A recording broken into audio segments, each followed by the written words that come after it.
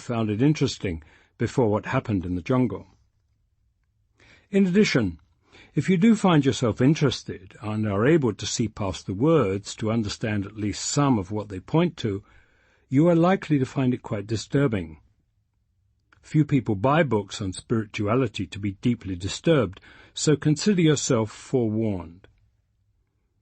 And finally, if you read it anyway, and what is hinted at here resonates and is by some remote chance followed to its end, then that will likely also be the end of you. So again, a warning. With any luck, you will not come back from this with a life you can call your own. You will not come back at all. There's no way to know what the chances are of this happening, but the Upanishads say that only once in 1,000 years does a soul wake up. So there's probably no need for concern. Probably. That said, enjoy. When you are very quiet, you have arrived at the basis of everything. That is the deep, dark blue state in which there are millions of stars and planets. When you are in that state, you have no awareness of your existence. Nisargadatta Maharaj.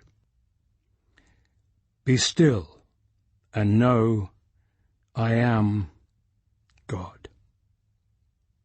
Psalm 46:10. The essential understanding is that in reality nothing is. This is so obvious that it is not perceived. Wei Wu Wei. Chapter 1. The brilliance within, where the heart opens, and there is nothing. Outpouring. Whoever brought me here will have to take me home. Rumi. And so, there is only one. All else is illusion, construction in mind. There is nothing happening here. There is only one being awareness. Stillness, silence, perfection, and in the stillness a breathing perhaps, as if there is only one breathing. And all this is that breathing. All this is that. We are that. We are that one, yet not. Not even we are one, because there is no we, only one. Nothing happening here, despite what it seems, nothing matters. Still, the one breathing is an outpouring of pure, blazing compassion, love, forgiveness, beauty, gift. And I find that I am not who I thought I was. What I have called myself is nothing, is an idea, is an accretion of memories, attributes, patterns, thoughts, inheritances, habits, ideas, which I can look at and say, not I. I am not this. As myself, I simply am not. No self, no me has ever existed. Illusion, fabrication. There is nothing happening, nobody here. There is only one breathing. This is what I is. I am that, and that is all. And that is the brilliance which all this is. Life, death, love, anguish, compassion, understanding, healing, light. The brilliance within, where the heart opens and there is nothing. No self, no one, only aching beauty and overwhelming gratitude. Outpouring. Chapter 2. A Thread. Let yourself be silently drawn by the stronger pull of what you truly love. Rumi. Wisdom can be learned, but it can't be taught. Anthony de Mello. There is only one, There is not ever in any sense many, or even two. All perception of distinction and separation, of duality, and therefore of what is known as physical reality, is a mind-created illusion and the nature of a dream. What you think you are, a separate individual entity, is part of this illusion. You are not the doer of any action or the thinker of any thought. Events happen, but there is no doer. All there is consciousness. That is what you truly are. In the study or practice of philosophy, religion, or spirituality, one comes across a recurring set of ideas and statements such as these, which attempts to point to the true nature of reality. A continuous thread of understanding spanning nearly all cultures and all of history, and which has been referred to as the perennial wisdom. In terms of sheer numbers, relatively few people have been interested in discovering or learning about this thread of insight, and far fewer have understood it fully. Hence there is something of an aura of secret or mystery about it. An aura which, according to human nature, has been exploited and capitalized on throughout history by mystery schools and secret cults and all kinds of teachers who claim to have special, exclusive knowledge about the nature of what is. But truly it is, and always has been, an open secret, passed on, offered and made available both within and outside of all the major spiritual traditions. Although pursued and understood by so few, this thread of understanding, this perennial wisdom, has endured because it offers no less than everything: the answers to life's questions, the true nature of all that is, ultimate meaning and purpose, and the end of suffering. Since it offers so much, it might seem peculiar that the understanding of this and the elements of what is simply referred to as the teaching have been discovered by so few. There is actually a basic reason for this, inherent in the understanding itself. But the immediate functional reason, as viewed from human experience and understanding, is this: the teaching, the perennial wisdom, cannot be directly expressed. Teachers who have come to understand it can point to it, talk around it, suggest ways and means for others to approach it, but cannot directly and clearly state it. This leads many to believe it is not real or not worth pursuing, while others who are drawn to it, this characteristic of the teaching, is the source of much frustration and exasperation. Albert Einstein once said that a problem cannot be solved by the same mind that created it. In a similar way, any answers to the questions concerning human experience which arise from within that human experience will themselves be part of the problem, conditioned by and arising from the same situation which they seek to explain. It stands to reason that any true answer or ultimate understanding must in a sense come from outside of, must be other than, the condition it understands. Such is the case with the understanding. It is not of this human condition. It comes from outside.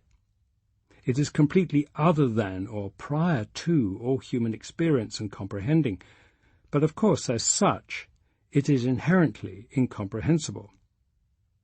Since it arises outside of human thought and experience, it cannot be put into, limited to, or captured by human concepts and words.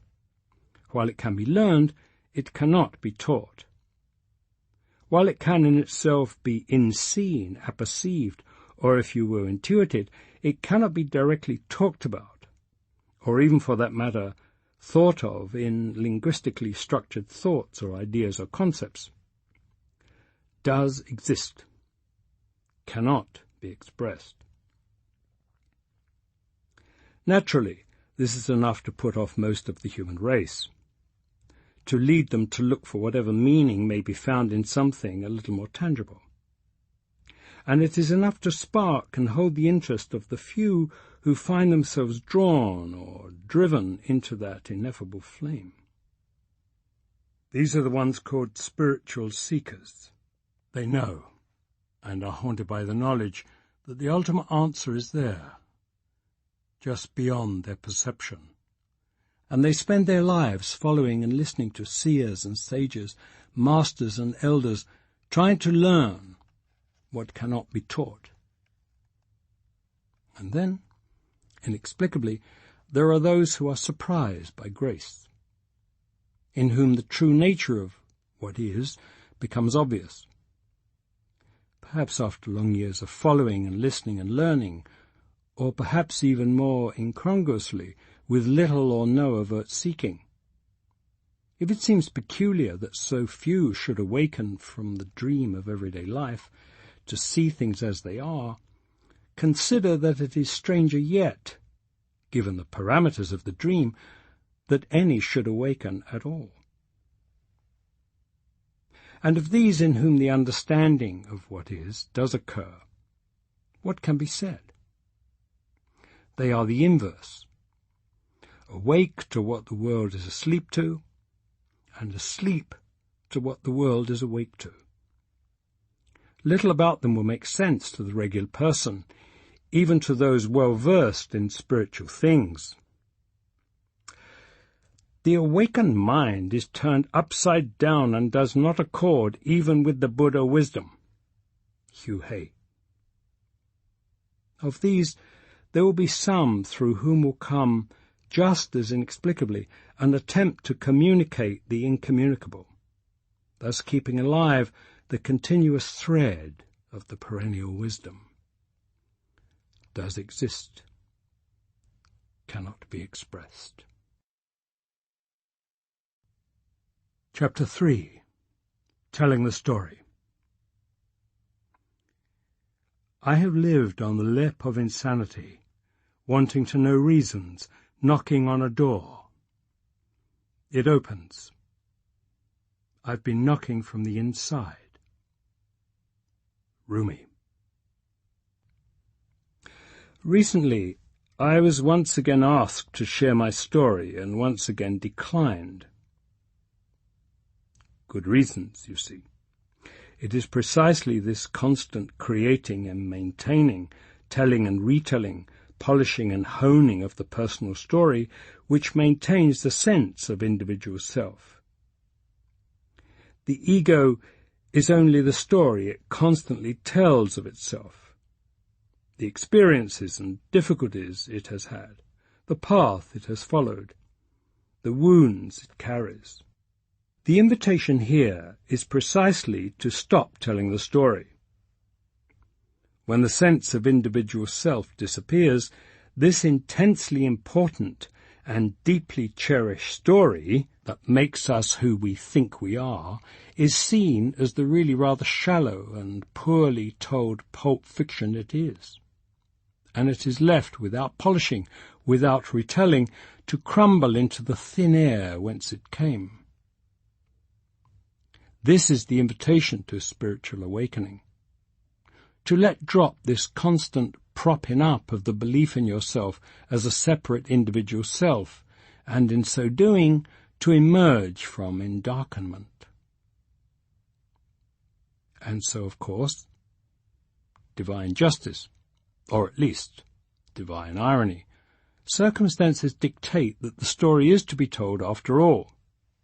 So be it. Let it be done this once, and it will be enough.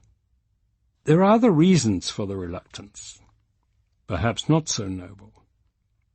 Deep resistance in the mind-body, laid down in the fabric of its conditioning.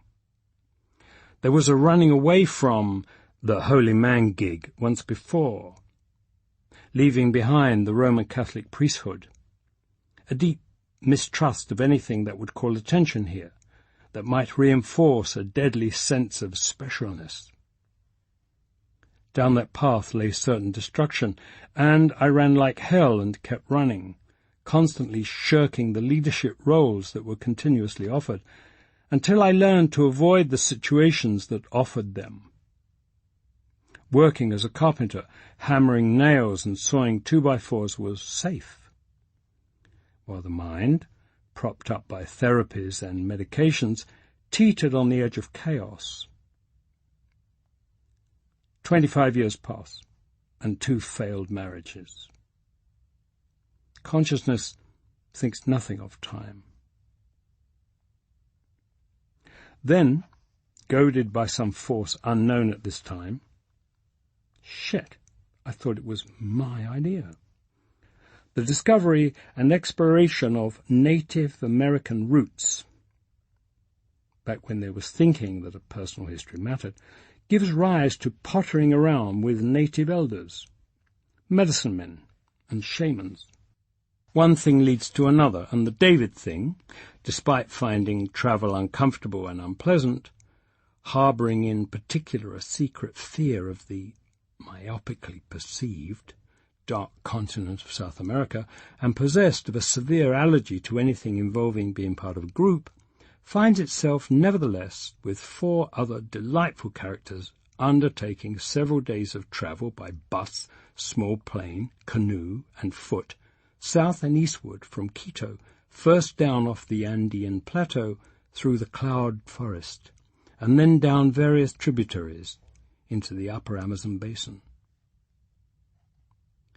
The time spent with the medicine men and shamans of the Shuar people deep in the rainforest is all the stuff of great stories filled with wonderful drama, and all of it is irrelevant and signifying nothing, except as an elaborate setup in consciousness for the rather heavy-handed measures that would have to be taken if the David thing was to be cracked open.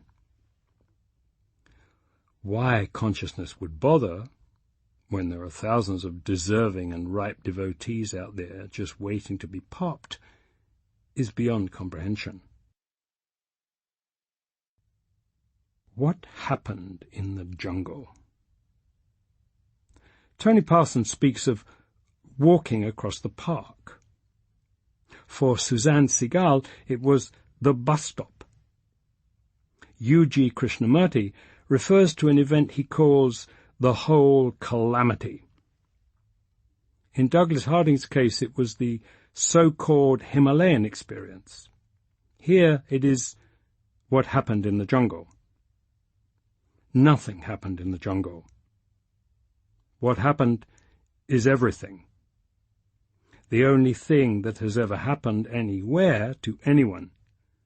What happened is unspeakable. Nothing happened. What happened in the jungle would fill many conversations if the conditioning here was not so allergic to the idea of what that might lead to. So it is being written here instead, coming clean, and it will inevitably lead to the same damn thing. And ultimately, so what? Settles forevermore the ponderous equator to its line. All things find their balance.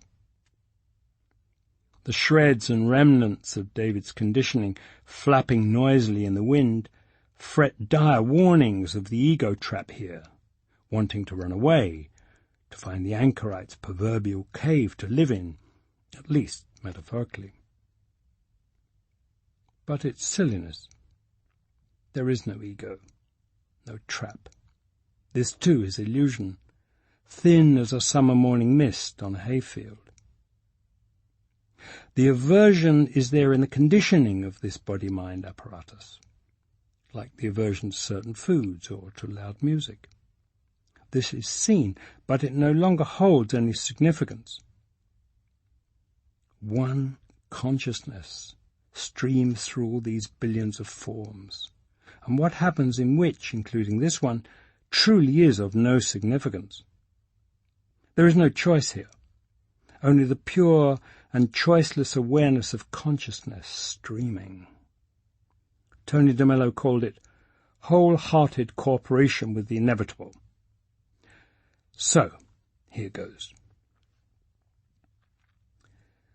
Much of what happened in the jungle was experiential, and so could be thought about, remembered, talked about. Deep, transformative experience. Nice stuff. Transcendental stuff. Beautiful. Major peak experience type stuff. You know well what I mean. Enough to burn the living bejesus out of the David thing. Preparatory. Could be said of it now. This can be talked about, however haltingly and in much abuse of the rules of grammar and the intended meaning of words. But then there came a time when all that stopped, when the experiencing stopped. And here it gets dicey, because David also stopped. But of course that's silly. David never was.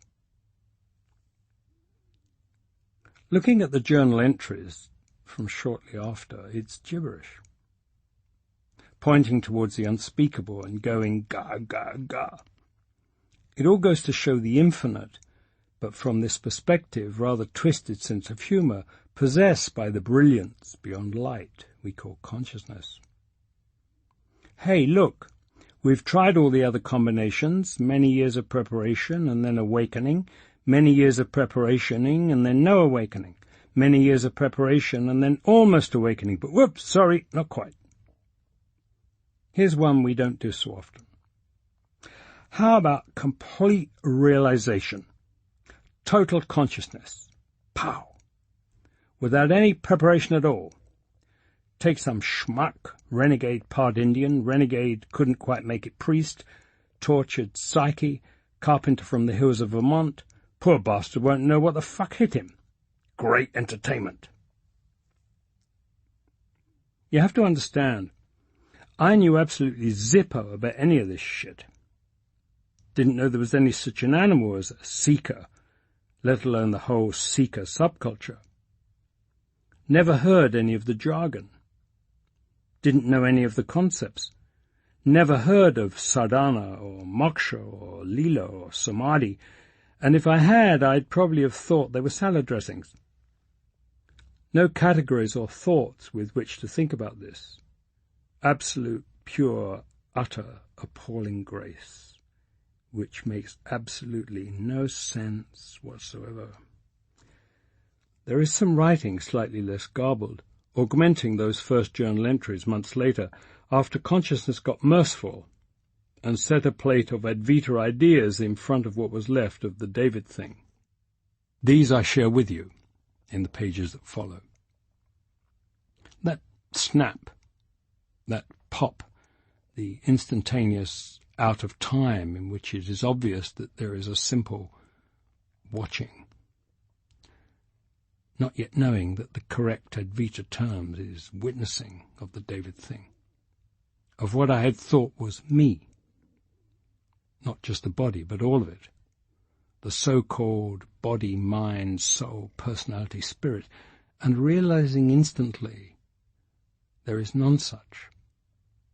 There is nobody home, nothing there. Obviously no me, no thing to be a me.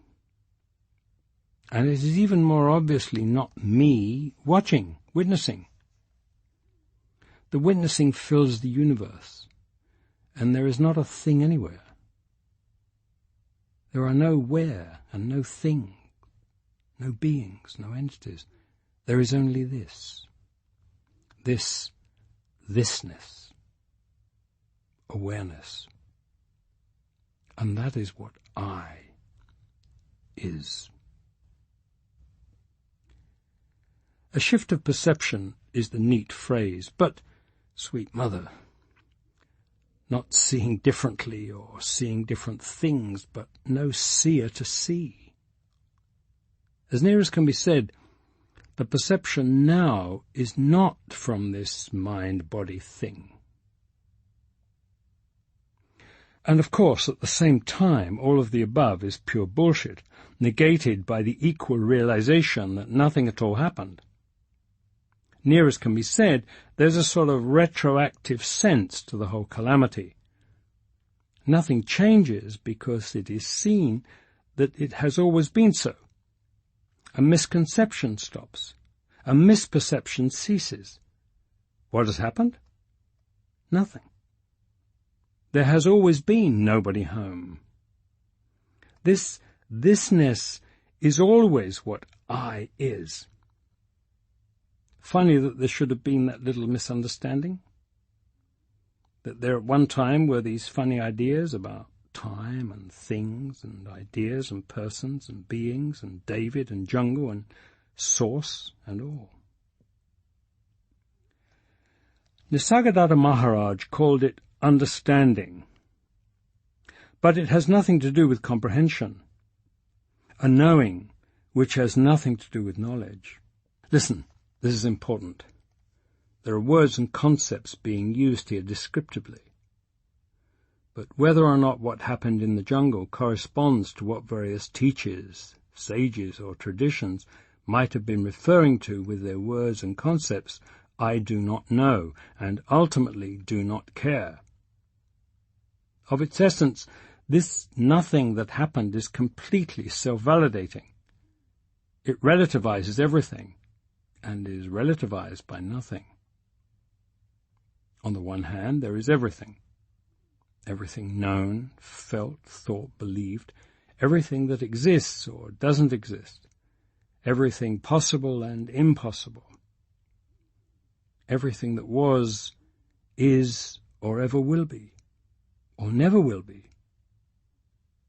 And on the other hand, there is this, and everything is not, and this is.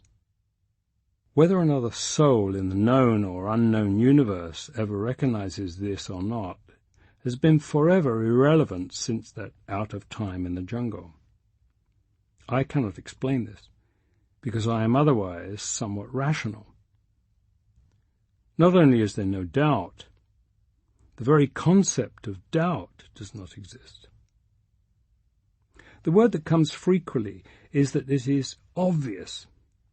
But evidently that is an abuse of a good word, because when it is used in conversations, it usually draws blanks.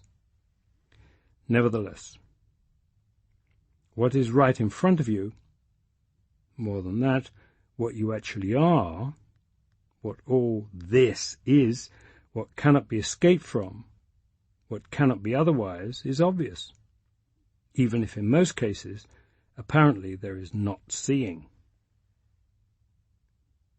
So anyway, it could have ended there. Tried to express it to a few people, but they thought I was crazy, so gave up. Watching of the David thing going back to hammering nails. Bathed in brilliance, which no one saw. Astonishing, breathtaking gratitude. Tears most of the time, spontaneous and unstoppable. David has lost his marbles, but he seems a happy idiot, so what the hey? Always, everywhere, perfect, brilliant stillness, and no thing, which has no name. Love and compassion and bliss are pathetic shadows, outpouring constantly, seen now always, not as from this mind-body thing. It could have ended there, but then consciousness got merciful again, or brutal again, same difference, brutally merciful, and, totally out of character, signed the David thing up for a course, which led to exposure to a certain dynamic duo of self-styled Advaita teachers. In time, they turned out to be almost entirely ego, way off the mark as spiritual teachers go, but quite brilliant and with a good intellectual grasp of the teaching. So obviously, coming from Zippo in that regard, I could learn a lot there. Odd experience, because some of what she talked about tingled, like maybe she knew, but then obviously she didn't. Gradually learned and pieced together that there's a whole culture out there of the blind leading the blind, that there has been enough of a sprinkling through the eons of occasions when seeing happened, and the eyes through which is seeing knew they were not. enough writings by Buddha things, Rumi things, Seng San things, and Ramana things, that other things who thought they were things, but it was not them thinking, who didn't see. But it's all a joke, because they is the I-ness that is the isness of all seeing, could read and think they comprehended, and in the interim between the occasions when seeing happened, there would be the developing of whole structures and systems around a theory of seeing. And some would get many others to follow them and worship them because nobody knew the difference. Nobody knew the bloody difference. And they are so easy to fool. So it was odd. And meanwhile, of course, always, everywhere, perfect, brilliant stillness, outpouring constantly. It is said that when you need a teacher, you will find one. Of course, this assumes that you need teachers at all, which is a highly dubious assertion. The universe is on a need-to-know basis, and for the most part, we don't need to know. But when, in the overall grand picture, it is necessary for a body-mind to know something, then they will hear it, and in a way that it can be taken in. This may take the form of finding a teacher, or it may be that a conversation is overheard, or a taxi driver makes a comment, or simply a thought occurs. How can it be otherwise? Consciousness is all. In the jungle, everything stopped. David stopped. The world stopped. And for a time, there was being in this and this only, without concepts or thoughts in which to frame it. Then there was coming across those first two and finding that the ideas they talked about corresponded somewhat with the unspoken knowing that occurred in the jungle. There is simply following the natural trail that emerges, seeing only the next step, which, after all, is all we get to see. In any case, just about the time there was figuring out that some basic intellectual framework was about all that could be learned from these two, one day in a talk she mentions the name Ramesh, who she refers to as one of her teachers. Long short story. Internet search. The final truth from Amazon.com. And the rest is story. Devouring everything Ramesh Balsekar had written up to that date, and finding it more helpful than anything I had encountered since the jungle. These early works by the retired Bombay banker ring with clarity. The writing is highly metaphysical, reflecting influence from his own teacher, Nisargadatta Maharaj, and from an earlier writer known as Wei Wu Wei. Everything available by these gentlemen is read as well, and also what can be found by and about Ramana Maharshi, the mystic sage teacher saint of southern India. With this reading and reflecting, there is the realization that although this no thing that happened in the jungle could not be recognized or explained by anyone in the immediate context when it occurred, nevertheless there does exist a context, a tradition in which such occurrence is known and recognized. In a world of spiritual mumbo-jumbo and garbled third-hand tales, there are some, a handful, in whom there is clear thinking and writing about what is. Provided, of course, that you already know what they are talking about and can sense where their words point. Taken literally or at face value, most of their talk is all but incomprehensible. Necessarily so, given the deficiencies of language. Thus I was introduced to the timeless thread of the teaching, the perennial wisdom.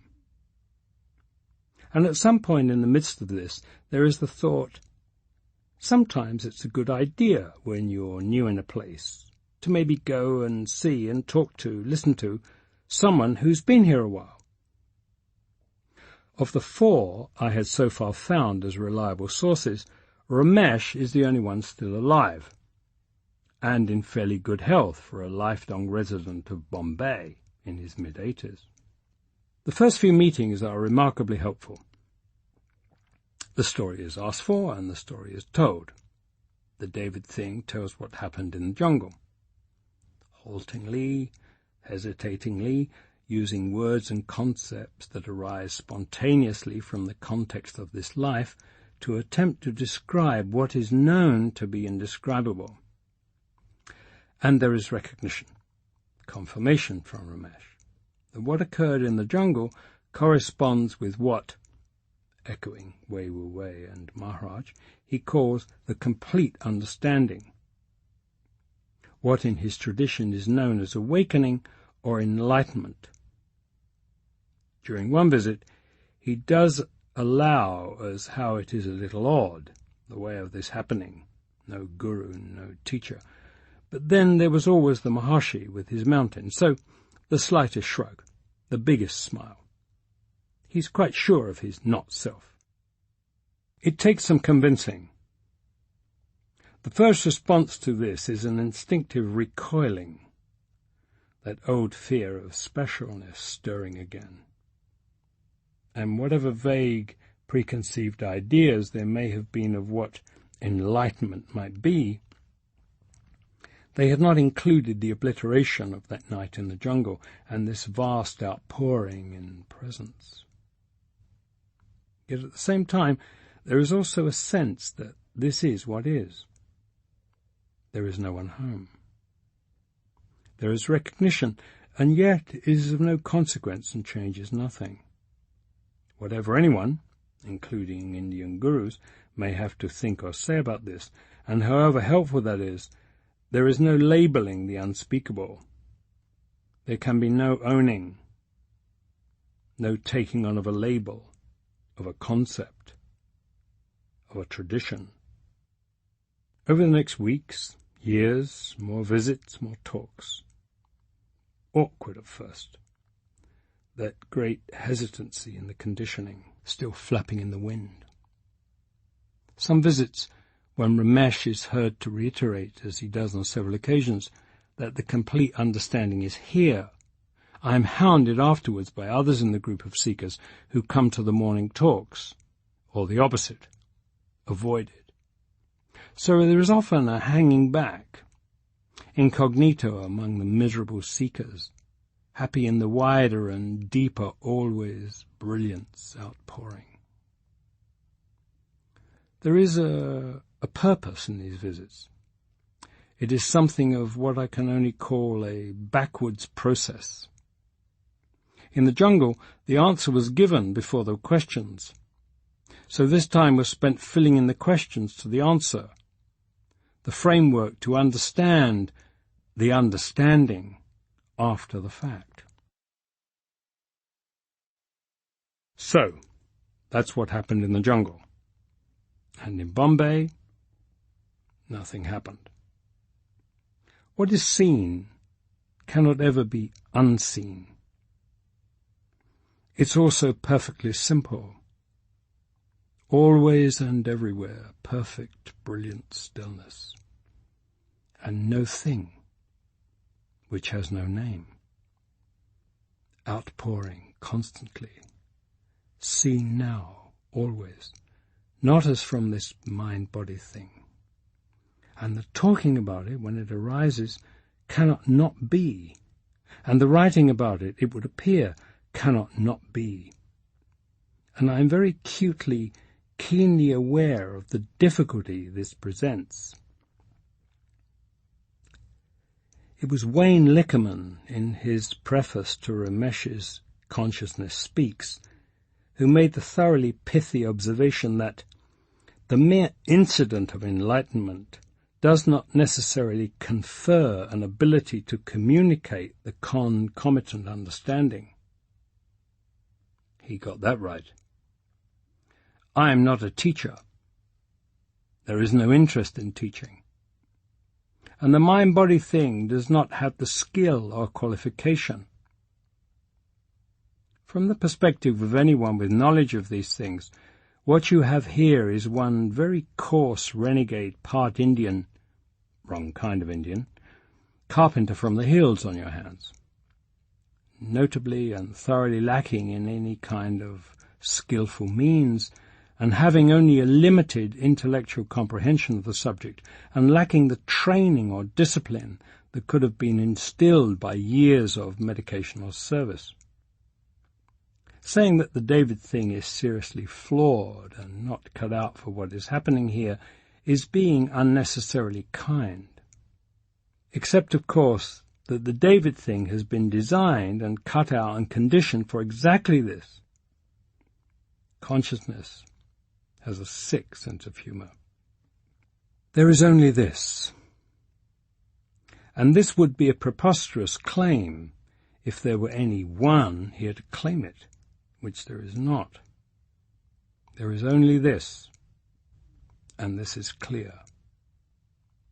I know absolutely nothing about anything except this. Knowing, seeing, understanding, the knowing, seeing, understanding that is not, that is beyond human understanding, has occurred here, is here. Seen now always, not as from this mind-body. Unearned, unsought, even unasked for, at least overtly, it is unspeakable, cannot be expressed, cannot be thought. Rumi was right. As salt dissolves in the ocean, I was swallowed up in you, beyond doubt or being sure. Suddenly, here in my chest, a star comes out so clear it draws all stars to it.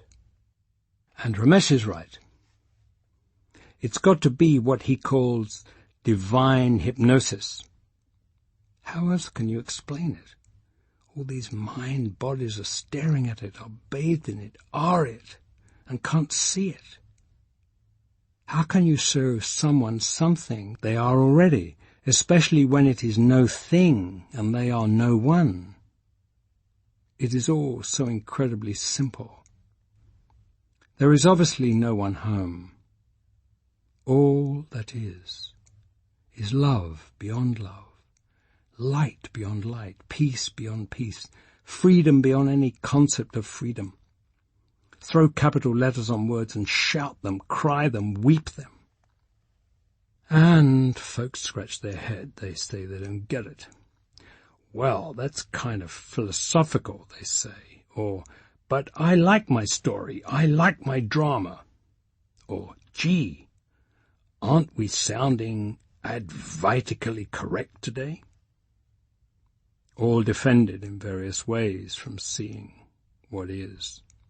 Even devout seekers, when they hear, this is a dream, say, uh-huh, and keep talking. No one stops to see, to be. Pardon the crude David thing if it exhibits a marked lack of interest in these discussions. And Hafiz was right too. Dear ones, you who are trying to learn the miracle of love through the use of reason, I am terribly afraid you will never see the point. Or through the use of experience or thought or language or emotion, I might add. It simply has to be unseen. Ultimately, there is truly nothing to say. The dream continues, and there is re-entering the dream, not by choice, but because that apparently is what is to occur in this dream character, with the full knowledge that it is a dream.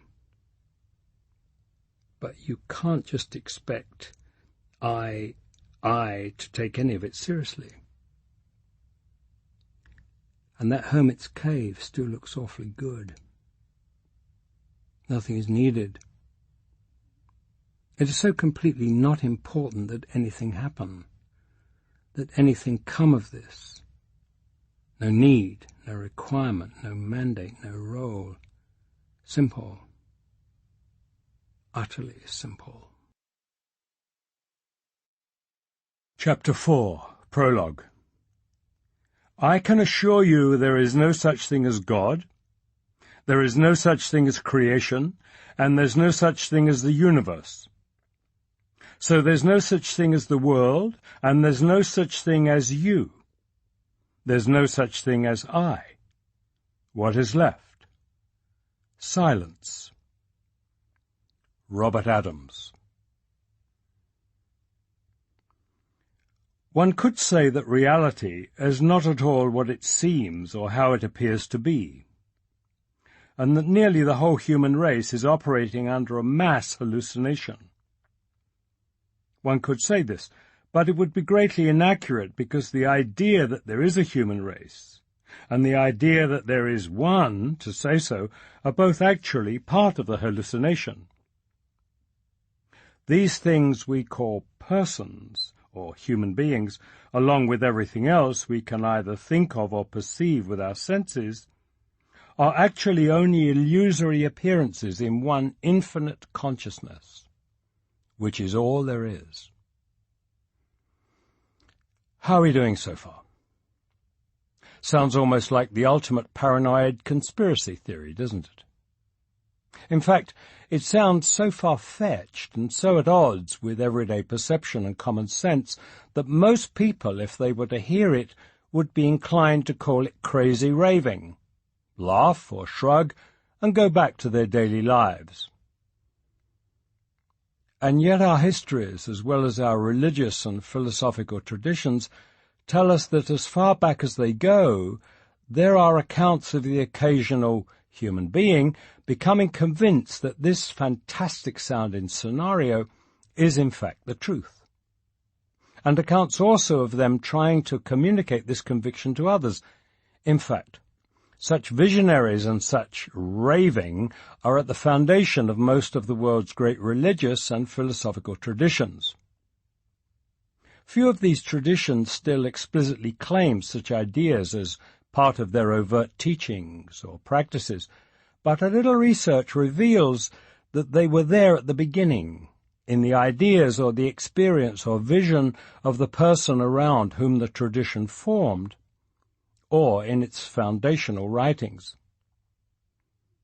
Which again is an inaccurate statement, since again the idea that there was a person as an individual entity whose individual ideas or experience were the beginning of a tradition is itself part of the illusion. So you can see that there is something of a communication problem here. Look at it this way. If you were to grant for the moment, for the sake of argument, that it might be possible for someone to see, come to know, become convinced beyond doubt, that everything that we think of as reality is in fact a mind-generated fantasy, and that this illusion includes all ideas and words and experiences and perceptions, as well as the things we think are the human beings having such ideas or perceptions. And granting also for the moment that such a person is not simply insane, but may somehow, just possibly, be seeing something others do not see. Then in such a case, how could such a person communicate to others what he or she sees, when she knows that she herself, all others, and any ideas or words that might be used to communicate are all themselves part of the illusion and therefore quite ineffective? What analogies, what metaphors or word tricks might then be used to try to convey what is beyond what can be conveyed? Such things as, it's like light, but it's not light. So completely beyond light it can't be seen. Or, it is everywhere and nowhere at the same time. Or, it is the fullness of what everything is, which is complete emptiness. It is what you already are, though you can't see it. Or simply, I am that. Of course, If you've delved at all into the mystical or esoteric traditions of the world's religions, you will recognize that this is exactly the kind of thing that Gautama Buddha, Jesus of Nazareth, Rabbi Baal Shem Tov, Jalaluddin Rumi, Adi Shankara, Meister Eckhart, Seng San, Ramana Maharshi, and various other Zen, Christian, Hasidic, Sufi, Taoist, Advaitin, and other spiritual teachers are recorded as saying. Please listen carefully. This next bit is important.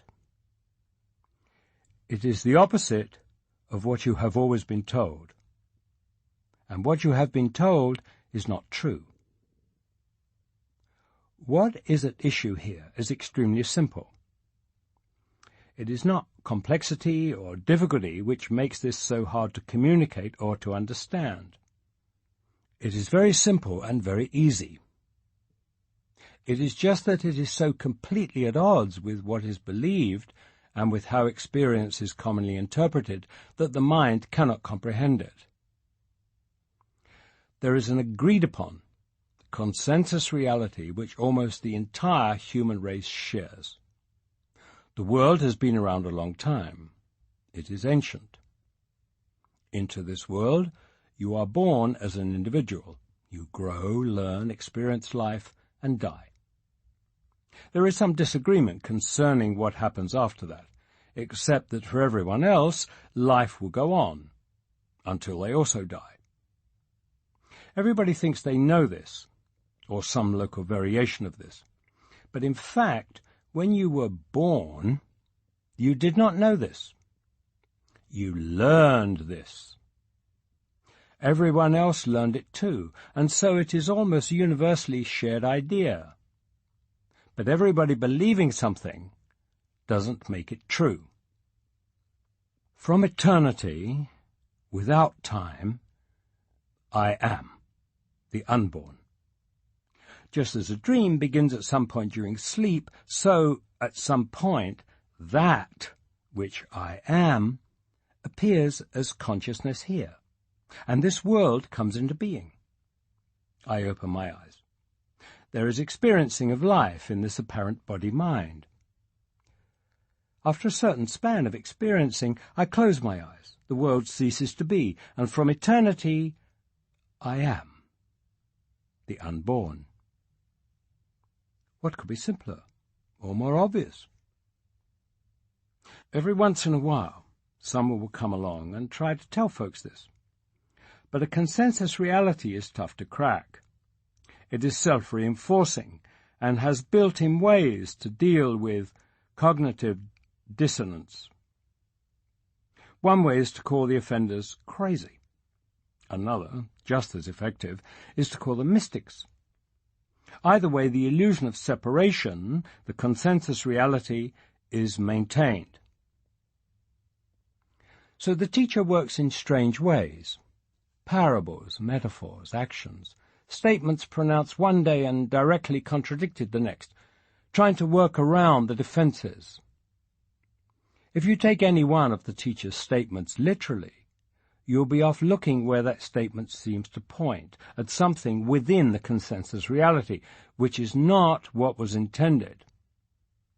Which is why the time-honored way of learning from these characters, if one is so inclined, is to sit with them for some time, months, years, enduring their contradictions and reversals and non sequiturs and apparent craziness until enough of these divergent vectors have been absorbed that one can make something of an average of them, to look out beyond them, as it were, to a point where they might converge, beyond anything that can be comprehended or imagined.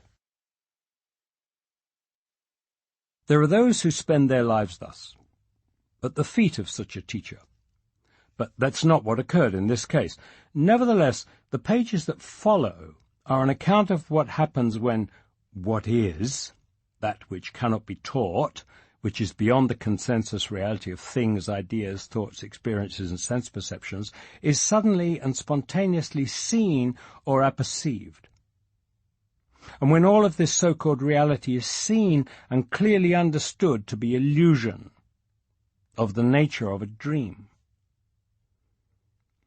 Convention would suggest that I refer to what follows as a first-person account, but you see, here we are again, with that little problem with words and ideas and communication. This first person, who would be relating this account, is clearly seen as part of the illusion, a mere character in the dream, and not in any way as an actually existing individual to whom these events could have occurred, or who could be experiencing or thinking or relating anything. After all, if you fall asleep at night and have a dream in which you dream of flying over the mountains, would you, when you awaken, say that anyone actually flew over the mountains last night? No matter how vivid the dream was, the characters, the story, the events, the doing were, in terms of waking reality, all fictitious. This analogy of a dream and waking up from a dream is one that we will be coming back to frequently. It is an image used by many of those who try to teach or convey or just talk about this, and it is one of the best analogies available. But of course, it is only an analogy. It is used for illustrative purposes only. If you get to taking it literally, it'll all come apart and make no sense.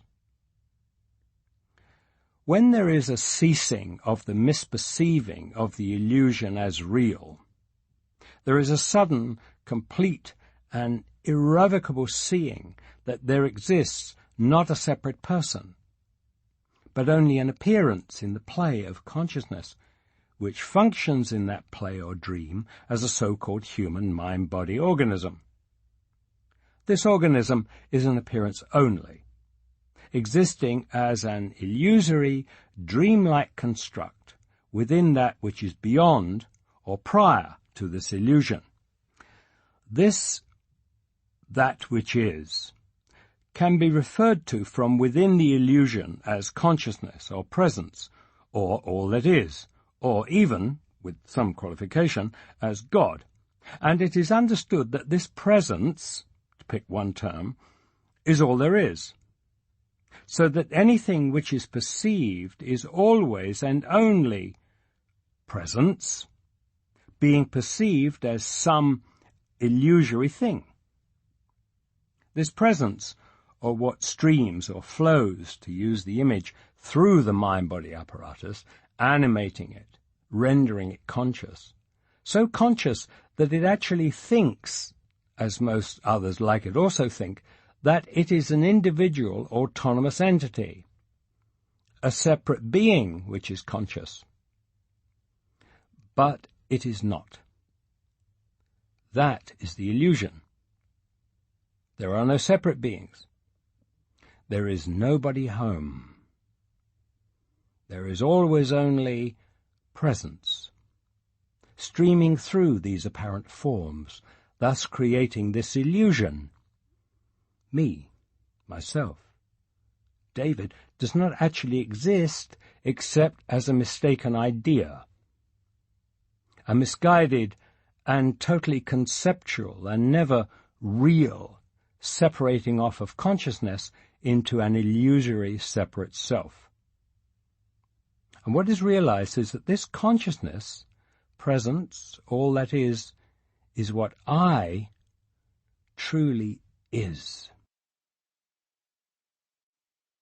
Trying to explain what is, within what is not, which is to say, trying to explain or describe truth with terms and concepts provided by illusion, is doomed from the start to be particularly fruitless. All there is seeing, understanding in what is, in thoughtless, wordless stillness. It is simply impossible to communicate. Why bother trying? Good question. All I can say is, like the understanding itself, like life itself, the attempts at communication come unsought, unasked for, unwilled, and there is no trying nor any doing. What follows is a conglomeration of odd bits of scribbled verse, journal entries, emails, letters, answers to questions, conversations reconstructed loosely from memory, and sometimes just sitting down at the computer and typing. Most of it is quite raw and unpolished. And all of it is simply consciousness streaming through a mind-body apparatus completely empty of any individual self, by which there is no special claim being made. The same is true of consciousness streaming through the mind-body you think of as yourself. You probably think you are reading this. I assure you, you are not. Reading is happening, but there is no sense of a you doing it, and the you think you are most certainly does not exist. Welcome to all that is. I'm fully aware that what follows may in places be quite difficult to read and make sense of. The word processor spelling and grammar checking functions choked on this document. Basic rules of language, grammar, capitalization, punctuation, syntax have all been stretched and mutilated in this attempt to get words to point away from their common usage and towards the decidedly uncommon. Not much can be done about this. There is no intention to be obtuse. Words are used in odd ways for a reason, because that's as near as can be said. At this point, the text has been proofread and spell-checked many times by many readers. If there are odd spellings, punctuations, or usages, they are most likely used intentionally to convey a meaning, and the meaning would be, perhaps subtly, different if it were done correctly. Often the text does not flow smoothly. It is frequently chopped up with unconventional words and phrasing when more familiar language would read more fluidly. This is unavoidable. You may find occasions when the language seems to contradict itself or what has been said earlier. Given the limitations of language, this too is necessary. Many of the themes are revisited, and so some of it may seem to be repetitive. See the repetition as an invitation to go deeper, to look through and beyond. Remember, these words are being used to point beyond themselves, and what is understood the first time they are read is rarely the deepest or the fullest understanding. And please remember, none of these images or ideas or concepts presented here are themselves true or even directly indicate the truth. All are only vectors pointing somewhere toward the general direction. The reason nothing expressed here can be the truth is that concepts, thought, and language are all inherently dualistic, and what they are trying to express is not. In duality, for every object there is a subject. For every better there is a worse. For each truth a falsehood. As much clarity as confusion, both love and hate, stillness and motion, perfect and imperfect, complete and incomplete. This is why the masters were and are fond of remarking neti neti. Neither this nor that, neither one side nor the other. In duality, and therefore in language, there's always the flip side, the opposite that completes or complements, and which is equally untrue. Inherently, dualistic language is used here in a peculiar way, to point to what transcends duality. Love, which is beyond love and hate. Stillness, that is not the opposite of movement. Perfection, which has nothing to do with perfect versus imperfect. Traditionally, the teaching about this has been referred to as a set of pointers rather than a set of truths for this very reason. And also for this reason, there is a preference for pointers which indicate what all that is is not, rather than pointers which attempt to define what it is. Neti, neti.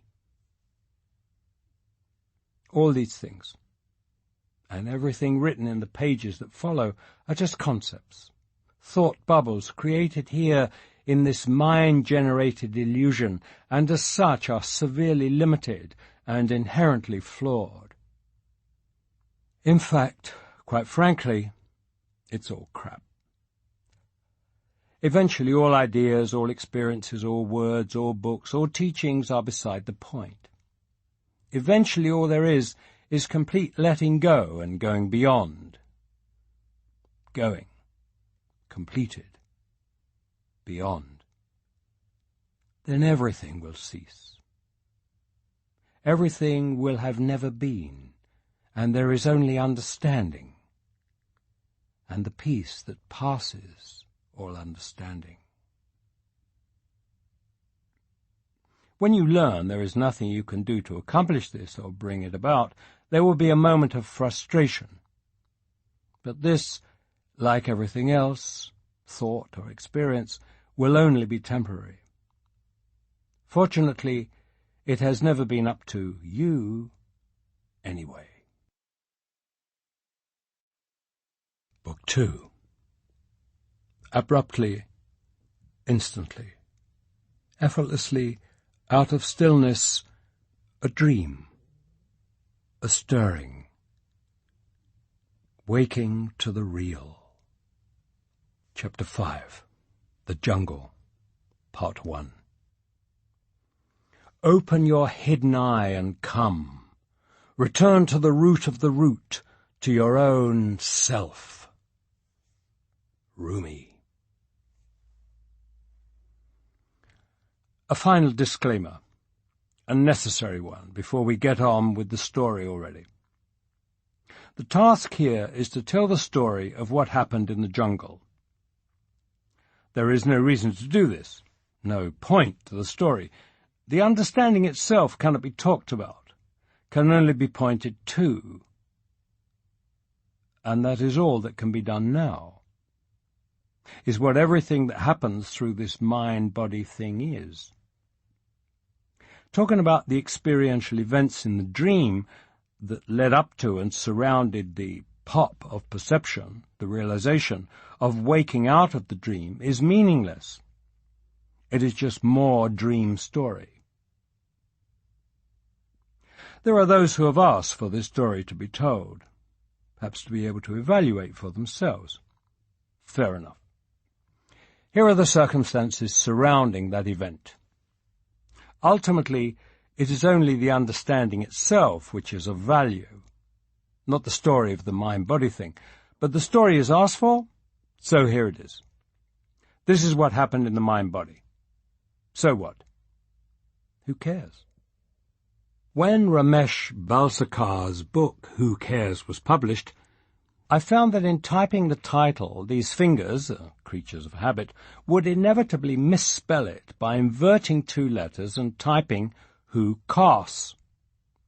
It brings a smile every time, a little gift in consciousness.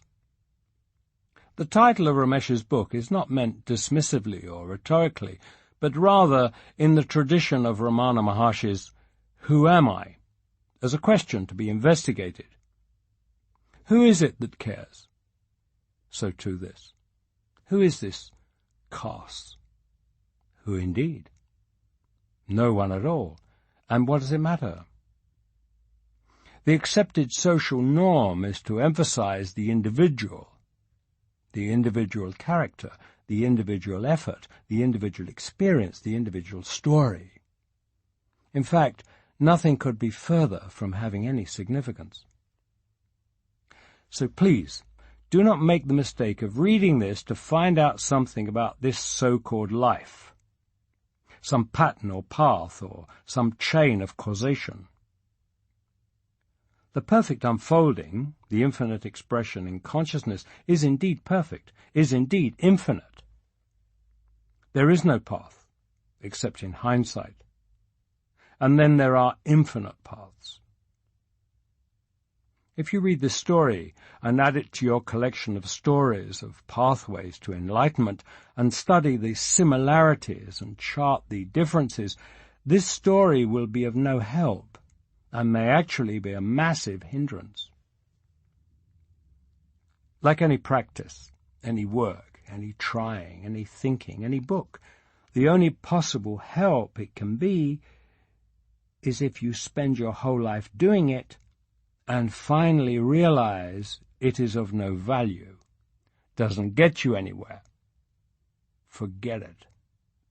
The Tao that can be spoken is not the Tao. The story that can be told is just more noise. Be still.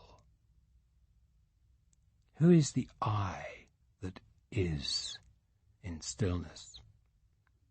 That is what you want, not this.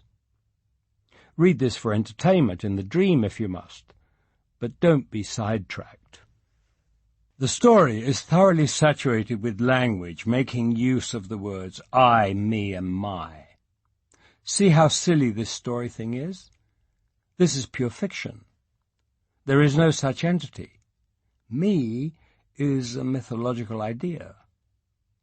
The story is told of events happening to someone, but there is no one here, no one to whom events can happen. The personal pronouns are used as necessary conventions of language, but they refer only to this body-mind organism, which is empty of any personal self or entity to refer to. See how vacuous this whole thing is? So what? Who cares? This cannot be emphasized enough. The first parts of what happened in the jungle consisted of a series of experiences, and so can be thought about, remembered, talked about. In this case, there were what could perhaps be called deep, transformative, even dramatic experiences, but it must be remembered that this part of what happened in the jungle, the preparatory part, however deep and wonderful, was still only experience. Experience occurring in or through this mind-body thing. As such, it is essentially without any particular significance. Dream events in the dream life of a dream character have no lasting significance. Spiritual teachers sometimes remark that you can consider yourself fortunate if you have not had dramatic spiritual or mystical experiences. Perhaps I have not been as lucky. There have been experiences, some of which are related here. Such is the script for this dream character. But with them, the clear seeing that experience is neither understanding nor wisdom, but only the circumstances under which these may or may not occur. An experience of awakening is not awakening. And so the story about these experiential parts of what happened in the jungle has nothing directly to do with what came later, with what we call awakening, or the understanding. The first parts, the experience parts, the parts that don't matter, although, of course, like everything else, they play their part in the infinite unfolding, can be described more or less as they happened. The last part, an instantaneous event out of time and out of experience, can only be pointed to more obliquely. We had been in the jungle for several days, living in the Shua village, going for treks in the forest, working mostly with a village elder and one of those vegetalistas, a medicine man, a herbalist. The experience of travelling through Ecuador, coming into the rainforest itself, and living with and getting to know the people of this little village had all been pervaded by a sense of quiet well-being. Although, of course, it was all very different and strange, in another sense the jungle also seemed very familiar and welcoming, as if I was coming back to a home I'd forgotten. But after a few days there came a time when this feeling of well-being abruptly wore off. Between midday and early evening of one day, my internal state went from open acceptance and trust to a growing unease, which escalated rapidly to serious fear and then to outright panic. I became convinced that I was going to die if I didn't get out of there immediately. In the context, there was some rational basis for the fear. There had been some incidents, a close encounter with a small but extremely poisonous jungle creature, a minor accident on one of the treks, misunderstandings with the shaman about the ingestion of certain plants. Clearly, slight missteps could have grave consequences. When I had informed family and friends about going on this journey, most had simply wished me well, but I had almost immediately received 2 phone calls with a different response.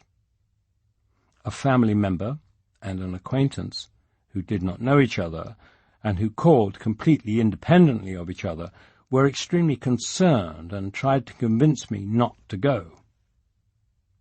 The 2 women both have intuitional senses that I had appreciated and respected in the past. Now, one had had a dream, and the other simply a strong intuition that they could see me going on the trip but not returning. They felt that the trip posed extreme danger for me and tried to convince me to reconsider. I had taken their concerns to heart, but on balance had decided to make the trip. Now, remembering their warnings, only fed the thought that I was not going to make it out of there alive. The mind took all of this and ran with it far beyond any rational basis, as the mind is so good at doing. What had been an adventure of exploration now seemed, like the fecund jungle around me, to have grown wildly out of control. I was in way over my head, and there appeared no way out. There was a quiet talk with the trip leader, in which I was assured there was no possibility of leaving for at least several days, as the weather would not permit the Cessna to land on the grass strip upriver. Of course, the alternative was to withdraw from activities and try to keep to myself in the bamboo hut that had been assigned to me. But something prevented my taking that option. In the midst of the fear that was growing in my gut, the certainty that I was going to die if things continued as they were, there was also a deep sense that what was being offered here was a once-in-a-lifetime opportunity for what at the time I thought of as wholeness. The awareness was imprecise, in fact quite confused, but nevertheless very strong, that whatever spiritual force had brought me to the jungle had done so with the purpose of offering an opportunity for deep transformation and healing of what I saw then as myself, body, soul, and spirit. To retreat to safety would be to miss that opportunity and leave the jungle as I had come, a conflicted, restless, and anguished soul. That option reeked of failure and meaninglessness. What would be the point of safety if achieved at that cost? The conflict reached its most intense point in the early evening. I skipped the evening meal and was sitting in the communal thatch longhouse, staring out past the fire smouldering in the centre, and out the opening in the bamboo wall of the other side. The jungle began immediately outside, and the rain was falling through the leaves, its sound blending with that of the millions of insects as the rainforest slipped quickly into the evening darkness. The fear was intense, physically and mentally. The mind was running scenarios of various disgusting deaths in the jungle. The pulse was hard and rapid, And it was not only the increasing darkness that was causing my tunnel vision. I wanted to run. But the only place to run was back to my hut and dismal defeat.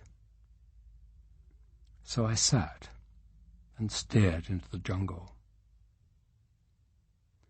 Presently, the mind went quiet. The scenario stopped running, and a new thought appeared. It was quite calm amid the panic, and it went like this. Well, if I'm going to die, and I'm going to die, if not here, then somewhere, if not now, then sometime. Then if that's what is needed, if that's what it takes, then this is a good place to die, and this is a good time to die. A good place. I had felt very at home in the jungle, familiar, welcoming, nurturing. So obvious in its cycle of life and death and rebirth. A very appropriate place to leave a body. And a good time. There were fewer loose ends in my life than usual. Business deals and projects had been wrapped up and accounted for, and new ones not yet started. There was no relationship and no unresolved personal issues or responsibilities. Prompted in part by the concern of my sister and friend, I had even made out a will and left it on my desk when I left home. If I'm going to die, and of course I am, then to an amazing degree this actually is a very good time and place in this life for that to happen. Once this thought occurred, both the body and the mind went quite still, and there was a feeling as if someone very strong and gentle had walked up behind me and placed their hands on my shoulders. Good, I thought. This is very good. And I completely let go and relaxed into this new awareness that for this body to die here and now was a very good, appropriate thing, that this was why I was here.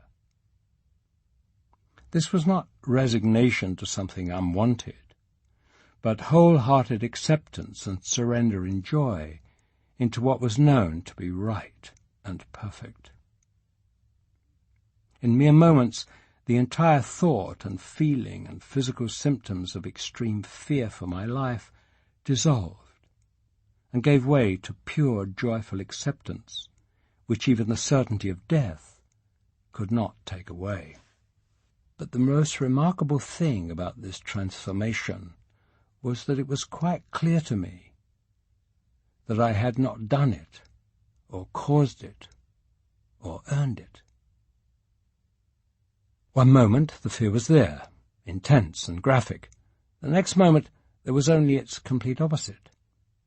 Peace and joy and clarity and appreciation of being so well cared for by that unknown force of spirit that even death would be arranged and carried out in an appropriate and perfect manner.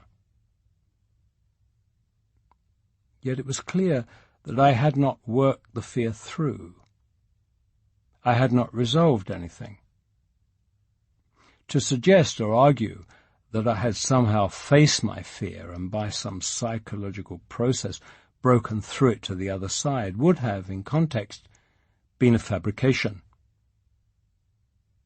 This new state of mind and body, surrender and acceptance, had simply landed in my lap without any accomplishment on my part.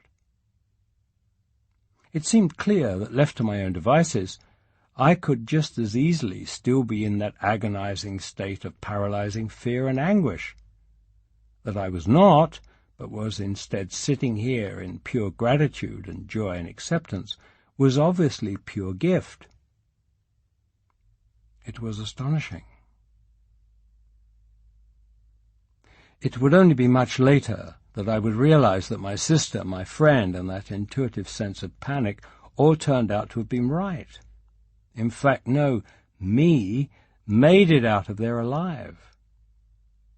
As it turned out, no individual named David would ever return from the jungle. Chapter 6.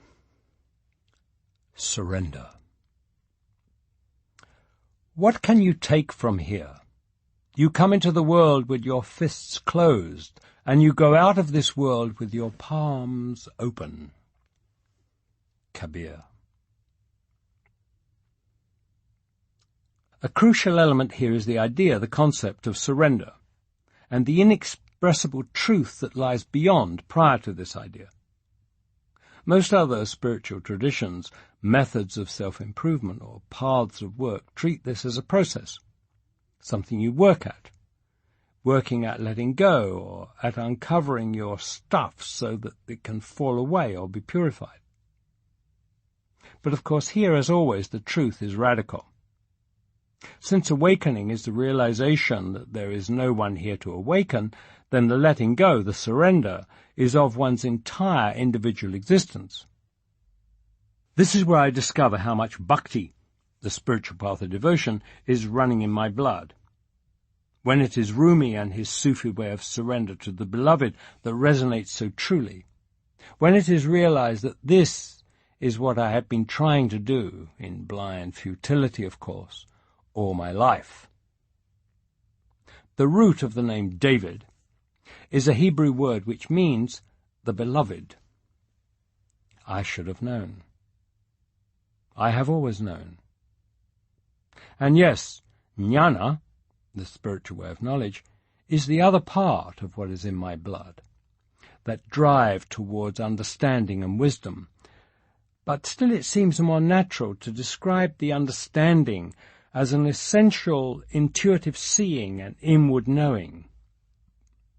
It is understanding, to be sure, but one which has little to do with comprehending anything. Teachers of pure non-duality frequently emphasize that there are no prerequisites, nothing that has to come before the understanding happens. Here's living proof of that. Yet, at the same time, here also is this surrender, essential, it seems, necessary. Back in the jungle, at that point where all this happened, when nothing happened, surrender also happened. Like the understanding later, it was a total gift, unearned, undeserved, unsought. And I see now, for this mind-body at least, necessary in order for the rest to happen. How can there be understanding that one is not, without surrendering that one is? Finally, ultimately, the surrender and the understanding are the same, even if they are apparently, in perception or experience, separated chronologically. The very concept of the total understanding necessarily includes surrender, for it begins with the willingness, "Thy will be done," and ends in seeing that one is not. Thus there is a sensed rightness in the idea that humility in some form is a mark of a true sage, an intuitive sense that if one doesn't have a sense of humor about themselves and about what is happening, it is highly unlikely that awakening has occurred. Taking oneself too seriously may be a fairly good sign that there has not been the giving up, the surrendering, of the false idea that one actually exists. Doubts about the authenticity of certain teachers often boil down to this, that while they have an excellent understanding of the teachings, it is the complete surrender of the sense of individual self that has perhaps not occurred. In this phenomenality of duality, there is always the flip side, the complementary opposite that completes. Male, female, Shiva, Shakti, Jnana, Bhakti, understanding, surrender. Disdaining one or the other misses truth. Despite traditions to the contrary, there simply cannot be true jnana without true bhakti. There cannot be the ultimate understanding without the ultimate surrender. Certain personalities will try to avoid one or the other under the guise of some higher wisdom, but always at the cost of wholeness. There is a tradition that jnana is the higher path, because the bhakti relies on a belief in someone or something to be devoted to, whereas the jnani knows there is neither. But true bhakti is pure devotion with no object, and the true jnani knows nothing. Jnani and bhakti, knowledge and devotion, understanding and surrender, in-seeing and outpouring, mind and heart, cannot be divided or opposed, because they are the same. The essential basis of self-realization is the total rejection of the individual as an independent entity, whether it comes as a spontaneous understanding or through an utter surrender of one's individual existence. Ramesh. It can be seen that the path of the bhakti in devotion leading to surrender, and that of the jnani in knowledge leading to understanding, meet when each takes the final step. The ultimate surrender is the total understanding. The complete understanding is the utter surrender unto death of the individual self. Jesus, only he who loses his life will find it again. Again, not my will, but thine be done. Because it is understood that there is no mine, no me to will. It is the surrender of all vestiges of the sense of the individual person, including, ironic as it may seem, all those hopes and dreams and prayers of ever becoming a good or better person, or a person other people might love or like or be drawn to. It is the complete surrender into this is all that is. And yes, that final surrender, that total understanding is sudden and happens once, and that once is now, and that now is eternal. Chapter 7. The Jungle, Part 2. Light will someday split you open. Even if your life is now a cage, love will surely burst you wide open into an unfettered, blooming new galaxy. Hafiz. Later that night, in the dark, lying on a mat on the floor of the bamboo hut, the rain pours down on the rainforest, and the insects are an interweaving of a million sounds and rhythms. Lying there in the quiet peace of the surrender that had come a few hours before, not knowing or caring at what time or in what manner the inevitable death would come. There is a tearing, a searing physical pain in the chest that feels like my ribcage is being torn open. At the same time, there is a tingling at the top of my head, and the sensation is that the top is being peeled off my skull like a tight cap being removed. There is peace, consent, no fear. The sensation is that there is an immense surge or explosion or expansion which the body cannot contain. Something surges, spins up out of the top of my head to I know not where, to infinity, while my heart expands up and out of my chest, outward, until it fills first the forest, then the world, then the galaxy. The surge out of the top of the head is noticed, but not followed. What is followed with the attention is the expansion of the heart, because with the heart's expansion, the I sense also expands. And I find myself in what in my ignorance, without language or categories, I call presence, expressing as brilliance. Like light, but clearer and brighter, beyond light.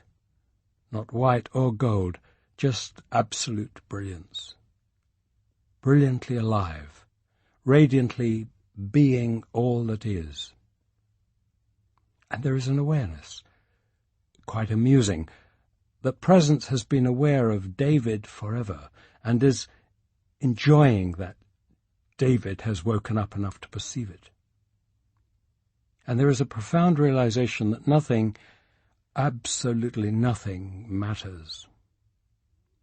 Anything I had ever thought or experienced, or would ever think or experience, was nothing, a dream, absolutely did not matter. It was all really quite funny. I laughed and cried alternatively for many hours, all night in the rain. In this part of that experience in the jungle, I knew three things about this presence and about all that is. Three things, and later a fourth. The three words I used at the time were, first, that it is alive, not an inanimate cloud or energy field of some sort, nor even a thing which is alive. It is pure life, aliveness, existence. Second, that this presence is intelligence. It is alert, awake and aware. It is knowing, not something that knows. Rather, it is the knowing. Third, that its nature, its essence, is pure, unfathomable, endless, unconditional love, compassion, beauty, outpouring.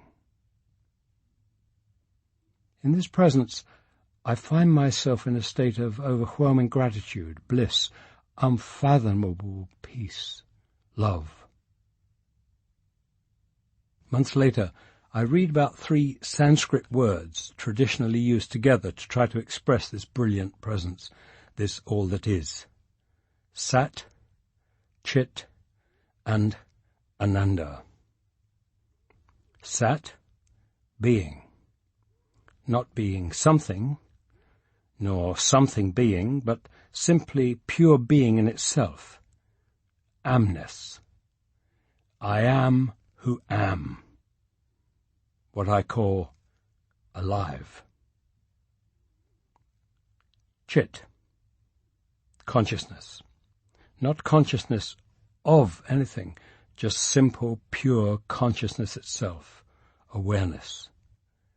What I called intelligence, knowing. Ananda. Peace, bliss, outpouring. I lay in this presence for many hours. There was an intense experience of what I would call processing. I felt that I was taken back through my whole life, stopping at the places where there were unresolved issues or unfinished business. Issues from childhood, from relationships, old pain, loss, grief, many of which I had dealt with extensively in many years of therapy. They were intensely relived, re-experienced, completed, and let go. When one was finished, another would arise.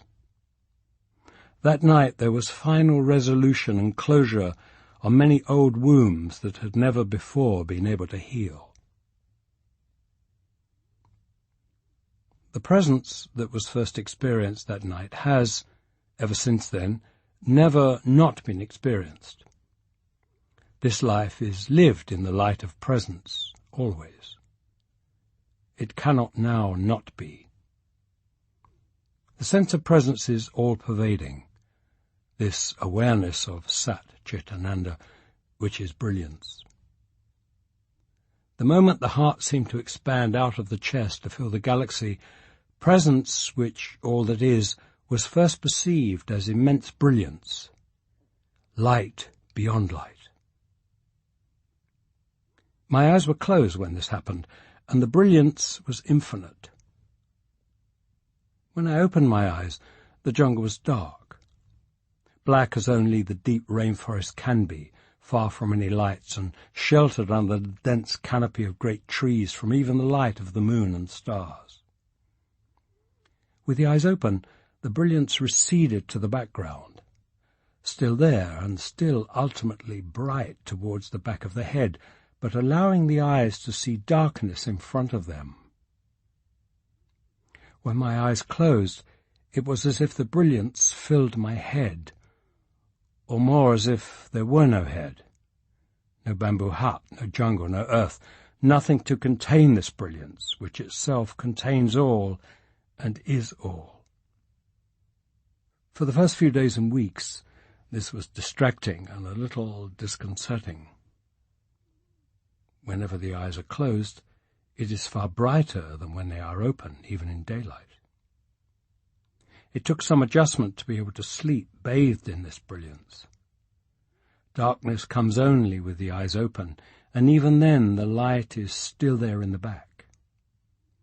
And the brilliance is not inert light.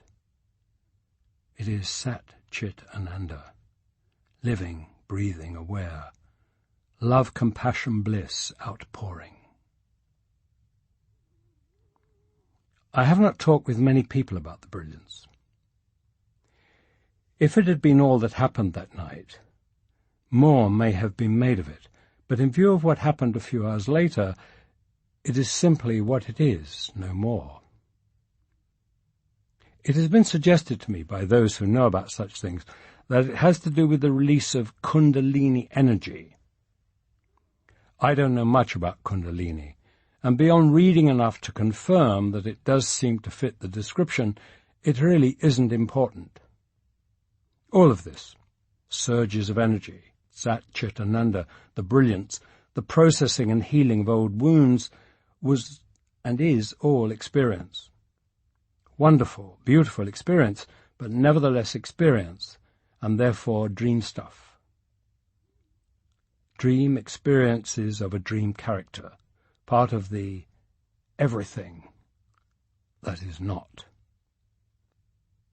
There is a deep gratitude for this experience, for the brilliance.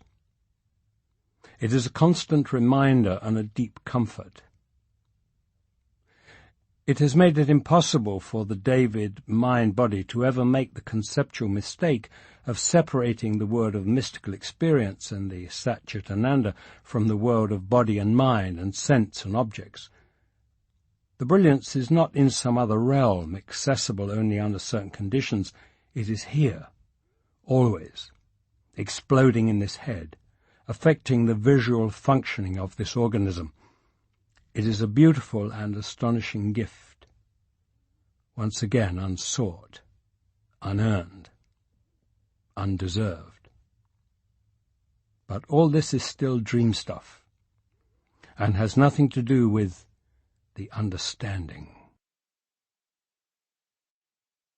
Chapter 8. Words Fail. Come out of the circle of time and into the circle of love. Rumi. What would you give to know, absolutely know beyond any doubt, that everything really is all right, that there is no reason to fear, that there is no need to feel despair or loss or uncertainty, that all the pain and hurt and evil we have seen truly is only an illusion, and that the most beautiful things we have experienced are only a glimpse, a small taste of what is truly real and truly ours, that everything is all right, that everything is perfect as it is, that all is well. This is what I see and what I know. No, none of that says it well at all.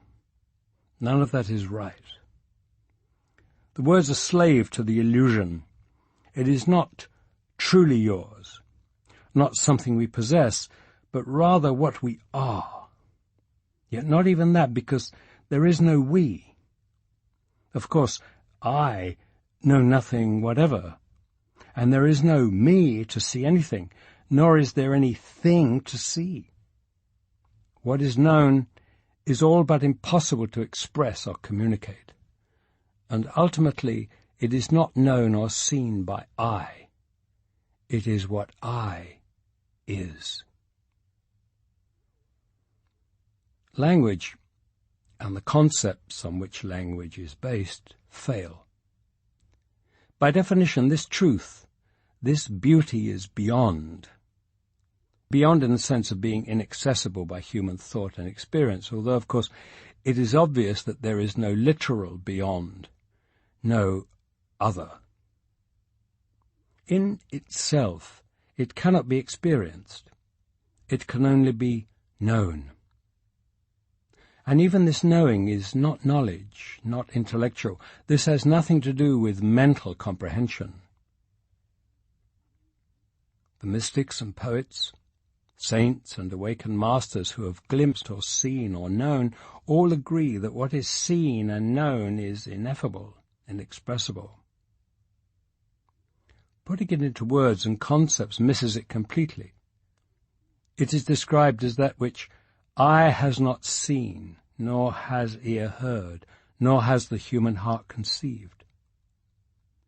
And yet the human heart cannot contain it, and so it spills over in fumbling attempts at expression of what is beyond expression, always qualified by the caveat that any such expression, any description, however awesome, cannot encompass it. At the end of human vision lies this final, ultimate truth, inasmuch as such can be at all within our vision, even at its extreme limit. It cannot be experienced, or thought of, or spoken of, because it cannot be conceptualized. Our language, and the thoughts and concepts which structure our language, are essentially dualistic, based on the relationship of subject and object. There is no way to think or speak of anything without thereby making it the object of the supposed individual self, which thinks or speaks as subject. Thus, as soon as there is linguistically structured thought, there is a deviation from truth, a basic inversion of true subject-object relationship. No individual self exists as subject. Apparent individuals exist only as objects, and ultimate truth exists not as object at all. It is original, pure subjectivity. And to refer to it as an object, as one must necessarily do, to think of it, to refer to it, as this sentence does, is extreme absurdity. Nevertheless, the knowing cannot be contained and overflows. That which lies at the end of human vision is spontaneously described by many who have seen it by using three concepts, three words. They are only concepts, only words, and as such miss it completely. Nevertheless, being, consciousness, bliss, known in Sanskrit as Sat Chit Ananda. As Wei Wu Wei observed, we can see no further and no path leads beyond. And Nisargadatta Maharaj, you can take it that Sat Chit Ananda is the limit which your mind can describe of that state which cannot be described. This is the closest that mind and concepts can come to self, whole mind, pure subjectivity, consciousness, all that is, presence, ultimate truth, I am. It is not an entity, a person, a thing, an it. It is pure being, absolute, fully aware, consciousness, overwhelming, outpouring, love, compassion, bliss. As it is beyond thought and concepts and language, it is also beyond experience. Experience is determined by the illusory concepts, the constructs of space and time. Every experience is determined by our sensory perceptions and has a beginning, a middle, and an end. This is true of physical, mental, and even of spiritual experiences. All experiences are structured by and contained within our conceptual framework of space and time. Self, presence, ultimate truth, is beyond, outside the structure of space and time, and therefore cannot be experienced. However, it can be known, understood in a way that transcends both time and space, transcends experience. This is why awakening, or enlightenment, this occurrence of this knowing or understanding, is said by masters and teachers to be always instantaneous, not gradual or by degrees. Gradual or by degrees infers duration in time. To think of awakening as happening gradually is to still be thinking of this as happening to an individual who is experiencing in time. Awakening brings with it the awareness that there is no individual and no time. The understanding by its nature is outside of time and occurs outside of time, and thus always appears from the vantage point of time-bound consciousness as occurring instantaneously, that is, not taking any time. However, the basic functioning of the human body-mind organism is experiencing. That the basic operational process, what the programming calls for, what naturally happens, experiencing is what occurs in these mind-body organisms. Thus, when the understanding happens in a human mind-body, experiencing will occur. That mind-body will appear to have an experience. An experience will be constructed around that occurrence. Thus, there will be what can be called an awakening experience, or the experience of understanding, or enlightenment. This awakening experience is not the awakening. The experience of understanding is not the understanding. It is merely a human experience created in the mind-body around the occurrence of the awakening, of the understanding. The understanding, the knowing of self, presence, ultimate truth, lies outside human experience as it lies outside time and space. The experience of the occurrence of this understanding, the awakening experience, is not the awakening, is not the truth. It is only an experience created in the mind-body, similar to any other human experience. For this reason, the masters and teachers discount even great and wondrous spiritual experiences as being essentially worthless and something to be disregarded. Fixation on the experience will only draw the attention away from the true understanding.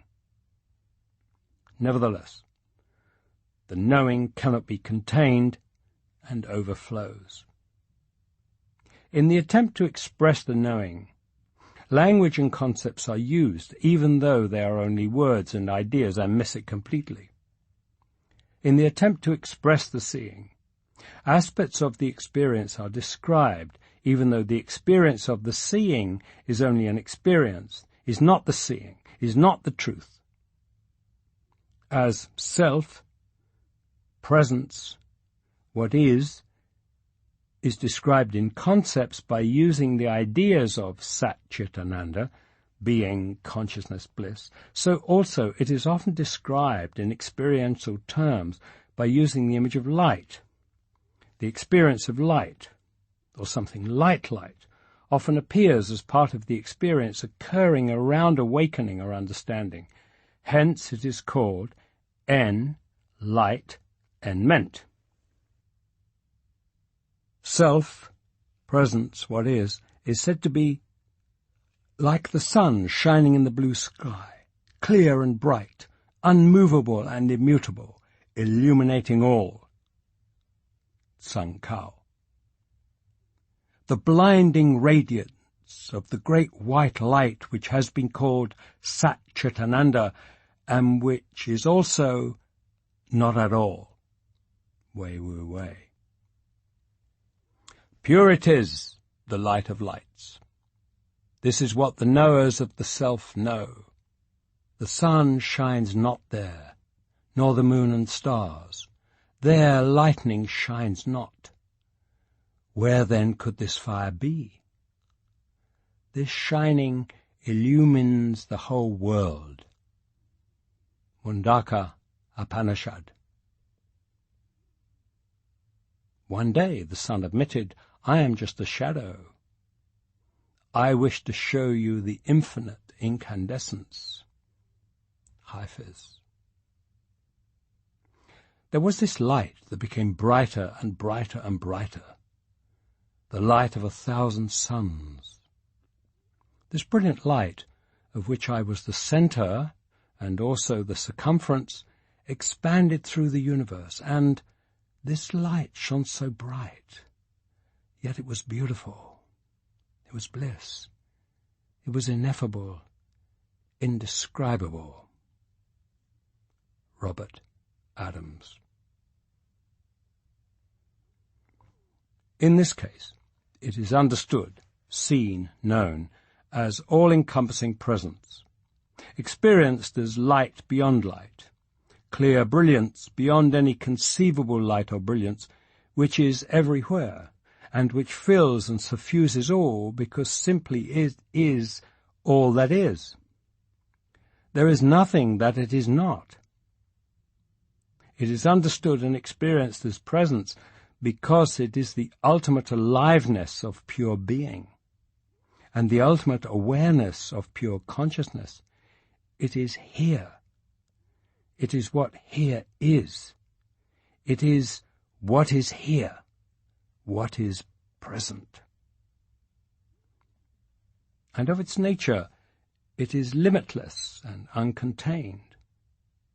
This ultimate being and ultimate consciousness overflows constantly in the outpouring of its essence, its nature, which is pure, absolute love beyond our conceptions of love.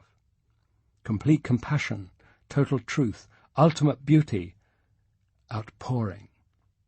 This is what is described as bliss, not some great orgasmic physiological or psychological pleasure, but all-encompassing, unconditional, unrestricted love, compassion, gratitude, outpouring.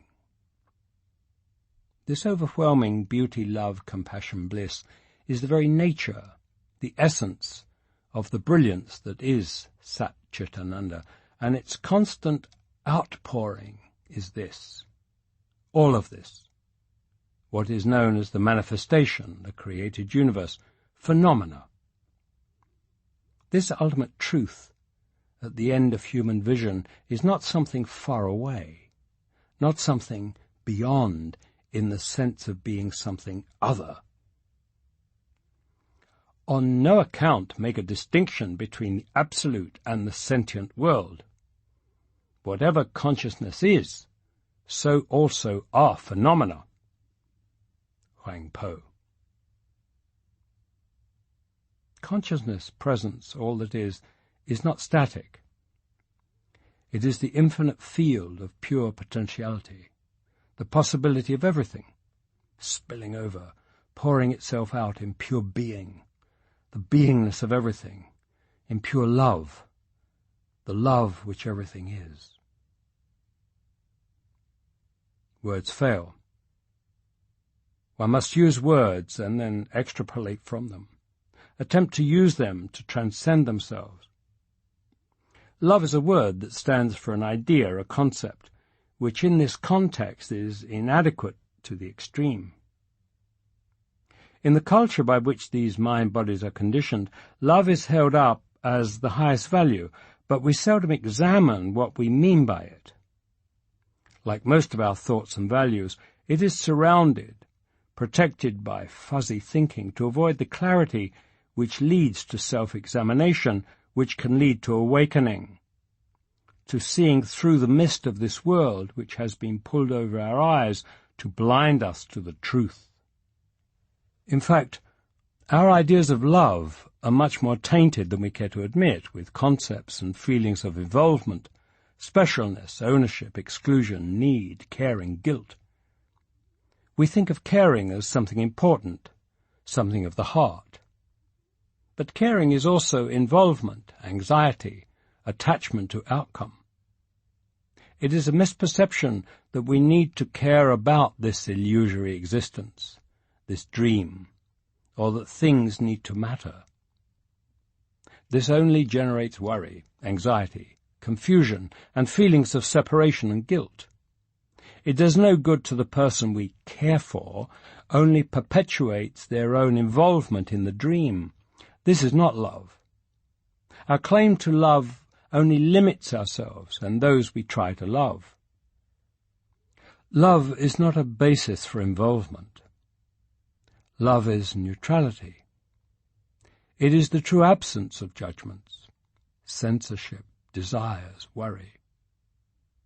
It is our true nature, all that is, presence. It is a reminder that nothing matters. When there is awareness of being always the presence of this perfect, uninvolved, neutral love, there is the peace that passes all understanding. Meister Eckhart, the Christian mystic, said that you may call God love, you may call God goodness, but the best name for God is compassion. Even the concept compassion can carry meanings of pity, caring. But the Buddhist tradition has used the word to mean uninvolved, unattached openness to the best for all sentient forms, without any thought of anything in return. When there is no experience of separation, love for another disappears along with hate for another. There can only be being in love, being inside love, the beloved. And when it is understood that all this unfolds as the perfect dream in consciousness, the outpouring of Sat Chitananda, there is no need for anything to be other than it is. Love then becomes something like the neutral holding of what is, in gratitude, in compassion, in presence. The overwhelming sense is that all this just is. What we see as the phenomenal manifestation and life as we know it, with all its ups and downs and pleasure and pain and beauty and craziness, the perfect unfolding of the dream of consciousness, the constant outpouring of the brilliance which is Sat Chitananda, beauty, love, compassion, bliss, it all just is, in love. You are not that mind-body, just as I am not this mind-body. What is, what you are, is Sat Chitananda, consciousness, in whose dream appears these mind-bodies. When this is seen, there is awakening from identification as one of the mind-bodies in the dream. When there is not this identification, how can there be doubt, fear, despair, loss, uncertainty? The dream is unfolding perfectly. And the beauty and wonder of the dream are astonishing, dazzling, cannot be contained. What happens to this mind-body in the dream cannot be determined by this mind-body, by the character in the dream. What happens to this mind-body in the dream cannot in any way alter or affect the dreamer. What I am, presence, all that is. It all just is. All there is for life, the dream, to continue to happen while it continues to happen, and for there to be acceptance of what is, in an attitude of overwhelming, outpouring gratitude.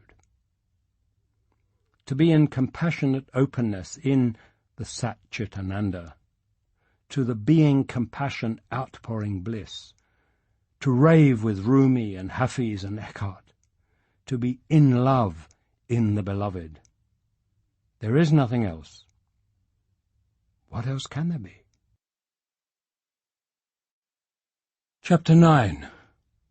The Jungle, Part 3. The Great Way has no gate. There are 1,000 paths to it. If you pass through the barrier, you walk the universe alone. Wu Men. The ancient teachings from India, the teachings of Advaita, of pure non-duality, of not two-ness, make perfect sense. They make sense because at night in the jungle, in a bamboo hut in a native village in the Amazon rainforest, hundreds of miles from any road, in the dark, in the torrential tropical downpour, amid teachings and teachers very different but exactly the same, I wake up from a dream. I lie naked in the naked presence, and there is nothing else. There is not even me lying naked. There appears to be this illusion, this dream, but it is only a wave that arises for a time on the surface of the ocean of the One, a dream that flickers in awareness, and nothing is the same. Once aware of the dream, I cannot be unaware. Not a peak experience which comes and passes and you forever search to regain it. An awakening, a seeing with different eyes from a different vantage, and there is no going back. At the same time, nothing has happened. There has been no awakening because the sleep was only part of the dream. The funny part is, I was never overtly a seeker. When I was younger, in my 20s, I spent many years in seminary, studying philosophy and theology, working my way up through the ranks of ordination to Roman Catholic priesthood.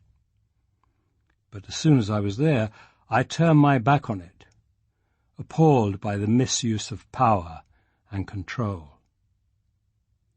For a time, I explored the other world religions, spending time in Zen and Taoism, but, ironically, avoiding what had always appeared as the far-out weirdness of the yogis and maharajas and Shri this and Ram that of India, before finally chucking it all, professing agnosticism and hedonism and going to work building houses for 20 years.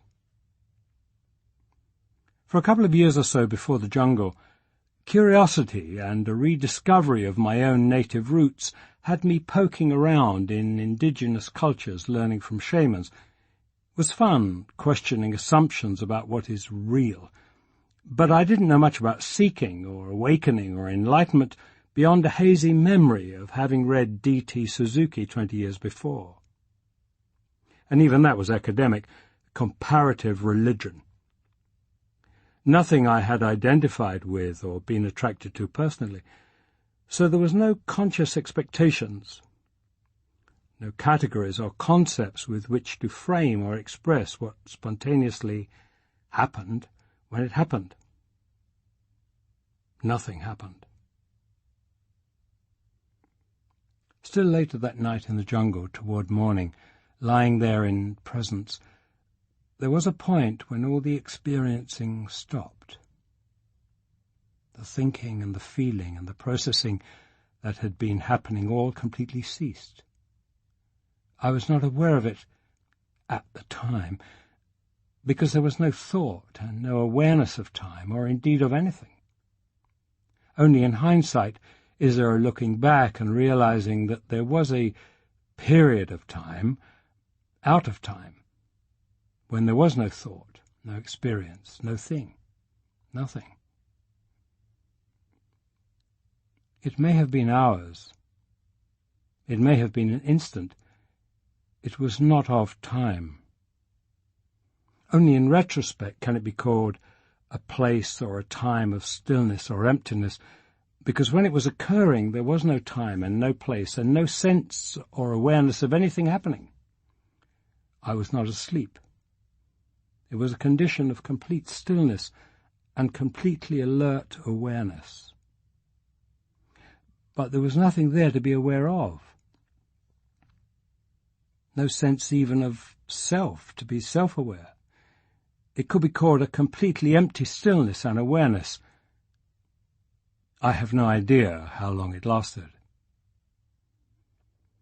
Eventually, at some point, in this place of no time, no thought, no place, no self, there gradually began to creep in an awareness that there was a simple watching of something.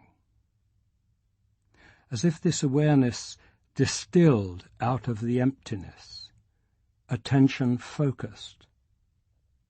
And the realization was that what was being watched, what there was awareness of, was a guy lying in a bamboo hut in the jungle.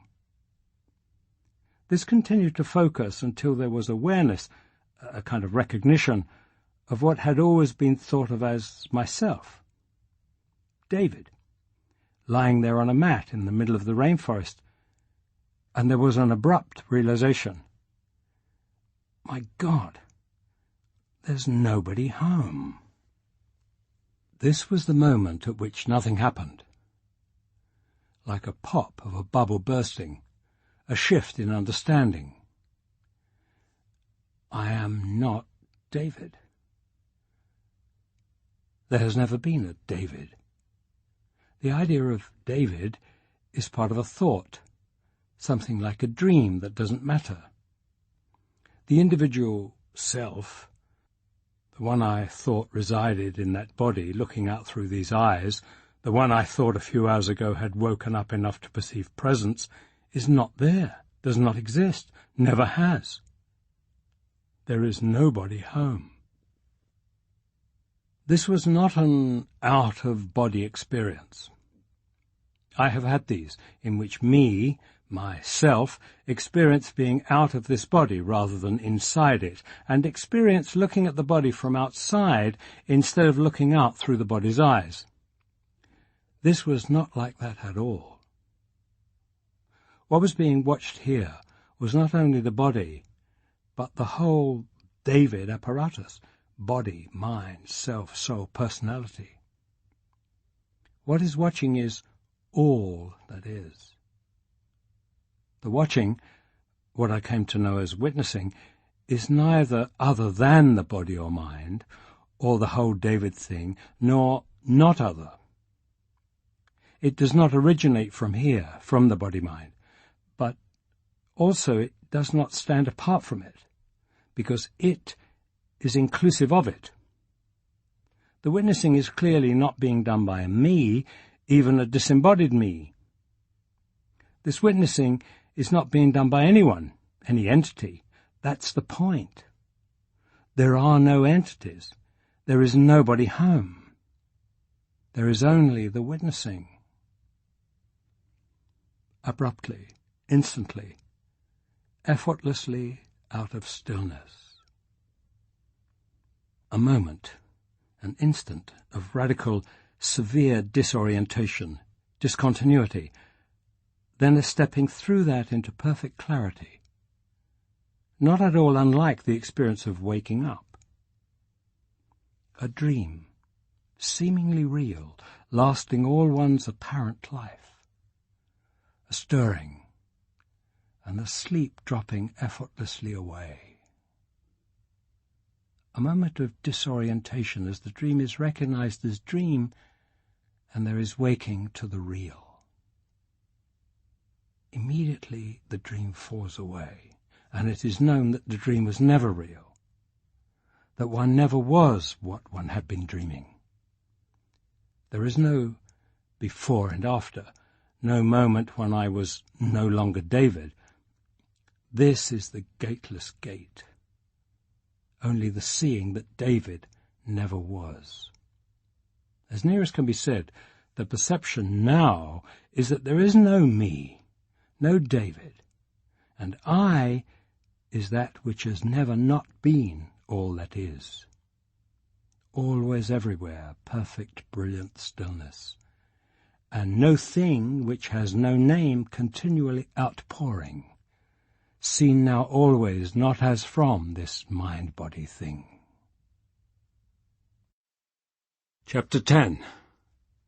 Gone Beyond. Gate gate paragate, parasamgate, bodhi swaha. Gone, gone, gone beyond, gone, completed beyond. Awakening, swaha. The Heart Sutra. Telling the story is problematic. In particular, like so much else in the teaching, it can fall prey to what I call the prescriptive-descriptive fallacy. The understanding, truth, what is apperceived, cannot be expressed. The Tao that can be spoken is not the Tao. What is expressed is conceptual only, a translation into terms available in the dream. The reflection of the moon in a puddle of water, not the moon itself. And between the moon and its reflection, between truth and its translation into dream concepts and terms, lies a conceptual chasm crossable only by the occurrence of the understanding itself. Many are interested in crossing the chasm. They are the spiritual seekers, and they are hungry, insatiably so, for any shred of evidence or guidance or advice or indication of what that chasm and its crossing and the other side are like. Essentially, the truth is that the other side is not like anything, and you can't get there from here. Rather, this already is the other side. All is here. There is no there. End of story.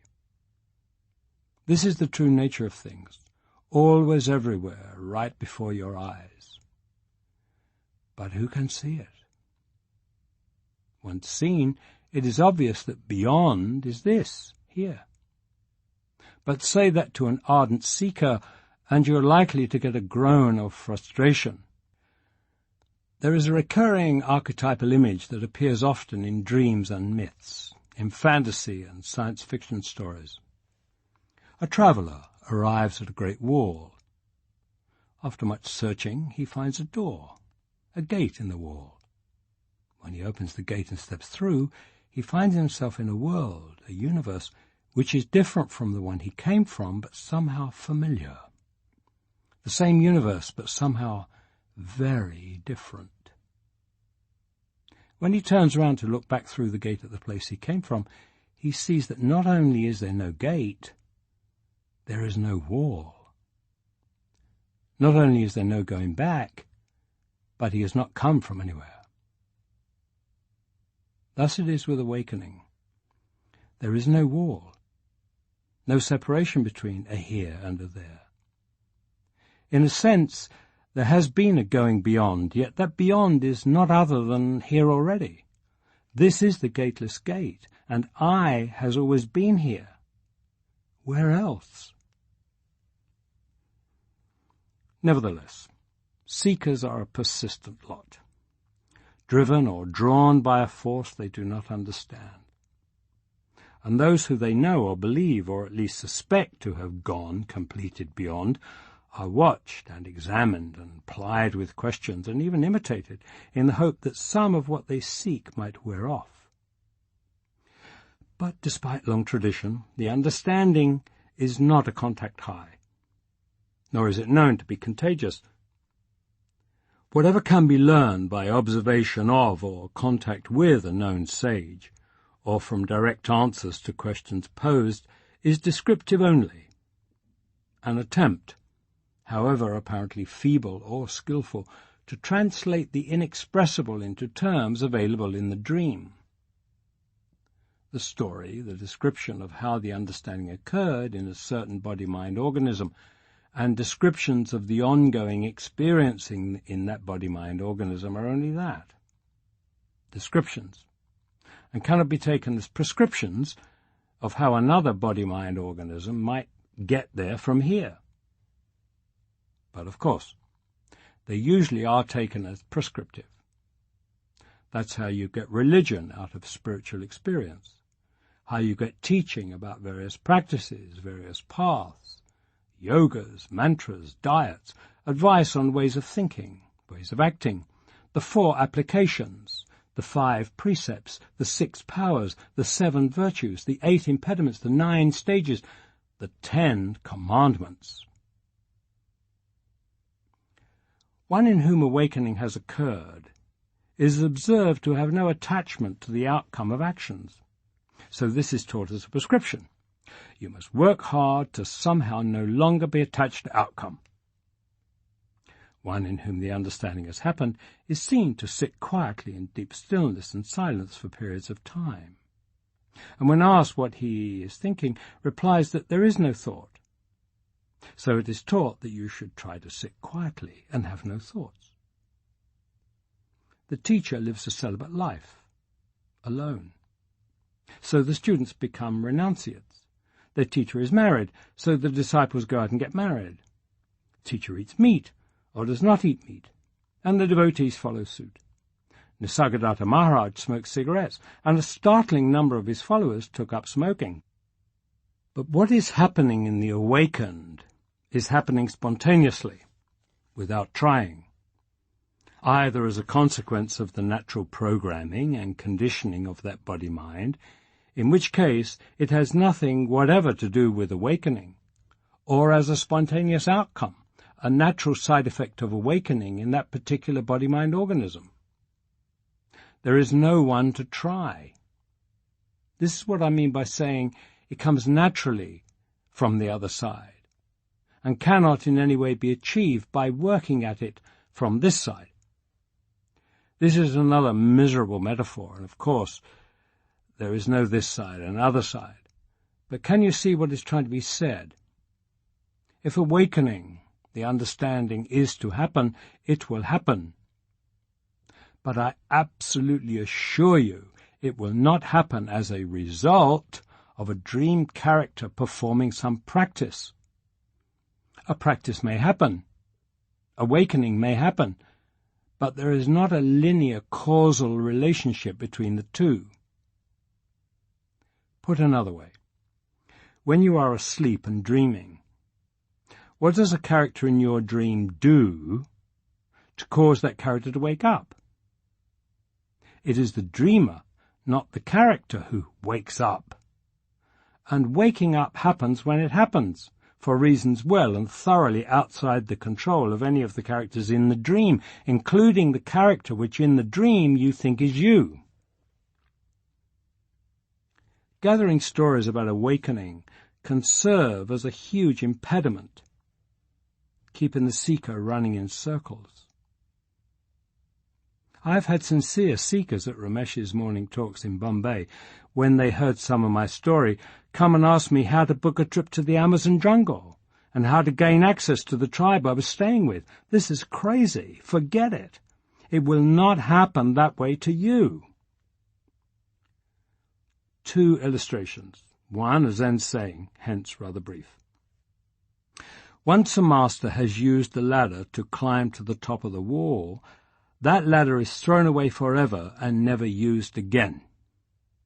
Find your own damn ladder.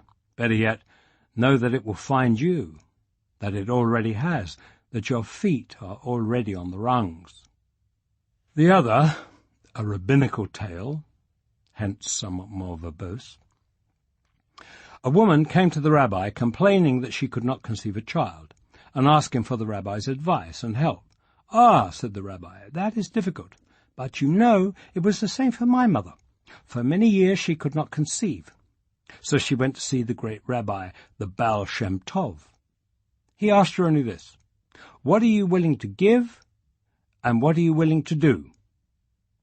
She thought about it. She was a poor woman and did not have many possessions. Finally she went home and got her most valuable possession, the shawl she wore at her wedding, a family heirloom which had also been her mother's and her grandmother's. Then she returned with it to the rabbi. However, since she was poor, she had to walk, and by the time she returned, the itinerant rabbi had left for another town. For 6 weeks she walked from town to town, always arriving just after that Baal Shem Tov had left. Finally she caught up with him. He accepted the gift and gave it to the local synagogue. My mother walked all the way home, the rabbi concluded, and a year later I was born. "How wonderful!" cried the woman, truly relieved. "I have my wedding shawl at home. I will bring it to you. You can give it to the synagogue, and surely I will be given a child."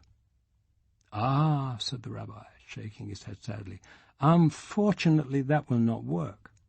The difference, you see, is that now you have heard this story, while my mother had no story to go by." Descriptive, not prescriptive. That is why the teaching has traditionally been called a finger pointing toward the moon.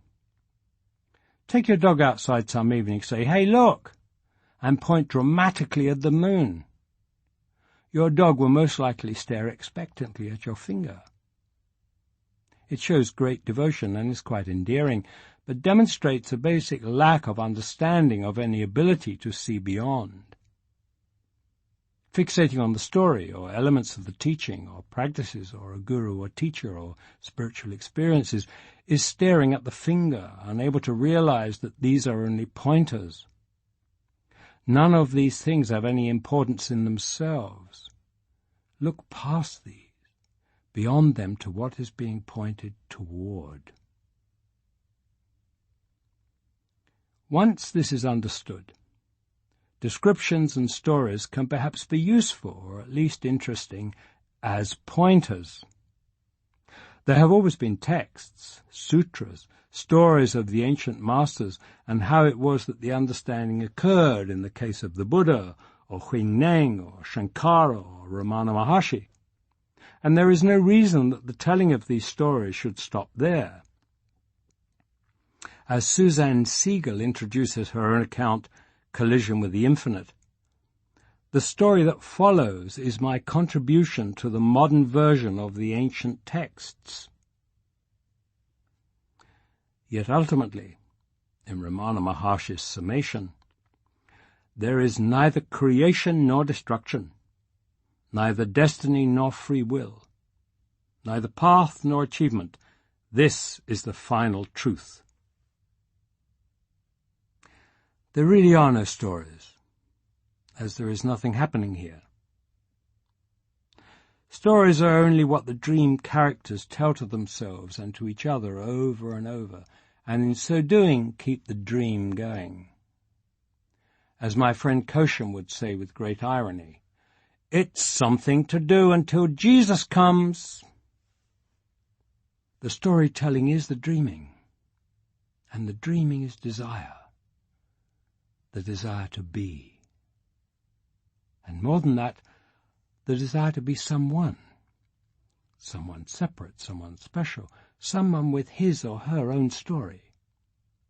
The dream character is completely caught up in this spinning of a personal web, building and maintaining the personal story, driven by that unknown, unexamined wanting to assert and continually reconfirm the individual self.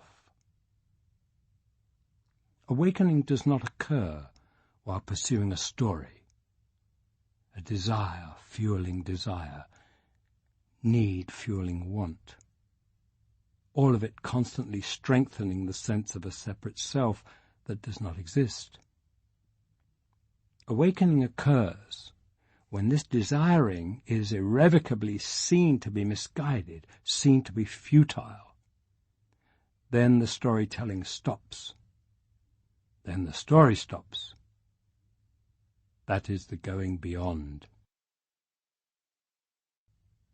Chapter 11. The Jungle. Postscript. Don't pretend to be what you are not. Don't refuse to be what you are. Nisargadatta Maharaj. The eye through which I see God is the same eye through which God sees me. My eye and God's eye are one eye, one seeing, one knowing, one love. Meister Eckhart. Because I was not a seeker, did not have preconceptions about what to look for or what might happen, what did happen was almost as spontaneous, as innocent as waking up from sleep and getting up and going about your day. Everything was completely different, but it had always been. Everything had shifted, but it just was. Some time passed, and some learning before intellectual understanding caught up with, filled in the implications of, the shift in perception that had occurred. Along with Sat Chit Ananda, alive intelligence, outpouring, being, consciousness, bliss, there was a fourth thing that I knew about presence, about the brilliance. I felt it. Knew it at the time on a level beyond the mind. But my thoughts and categories wouldn't let me go there with conceptual understanding until somewhat later. In fact, looking back on it, it's rather odd that, having realized that there was no David, that there was nobody home, that the obvious implication of this was not understood conceptually until some time later. But then, there wasn't exactly a lot of conceptual basis or preparation going into this. Presence was persistent. It was not an experience that came and went. Once here, it never left. I never left. Days later, I left the jungle, but presence continued, and I very soon came upon people and words and concepts that let me understand what my heart knew, but my mind hadn't immediately had words for, that it is presence itself looking out through David's eyes, through all eyes. It always has been. There is nothing else. Presence is the I that knows I am. Presence is not other, outside. Presence, Sat Chit Ananda, is my own heart filling the galaxy, my own self. This has always been there, and it is what I am. While what I thought I was, my own self, is not. This I, this self, is all that is. It is the only isness that is. It is all that exists. The individual who thinks he is experiencing it, understanding it, does not. You can be told this forever and think, yeah, okay, I get that. But you don't. When this finally sinks in, hits home, explodes, nothing can any longer be the same. Nothing ever was. And yet, in another sense, there is no awakening, because there is no one to awaken. David has never existed, is a dream character, part of the cosmic joke. And who I really am is all that is, which has never been asleep, has no need to awaken from or to anything. I am that is the other half, the completion of the seeing there is no one home. Love says, I am everything. Wisdom says, I am nothing. Between these two, my life flows. Nisargadatta Maharaj. The understanding here will be forever coloured by the fact that the awareness that I am not came first, and as such is the basis, the essential pivotal breakthrough insight into awareness of what is. Thus the understanding that universal, infinite presence, awareness, brilliance is what I is always in the context of that complete emptiness, the knowing that the separate self simply is not. Who is infinite presence? Not me. No who at all. only the I, which is all that is. There are cases when the realization, I am, or perhaps a glimpse of it, comes first, without the surrender and the profound seeing that, as any kind of an individual to be anything, I am not. The result then may be something quite different. So then, various sporadic practices, praying, shamanic journeying, some meditation, they were part of the conditioned routine of this dream character, and for a time they continued to be done, but I see they are part of the dream. Pray to whom? Journey to where?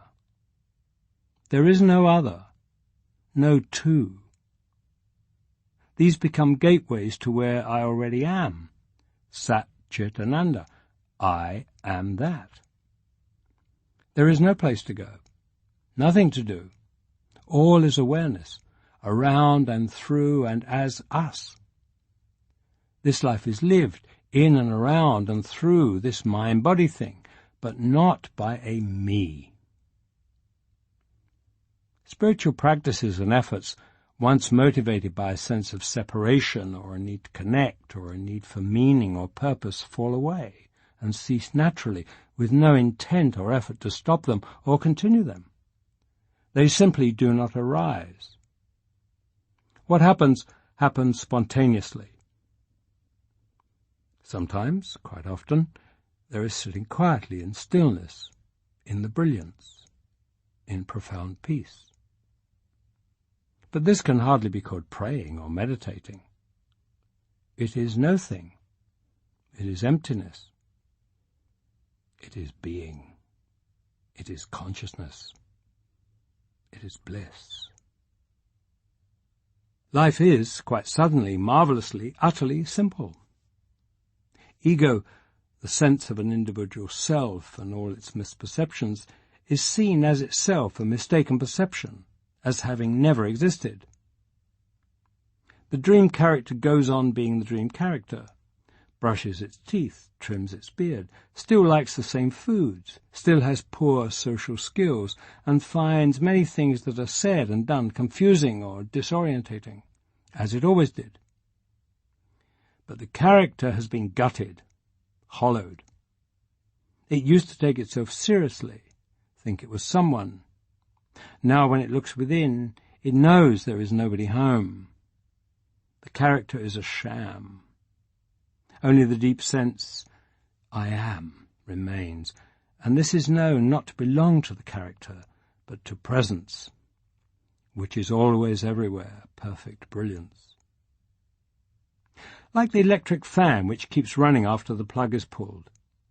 Like the bicycle that rolls on for a while after the rider has jumped off. 46 years of conditioning had worn a path that this mind-body thing, creature of habit, could follow in its sleep. Which, of course, is exactly what it had been doing, following the script of the dream. Now it winds down. Took a lifetime of dreaming to write its story, to accumulate, accrete, build up these thoughts and feelings and memories and experiences into this personality. Now, with no intent or effort to either stop or continue, it may take a lifetime to fall away. Or a moment. Or not. While there is watching, witnessing, it doesn't matter. It just does not make the slightest difference. Chapter 12. The Dr. Bronner's Bottle. It is all the mind can do. Discover the unreal as unreal. The problem is only mental. Abandon false ideas, that is all. There is no need of true ideas. There aren't any. Nisargadatta Maharaj. So what then, after all, is there to say? Very little. The Sikh community is daft about teachers and teachings and seeking and awakening, but from here, quite obviously, there is nothing to seek and nothing to teach. The whole grand show goes on, and even while this body-mind is very much part of the show, there is now a seeing it all from a very different perspective. it is clear that it is not the body-minds that are seeing. There is no point, no purpose.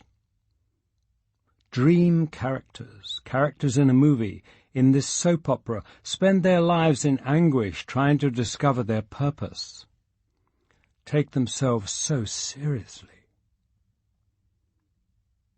There is a witnessing and knowing that all the suffering, all the anguish, the yearning, the loss, the pain, the confusion, the hurt, the trying so damn hard is all dream stuff, all created by us in our attempts to get ourselves out of what we are not in. Self-improvement, spiritual practice, seeking, attempts to walk the path, to follow the way, all attempts to dig ourselves out of a hole we create by the trying. It's like quicksand. The struggling is instinctive, and we think it helps, but actually it is itself the problem. The struggling, the seeking, is the sense of individual self trying to keep telling its story. There is nothing to seek. Separation is the illusion. There is nothing to be separate. No thing.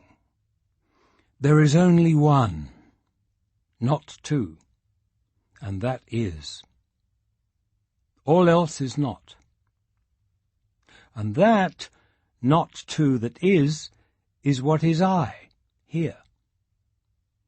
All there is no thing, thisness,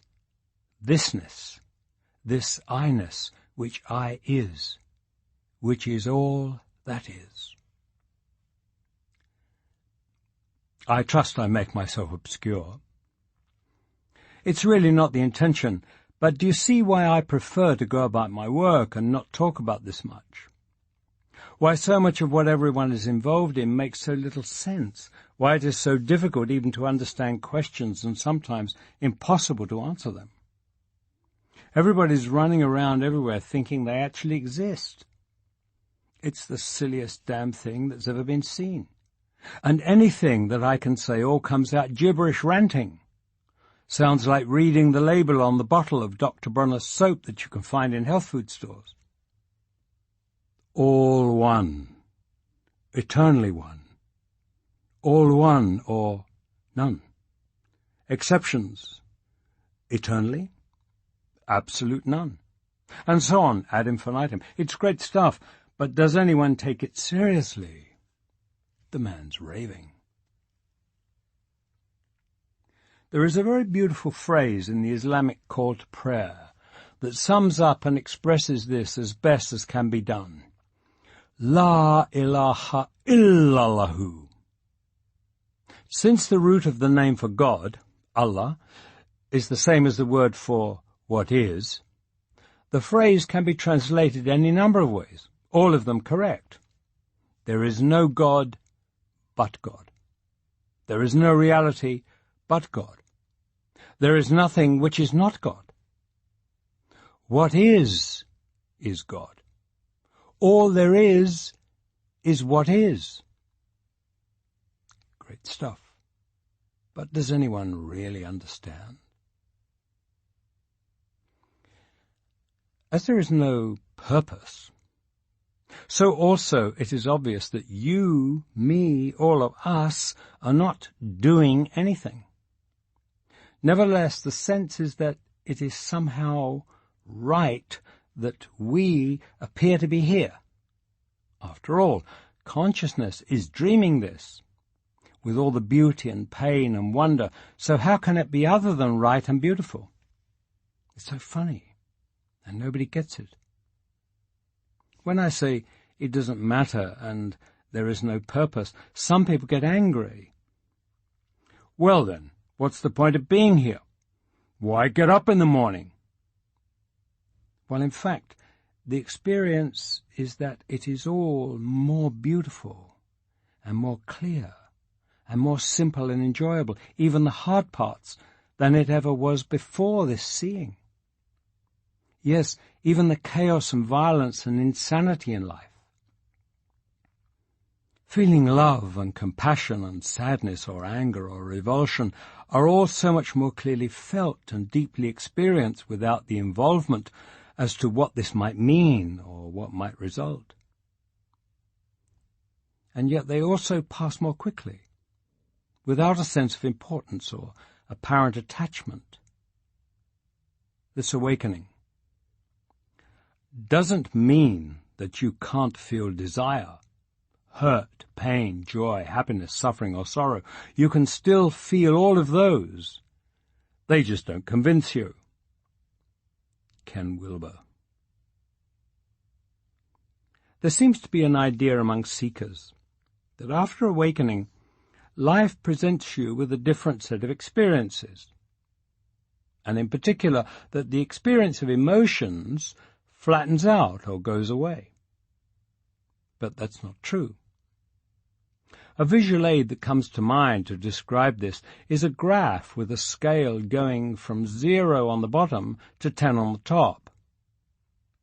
During life, your emotional state fluctuates and may be anywhere on this graph, from the pits of despair at 0 to the heights of pure joy at 10. What happens when the understanding occurs is not that the range of experience flattens out, but rather something very different. The range of emotions from 0 to 10 is still experienced. It's just that there is now an awareness that this range is not all there is. The graph of 0 to 10, it is seen, sits on top of an immense range extending down to 100, 1,000, 100,000, an infinite expanse which supports and carries that 0 to 10 range of human emotion and experience. That range is still felt in its totality, but it is seen and felt that that totality is of insignificant amplitude, barely a squiggle on the surface of the infinity of all that is. With the understanding that it is all a dream, that there exists nothing other than all that is, you then re-enter the dream. Like Neo at the end of the movie The Matrix, re-enter and continue in the game with full knowledge that the individual is not real. I used to think that we forget in order to experience separation from the One. We forget, all right. But we simply forget that there is no separation to experience. That not only everything that the individual apparently experiences, but also the individual itself is a fiction, a thought bubble. Lila, God's play. Many seekers, when they begin to understand on an intellectual level that all of this is as a dream, quickly come up with the question, well then, how do I get out of the dream? As if that is the next logical step. As if the mind thinking this, the one realizing that this is a dream, is not itself illusory, part of the dream. Anything that can arise here in the dream, including thoughts like these and characters like the one you call yourself, are necessarily themselves dream thoughts and dream characters. Nisargadatta Maharaj. The very idea of going beyond the dream is illusory. Why go anywhere? Just realize that you are dreaming a dream you call the world, and stop looking for ways out. The dream is not your problem. Your problem is that you like one part of the dream and not another.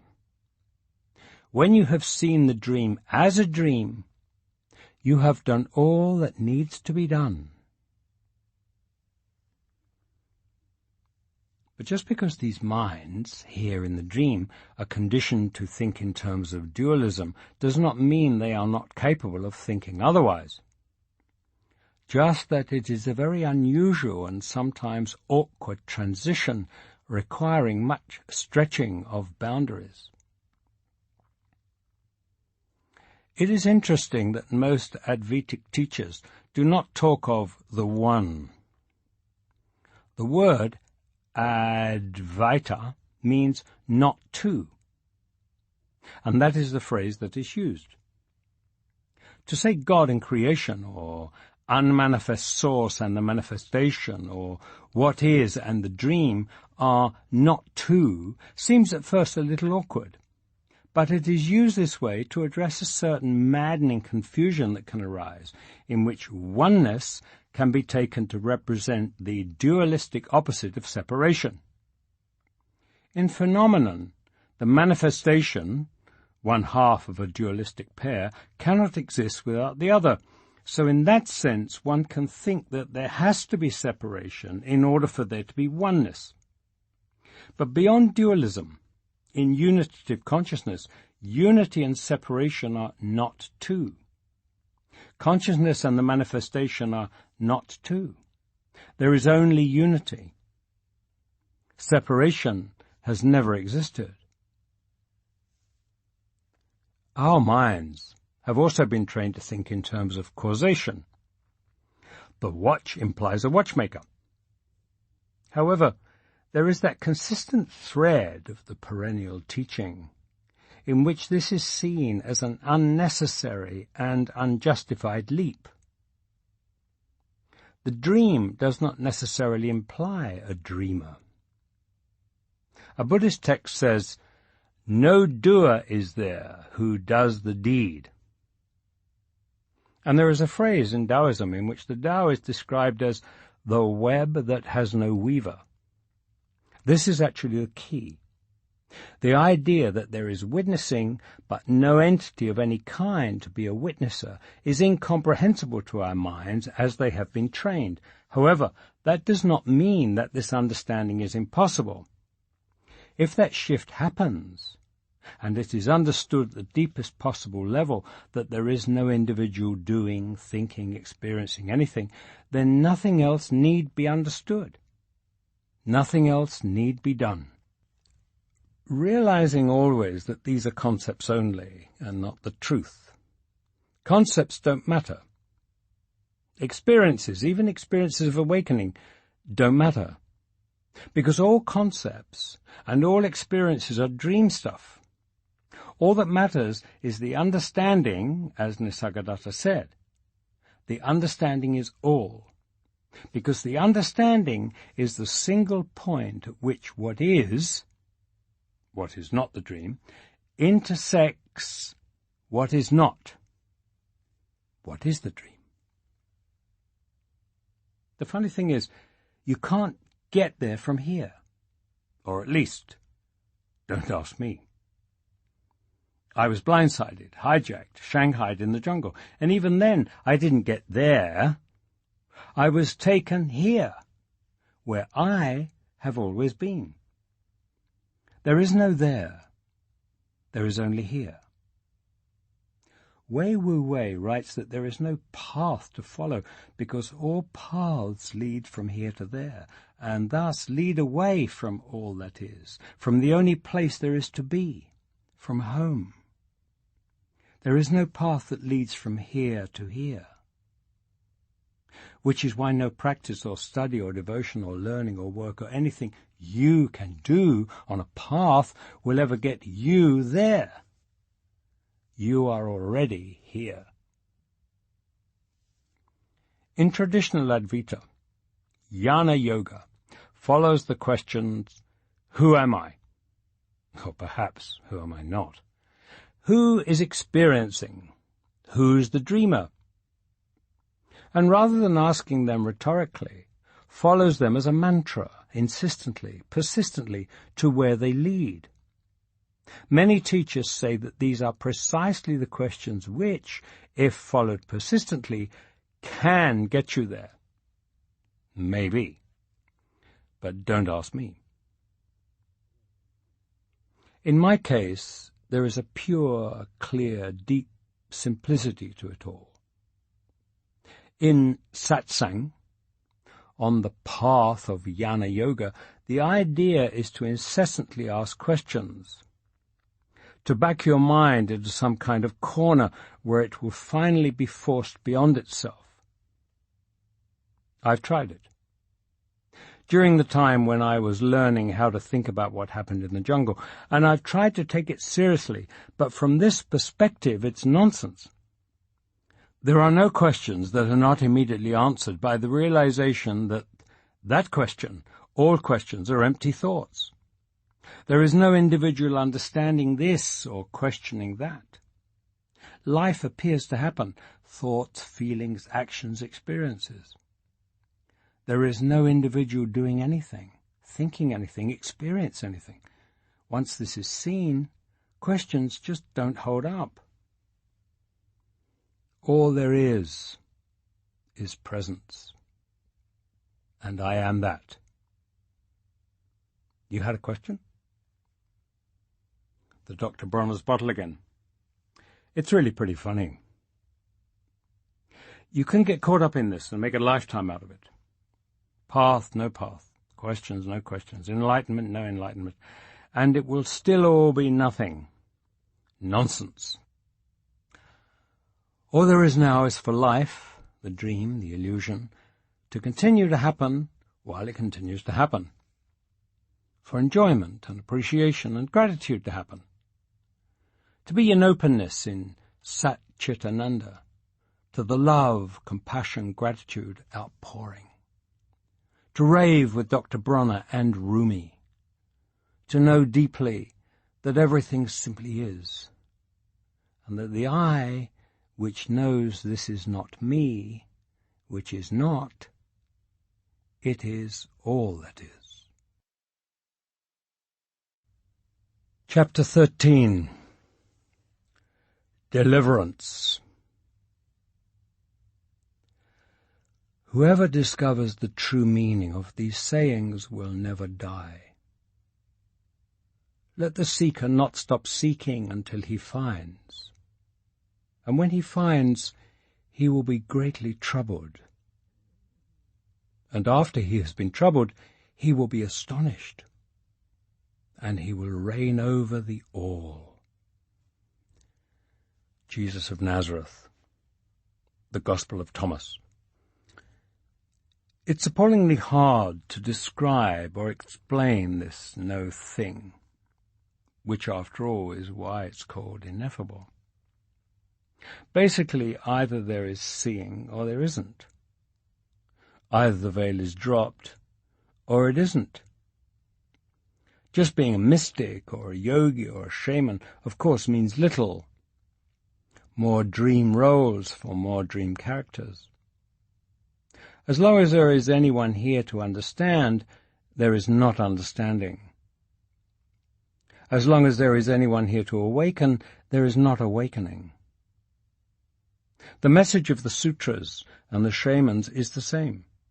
The person of understanding is the one who dies before she dies, who leaves no footprints, who travels no path, because she knows that as a person, as an entity, she is not. But who can do this? What self can cease to be? None, as Wei Wu Wei would say, because none is. It can only happen. Then there is no one to know, but only the knowing. And all this world is as in a dream or a vision, only brilliance beyond light, love beyond love, clear knowing, pure beauty streaming through these transparent forms, and no one here at all. After the jungle, there is an intensely odd and very beautiful quality to the experience of life. In one sense, I can only describe everything, all experience, as having a certain emptiness. This is the sense in which everything used to matter, to be vital and important, and is now seen as unreal, empty, not important, an illusion. Once it is seen that the beyond brilliance of Satchitananda is all that is, the dream continues as a kind of shadow. Yet, at the same moment that all of what appears in the dream is experienced as empty, it is also seen as more deeply beautiful and perfect than ever imagined, precisely because it is not other than Satchitananda, than all that is. everything that does not matter, that is empty illusion, is at the same time itself the beyond brilliance, the perfect beauty. Somehow there is a balance. These two apparently opposite aspects do not cancel each other out, but complement each other. This makes no sense, yet it is how it is. There is one tradition within Advaita which says that Maya, the manifestation of the physical universe, is overlaid or superimposed on Sat Chit Ananda. I'm no scholar of these things, and can only attempt to describe what is seen here, and the understanding here is that there is no question of one thing superimposed on another. Maya, the manifestation, the physical universe, is precisely Sat Chit Ananda, and not other than it, does not exist on its own as something separate to be overlaid on top of something else. This is the whole point. There is no Maya. The only reason it appears to have its own reality and is commonly taken to be real in itself is because of a misperceiving, a mistaken perception which sees the appearance and not what is. This is the meaning of Huang Po's comment that no distinction should be made between the absolute and the sentient world. No distinction. There is only one. There is not ever in any sense two. All perception of distinction and separation, all perception of duality, and all perception of what is known as physical reality is mind-created illusion. When a teacher points at the physical world and says, all this is Maya, what is being said is that what you are seeing is illusion. What all this is all that is, pure being, consciousness, bliss, outpouring. It is your perception of it as a physical world that is Maya, illusion. Of course, in truth, there is no gate that opens into all that is, and no path leads there. There can only be the shift in perception to see Maya, the unreal, as unreal. Still, for this dream character, the understanding occurred in the context of indigenous spirituality.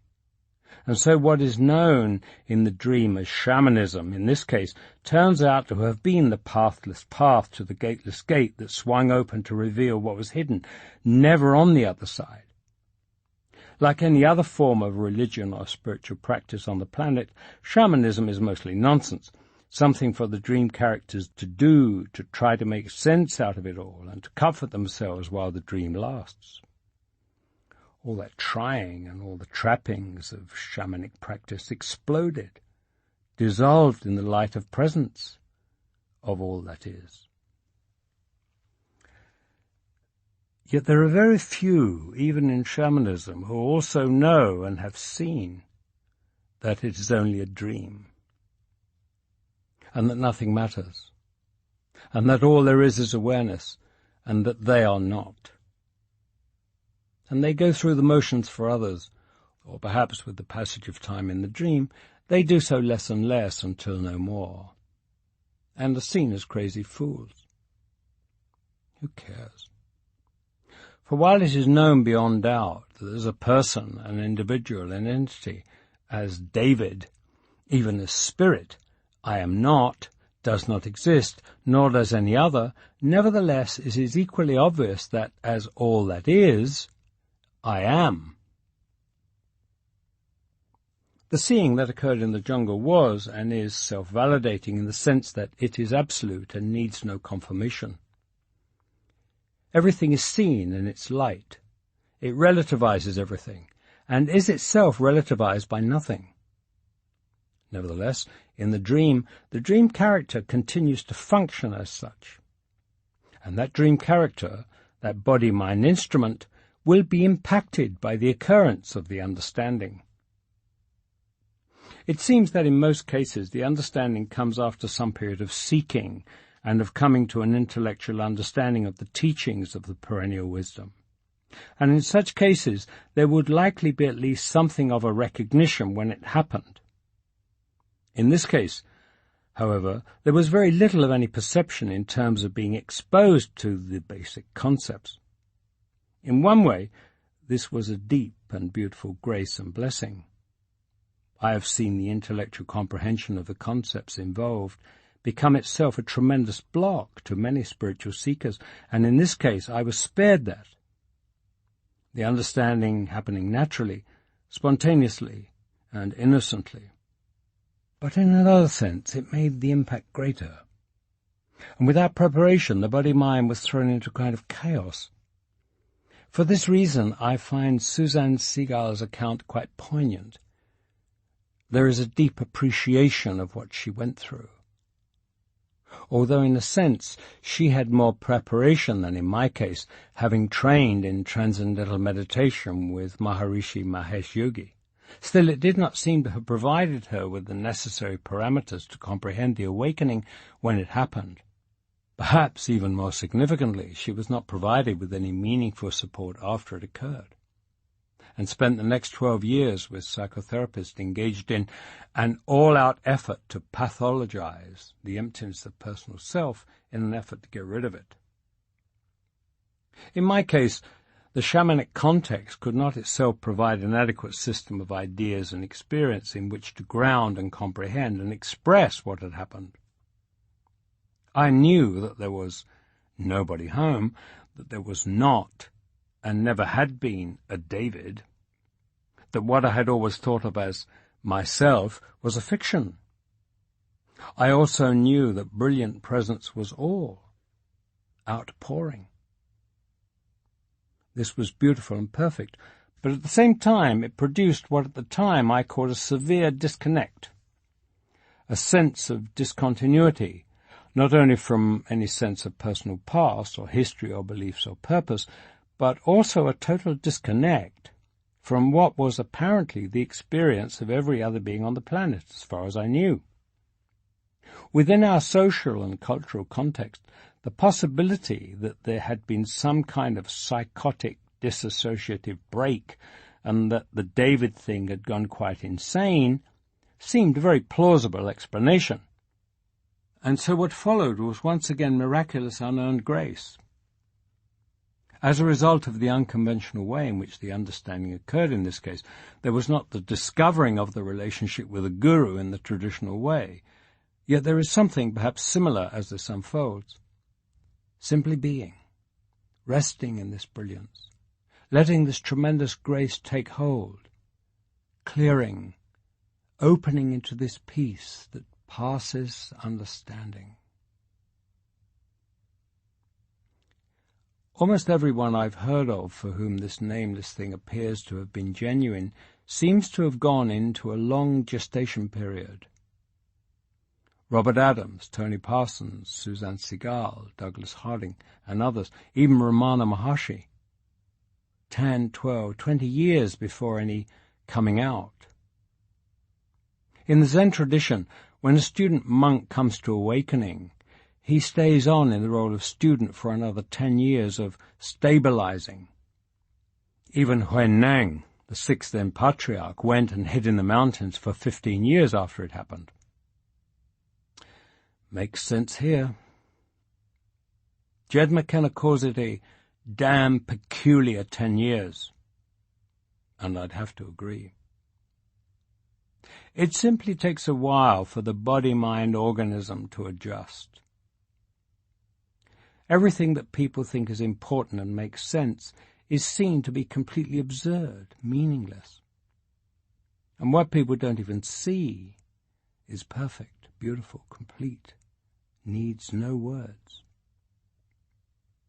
There is an inclination, even greater than previously, towards silence and solitude, even though there is obviously no such thing.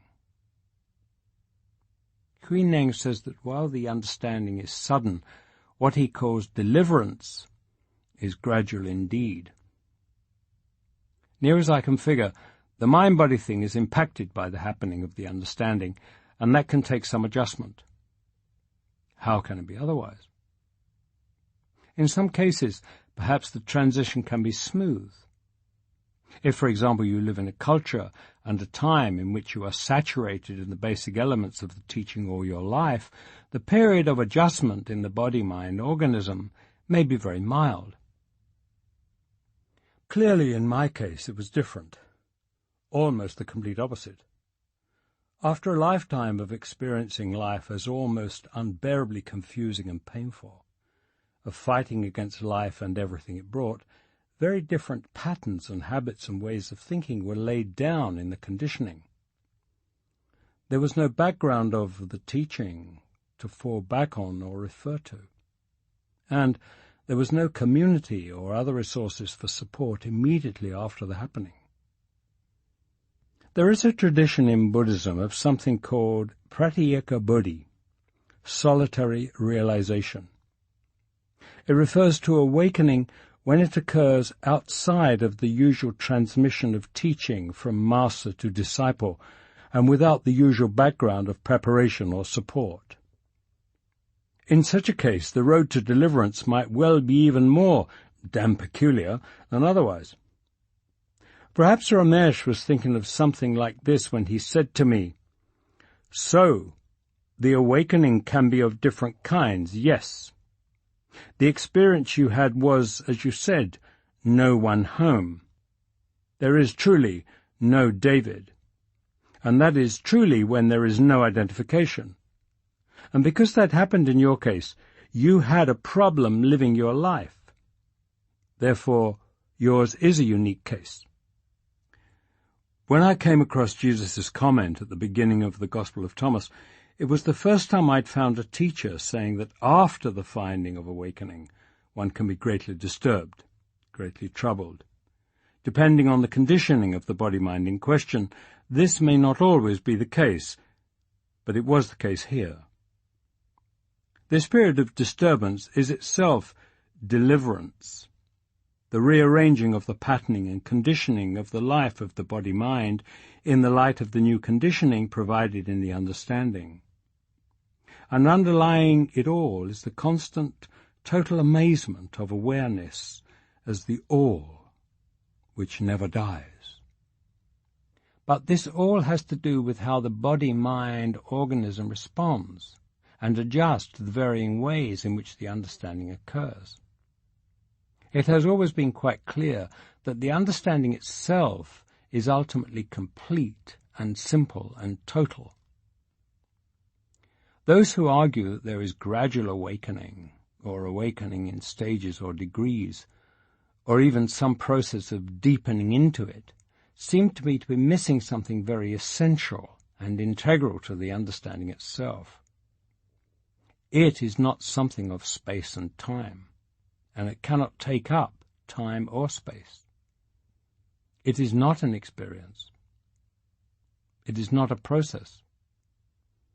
It is a piercing of time and space by the pivotal intuitive insight that all time and all space and all things and all entities, including the one in whom the insight is occurring, are all not. How can this be other than instantaneous, immediate? It can't be partial. It's either or. And all this is apparent only. It is seen that there is nothing here. Words, ideas, thoughts, all meaningless. A tale told by an idiot full of sound and fury, signifying nothing. What is great beauty, great love, great silence, and that really is all. Once again, it doesn't translate, doesn't seem to be communicable, expressible. Chapter 14. Spinning Out. There was a door to which I found no key. There was a veil past which I could not see. Some little talk a while, of me and thee there seemed, and then no more of thee and me. Omar Khayyam. It's all the same fucking thing, man. Janis Joplin. Who am I? The age-old question. Certainly not this body, temporary, changing, physical molecules and atoms and particles that even the physicists tell us ultimately don't exist as such. Certainly not this mind, thoughts that come from I know not where and which I cannot control. Ultimately it comes to this. The only thing of which we can be sure is the consciousness deep inside, deep behind and beyond personality, prior to all the variations of who or what I have thought I was, the sense, the knowing I am, the irreducible intuited self, the life force that exists and knows it exists. That is all, the only constant. All the rest is a construct, a fabrication. Under all the layers, each of us has this same experience of I am existence, the same experience of self. Inexplicably, this common experience is attributed to various selves, each having the exact same experience of self. This impersonal self is deemed personal, an individual self inhabiting each individual body-mind. After all, that is what seems apparent. But you don't have to dig very far before this makes no sense. The idea that there are separate individual selves is only possible because in each apparent self there is an experience of self. This experience has been misconstrued to be a personal experience that belongs to a personal body-mind. The life force, the self animating one body and mind, is deemed different from that animating another because the expression of that self is different in each. We concentrate on the inconsistent, variable expression and miss the constant that lies beneath. The constant. There is only one. There is only one self, one awareness. Consciousness finding expression in the many apparent bodies and minds. My knowing I am is the same self knowing as you knowing I am. Reality is that which underlies appearances. The self, the I am, awareness, absolute. What we call individuals are only apparent relative constructs. In fact, all of what is called physical and mental reality is only appearance, relativity. Which is why truly there is nothing happening here, despite what it seems. Despite appearances, nothing in manifest physical reality is real. Nothing is happening, and David, along with everything else, is a concept, an idea, a thought bubble, which ultimately does not exist. And so, living happens with much more neutrality. There is no need to strive or to struggle or to become. All of us already are the one self-awareness. What seems to be happening here in apparent reality is not real and has no effect on who I am, on self, on awareness. The wave arises for a time in the ocean, goes the analogy, but it is never other than the ocean, and it returns into the ocean, and the nature of the ocean is unchanged. Nothing has happened. Experiences are not important. In fact, nothing is more important than anything else because nothing is happening here. If there is no importance, then attachment to outcome gradually falls away. When I look at others, there is a shocking, naked intimacy. I see the same self that I am, expressing in a different appearance. Nisargadatta Maharaj used to tell his listeners repeatedly, back up, go back. Whatever level you're at, whatever place you are thinking or experiencing from, Go back from there. Find the place or the level which is before that, prior to that. A similar direction is contained in Jed McKenna's injunction, further. No matter where you are or where you are coming from, as long as you exist, there is a level beneath, prior to that, beyond that, which is where you want to be. Everything else is just dream stuff, layers of mask. Back up, go back to the I am, which is prior to all. Rumi. Sometimes you hear a voice through the door calling you.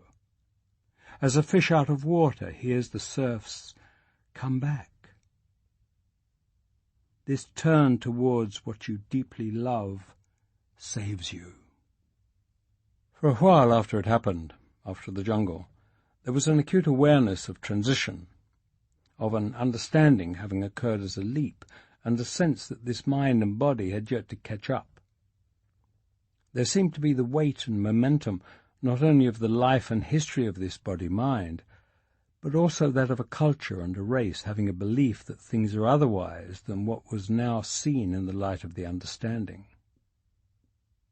In daily living, the mind or body would respond with a thought or action with which it was accustomed to responding.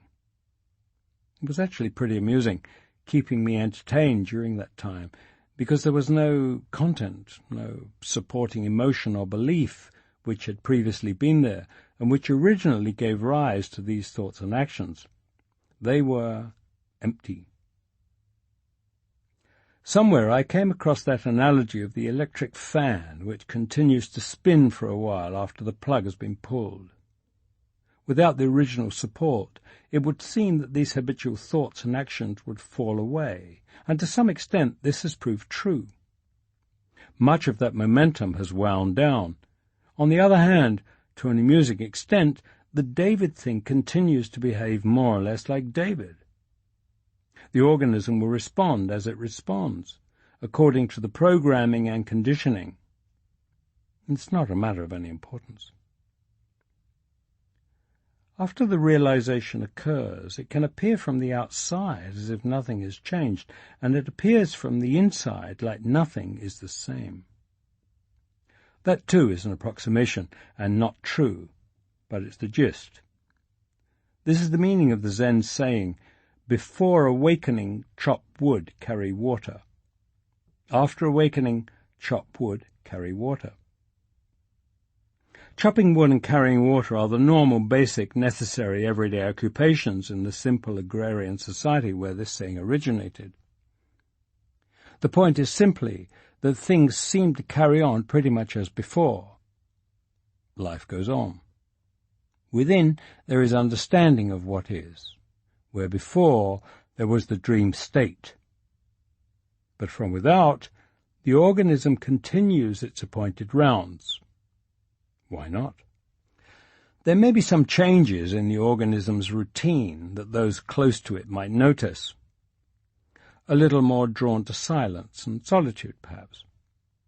A little less interest in activities or conversations. Depending on the prevailing culture, the general impression may be that the one so affected is just a little weirder. But the natural functioning of the organism continues in much the same way as it did. I know that this body is inanimate, not an individual, an appearance only, animated by self, the one, awareness. It does not even have a life of its own. Rather, it is being lived. There is an acute awareness of this body-mind organism being lived, rather than autonomously living. What I once called my mind is a stream of thoughts. Thoughts that do not originate from any me, but from the one awareness. There is no individual, no David. Everything that appears to happen here, including the thoughts and actions that arise in this mind and body, arise spontaneously from awareness, in spite of my apparent deliberations. Since it is obvious that there is no one here to have control over my thoughts or over the course of events in this apparent reality, concepts of guilt and pride and responsibility and obligation all become meaningless. Sure, our societies would find it difficult to exist and function without fostering the belief in these concepts to control individuals and populations, but none of these concepts exist in the what is of awareness. Everything arises spontaneously in awareness. Nothing needs to happen or needs not to happen. There is no point, no purpose, no why. Why questions are fundamentally unanswerable. Most go through life constantly asking why, and without realizing it, accepting responses which are not answers to the question. If we ask why the sky is blue, the answer, whether it is scientific or mythic or poetic, does not tell why the sky is blue, but rather how it is that the sky is blue. If we ask why we feel depressed or happy, the answer can be an explanation as to how it is that we feel these ways, but which still begs the question. We talk around the why, giving reasons how it is that something is so, not realizing that the why goes unanswered. There is no answer. There is no why. Everything arises spontaneously in awareness. The constant asking of why is simply the mind's attempt to grasp for control. It is interesting that in a young child, the incessant asking of why arises at about the same time, the same age, as the emerging sense of separation as an individual self. The mind thinks, if only I could latch on to a reason why all this is happening, I would be in control and be able to sort this all out. So the mind settles for non-answers and maintains its illusion of control rather than recognize that there is no answer and admit it has no control. There is no point, no purpose, no meaning, therefore no importance, therefore no involvement. Nothing needs to be any different. For one raised with religious beliefs, a fundamental shift is encountered here. Even when those religious beliefs were long ago understood to be blind, misconceived constructs, still there remained the kernel, the sense of the other. Martin Buber's I and Thou, Rudolf Otter's numinous sense of the idea of the holy. Even when a belief in God as a personal being had fallen away, still this idea of the other had been maintained, an other toward whom to direct the human sense of awe, someone toward whom to feel the gratitude, source, spirit. The tendency, without being aware of it, when one hears about this on an intellectual level, is to make presence or consciousness that other, that spirit. Just change the name. You can hear a lot of people talking about consciousness exactly the way they used to talk about God or spirit. Ultimately, there is no other because there is no individual. There is no thou because there is no I. There is no spirit because there is nothing which is not spirit. The split of dualism is not. There is only one. I am not other than this one. Trapped in the world of concepts and duality, the mind loses traction, slips, spins out. The thought comes, there is nothing to think about. Then there is stillness. There is awareness. Book 3. More intimate than any imagining. I am not present. What presence is, I am. Chapter 15. No guru, no method, no teacher. No masters, only you. The master is you. Wonderful, no? Icky-you. If you do not follow somebody, you feel very lonely. Be lonely then. J. Krishnamurti.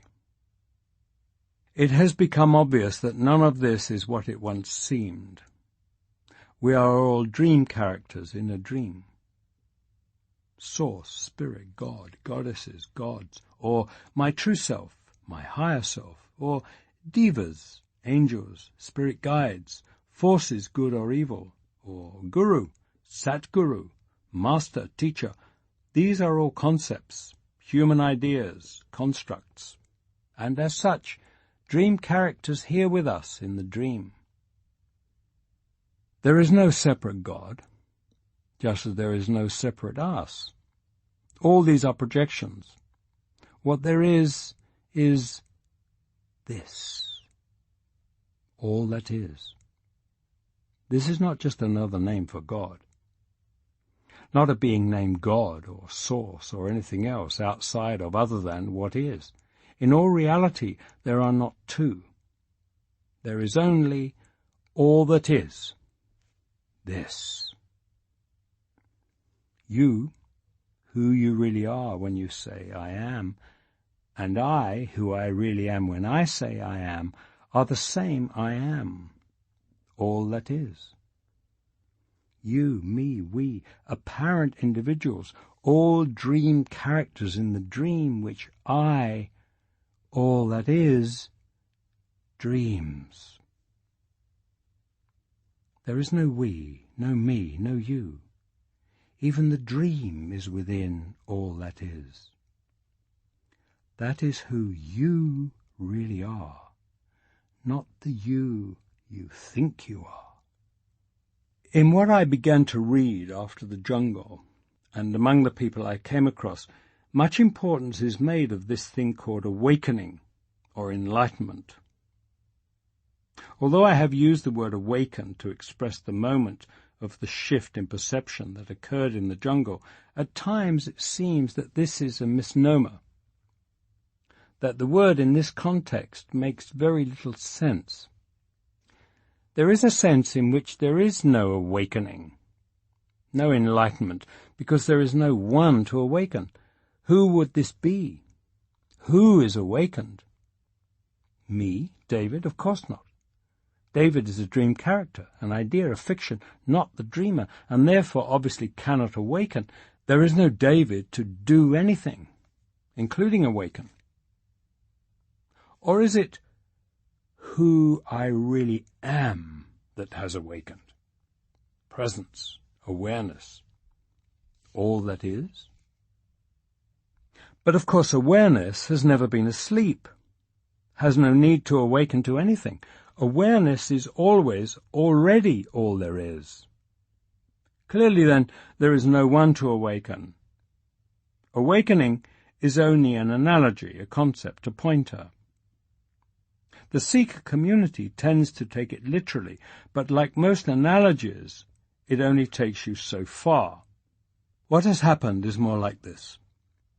In the dream, in the case of the dream character David, all that is stops pretending that it is asleep. What has always been awake lets the misunderstanding that there is someone to be asleep and someone to awaken fall away. That is all. And the dream continues as before. The misunderstanding has fallen away. But the misunderstanding was not real anyway, so what has happened? Nothing.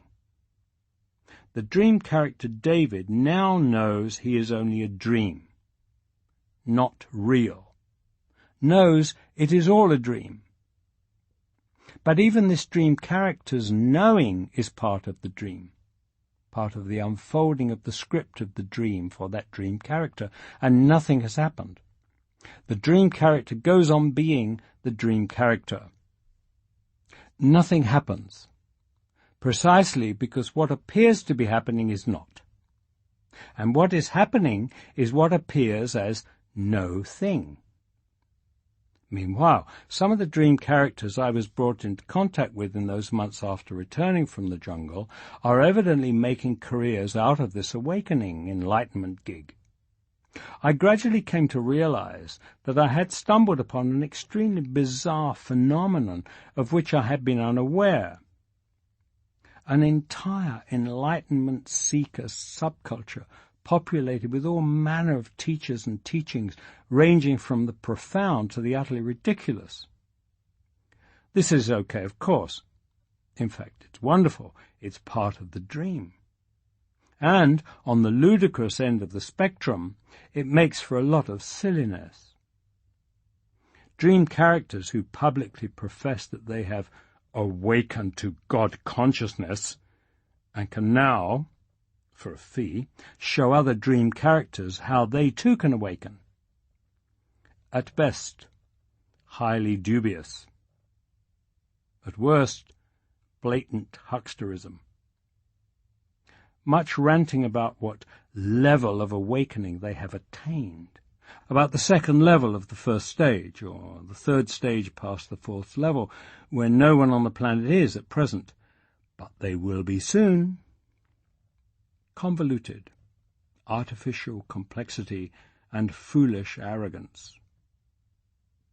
The truth as a radiant, radical simplicity, which negates the possibility of any claim to it. Experiences can be claimed. Knowledge can be claimed. Authority, lineage, transmission can be claimed. However, once your heart and brain are ripped open, and what is left of you is found standing in truth, as truth, any idea of claiming it will reduce you to tears or laughter. There is nothing to claim or achieve. As the 8th century Zen master Hui Hai put it somewhat bluntly, if you understand the meaning of all this, it implies that you know there is nothing to be achieved. Anyone who supposes they can achieve it by getting hold of or grasping at something is full of self-conceit, an arrogant person with perverted views.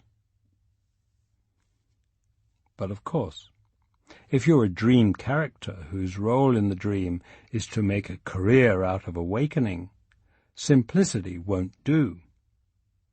You have to have an organization and develop a distinctive teaching.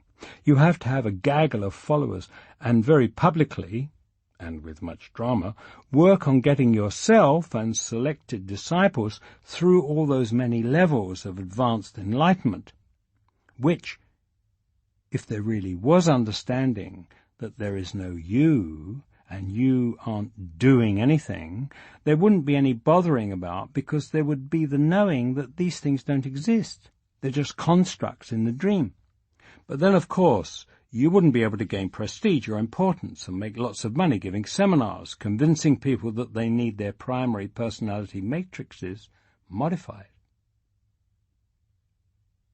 Money is necessary for living in the modern world, and there's an honourable tradition of gifting money or its equivalent to support teachers, monks, ashrams, monasteries. But there's a clear line here, because on a basic level, money and spiritual teaching don't mix. There is an attempt to justify charging a fee for hearing the teaching by appealing to the energetic exchange theory, which says that any time you get something of value, you should pay for it. It doesn't take much reflection to see that's bullshit. Anything you have of true value, you didn't pay for. The theory of fair exchange makes sense for things within the dream. But once there is talking about what is, about seeing no individuals and no separation, about the realization of what you always already are, then the whole concept of one person charging another person money for this is quite blatantly meaningless. Truth is gift, and it is only passing through us. It cannot be bought and sold. This game of money for spirituality is a whitewash job. It's widely practiced and widely accepted, but it's the spiritual community's dirty little secret. Nobody is really comfortable with it, because everybody knows in their hearts that charging money for access to spiritual teaching, even indirectly, is inauthentic and basically inconsistent with the teaching itself. Even when it is said that the money is to run the ashram, to finance the organization, to fund the travel schedule, to spread this vitally important message to as many people as possible, even then this kind of sales pitch is still an appeal to ego, to every ego's desire to be part of something big and important. Euphemistically calling it a donation, when it is set up in such a way that guilt and social pressure make it difficult to refuse, is dishonest. Once you have an ashram, once you have a church, you have to pass the basket and give sermons soliciting contributions. But any time you bring money into the temple, you run the risk of some firebrand carpenter from the countryside coming along and turning over the tables.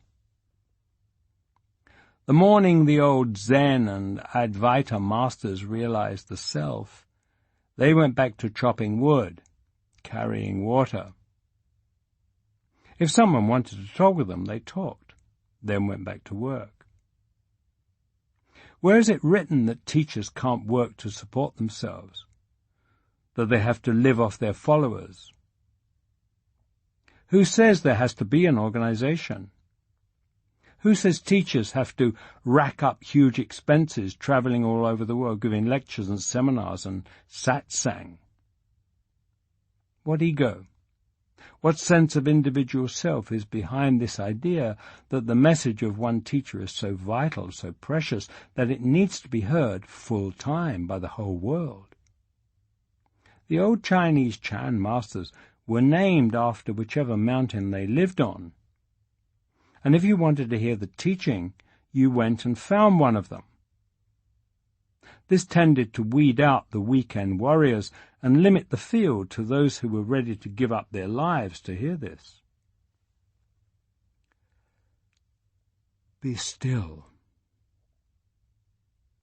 Who's engaging in all this activity, taking on this importance, believing the hype that what is happening has some special significance?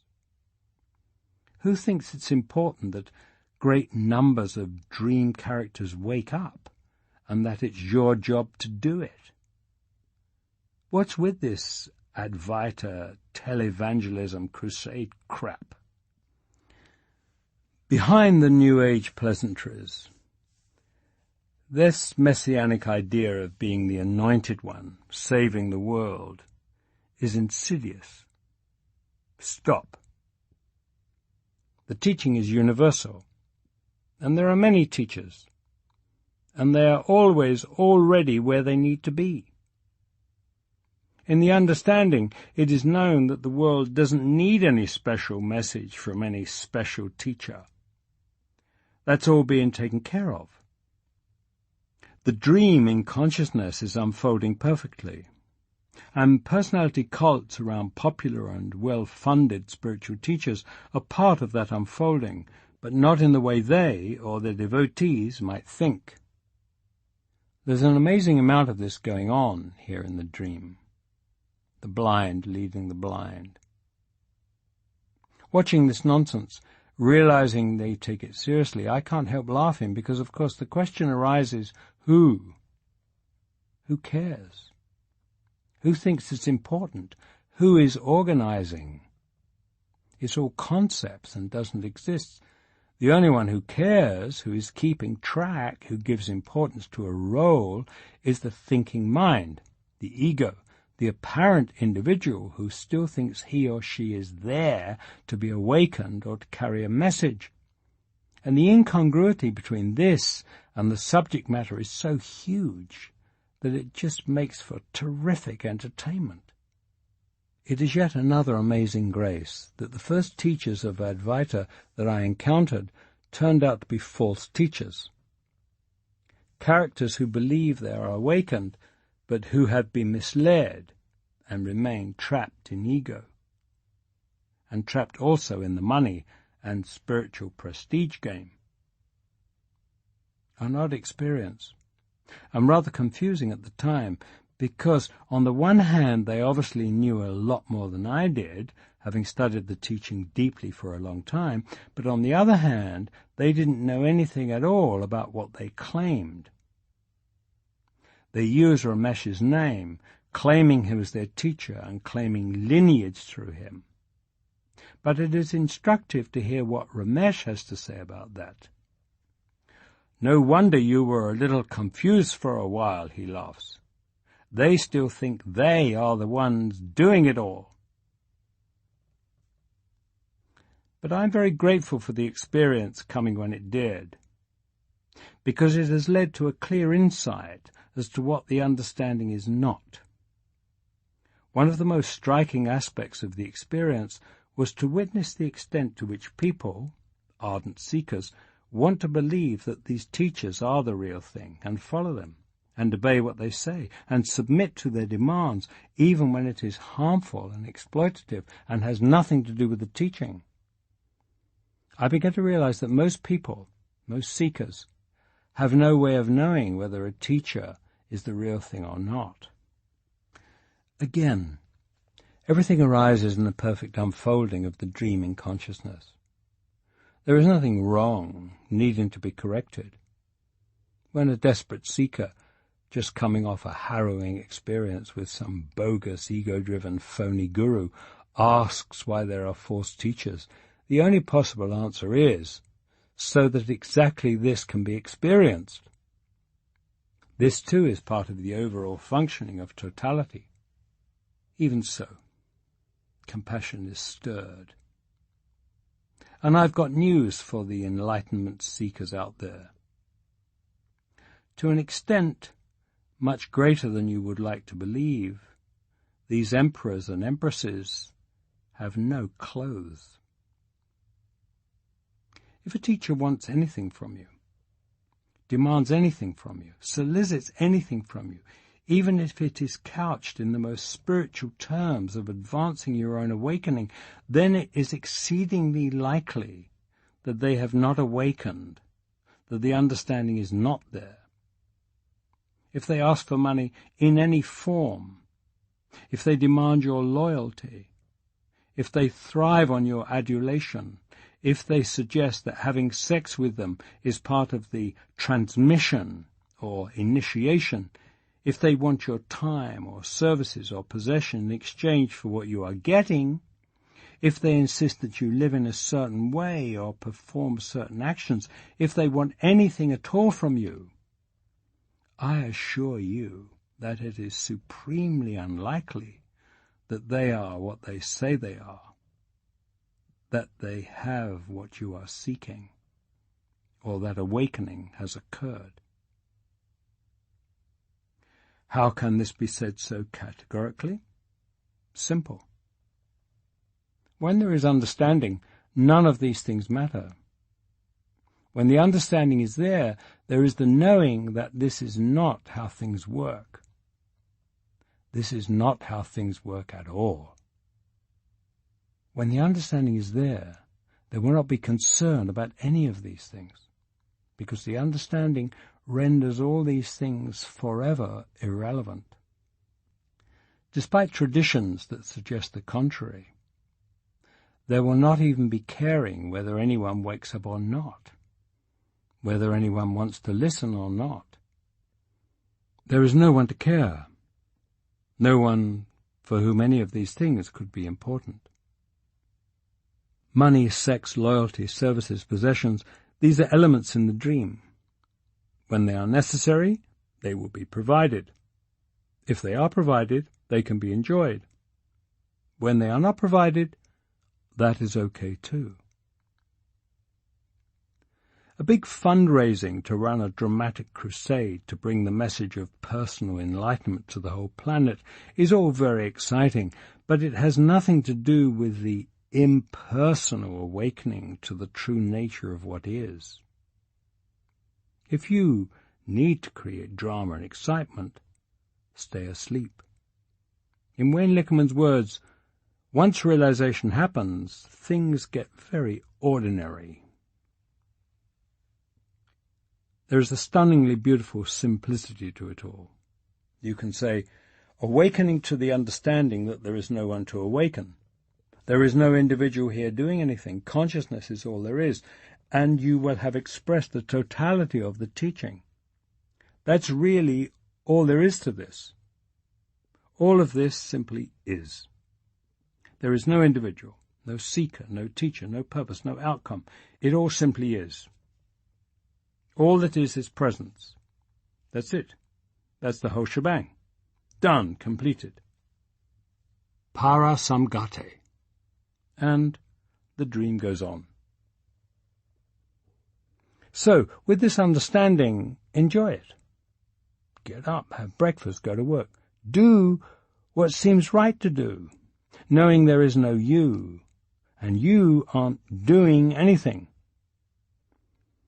As the Zen saying has it, if you understand, things are just as they are. If you do not understand, things are just as they are. Again, this time from Rumi.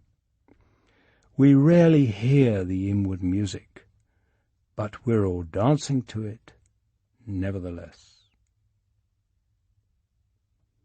Like you have a choice? Can you see? It is all as it is. The mechanism, the method of functioning, if you will, by which the dream operates, by which functioning occurs here in consciousness, is the same whether it is realized or not. That is why it is said that when the understanding occurs, nothing happens. Nothing changes. Consciousness streams, functions, operates in a body-mind organism in which the understanding has occurred in the same manner that it operates in the body-mind organism in which there is not understanding. Awakening or enlightenment does not automatically suspend the normal means and method by which the dream unfolds. There is no transfiguration into a superhuman being of light or some such with paranormal powers, like in some of the fanciful storytelling. Who is there to be transfigured? Who is there to do anything? Humans seem possessed of the idea that there is something we can do to get what we want, and we have been convinced that there is something we have to do, or that we should be doing. Listen, there is nothing you need to do. Nothing you need to make things better or improve. Nothing to purify or sanctify or consecrate. Nothing to accomplish. Nothing to prove. Nothing to construct.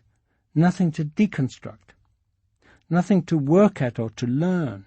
Nothing and no one to teach. Not even anything to understand or to get. Nothing to balance or adjust or heal. Nothing to become. Of course, if it is in the dream of all that is for a mind-body object to appear to do any of these things, then it will happen.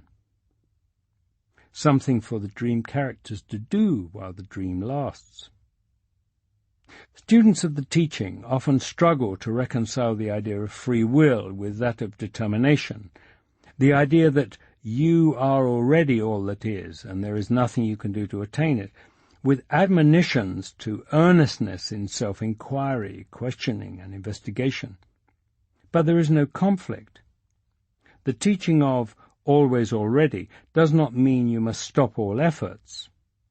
That stopping itself would be an effort. If you are to understand the teaching, then you, as an ego, as an identified self, will be motivated to perform what is necessary for that understanding to occur. If studying or meditating or working are to happen, they will happen. That itself is part of always already. They are not important in themselves, but they will happen if they are to happen. The complete understanding is not likely to happen while sitting on your butt, avoiding the elements of the teaching, refusing to face your misconceptions and thinking only of everything else. But what appears as motivation and deliberation, earnestness and determination, choice and action, is simply the operating of the mechanism by which the whole manifestation unfolds. The misperception is to take it personally, as your motivation, your deliberation, your choice and action. It is completely impersonal, simply the totality unfolding as it is. It is what you always already are. It is a matter of the underlying understanding. Practices and tasks and all of living are not undertaken with a personal intent, or for the attainment of a goal, or to become a better person, or save the world, or because I should. There is only watching the body-mind, which you are not, have thoughts occur to it, be motivated, perform actions, or not. There is only complete simplicity, an openness, a consent, to letting happen what will happen, and to letting the misconceptions fall away. Chapter 16. Free Fall. There is no such thing as an entity. Now you know you are awake because you are here, and you have that knowledge. There is nothing else than this knowledge, no entity. Nisargadatta Maharaj. One arrives for the first time in India and is assaulted, overwhelmed, swept away by sensory input. Smells, textures, sights, sounds, tastes. The mind-body organism responds in amazement. There has been the nothing that happened in the jungle, the brilliance, the seeing, the no one home. There has been the learning and the absorption of some Advaita ideas as a way to pass and express this nothing. Then incomprehensibly, the mind-body thing finds itself hurtling across the planet to meet a teacher in Bombay. This is entirely puzzling. There is no reason for this. The mind is all but blank. There is no expectation. There can be none. There is no possible purpose, no possible outcome.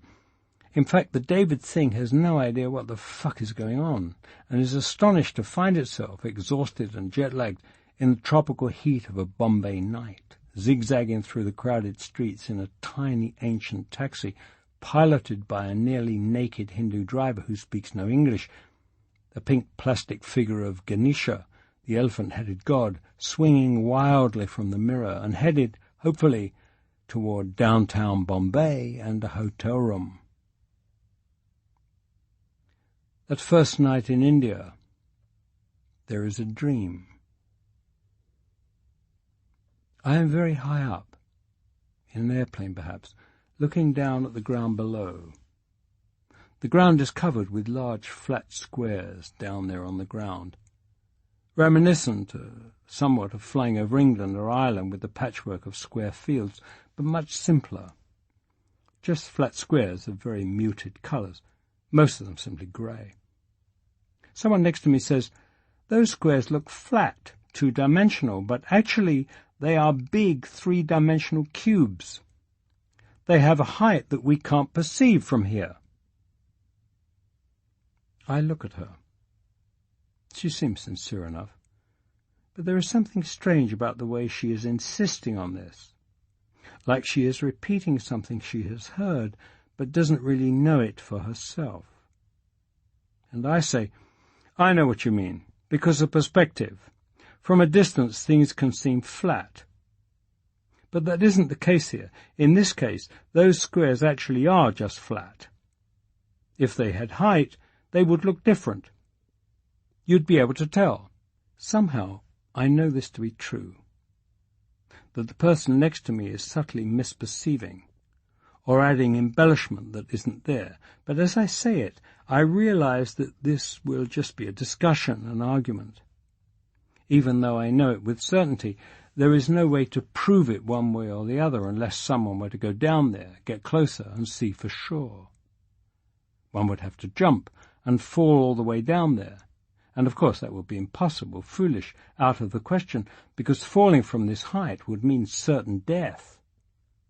And as I think this, I realize that I am already falling through the sky. No sense or intent or decision or will to jump or act of jumping, just that it has happened. There's not a lot of complication here.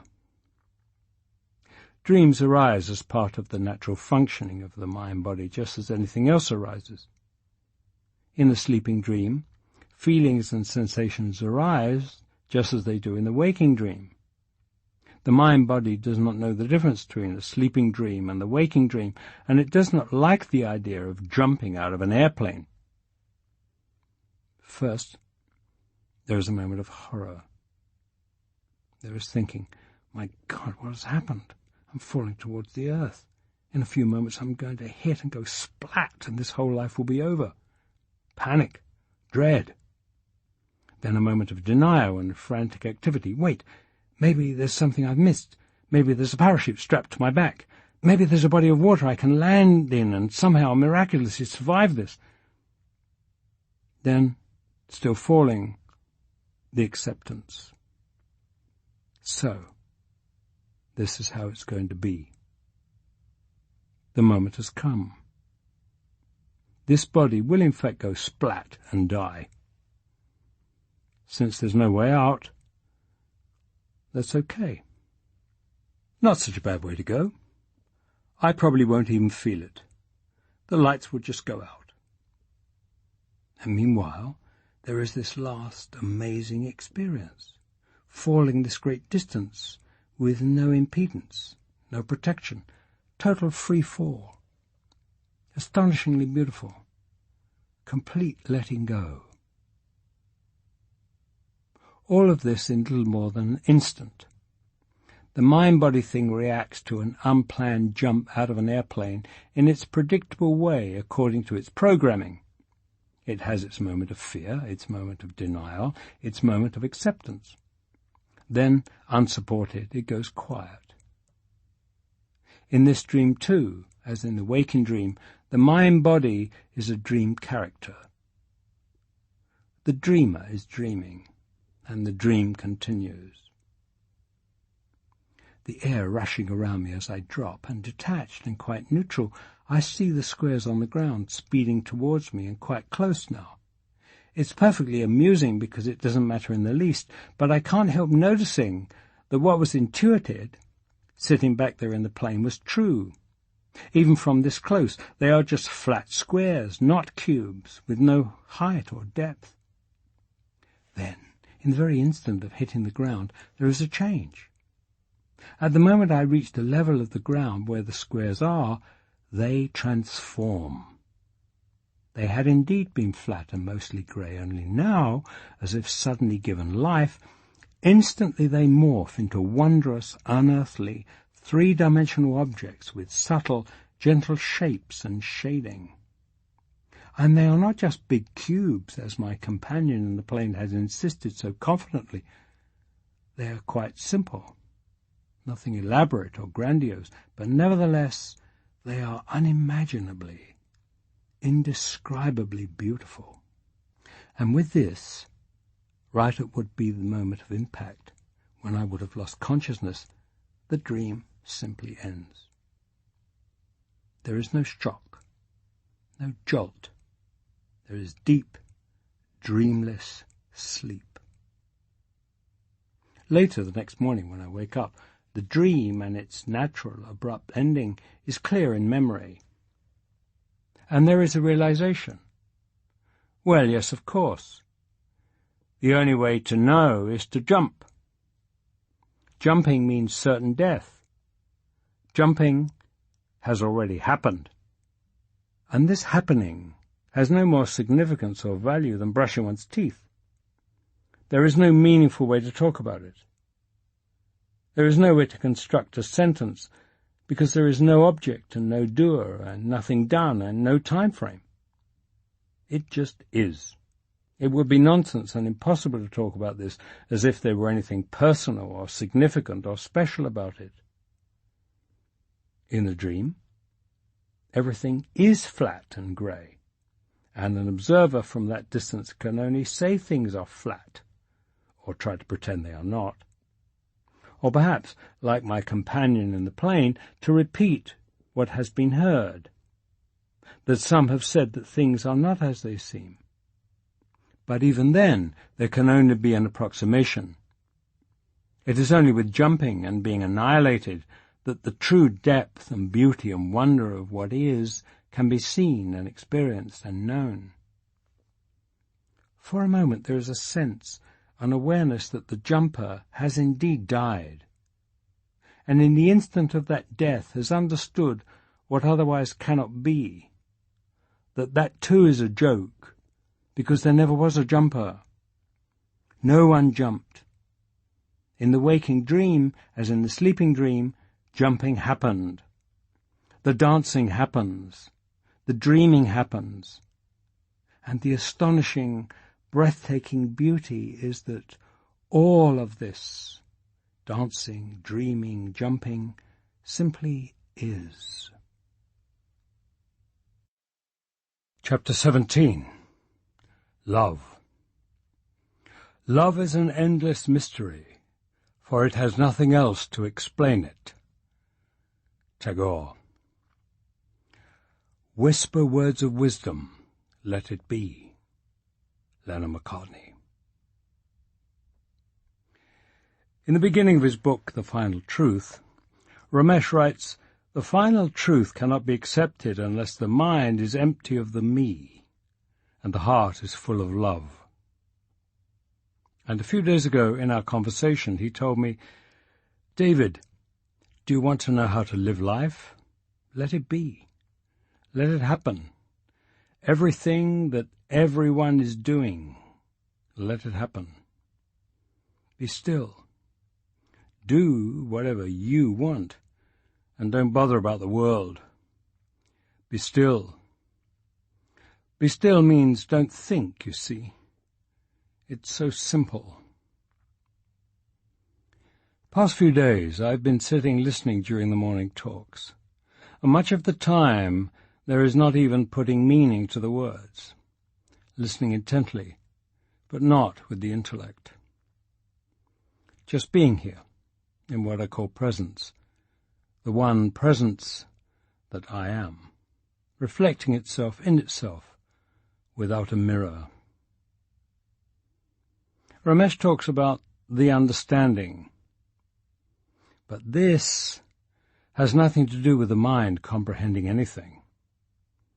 I am learning different words, names for presence, but the knowing, the felt truth, is that it is much, much more intimate, more familiar than the words consciousness or truth or source can convey.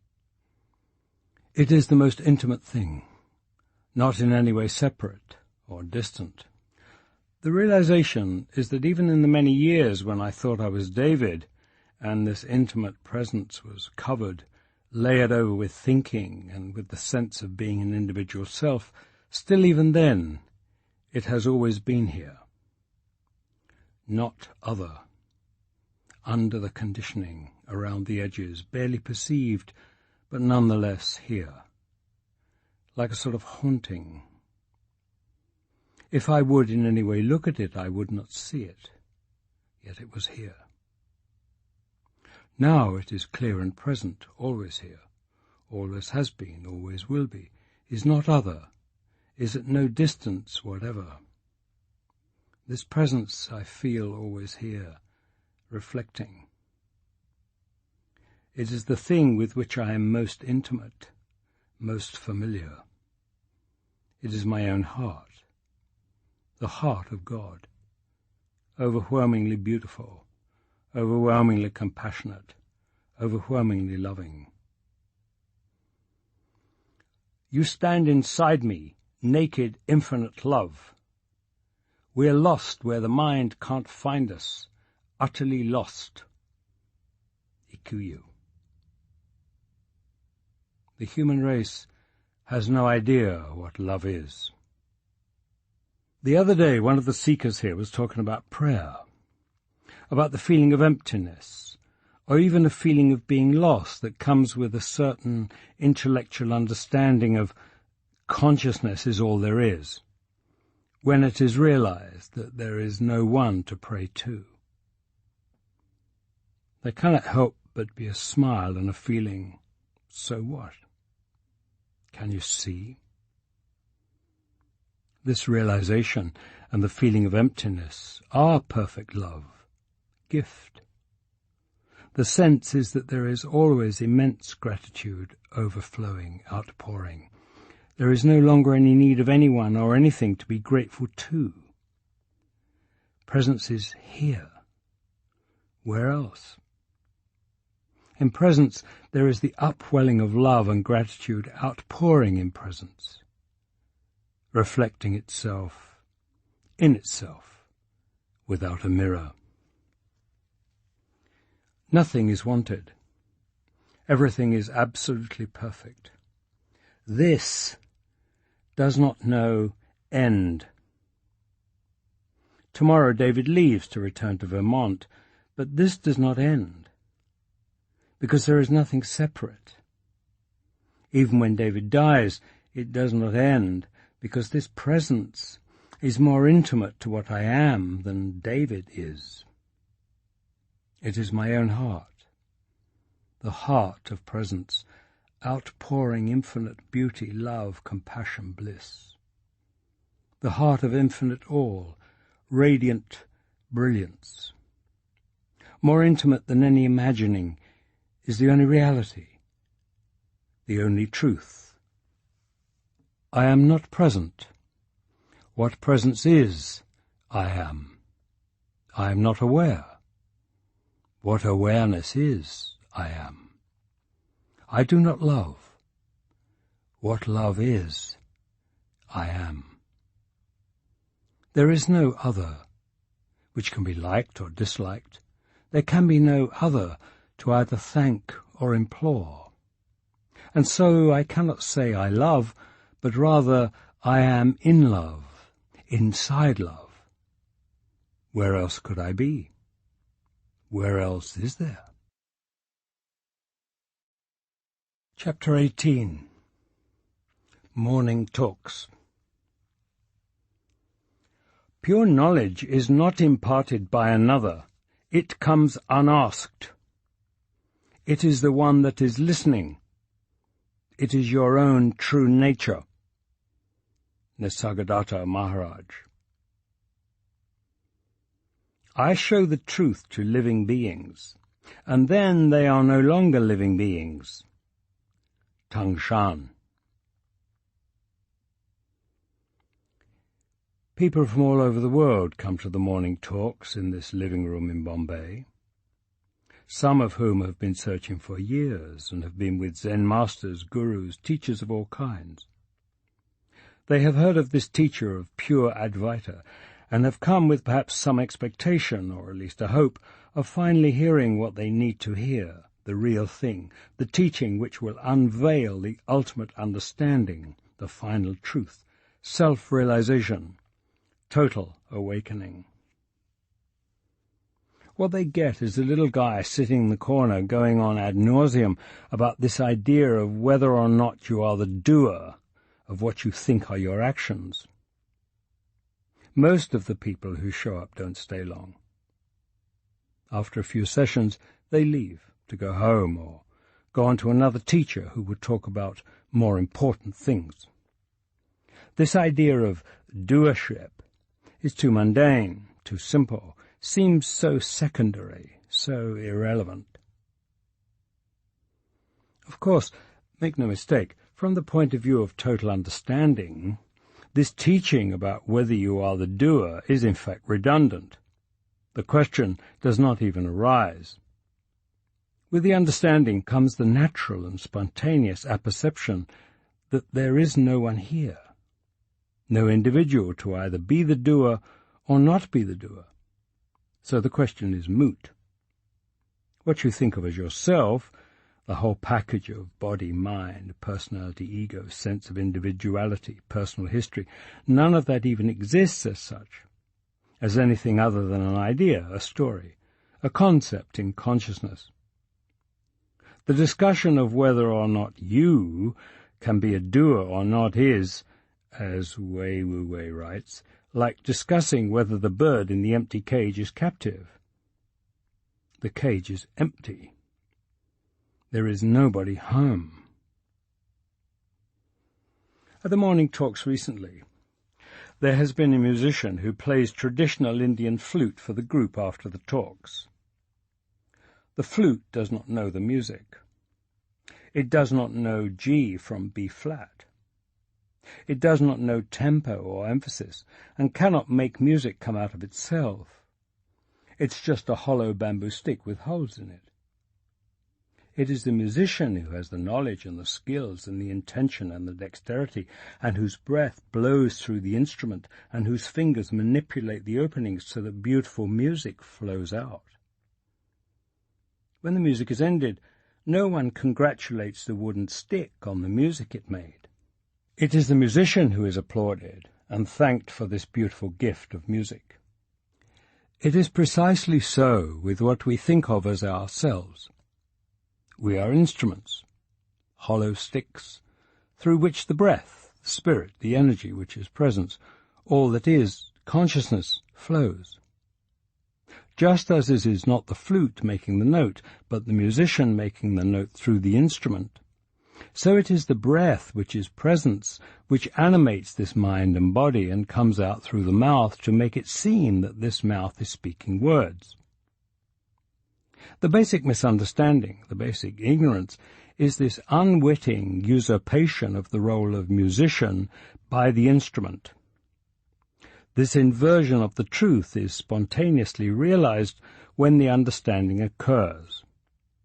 It becomes obvious that there is no individual, that there is nobody home, no entity here to be the doer or not. Because awakening is simply the understanding that there is no one here to awaken. But this realization happens spontaneously when the understanding occurs. From the point of view of the seeker, you can't get there from here, because there is no you. There is no question of getting, and there is no there to get.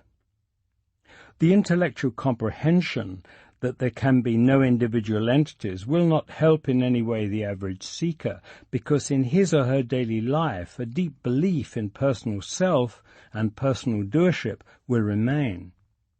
And with it the accompanying misery of pride and arrogance, shame and guilt, fear, hatred and malice, all of which arise from the belief that there is someone there to be doing anything.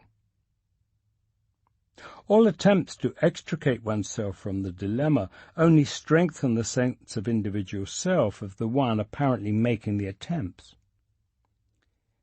There is no way out of the predicament, the paradox, because the one who thinks he or she is in the paradoxical predicament is itself an hallucination, a mind-generated fantasy, the bird in the empty cage. For the rest of your life you can continue as you have done. You can go to talks and seminars and retreats given by the most enlightened masters and hear wonderful things about enlightenment and total realization and Sat Chit Ananda and have immense spiritual experiences of great beauty. But when you open your eyes, you will be back at the same questions with the same longings, because there will still be you. And so, consciousness is stirring the pot with this insidious little teaching about doership coming through this unassuming little Indian man sitting in a flat in Bombay. Yes, on the surface, it perhaps seems insignificant compared to other things you may have heard. It may even seem hard to concentrate on it, when surely there must be more to it than this. Surely there must be more to look for. And there is. This is not itself the center. but it is a way into the center.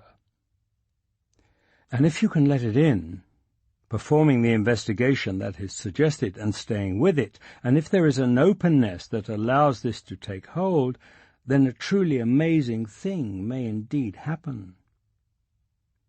Because this teaching, that appears to be relatively insignificant, can be, small as it is, the little key, which if allowed into the lock and allowed to turn, will swing open the vast gates. I am not the doer of any action. The significance of this is not that it is any great or total realization in itself. The significance lies in where it will lead.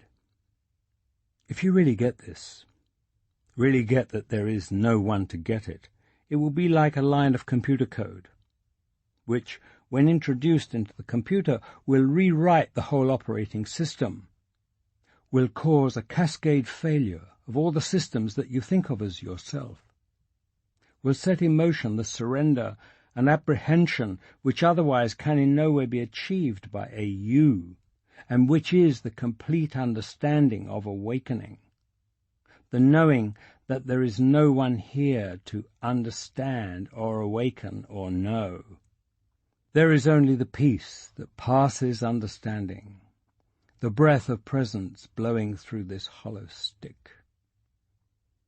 And the music thus made, which appears as the everyday thoughts and words and actions of you and others, is nothing other than presence playing through these instruments, and truly is the ultimate gift beyond beauty.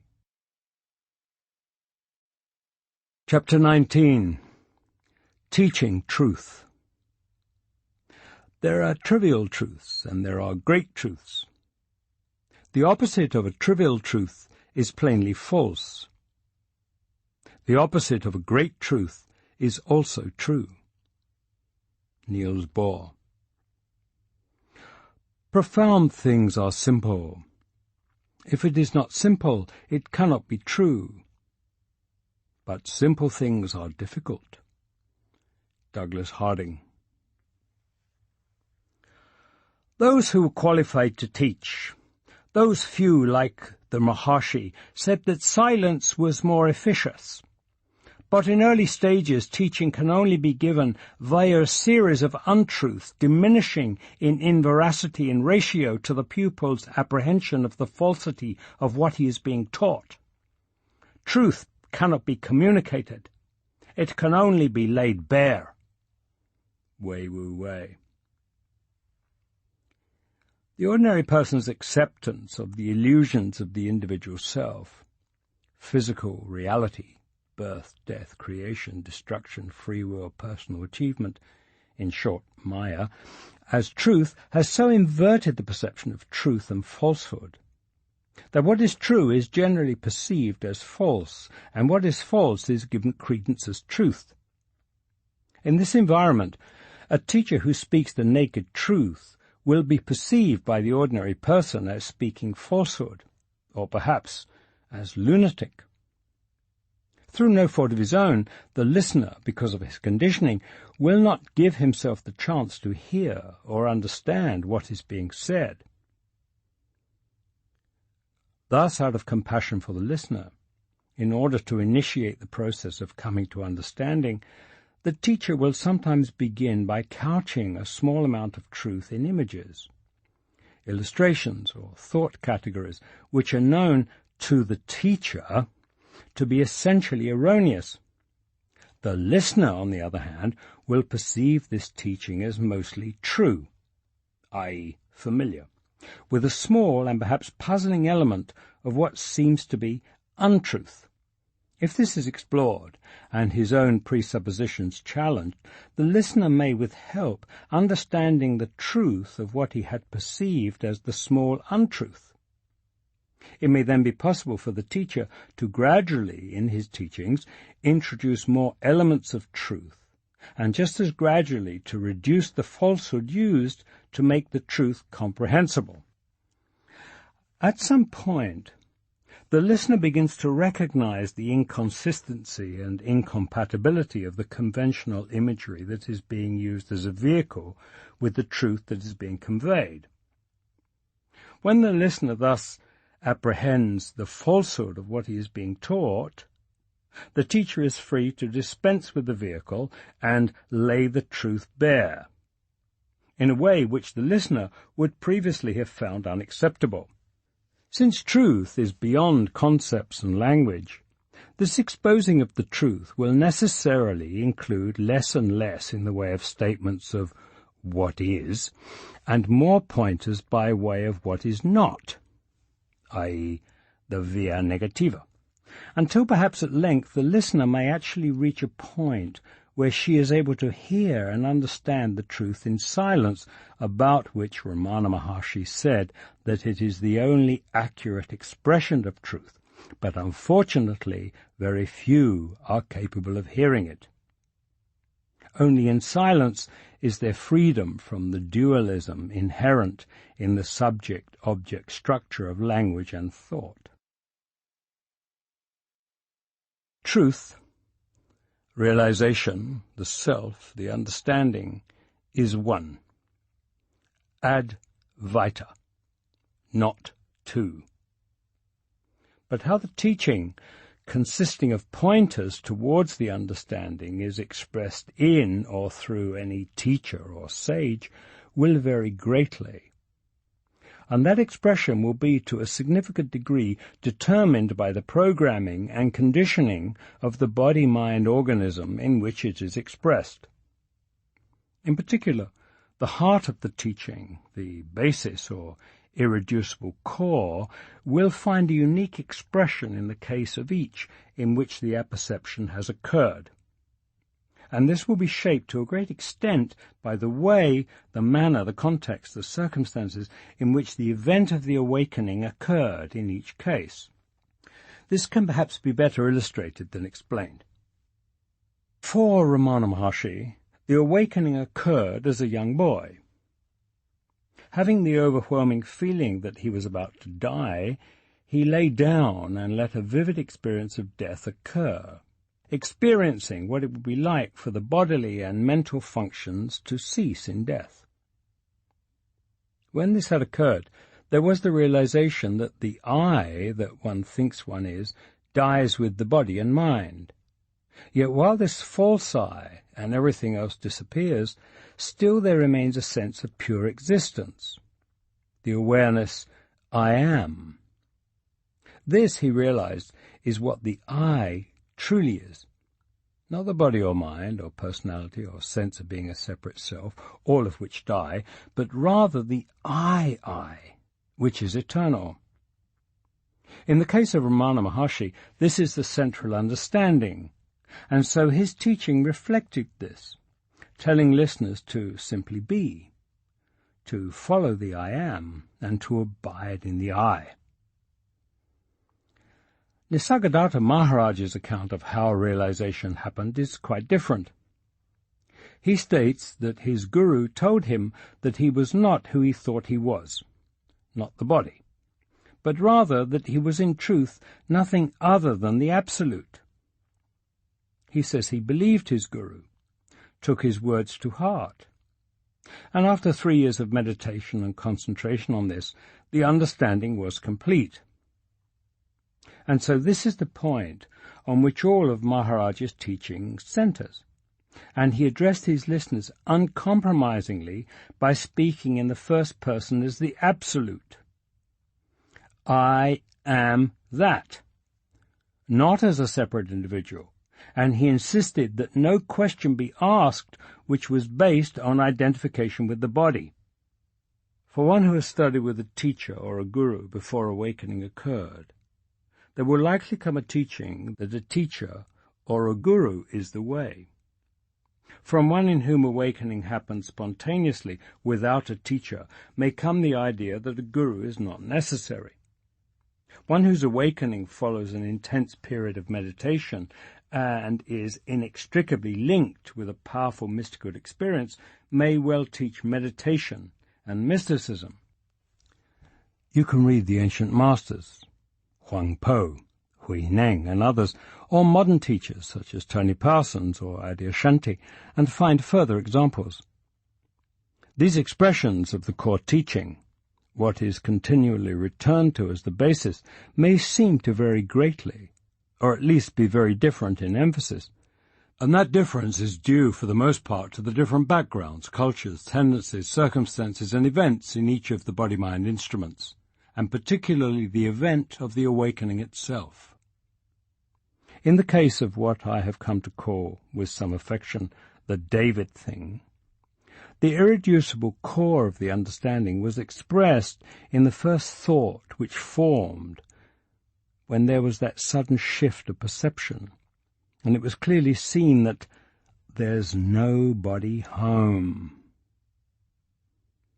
There is presence, being, consciousness. There is this apparent mind-body in which and as which presence streams, functions, experiences. And that is all. There is no separate individual self or entity or person except as a mere thought construct. And so the expression here necessarily revolves around this basis and returns always to this, that it is the sense of individual self that is the illusion, the bondage, the essential endarkenment. When this illusory sense of individual self is seen through, falls away, then there is simply what is. There is awakening from the dream of separate, individual selfhood. What is awakened to, what is understood, is only one. Yet each occurrence in a body-mind instrument is different, according to the infinite variables in the programming and conditioning of each instrument, and in the script or part or destiny each plays in the infinite unfolding in consciousness. Each has a different flavor, a different emphasis. If the understanding is a house, some come in through the front door, some the back. Some enter through windows, perhaps slipping in unnoticed, or perhaps smashing the window and setting off all the alarms. One may come down the chimney, another tear through the roof shingles one by one. One may fall from a great height and crash through the roof and land on the floor in a pile of dust and debris, while yet another may hand his hat to the butler as he steps from the porch into the parlour. And these different manners in which it occurs will lend a different feel, different colour, different flavour to the expression, the description of the one taste. The way Ramesh talks about the understanding and the way Tony Parsons talks about presence are quite different, have a very different tone. Wayne Lickerman says you have no choice. Gangaji says all you have is choice. They are all pointing to exactly the same thing, all part of the infinite unfolding of totality. In form and expression, the teacher is never the same twice, yet always the understanding itself is not two. All the pointers are toward what is. Chapter 20. Not taxi. There is a presence that is unnameable, which thought cannot touch. It is not your possession. It is what you are. Adyashanti. What we call I is just a swinging door, which moves when we inhale and when we exhale. It just moves, that is all. There is nothing. No I, no world, no mind or body. Just a swinging door. Shunryu Suzuki Roshi. Wherever you go in Bombay, there are the desperately poor and dirty, the beggars who reach up from the places on the street or in the gutter where they live and sleep, pulling on your pant leg, or the more able-bodied following you, asking, pleading for help for a few rupees. Many hang out at the street intersections, and when traffic stops at a red light, they approach your taxi, bare feet, torn clothing, dirty hands extended in through the windows, pleading eyes. One day, returning from the morning talks at Ramesh's apartment, one such beggar, more pathetic than most, approached the open back window as the taxi came to a stop in traffic. I looked out to see an Indian man hardly 4.5 feet tall. His eyes were on a level with mine, where I sat in the tiny ancient Padmini. He had no arms, but from one shoulder grew a hand, which rested on the door of the car, palm upward, as his face pressed inward toward mine. His head and shoulders and face were deformed as well, hunched and misshapen. He showed the scars and filth and abuse of a life on the streets, and his mouth moved with a barely audible litany of pleading and supplication, well practiced from a lifetime, until his eyes caught mine, and then he stopped. Everything stopped, and there we stayed, our faces hardly 2 feet apart, eyes staring into each other's.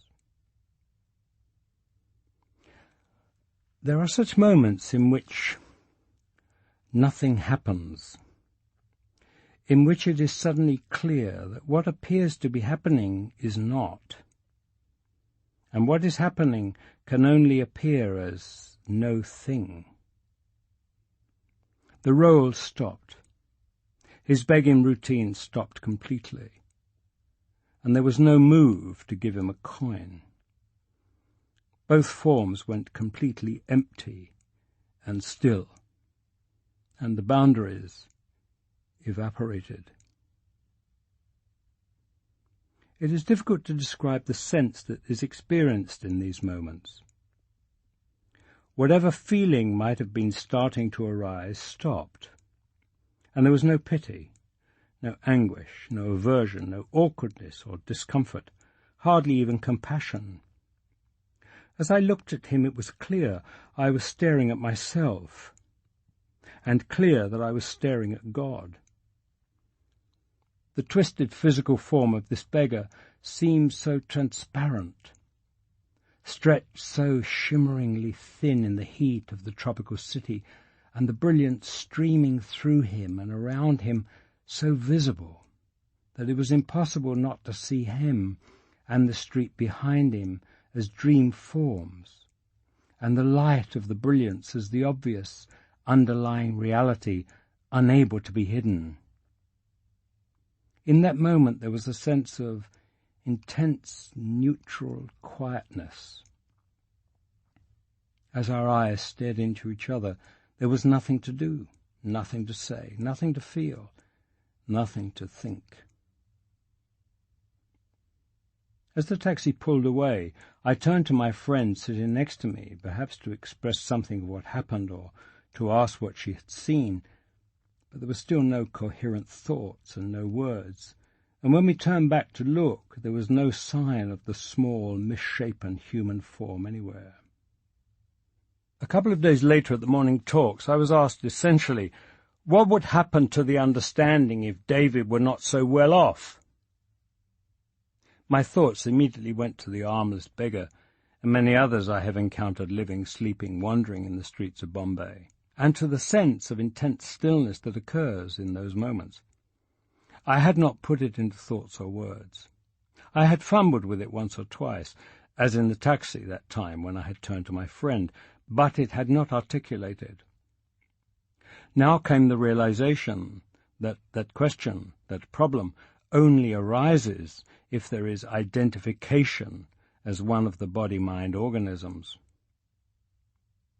If there is identification as a body-mind, then the whole thought process arises. Oh my God, I'm so lucky, I'm so well off, I'm so comfortable, and this poor guy is in a bad way. I feel bad, I feel terrible. I have to do something about this. Or conversely, if the situation is reversed, I have it hard. I don't have what I want or need. These other people have more than I do. I need to do something. Or better yet, one or all of them need to do something to help me. It's all driven by the I sense of individual self and comparison with other apparent individual selves. But when there is not identification as one of those apparent individuals, then simply all this is happening. In one body-mind is arising happiness. In another body-mind is happening poverty. In this one, anger. In this one, wealth and hatred. In another, disease and peace. In another, perfect health and complete boredom. Infinite combinations of attributes and experiencing in these billions of body-minds.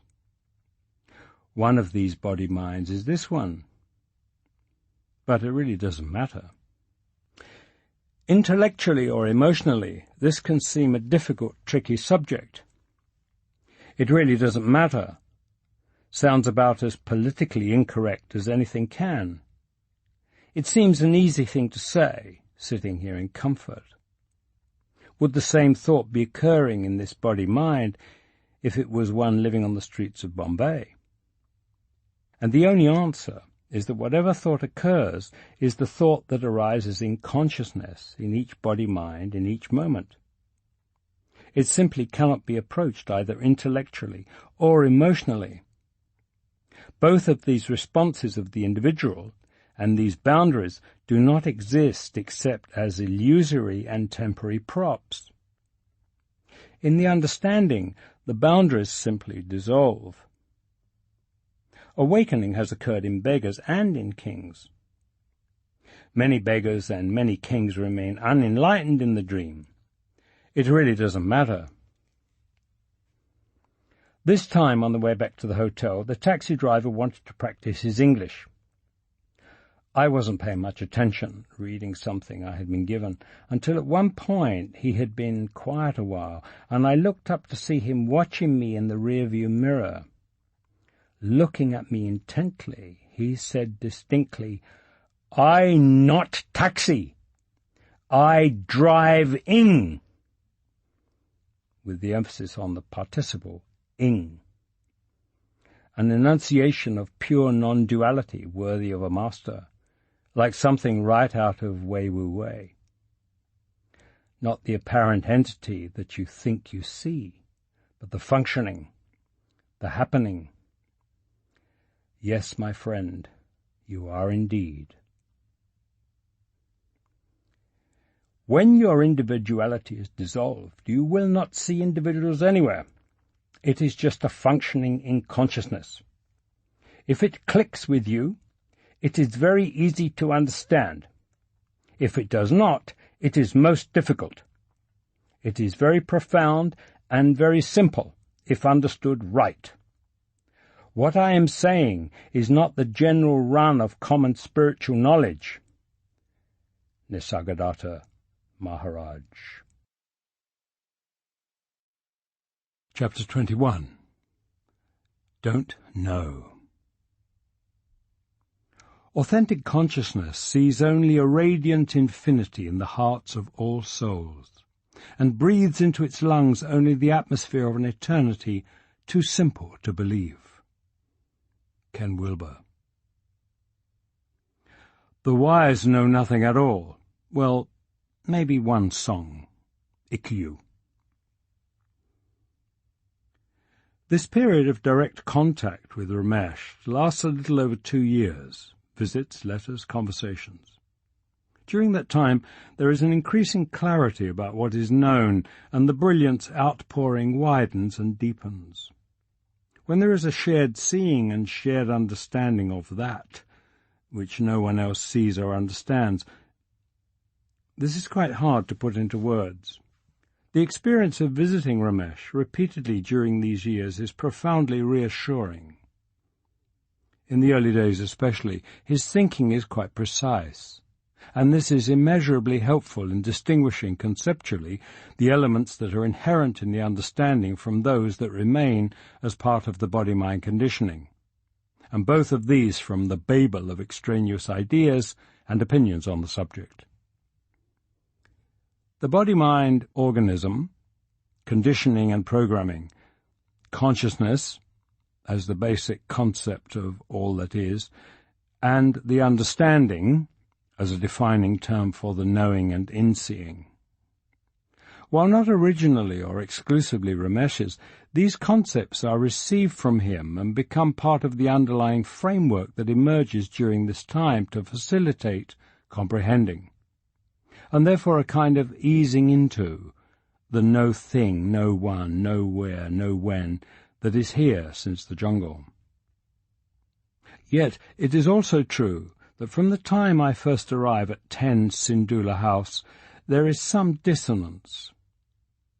Although the recognition is there from him almost immediately, Ramesh by this time is no longer using the uncompromising non-dual language of his earlier books, with which there had been such resonance that I had travelled across the globe to see him. He spends our first conversations going on about how you are not the doer of any action.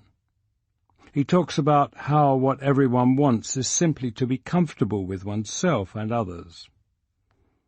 Oneself? Others?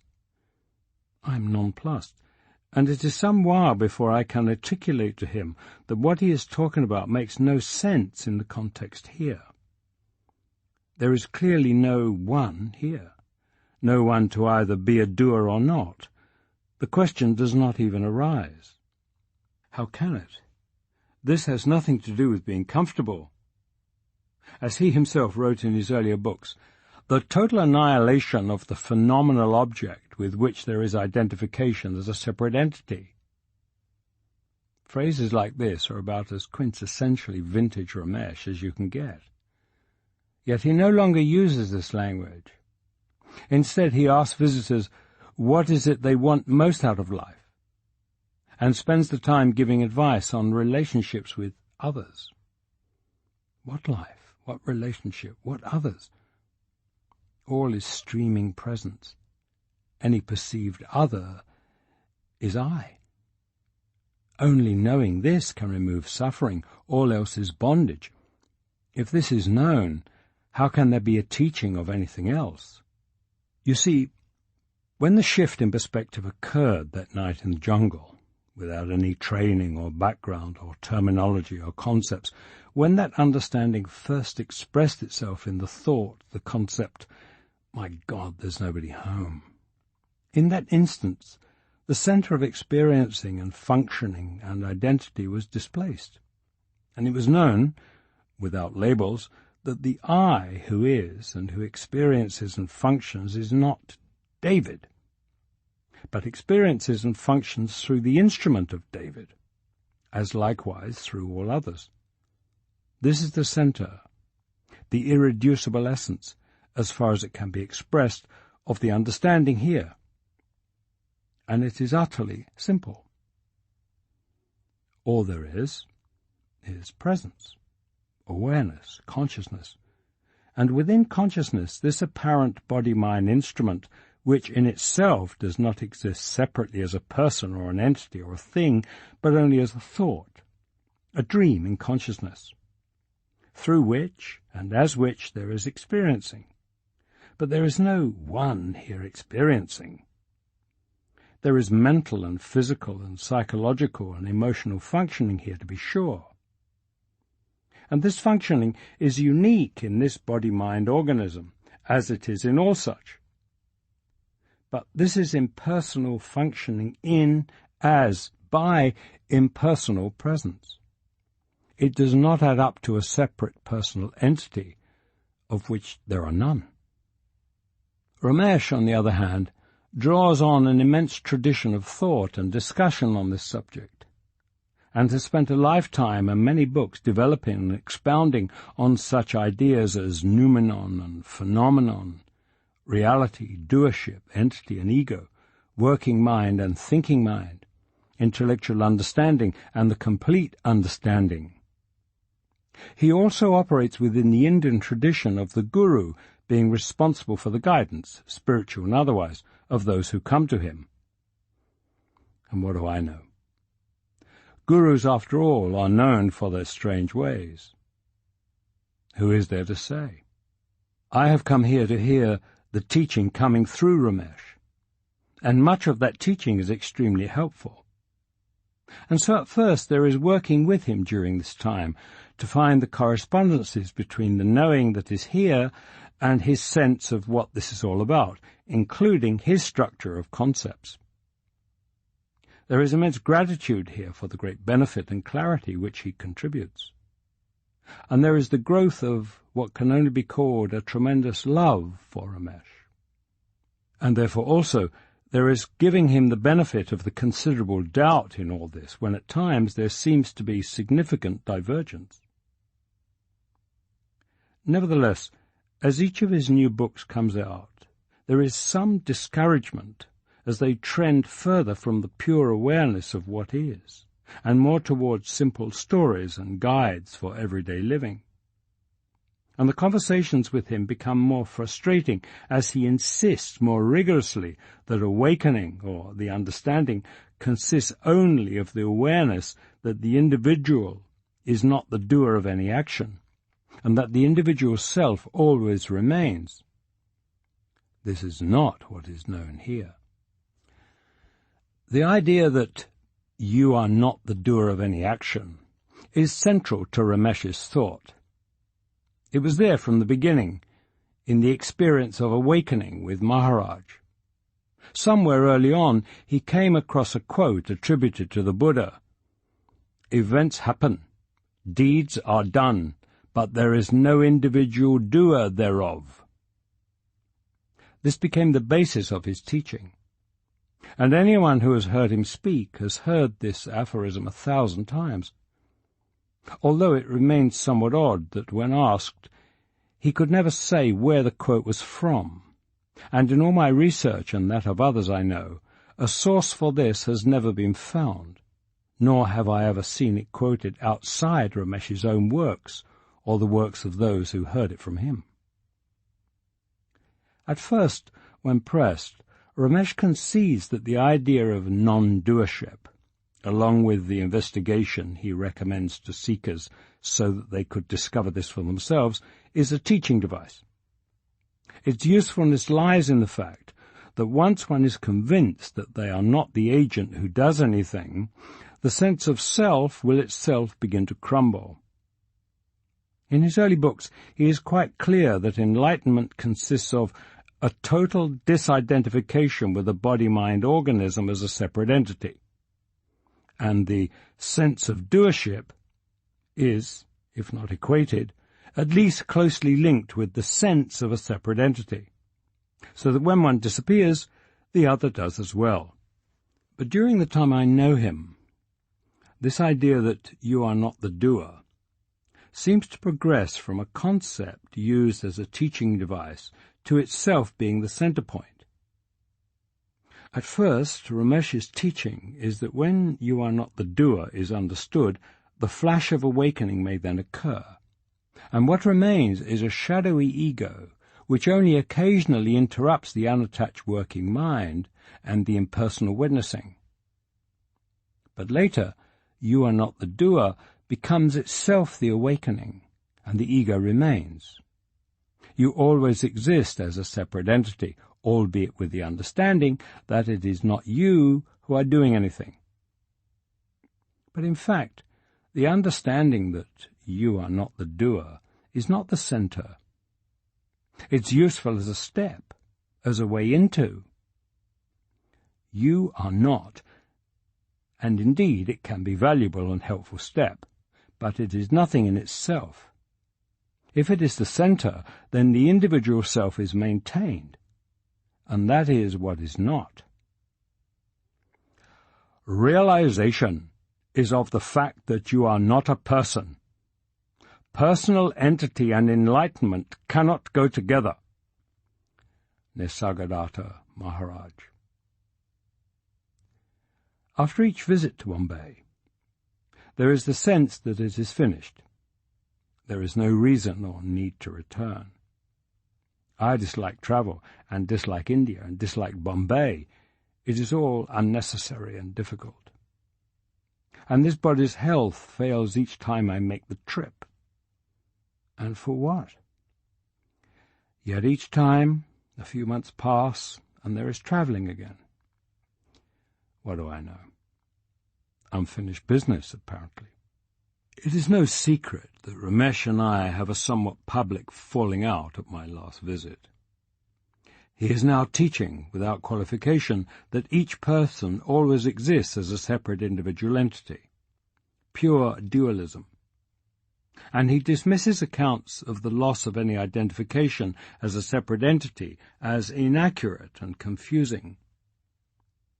When objections are raised that this contradicts all the teachers and masters of the perennial wisdom, including and especially his own teacher, he shuts it down.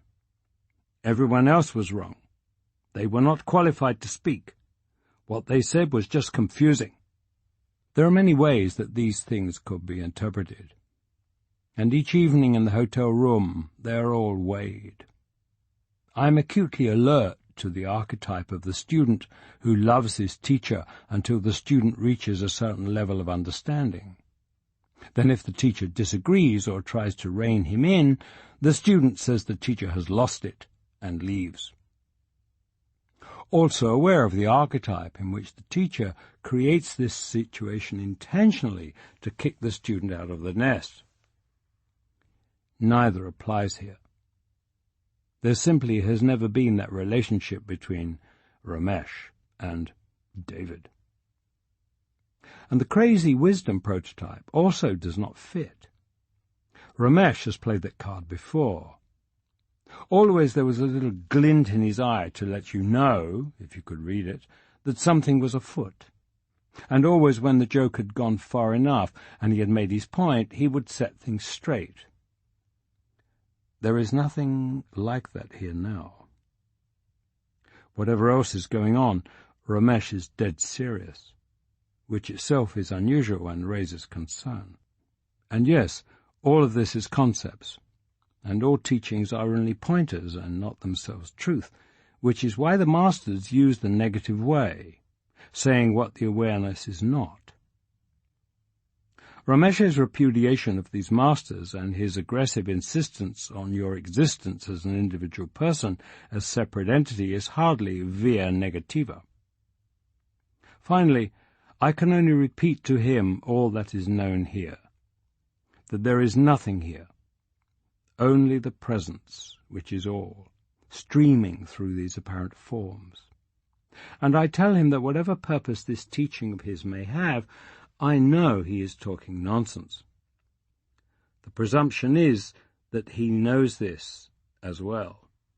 In the end, after investigating to see that there is clarity within, there can be only a smile and a shake of the head at the tricks that are played, at the complexity and the sometimes apparently odd ways that this totality unfolds in consciousness.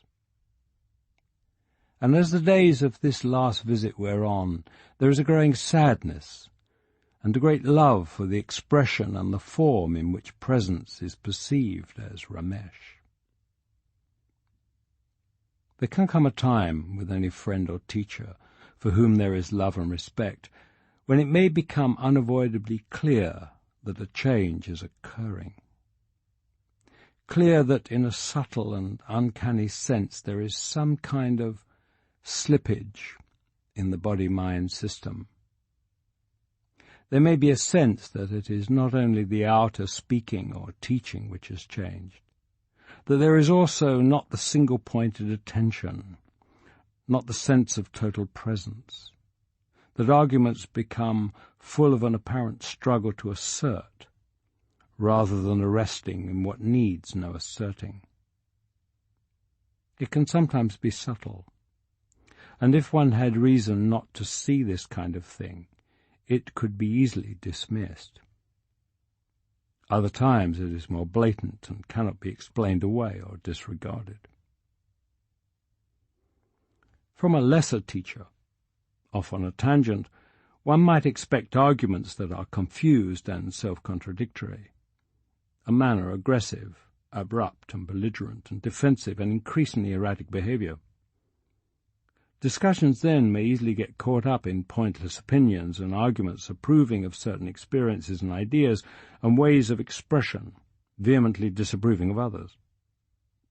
And always an insistence on the separate self, lacking, even repudiating the essential basis, the in-seeing of pure not-to-ness. All of this dream-bound, and very little of it making much sense or having anything to do with the understanding of what is. In any case, none of it really matters. My time here is finished. Whatever the cause, it is here necessarily that there is a parting of ways on the essence of the teaching. And who knows? Perhaps that in itself is Ramesh's gift, an explanation enough for all of this. Perhaps it is simply this certain coming about that came about, nothing else. And that, too, is gift beyond reasoning. Most who come to see Ramesh do so as seekers and students, and their concepts and comprehension come to reflect his teaching. For them, he is the touchstone, the point to check back with for truth and accuracy. As well it should be. Such is the guru-disciple relationship. There is a deep, enduring wisdom in Ramesh. There will be many who continue to find him and his teaching of great benefit, as did I. But here there is another touchstone, always and forever that understanding, that seeing, that in-perceiving of what is, which first exploded here in that shift of perspective, in that time out of time in the jungle, and since then has never not been. That is all that is known, and it simply cannot be compromised, diluted or revised for the sake of agreement. All of this, whatever it may be, however it may unfold, is always part of the infinite expression of presence. It is as it is. As long as it is seen as a matter of separate individuals, there will be a problem. The only reason, the only truth, the only explanation for mystifying events is that all there is presence. There is no Ramesh. There is no David. What Ramesh is, I am. Which apparent instrument what events happens in is insignificant. What do we know? The universe operates on a need-to-know basis, and the dream characters don't need to know. They will play out their parts regardless. More and more there is increasing awareness that, other than the complete certainty of what is known since the jungle, I know nothing. As David, I am not. All this world is not. All there is presence streaming here in perfect outpouring, and this presence is what I is. Yet even this is not something I know. It is what I am. And other than this, everything is simply don't know. And always, everywhere, this perfect brilliance, this deep stillness. There is no thing. It has no name. Outpouring constantly, in perfect beauty, lacking nothing, and seen always, never not seen. But seen not as from this mind-body. There is no one here to see. Nothing can contain this. Nothing can hold this. Not the Catholicism of my youth, not the forays into Zen and Tao in later years, not native shamanism, not the dogmatic and institutionalized Advaita and the first teachers I encountered, not even beloved Ramesh and his vicissitudes. No guru, no method, no teacher. And once again I leave Bombay and return to Vermont, as if there is any place to be left or any to return to, as if there is anyone leaving or returning. And nothing comes to an end, because there is nothing separate, only the heart of presence outpouring, the only reality, the only truth. What did he mean? At that time, I nearly misunderstood my former master's intent. I wonder if the former master was actually enlightened. If he was not enlightened, how could he have known to answer in such a way?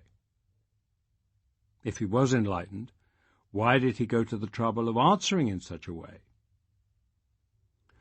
What teaching did you receive when you were with him?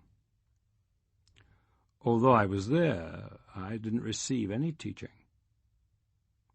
Since you didn't receive any teaching from him, why are you remembering him in this way? Why should I turn my back on him? Do you agree with him or not? I agree with half and don't agree with half. Why don't you agree completely? If I agreed completely, then I would be ungrateful to my former master. From the record of Tung San. Book 4. In this annihilation, every longing, hunger, and thirst is dissolved, perfected, healed, and made forever irrelevant. Chapter 22. Question, Answer. A voice comes to your soul, saying, lift your foot, cross over, move into the emptiness of question and answer and question. Rumi. Keep asking those deep questions. Sleep on. When you wake, even you'll be gone. Ikuyu. You must continue to ask questions, pursuing each question as it arises with great earnestness. Any question which may arise here is answered immediately, and they all have the same answer. And that is, that question, that thought, like all thoughts, is empty. When there is the misconception, the idea that there is a separate entity here, out of whose individual mind the thought or question arises, then questions are taken as important. When all is seen as it is, all thoughts, feelings, and actions are seen to arise as the infinite expression of consciousness. Whatever arises can only be the perfect unfolding in consciousness, however it appears to the apparent individual. These body-mind things are only instruments, objects in consciousness, and therefore cannot possibly know the basis, the purpose, the reason by which consciousness works. When any question is asked in this context, the question dissolves. All simply is as it is.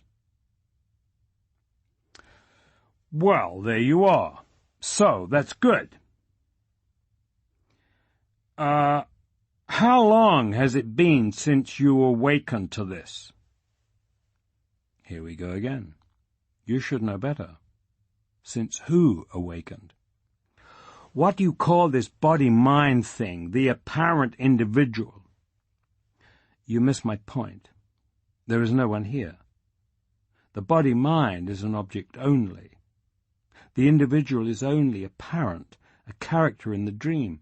It cannot be the character in a dream who awakens. So, is it the dreamer who awakens? The idea of awakening is only an analogy. Be careful not to begin taking it literally. Any analogy breaks down eventually, and this one does here. The dreamer is consciousness, which is all that is. It has never been asleep, has no need to awaken. So, who awakens? The analogy of awakening, like any analogy, can have a certain limited usefulness. It is one of the straws grasped at in an attempt to describe the indescribable, to communicate what cannot be communicated. It also has its drawbacks. In particular, it can be used to make a demarcation, a distinction. a false separation between those perceived individuals who have awakened and those perceived individuals who have not. This is artificial, a construct of the mind. There is only consciousness, streaming through and expressing as all these body-mind things. What happens in one body-mind thing, as distinct from another, is insignificant, unless you believe they exist as individual persons, and you identify as one of them. As the third Zen patriarch wrote, "Distinctions arise from the clinging need of the ignorant. What benefit can be derived from attachment to distinctions and separations? Surely there is a difference between one who has awakened and one who is not." Not at all. As Huang Po said, there is just a mysterious, tacit understanding, and no more. The difference, then, is that some of us have this understanding, while most do not. You are taking it personally, setting up us and them, which makes nonsense of it. These are the distinctions that the Zen patriarch was talking about. Please understand, what you are referring to as us or as them are personal reference points which are seen here to be illusory, purely mythical in spite of being taken quite seriously by you and just about everyone else. There is understanding. There is no one here to have understanding, or to have anything for that matter. But you yourself use words like you and everyone. If you went to a foreign country, you'd find it hard to communicate unless you learned and used the language that the locals used. Our language is structured in a way that makes it all but impossible to speak without using personal pronouns and other words which seem to refer to individuals. This makes things difficult. But language must still be used. Trying to avoid these words altogether just results in stilted and awkward speech which calls attention to itself and fails to communicate. So one must continue to use the conventions of language, which include personal pronouns, to refer to an experience and an understanding which is completely impersonal. It's a little like continuing to talk about sunrise and sunset, even when you know quite well that the sun doesn't revolve around the earth. And so it doesn't rise or set, but only appears to because of the earth's own rotation. When I use the terms I or me, they refer to nothing personal at all, since it's completely obvious from this perspective that there is no person here. There is only all that is, streaming through all these apparent forms. On the other hand, when you say something like, "Some of us have the understanding, but most do not," it's evident that you are taking the distinction between yourself as an individual and others as individuals quite seriously, and are busy comparing and judging between them. To return to your earlier comment, earnestly asking questions should not be seen as an end in itself. Asking questions does not actually lead anywhere. In the tradition of jnana yoga, asking questions operates a bit like the Zen koan, gradually backing the mind into a corner, or exhausting it to the point that it realizes that while questions can go on forever, truth will never be found there. The third Zen patriarch again, to seek mind with the discriminating mind is the greatest of mistakes. The problem, you see, is that all questions arise out of their answers. You can't ask a question about self or truth or the understanding that you don't already, on some level, know the answer to. If you didn't know the answer, the question never could have occurred to you.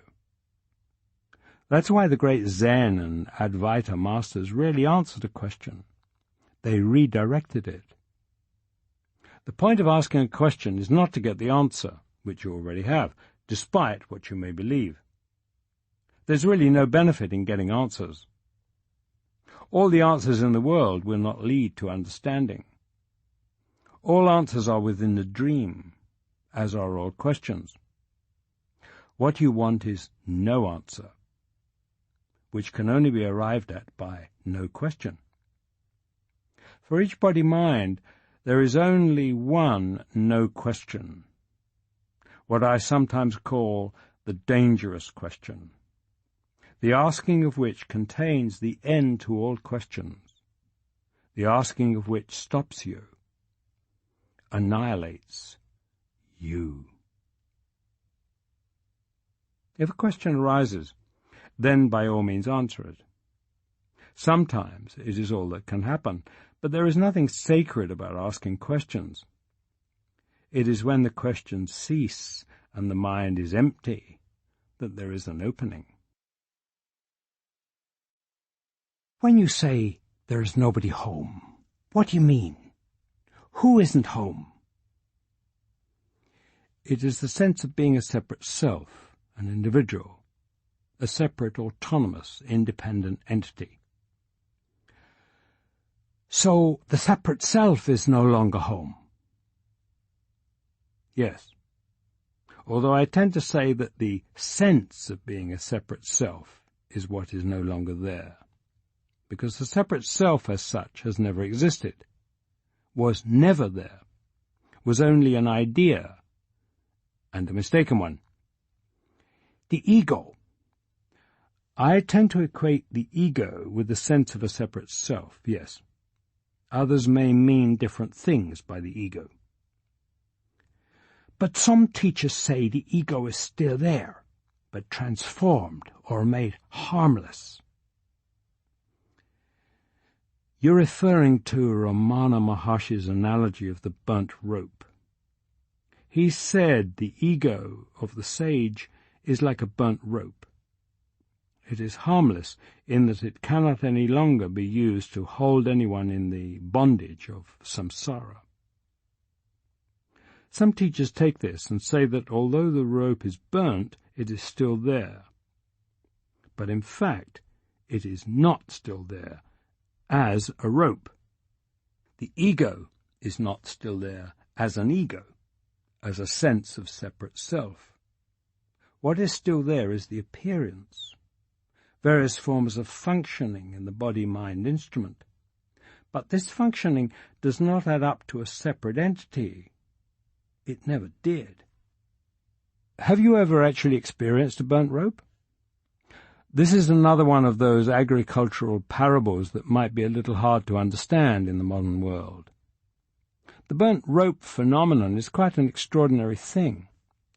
When I was 12, the tool shed on the farm burned, and as I was picking through the charred remains with my father to salvage tools and hardware, I came across what appeared to be the big coil of manila rope that we used on the farm for jobs like felling trees. I was surprised that it had survived the fire, but when my hand tried to close on it, the fingers passed through the fine, powdery ash with no resistance. There's something about natural manila or sisal rope that causes it to burn thoroughly, but for the ashes to remain in place and retain the appearance of the whole rope. This is the meaning of the Maharshi's image. What remains is not a rope, the ego, at all, but only looks like one. There is only the appearance of a rope, not a rope itself. But like all analogies, this one too easily goes so far. Unlike the rope that burns, and is then only an appearance of a rope made of ash, the ego never really existed in the first place. It was only a mistaken idea. So then, this is where that other traditional analogy takes over, the image of the coil of rope that is mistaken for a snake. At first the response is fear. Then when it is realized that it is only a coil of rope and not a snake at all, the experience is quite different. But what has changed? Nothing. Because there never was a snake there. It was only a mistaken idea. The separate self, the ego, was never there. Only the idea. The sense of being an individual. which turns out to be misled. And yet even that's not the point. Finally, even that falls away. Even the appearance never was. Always, everywhere, there is only the changeless self. This, at least, is what is understood here. This is what is meant when the understanding, or awakening, is called a shift in perception. As Wei Wu Wei said it well, merely a readjustment is needed. Such readjustment being the abandonment of identification with an inexistent individual self. But I heard Wei Wu Wei wasn't enlightened. And? He had Alzheimer's at the end, so he wasn't enlightened. Whoa! One thing at a time. First, whether or not Terence Gray was awakened is a moot point. As I read his books, it seems there are at least a couple of places where he says himself that he is not. This need to label someone enlightened or unenlightened is misplaced. It is based on a belief in the separate self. If there are no separate individual selves, who's awakened? All there is presence. Separating and making distinctions and comparing is the illusion. Whether the one we know as Wei Wu Wei was enlightened or not, his works are among the clearest and most uncompromisingly accurate renditions of the teaching you can find. The complete understanding and the ability to express it accurately doesn't necessarily go hand in hand. Some of the truly, deeply awakened can't express it at all, while some of the best expressions come from those who have an excellent intuitive grasp of the meaning of the teaching on an intellectual level, even though it may not have gone deep enough that they no longer experience any separate self. Now, this Alzheimer's thing needs to be laid to rest. This is part of the misconception that with awakening the sage becomes an elevated or perfect human being. Alzheimer's is a physical disease affecting the organism. It results from genetic and environmental factors, and so in our terminology, it is a matter of the programming and conditioning of that body-mind organism. As such, it is no different than any other disease. No different from Ramana Maharshi's or Nisargadatta Maharaj's cancer. Since it affects the physical cells of the brain, the results are not very pretty. But it's still a disease of the organism, and it arises as part of the organic functioning of that body-mind. The so-called sage knows that whatever arises is the perfect unfolding of totality in consciousness, and in which dream character what event happens is irrelevant. The body-mind organism of the sage has no special immunity conferred upon it at awakening. The understanding is not a vaccine against Alzheimer's or anything else. But someone who had Alzheimer's isn't going to be making much sense a lot of the time. It sure isn't going to look very pretty. It'll be quite disturbing to those who need perfect enlightened beings to look up to, or have fantasies of disease-free enlightened living, or have absorbed some New Age ideas about causing your own sickness. But if the awakening has truly occurred, and there was no longer any sense of a separate self, and then the body-mind organism succumbs to an organic disease, you can't go back and retroactively say that the awakening didn't happen after all. It did. Then the disease happened. Life is like that. It's messy. It includes everything. Seems like that introduces a lot of confusion, or potential confusion. Confusion is already there. What's wrong with confusion? Again, it's part of the overall functioning. In duality, you can't have light without dark, up without down, beauty without ugliness, clarity without confusion. Declaring war on confusion and trying to eliminate it completely is misguided. Remember what Maharaj said to someone who wanted out of the dream? The dream is not your problem. Your problem is that you like one part of the dream and not another. Trying to eliminate the parts of the dream you don't like will keep you occupied, but it will also keep you frustrated. It can never succeed because the manifestation is inherently dualistic. Awakening is seeing what is, and the acceptance of the whole messy lot. You don't necessarily have to like it, but it's what is. I don't understand.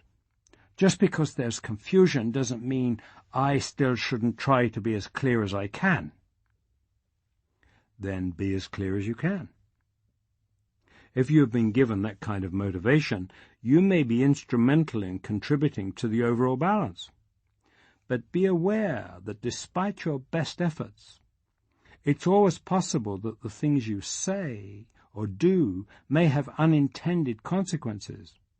In spite of trying to be clear, it may be that what you say will still be confusing to some people, and may actually add to the overall confusion, even though that wasn't your intent. The point is that it's not up to you.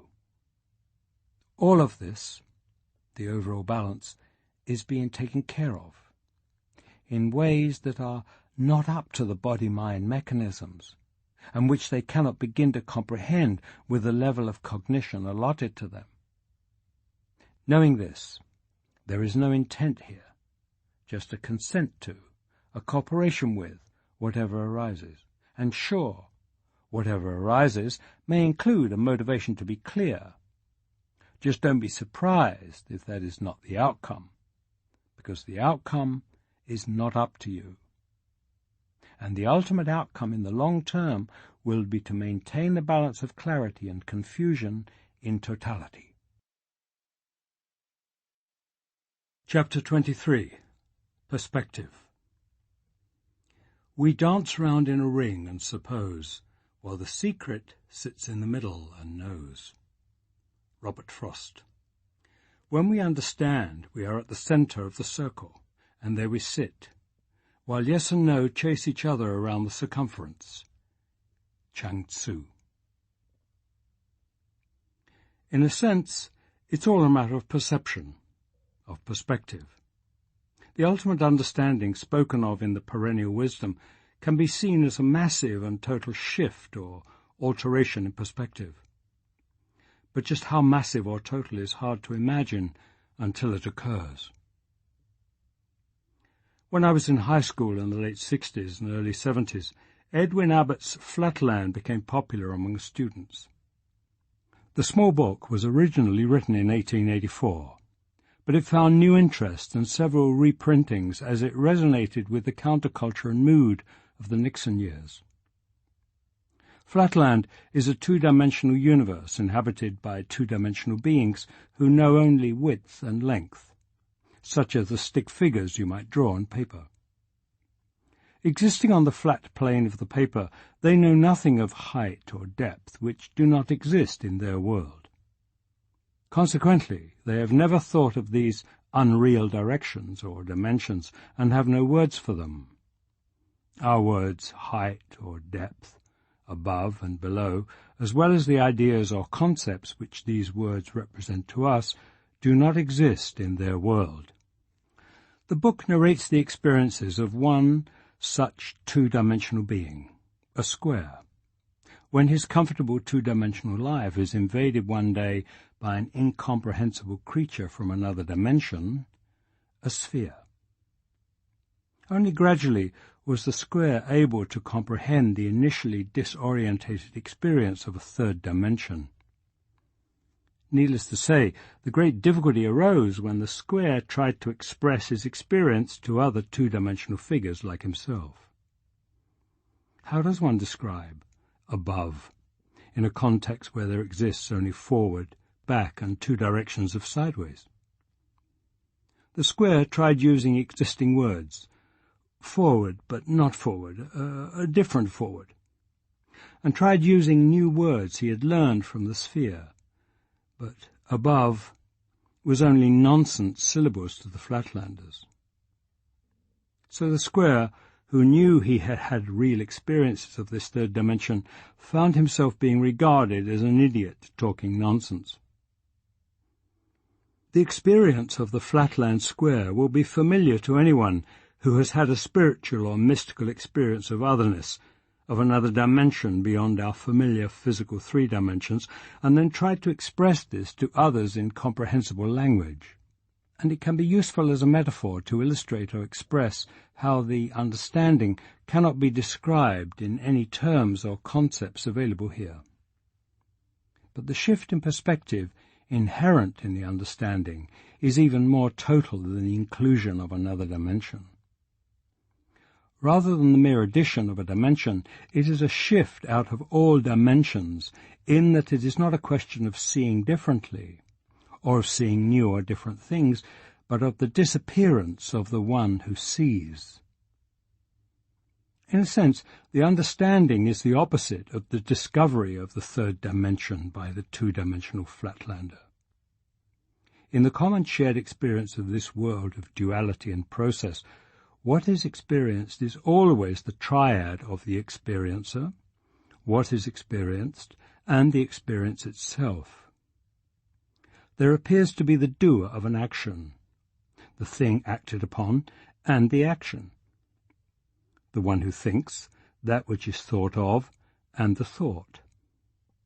The seer, that which is seen, and sight, and so on. Even the one who is, what one is, and the being of that.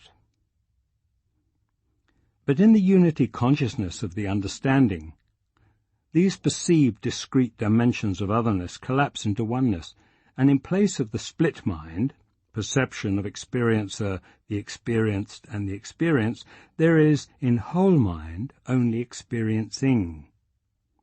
No doer, no object, no thing done, only functioning, only seeing, only being. Not in the sense of a being, but rather being. All there is not some one conscious of something, but rather simply impersonal consciousness. Consciousness is all there is, and consciousness is the functioning, the seeing, the being, the experiencing, which is perceived by split mind as someone doing or being something. How does this shift occur? How does one go from perceiving with split mind to the understanding of whole mind? Well, the point is that one doesn't. No one ever understands in this sense. There is only understanding. And the understanding is that there is no one to understand and no thing to be understood. The very essence of the understanding is that while events seem to be happening and deeds appear to be done, no one does it, nor is anything done. It is pure doing. Wei Wu Wei. There is no individual to do or understand anything. There is no thing to be done or understood. Appearances notwithstanding, there are no discrete individuals or entities of any kind anywhere. This seeking, this quest for understanding, ultimately leads to the annihilation of the seeker, to the realization that there never was a seeker to begin with, that the entire world perceived by split mind, including the perceiver, is an elaborate illusion. Wei Wu Wei.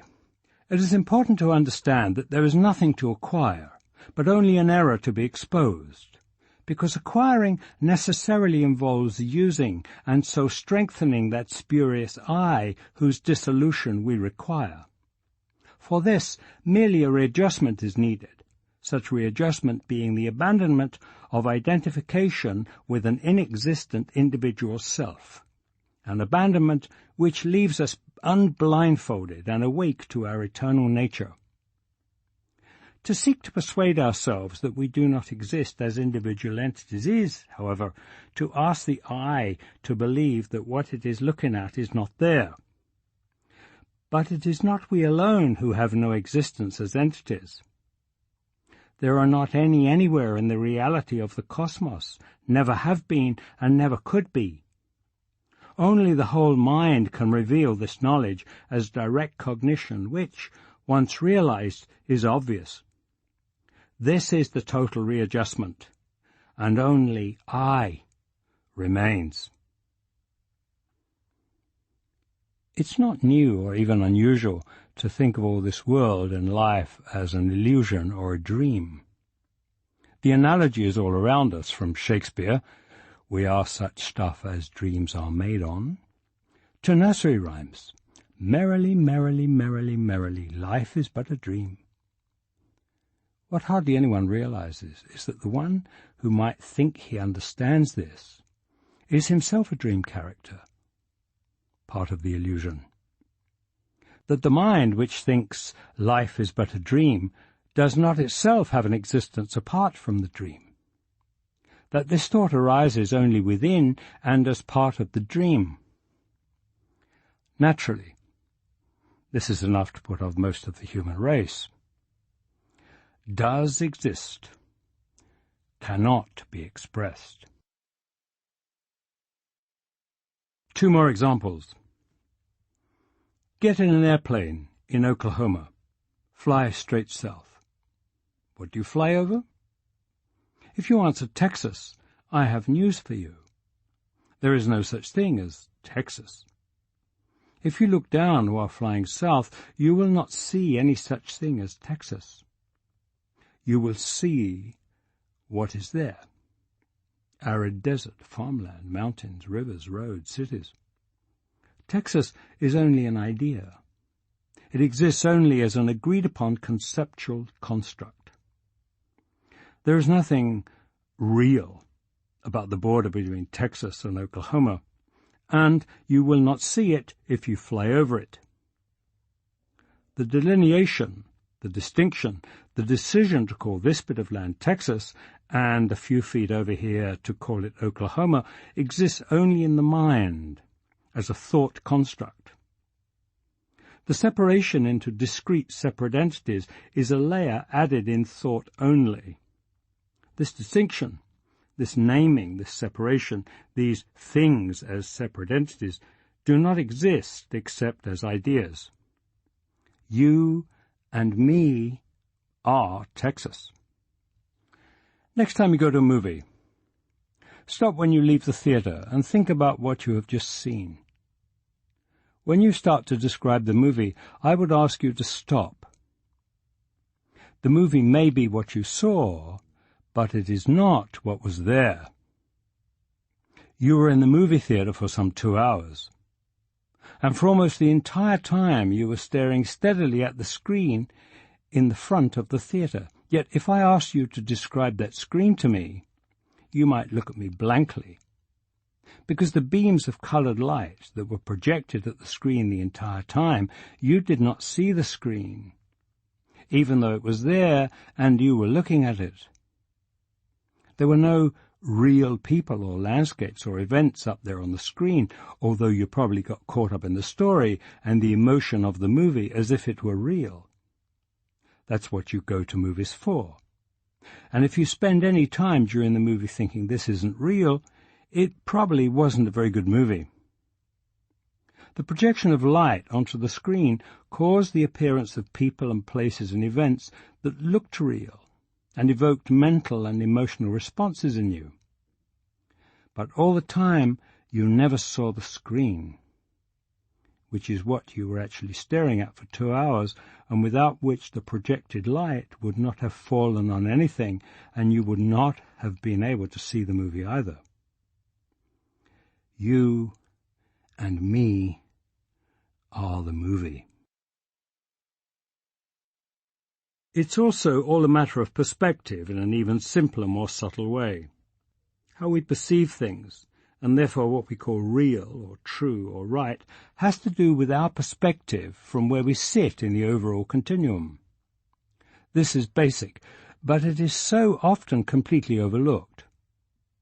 The tendency is to absolutize one's own perspective, to make everything relative to that. when in fact our perspective is what is relative.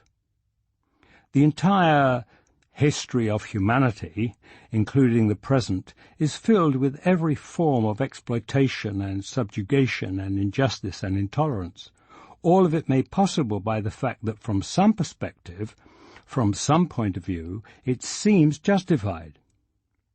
Clearly, the basic assumption about the way things are in fact very relative and dependent on perspective, on one's relative position in the overall spectrum. The understanding carries with it a massive shift in this perspective. To the dream characters, things in life matter and are important. From the latest war, to the environment, to what your children are being taught in school, to the way that man just looked at you. Things and events are thought to have significance and to be important. That's what seems to make life worth living. Thinking of things as important and having value. Causes, crusades, principles, values. Getting involved in what you believe is right. Working against what you believe is wrong. Making the world a better place. But in the understanding, it is seen that all this only serves to further the illusion and perpetuate suffering. Values, seen as absolute in the dream, upon examination turn out to be arbitrary. The values espoused in one body-mind are dependent on the programming and conditioning from a certain time and nation and culture and race and family, and are the opposite of values held just as dearly in another body-mind. Right, wrong, good, evil, important, unimportant, according to whom? From whose perspective? It is the way of all the earth for most people to feel that those things that are closest to them are most important. From your perspective, you will most likely feel more distraught over the death of one family member than you will over the death of thousands in a foreign country you have never seen. From one perspective, an act of terror is evidence of evil. From another, it is evidence that God is great. It is neither. It just is. It all simply arises in the wholeness of consciousness, which is totally impersonal and entirely neutral. Right or wrong, important or not, are only your projections from your perspective. But the perspective, as it were, of impersonal consciousness is unfathomably immense. Uncountable zillions of life forms in uncountable billions of solar systems, matter and life and energy in forms we cannot imagine, and on scales that make all life we know, all this planet itself, all of the universe that we know or can imagine, hardly noticeable. The beauty is that, in fact, all this we know is more than noticed, is in fact nothing other than consciousness. Is consciousness itself, as perceived by us as these things. But that anything we may think we are, or think we know, or believe we want, or believe to be right, is of any special importance, is simply a matter of our extremely limited perspective. Anyone who writes or talks about this subject will at one time or another be inundated with questions around this issue of importance and value, right and wrong, good and evil. How can there be evil in the world? How can there be natural disasters? How can there be wars? How can a God allow poverty or violence? How can a God or presence or consciousness allow children to suffer? All of us have experienced, or been close to someone who has, some form of tragedy, some form of violence or loss or misfortune or pain. Some more than others. There is no escape from this. It is of the nature of this dream reality that it contains what is experienced as pleasure and pain, good stuff and bad stuff, and no one knows what the next moment will bring, or what the overall mix will be for any body mind. There's no answer, no reason, from within the dream. Suffering is a call for inquiry. All pain needs investigation. Nisargadatta Maharaj. Suffering and pain raise questions like nothing else does. Inquire into it. Investigate it. The why question gets nowhere. That is only the ego mind seeking for non-existent control. It will never be satisfied, and leads only to resentment and more suffering. Instead, investigate into the suffering. Who is it that is suffering? From whose perspective is this unacceptable? Buddha said, samsara is dukkha. Taking the dream to be real is not what causes suffering. It is the suffering. The only possible solution to the question of evil and suffering is to see through the illusion. Suffering in all its forms is the greatest invitation to awaken, and it is never far away.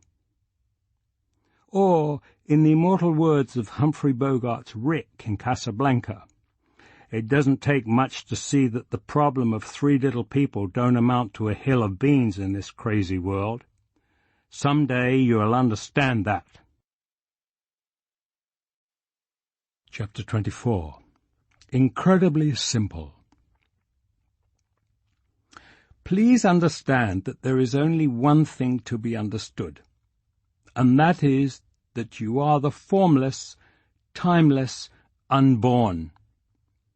Nisargadatta Maharaj. Here is just emptiness. There is no getting my ego out of the way and all that stuff. There is just the seeing, shining in great brilliance and clarity. Douglas Harding. Look, it's all so incredibly simple. There is no one here.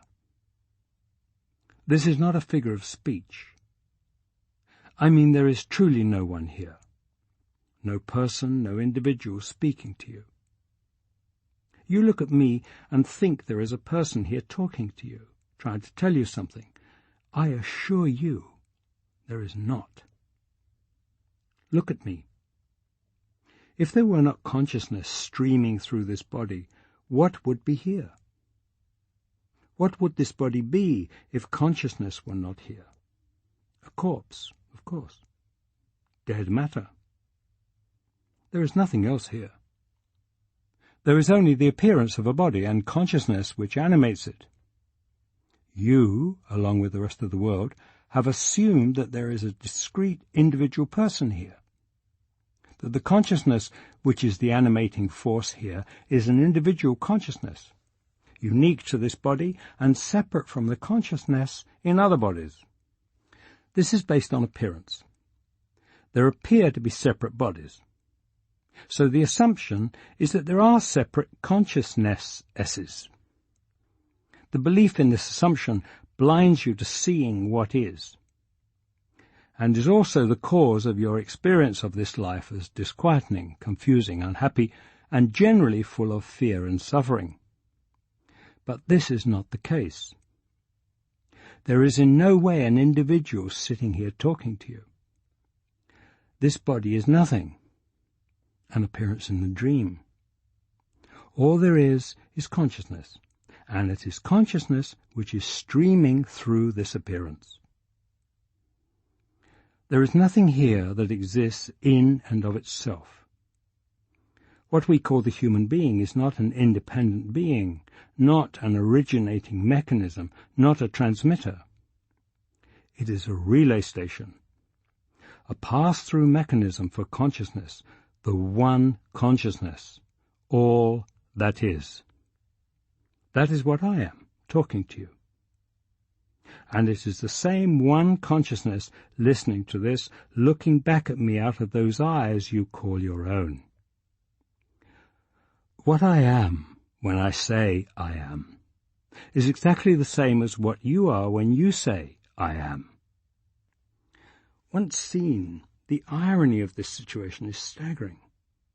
Look, what you think of as yourself what you perceive as an individual person, this idea of being a separate entity, a body, mind, personality, soul, intellect, this is a subsequent byproduct, an artifact, an almost accidental side effect of this streaming, this flowing of consciousness.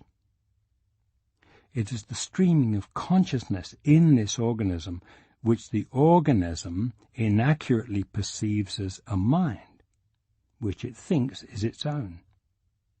It is the very consciousness streaming in this organism which allows this perception at all, which makes it possible for this organism to think it is other than that same consciousness. A simple, innocent misperception, and a silly one, because the very one who appears to be thinking this, who appears not to see, not to understand that it is not as a separate individual and is only as all that is itself the very I-ness that is the only isness of all seeing, of all understanding. Look into what is behind this perception. Investigate what you think of as yourself. This is the purpose, the meaning of all spirituality, of all seeking of your very being, to understand this amazing, intricate play of consciousness by seeing what is this illusion, this mistaken perception, and what is its source which makes it possible. What you are, you always already are. It is by seeing what you are not that there is a stepping away from it, stepping out of the misconceived role of a separate, fearful individual. When you step out of what you are not, what remains is not something you have to become, but what you always already are. That is why there is nothing you have to do or become or learn or practice or work at or purify. It is completely effortless to be in your natural state. What is full of difficult, constant effort is maintaining this false and unnatural idea of being somebody, of being an individual, a separate something. You are a non-entity. Let it go. When it is let go of, you rest in the effortlessness of all that is, of what could be called your natural state. Effortlessness is not something that can be attained by effort. No mind is not a state that can be achieved by the mind. Peace cannot be achieved by striving.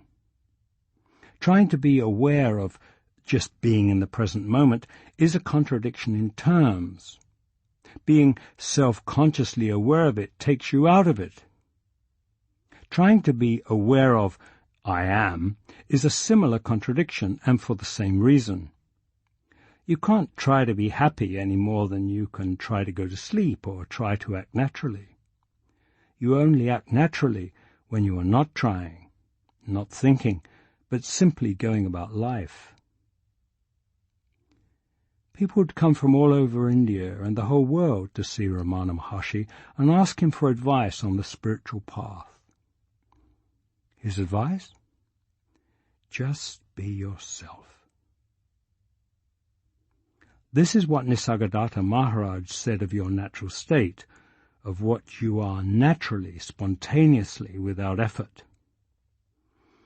This state is before the appearance of beingness. It is prior to or beyond beingness and non-beingness. I am, in that state which existed before the arrival of beingness and non-beingness. With the arrival of the waking state, all the world becomes manifest.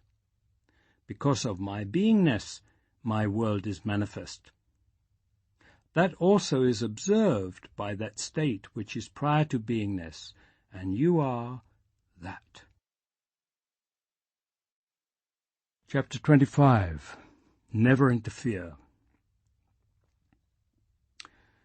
To free people from the idea that they suffer is the greatest compassion.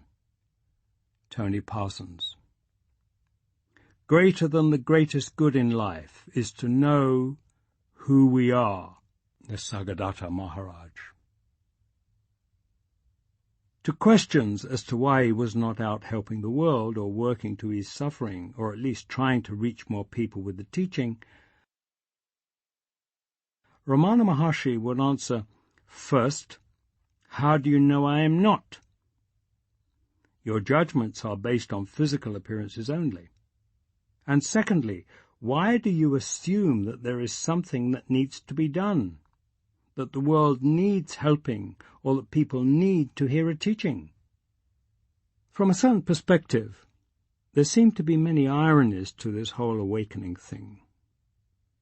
One such apparent irony has to do with why social action seems to be engaged in by so few of the truly awakened. These mind-body instruments in whom is known first-hand and without doubt the dreamlike and illusory nature of what others call the real world, to whom this world truly appears, in the Buddha's words, as a star at dawn, a bubble floating on a stream, a flickering lamp, a flash of lightning in a summer cloud, an echo, a rainbow, a phantom, and a dream.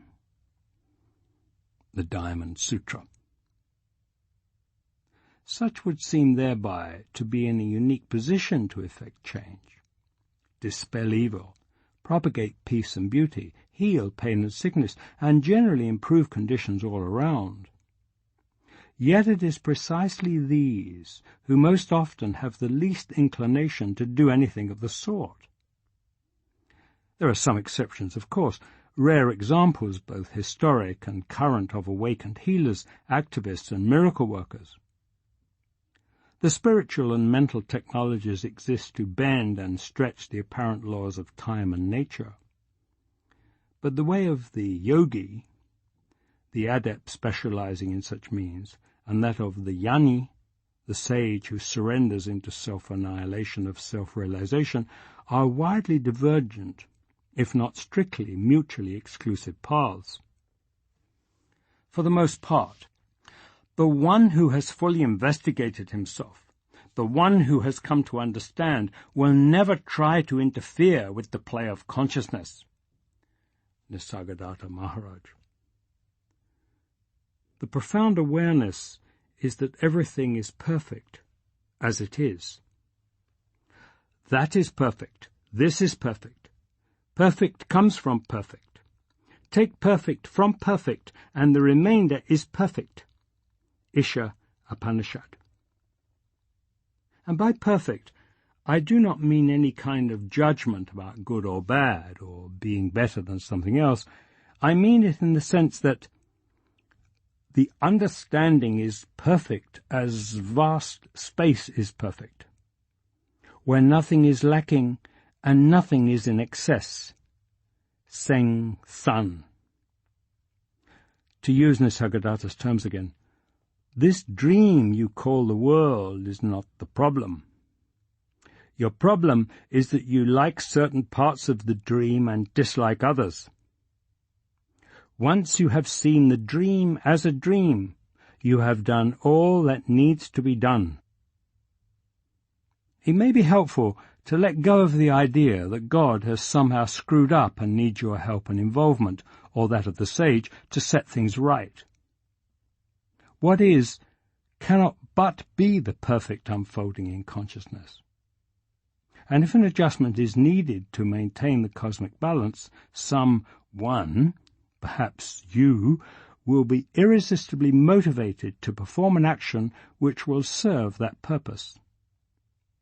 And that too will be the perfect unfolding. Just don't take it personally. It is hardly surprising that to these body-mind instruments, with their limited perspective and from this small corner of the universe, some events may not seem very attractive.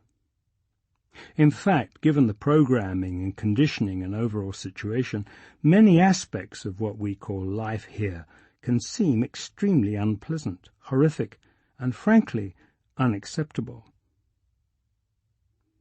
The perspective of awakening is not that these do not exist, but that somehow in a way not comprehensible to human minds, they are part of the overall balance and perfect unfolding, and are accepted as such. This is the acceptance of what is, spoken of by the sages. It is not that on awakening the horrible and painful things that happen in life are found to be any less horrible or painful. In fact, this awareness is often even more acute. But the whole is seen from a different perspective, which renders the issue moot. The idea that there is something wrong, that something needs to be fixed, that somebody needs to do something about this, is an integral part of the divine hypnosis of samsara. As Adyashanti so succinctly puts it, the idea that there is a problem, that's the wild hare in the ass of humanity. As with so many issues and problems, on awakening the problems and questions are not solved, they simply dissolve. With the belief in the individual entity doer, problems never cease. When the illusory nature of the individual is seen, problems never arise. Ramesh. Chapter 26. Dream Machine. He who knows does not speak. He who speaks does not know. Lao Tzu. Authority of any kind, especially in the field of understanding, is the most destructive thing. Leaders destroy the followers, and followers destroy the leaders. Jiddu Krishnamurti. Occasionally someone will ask point blank, "Are you awakened?" or "Are you enlightened?" On the surface, this seems to be a perfectly reasonable and straightforward question, deserving an equally forthright answer. I recently came across an internet website that was devoted to finding your spiritual teacher. It was all about sorting through all the teachers and gurus out there and deciding which was authentic and would be the best teacher for you. This website included a checklist of indicators and tests, one of which being that you should be able to ask a prospective teacher, "Are you yourself enlightened?" And he or she should be able to clearly and unhesitatingly give you a direct yes or no response. If not, you should immediately go elsewhere. Any truly enlightened individual should be able to tell you so in a straightforward manner, and any hedging or fudging on this question is a sign that the individual in question is a charlatan. Although this probably is meant well, the difficulty arises in that the unawakened mind of the dream character, with its conditioning and limitations, is attempting to put itself in a position to establish the criteria whereby awakening is to be evaluated, which by definition it does not and cannot understand.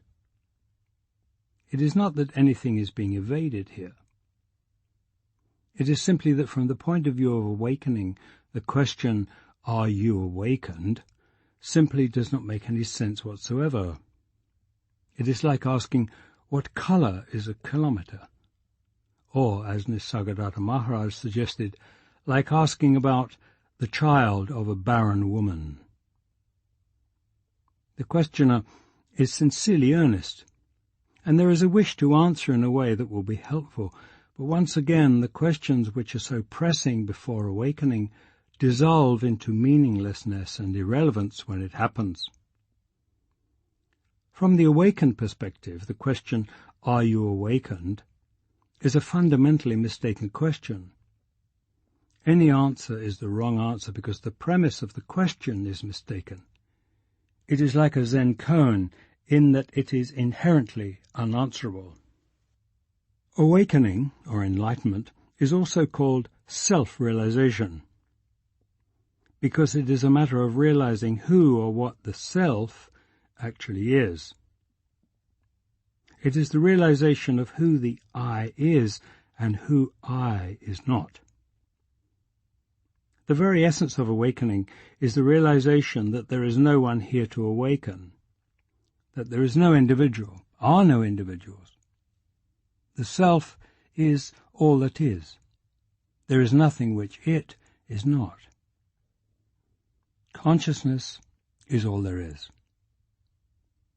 The appearance of an individual self as a separate entity and as the originator or doer of anything is the primary illusion, the basic endarkenment from which any enlightenment occurs. From the perspective of the infinite, it is obvious that the individual self absolutely does not exist. The idea we have a self that controls, arbitrates, or is the doer behind our actions is absurd. The individual self is nothing but an idea of who we are. Ideas are ideas and nothing more. Suzanne Siegel.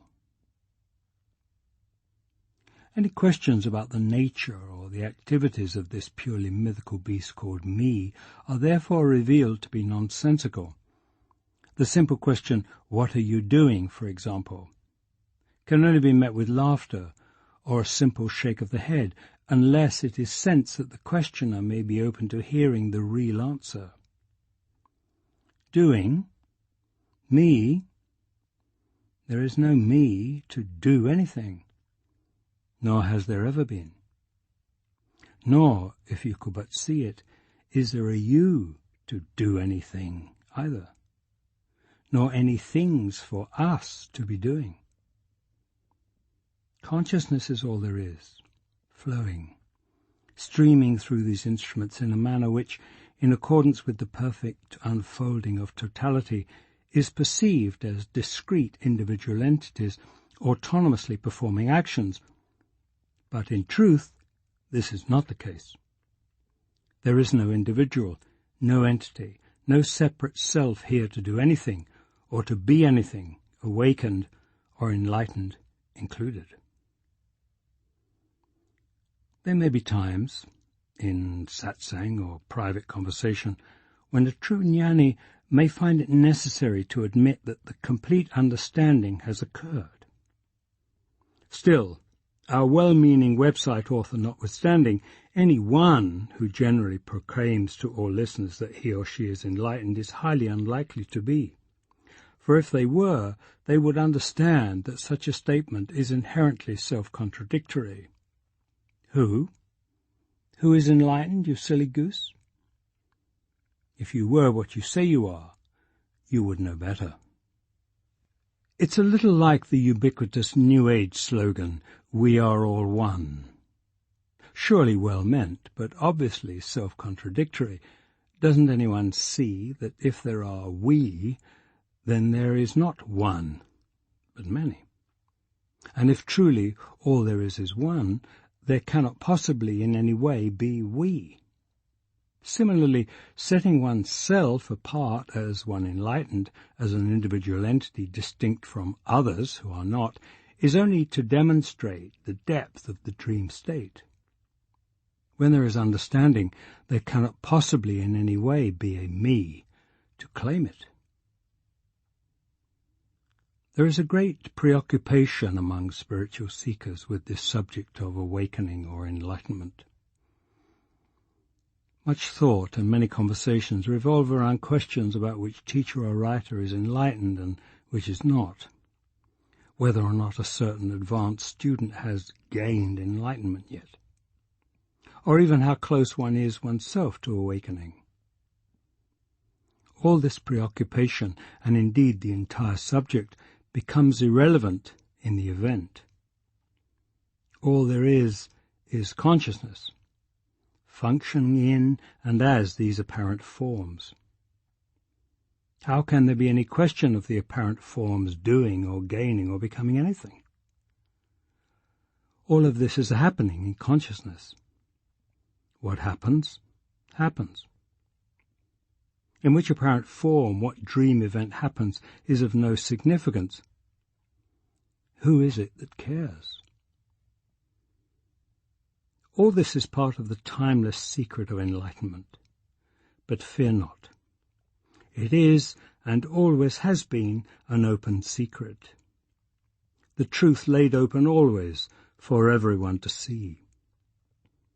As the sage Huang Po repeated over and over, it is right in front of you. The point is that true awareness, the true understanding, cannot possibly be faked. The light of the ultimate understanding, even when it occurs in and is expressed through a mostly illiterate, uncultured body-mind organism, renders the most erudite and sophisticated intellectual comprehension of the teachings to be still just ignorant bumblings about in the dream. This has been demonstrated by sages throughout the ages, from Hui Neng in 5th century China to Nisargadatta Maharaj in 20th century Bombay. On the other hand, there are those who may have had transformative mystical experiences of oneness and have also a commanding intellectual grasp of the teachings, together with a charismatic personality and an inclination to teach others. They will gather many followers and become quite successful in the guru business. When the blind lead the blind, none of the followers can see that the leader himself carries a white cane. But to the truly awakened, such a teacher gives himself away every time he opens his mouth. Awakening is not an experience, and it is not knowledge. Knowledge is only a veil over the known, and a highly misleading one at that. True awakening is a knowing and a seeing that goes beyond any knowledge and any experience. What is, and cannot be contradicted, or those still in the dream can only guess and approximate. Like so many things that have come before and many fads yet to come, Advaita and the teachings of the not-two-ness, having existed all through human history, have recently been hungrily devoured by the American dream machine, and have come out at the other end in a form more palatable to the sensibilities of modern Western dream characters, but hardly recognizable to those few throughout the ages in whom this unspeakable thing has happened, for whom the pop of shift of focus, shift of perception, is so complete that there is understanding. There is knowing that there is no one there to shift, that there is no one there to know, that there is no one there to shift, to awaken. In the Bhagavad Gita, Krishna tells Arjuna that from among all the people on the earth, only one in many thousands seeks me. And of those who seek, hardly one in those many thousands realizes my true nature.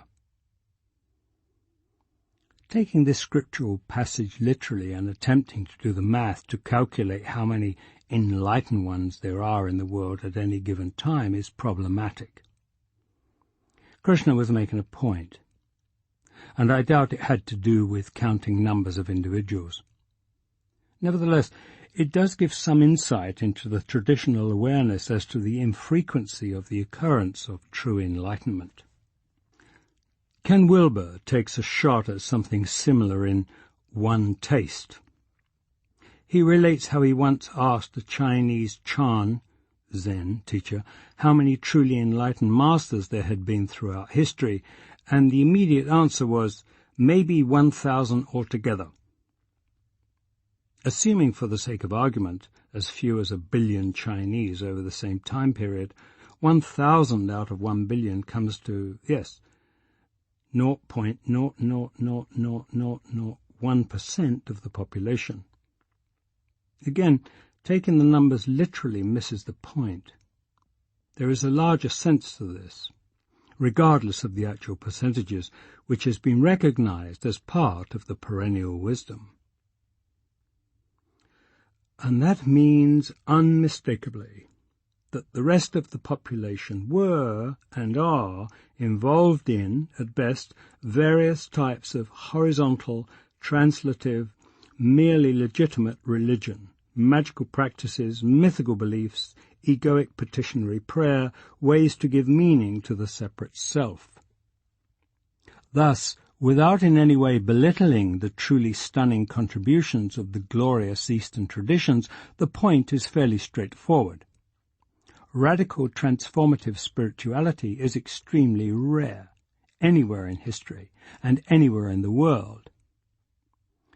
The numbers for the West are even more depressing. I rest my case. Ken Wilber. To modern Western sensibilities, this is not acceptable. It seems elitist, exclusive, politically totally incorrect. Liberation, enlightenment should be open to anyone who puts in the effort, not arbitrarily as a prize in some divine lottery system. Besides, it doesn't sell. Nobody is going to buy a ticket if the odds are 1 in several million. And so, in the American Dream Machine version, which, by the way, is not limited to America, enlightenment is redefined to include anyone who has had an enlightening experience. We now have awakening light, in which you can call yourself awakened while still enjoying being fast asleep, and it is happening all over the place. The result is a kind of tent revivalist satsang movement. According to many of the teachers on the guru circuit, awakening is happening wherever they go, to people just like you. And it's the next great wave in the evolution of humankind to the next level of cosmic consciousness. Where have we heard this before? Everywhere, and about everything. It is the way of all the earth, the divine hypnosis. To be deceived and to stay asleep, pursuing individual and collective liberation, personal and group enlightenment, when the only truth is completely impersonal and can be found only in the annihilation of the illusory individual. If a guru says, "I am enlightened," it means the ego is enlightened, so stay away. Western teachers who say this are preachers and only write books to load more garbage on seekers and more money in their pockets. They will attract so many students, but in this Kali Yuga, the current dark age of ignorance in Hindu mythology, it is the falsehood which will draw the crowds. The truth and the true gurus will be neglected. The truth will be held by the honest, and the honest will not be followed. Only the dishonest will be followed. H.W.L. Punjab. There are many teachers on the tent revival satsang circuit talking about enlightenment as the next great step in the evolution of the human race.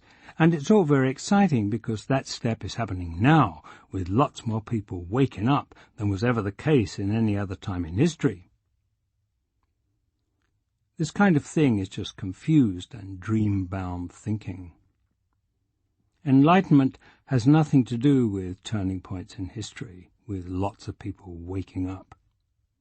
It has nothing to do with evolution. As Jeb McKenna notes, if anything, enlightenment is evolution derailed. Evolution is a completely dualistic concept. Individuals, or the whole race, growing and changing and developing and becoming better over time, this is a description of dualism, of how dualism operates. Evolution is about change in relative objects. Enlightenment is the opposite. It is about realizing the truth, absolute subjectivity, which is unchanging. The whole concept of evolution assumes the existence of separate individual entities, a collective species or race of such entities, and their existence in something called time. It also involves a whole set of value judgments as to what condition the human race is in now and what direction it should be going. This way of seeing things, and the way of seeing things after true awakening or understanding has occurred, are mutually exclusive. When awakening occurs, the whole context which contains individuals, the race, time, and value judgments is seen as an illusion, a dream. Awakening enlightenment means popping out of the context in which evolution makes any sense. Anything that implies a continuity, a sequence, a passing from stage to stage, cannot be the real. There is no progress in reality. It is final, perfect, unrelated. Reality is not the result of a process, it is an explosion. Nisargadatta Maharaj.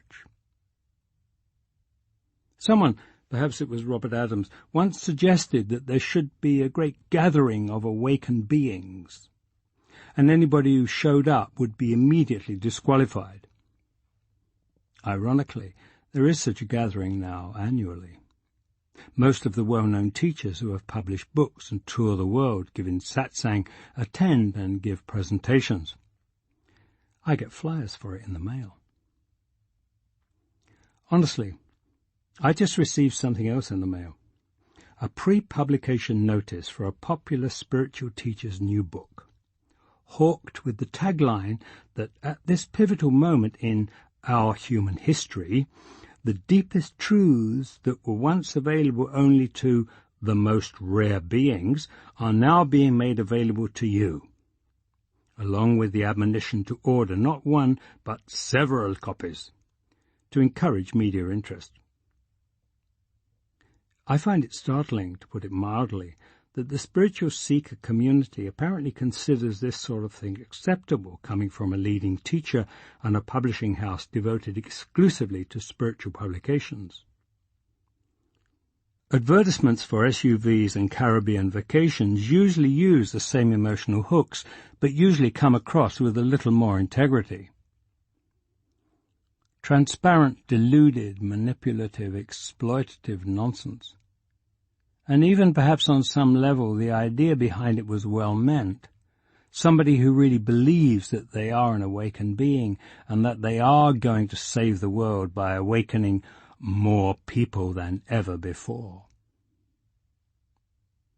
Recall Wilber's assessment that true awakening is extremely rare, anywhere in history and anywhere in the world.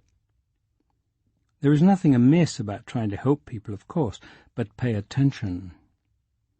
Telling individuals that they are so special, that they have won the big prize and can now be an enlightened being, when there is still a being, a me there to get involved in it, is ultimately not helping them or anyone else. Yes, there is suffering. But this is taking advantage of that suffering and in the end multiplying it, not ending it. This kind of stuff will always be said, will always happen, but leading spiritual teachers at least should know better. But they don't. Blind leading blind, so nobody knows the difference. Please, dear hearts, so much suffering is perpetuated by believing this crap. Listen. There are no awakened beings. Never have been. Awakening doesn't happen to people like you or to people like me because awakening doesn't happen to anyone. There is nobody home. There is no one here to awaken. Thinking that you are an awakened one, or that it is possible that you might become an awakened one, or that your teacher is an awakened one, or that there is at least one awakened one in a cave in the Himalayas somewhere, is called being asleep. Awakening means popping out of the context in which awakening makes any sense. Chapter 27. Confused Thinking. Your vision will become clear when you look into your heart. Who looks outside dreams. Who looks within awakens. Carl Jung. This blind leading the blind thing would be funny if it weren't so tragic. It would be tragic were it not so damn funny. Somebody comes along saying they have achieved full enlightenment.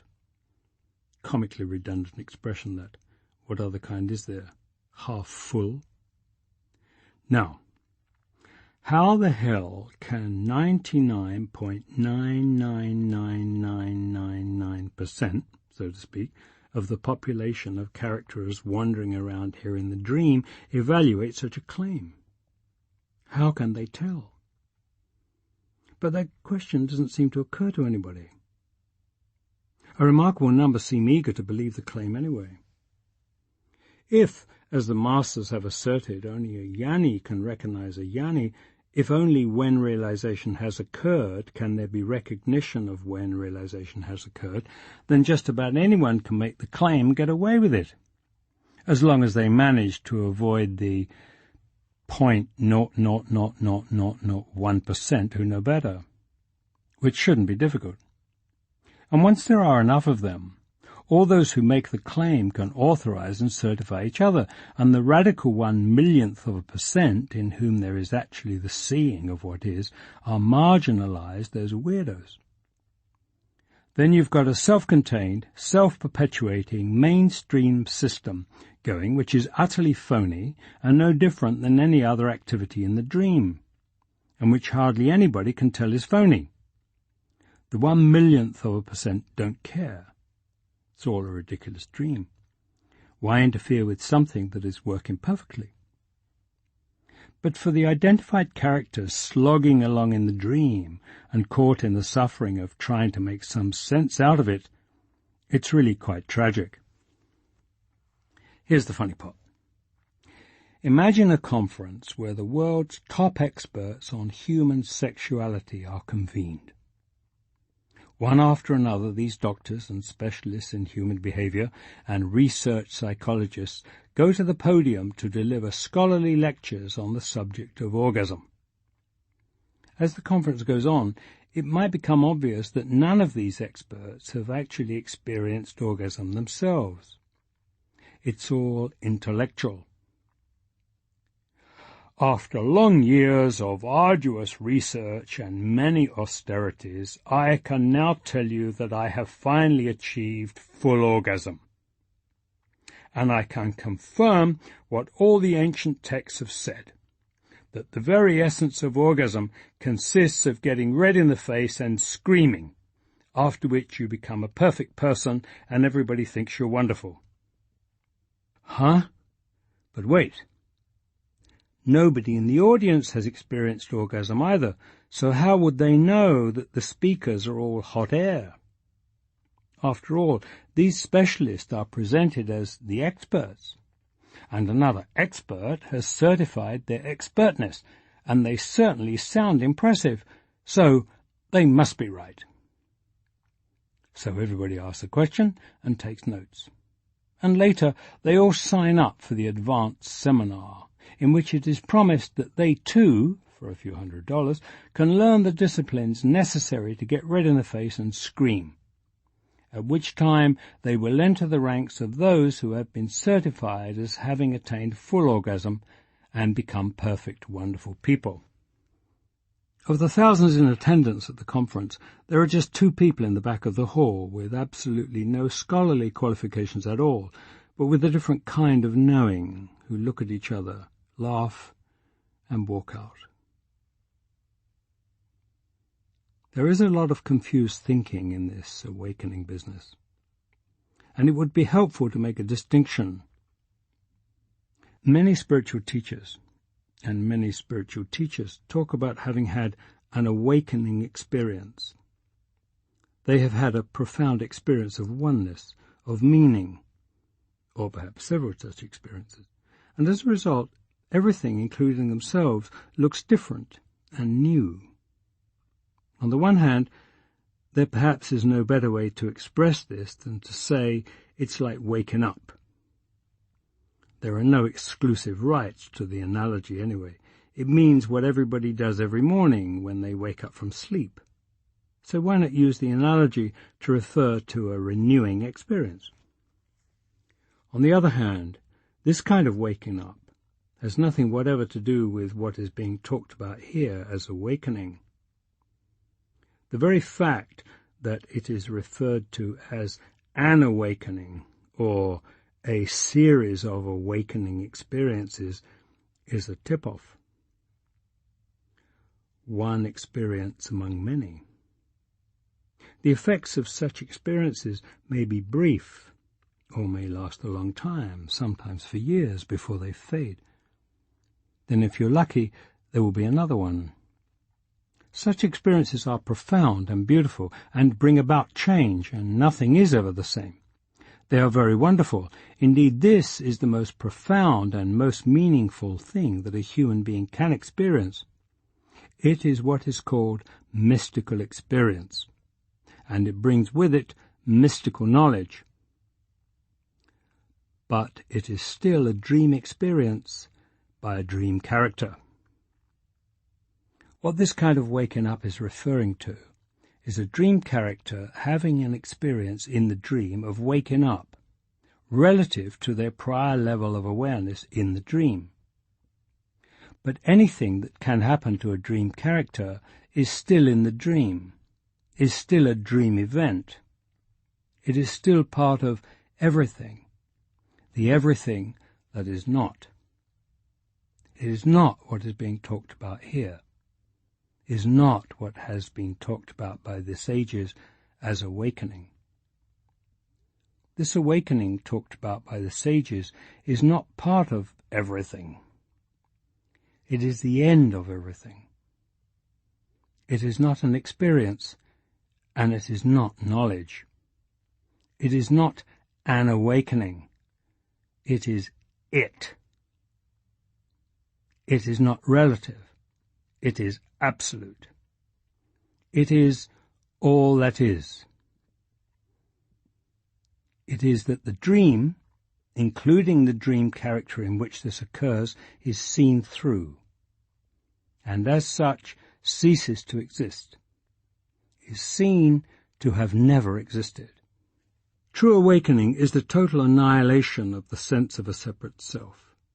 How can it be a total annihilation if it keeps happening every other weekend or every third year?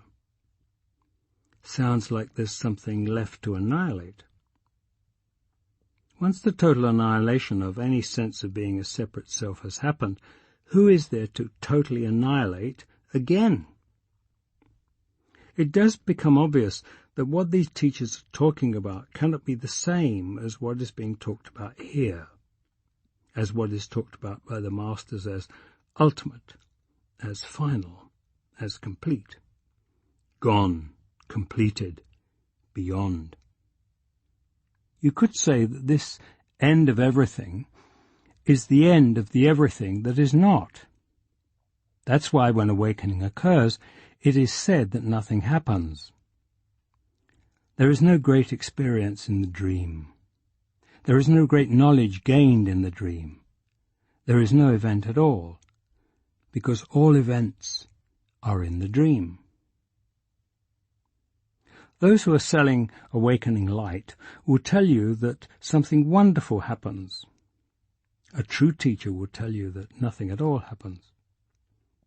There is the stepping out of what happens, the stepping out of the idea of one to whom things happen. This is the meaning of Wayne Lickerman's comment to the effect that if you want dramatic, beautiful, profound experiences, stay in the dream. Once awakening happens, things get very ordinary. Some teachers, such as Ramesh, get away from this confusion by using the language of awakening very little, if at all, by referring to the end of everything as the understanding. Of course, that introduces its own set of potential confusions, as people think it has something to do with comprehending something, which it does not. And of course, all this confusion is itself simply part of the perfect unfolding of totality in consciousness. Much of the misunderstanding seems to spring from an innocent underestimation. Reading the original accounts of total annihilation of self, most readers would, naturally enough, think that these accounts don't make much sense. After all, there's the enlightened master continuing to live and teach and certainly look like a separate self.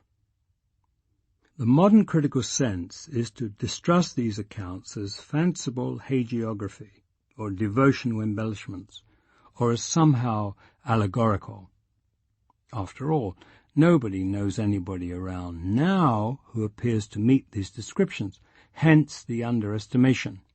Awakening can't possibly be that rare, that strange.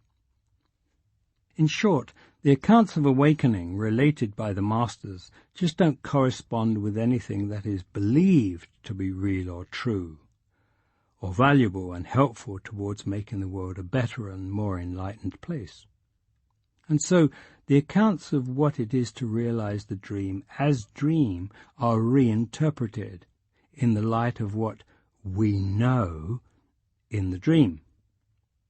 This kind of thinking, of course, misses the whole point of what is trying to be conveyed, and is in itself just more dream.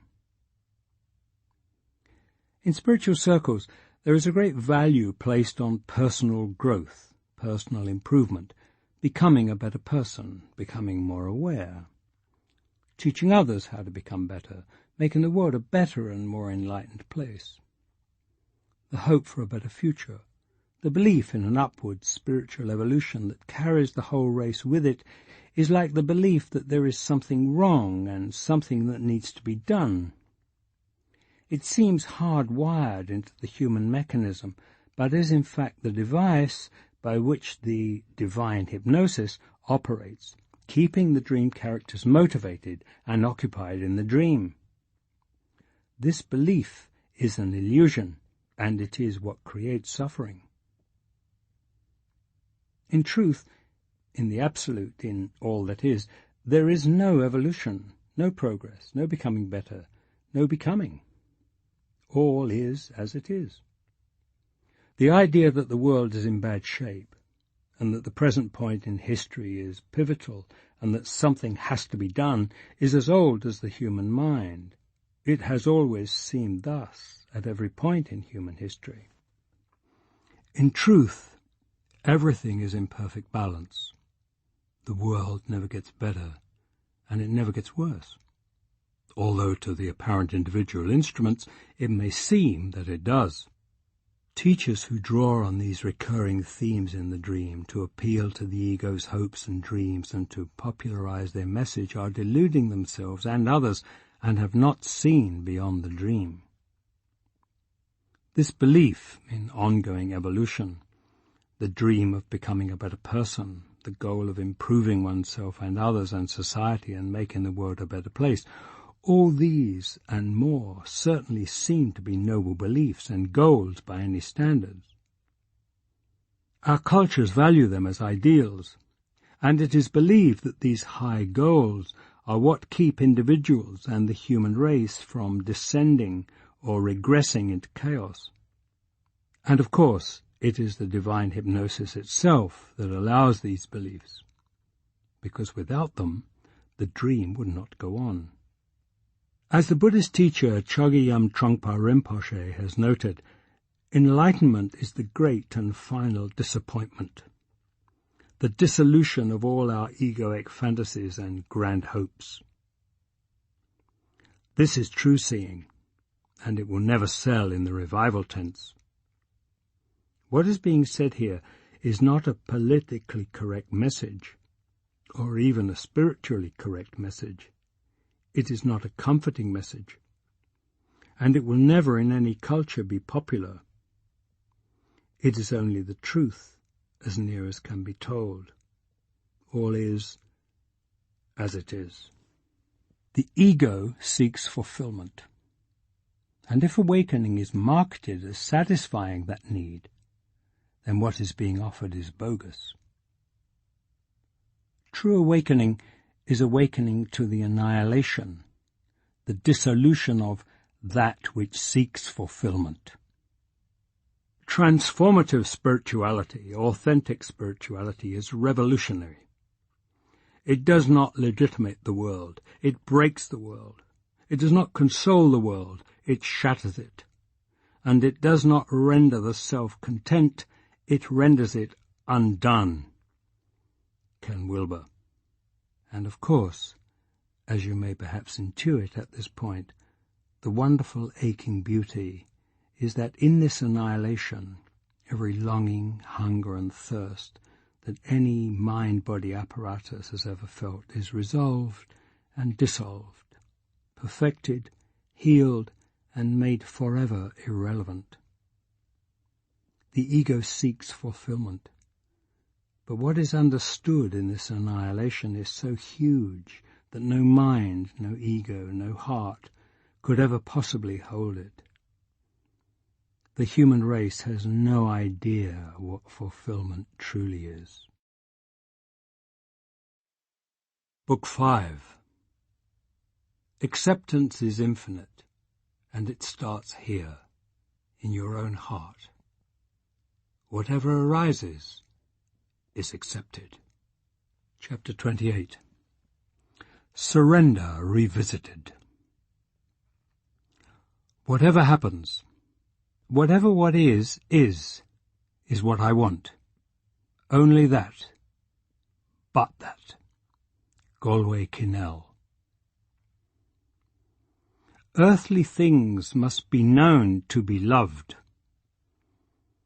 Divine things must be loved to be known. Blaise Pascal. Let this be clear from the start. It is a question that often arises.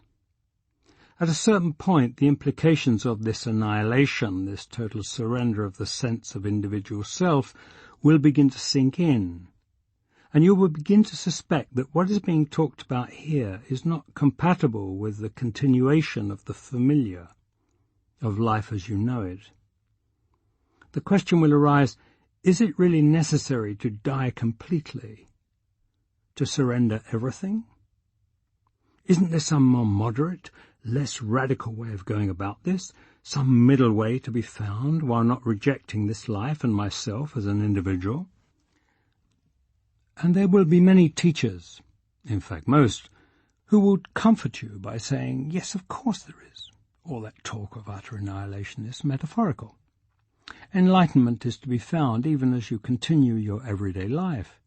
It is important to honor who you are, negating that this is being, negative. Other teachers will take it a little deeper and tell you it's not the dying, not the surrender which is important, but only your attachment. Dying is good. Not dying is good. Are dying and not dying equally good to you? And if you can say, sure, I surrender, not surrender, who cares? Then you don't have to surrender. All of this sounds quite reasonable from the point of view of the dream. But from the understanding, it's just silliness. It is all predicated on the idea of there being someone there to die or not die, to surrender or not surrender, to continue a life or be attached or be free. When there is understanding, it is obvious that there is no such entity as you, to either be free or not, to surrender or die or not. It is the very idea that there is such an entity which is incompatible with the understanding. This movement to protect the sense of individual, this aversion to complete annihilation, runs very deep in the illusory self. It is the ego's sense of self-preservation. When faced with his own surrender and death, Jesus sweat blood and prayed that he be allowed to pass this cup by without drinking from it. But he recognized that this is not possible. Yet not my will, but thine be done. The basic understanding is that you do not exist as an independent entity or agent, but only as an object in the dream of consciousness. All this bargaining about surrender and death is just an attempt by that illusory agent, that non-existent doer, that fictitious individual, to continue on its own mythical life. Nisargadatta Maharaj called the individual self the child of a barren woman. It's hard for any such individual to take this seriously, to accept that it has no existence other than as a myth, a construct in mind. But without this total acceptance, this complete surrender, the understanding, enlightenment, awakening, is, by definition, not possible. It is the ego rebellion of the mere object in consciousness, the usurpation of subjectivity, the setting itself up as a separate entity unto itself, which is the basic error, encoded in such myths as the Judeo-Christian story of the fall from grace, the original sin of the first humans. It is this mistaken concept of a separate, self-determining individual taken to extreme which results in arrogant and destructive behavior towards others, towards environment, and so on. But even in its most basic, benign form is the cause of separation, anxiety, and suffering. What is being asked is whether it is possible to awaken while remaining comfortably asleep. This is what the sense of individual self, the ego, wants. And there are a multitude of teachers who will cater to this, who will bring you a wonderful experience in the dream and call it awakening, awakening light. But listen to or read the true masters, the Buddha, Ramana Maharshi, Nisargadatta Maharaj, Huang Po, Hui Neng, Wei Wu Wei, even Rumi or Teresa of Avila, among others. When they talk about the understanding, awakening, acceptance, surrender, they use words like complete, final, total, utter, absolute. The very basis of the understanding is that you are not. This cannot be accepted without at the same time surrendering every vestige of the idea that one is. Totally. Only the one who loses his or her life will find it. From here it's obvious. There is no reason or motivation to water down this truth or make it more acceptable or politically or spiritually correct so that more dream characters can believe in it while staying in the dream. Why would there be any such inclination? What is, is. If you hear this, and it is not acceptable to you, that's perfect and wonderful. It is the perfect unfolding of the role for that dream character. Why should there be any interest in changing that? That this complete surrender of self should occur in the case of any dream characters at all, that any should wake up in the dream, is a great mystery in any case. Why should there be any motivation to make the teaching more moderate, more palatable, more widely acceptable? Acceptable to whom? Comforting to whom?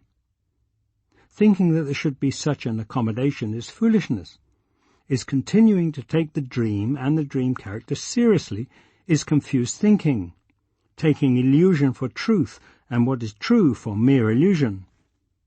Essentially, the teaching contained in the perennial wisdom is what Ken Wilber calls an instrumental injunction. Such an injunction is an invitation. It lays out a way of thinking, perhaps even a set of practices, a kind of recipe that says, if you want to know this, try this. Try thinking this way. Try doing this investigation. Try letting go of these cherished ideas and see what happens. Of course, perhaps even then nothing may happen. There are no guarantees. Many have tried these ideas and fallen flat and gone back to their old ways. This is as it should be. But if it is to be approached at all, it must start somehow. Absolutely, no one can directly convey what it is, or what it is like. But if you attend to and follow the teaching, and by unspeakable grace it sinks in and takes hold, it becomes possible that direct experience and understanding of what is pointed to, what is presented indirectly by the teaching, may occur. Then you will be in a position to discuss, verify, question, or reject various ways in which the teaching is expressed, should you still have any interest in doing so. But until then, the idea of diluting the teaching to be more acceptable to dream characters more compatible with what dream characters already believe and hold dear, is a silly waste of time.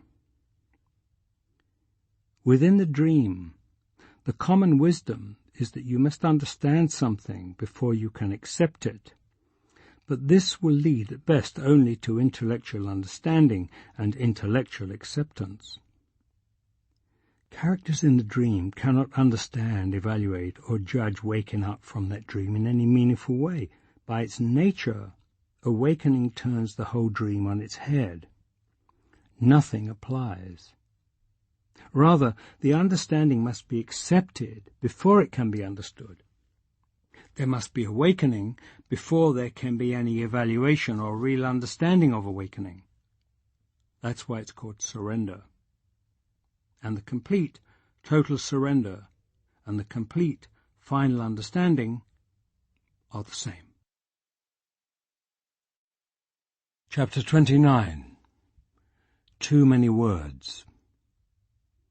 I am light within light. If you see this, be careful. Tell no one what you've seen. Rumi. Only one cone matters. You. Ikuyu. It seems a shame that there have to be so many words. Volumes and volumes from time immemorial. So much verbosity, talking in circles around what is. Of course, it has to be. The Tao that can be spoken is not the Tao, Lao Tzu famously started, but that didn't prevent him from going on to write the whole Tao Te Ching. Seng San did it more succinctly somewhere in the 7th century with his Sin Sin Ming. It's all there, in just 8 small pages, the whole thing. The Heart Sutra got it down to 2 pages, but then has had uncountable treatises written about it since. Ramana Maharshi and Nisargadatta Maharaj didn't write much, so others wrote down what they said, volumes of it. Wei Wu Wei, the eccentric Irishman, made pretty good sense of it, worked it out in, 6, 8 books? Ramesh, some 20 books now and still going? But you see, it's necessary. It cannot be spoken, so it must be spoken around. Does exist, cannot be expressed. As Wei Wu Wei lamented, even the best writing is like taking pot shots at the moon. No way will you be able to hit it. What is not of the dream is not of the dream, and cannot be expressed in dream terms, but dream terms are all we have. In the language of two-dimensional flatland, where there exists only length and width, there are no words for height or depth. And with no words, there are corresponding thoughts. No thought, no experience, because no such thing exists. It is always right here in front of everyone, but no one sees it. How then can you show it to them? If they could see it by looking at it, they would have seen it already. One usually starts like that. One points to what is seen and says, "Here, see?" And everyone stares at you blankly. So then the words start. Parables, funny little stories, sideways slants, sentences, ideas, started and not finished, left for the listener to follow. If you finish the sentence, the listener hears it finished, and it's finished. So if you leave it unfinished, at least there's a sense of something unfinished there, which may lead beyond. May not. Doesn't matter. Eventually, Jiddu Krishnamurti's apparently monstrous nihilism is the only thing that survives. There is nothing here for you. I have nothing for you. You have no true self, and the false self you think you are is of no significance. Go away. Sleep your happy dream life. Why would you want this anyway? Self-annihilation is never chosen. The only ones who come to this are dragged kicking and screaming, or are tricked, lured into the jungle and then ripped open, hollowed out, gutted, or accosted at a bus stop, blasted moorings cut, left adrift. If you are going to be so dragged, so tricked, fine. Has nothing to do with me or with you. Meanwhile, all these words, all these books, come out anyway. They also have nothing to do with me or with you. They cannot not be writing. They cannot not be talking. They cannot not be reading and listening. In the immense overall pattern of galaxies swirling and planets being born and civilizations dying and words spewing forth, not a thing is misplaced or wasted. And so this writing, this talking, happens. And there follow the so-called results for which it was brought into being. But in the unfolding of the infinite expression of what is, who knows or is to judge the result? Can the speck of dust in the arm of a swirling galaxy know why it swirls? Yes, perhaps there is someone somewhere who may benefit at just the right moment from these words. At some time, near or far, perhaps this is what someone needs, and they read or hear, and if not awakening, at least a deepening, a going back happens. Maybe. Perhaps the only result is that this happens. This is experienced. Whatever this is, here now. This conversation, this reading, this feeling, this nuance in consciousness, never before experienced in quite this way or in quite this combination. This would be reason enough. Chapter 30. Stop. Everybody understands the single drop merging into the ocean. 1 in a million understands the ocean merging into a single drop. Kabir. Sitting quiet is most essential. Don't waste your time by not doing this. H.W.L. Punja. Stop. Please. Just stop. Stop talking. Stop objecting. Just for a moment, let quietness happen. Notice how you cannot do that. You cannot bring that about. Notice how objections and judgments and resistance continue to arise as long as they continue to arise. Let it be. Let quietness, stillness be. Notice how nearly every thought you have is a me thought, an I thought. Almost every thought you have starts with I, or is about me or mine. I feel, I think.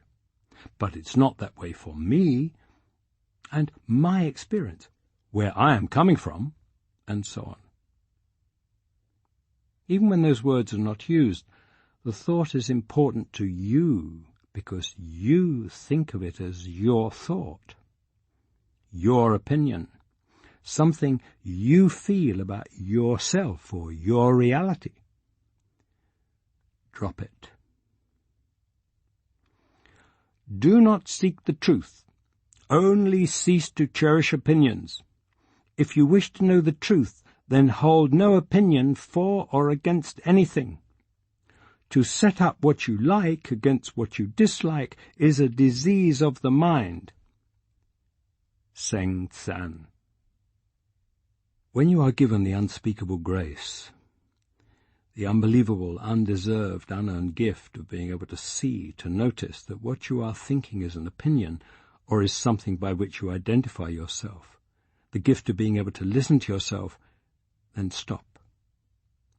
Honor the gift by stopping and let it drop. The opinion, let it drop. the bit of identity contained in every statement about yourself, every comment involving yourself, every question coming from yourself, let it drop. Let the grace of this moment of catching yourself having an opinion, talking as an I, let that grace stop you. Do you want to know how to live your life? Be still. Be still means don't think. You see, it's so simple. Ramesh. Be still does not mean to stop moving the body. Be still does not mean to try to stop all thoughts and feelings from arising. Thoughts and feelings will always arise. Be still means letting go of that secondary level of thought, opinion, judgment, commentary. This is what it means to stop. No thought you have ever had is true. No opinion you have ever held is right. Let them go. No idea you have of yourself or of who or what you are has ever corresponded to reality or ever will. Let them go. Comparing, sifting, learning, struggling, imagining, feeling, thinking, all chasing after wind. Instead, there is the awesome, overwhelming gift of stopping, of letting it drop. You must have a clear understanding that all things are only a manifestation of the mind itself. Everything in this world is nothing but a complex manifestation of one's mental activities. Lankavatara Sutra. Let it stop. Let it drop away. Stop taking it seriously. Stop taking it at all. Let it be. Be still. Simply stop. Let grace stop you. For every action, there is an equal and opposite reaction. For every force applied, there is an equal force applied back. The world, the universe, Maya, only exists because of resistance to it. You push against it, it pushes back. The only way to freedom is surrender. You stop pushing, asserting yourself, and illusion stops pushing back, asserting itself. Stop pushing, putting energy into the system, and there is no energy in the system to push back. Stop telling the story. And without that constant input of energy, the story collapses. This, I suppose, is the law of karma. The only way beyond it is to stop. Stop creating it. This is the purpose of self-inquiry. Who is it that is doing all this acting, all this pushing? The ego. The sense of a separate self has convinced you that the only way to survive is to push, to act, to make things happen. Because then the illusion will push back and seem real. And that is the only way that the sense of self, which relies on separation, can survive. Self-inquiry brings this to awareness. Who is it that is doing all this? Who is it who thinks, I have to do something? Who is the one who is thinking this? When this inquiry begins, some of the pushing stops, and so some of the pushing back stops, and things quiet down a little. As long as you are involved in pushing, in making things happen, you appear to be the one doing things. The individual self is convinced that if it doesn't do something, nothing will get done, and it won't be able to survive, which is true. It won't. But you will. If you stop, something amazing happens. The individual stops being involved, stops acting, and amazingly, everything continues to happen without you doing it, because, surprise, you were never doing it. Try this as an experiment if you can. The sense of separate self will panic as you come to the point where you stop doing anything. It may actually prevent you from stopping, but if the grace of stopping happens, and there is the experience of watching everything continue to happen, you will never again be able to believe that there was ever anyone there doing anything. Chapter 31. Explode your brain. You take your imagining for facts, and my facts for imagination. Nisargadatta Maharaj. Oh, God help me. What a difference there is between hearing and believing these words, and being led in this way to realize how true they are. St. Teresa of Avila. Ultimately, anyone who has ever attempted to write about this or talk about it with the idea or intent of communicating some of it is engaged in a futile, pointless task. There is a basic problem here. And now I don't mean that what is outside human knowledge or experience or categories is inexpressible, which is also true. There is another basic problem on the other end, the receiving end. Human beings learn by association. The way the human mind is constructed, the way it is wired, is that it always has to have something to relate to. If something new is encountered, the mind will look in its databanks for something similar, however approximately, in order to make a comparison. If it finds something it has encountered before, which is somewhat or in some way similar, it will say, okay, this new thing is like this old thing, but different in the following ways. The new thing can then be seen, assimilated, categorized, learned. Education professionals call this schematic development. But if there can be found nothing in the memory banks that in any way corresponds to any aspect of this new thing, then to the mind it will have no meaning, and the new thing will not be learned or assimilated. The mind does not know what to do with it. In fact, scientists who study these things tell us that our eyes, for example, physically see many times more things each day, each moment, than our brains think we see. The nervous system filters out most of what is physically seen because it is not familiar, and therefore judged to be not important. This is not something we can blame ourselves for and resolve to correct and take a seminar to learn to do differently. It's simply the way the organism functions. This filtering mechanism occurs on the level of the autonomic nervous system, before what you think of as your conscious self or your thoughts or your will or your intention even have a crack at it. We have all experienced the phenomenon of learning something new and subsequently seeing it everywhere, whereas before it had never been noticed. It had always been there, everywhere. And surely our physical eyes had seen it, but until the brain recognizes it as something that relates to something it knows, it is not truly seen. Given this mechanism, it is a wonder that anything is ever learned at all. As it is, the learning happens only incrementally, by way of what is familiar, what is already known. And we tend to learn more in the direction in which we were started. Wei Wu Wei puts this well at the beginning of his Ask the Awakened.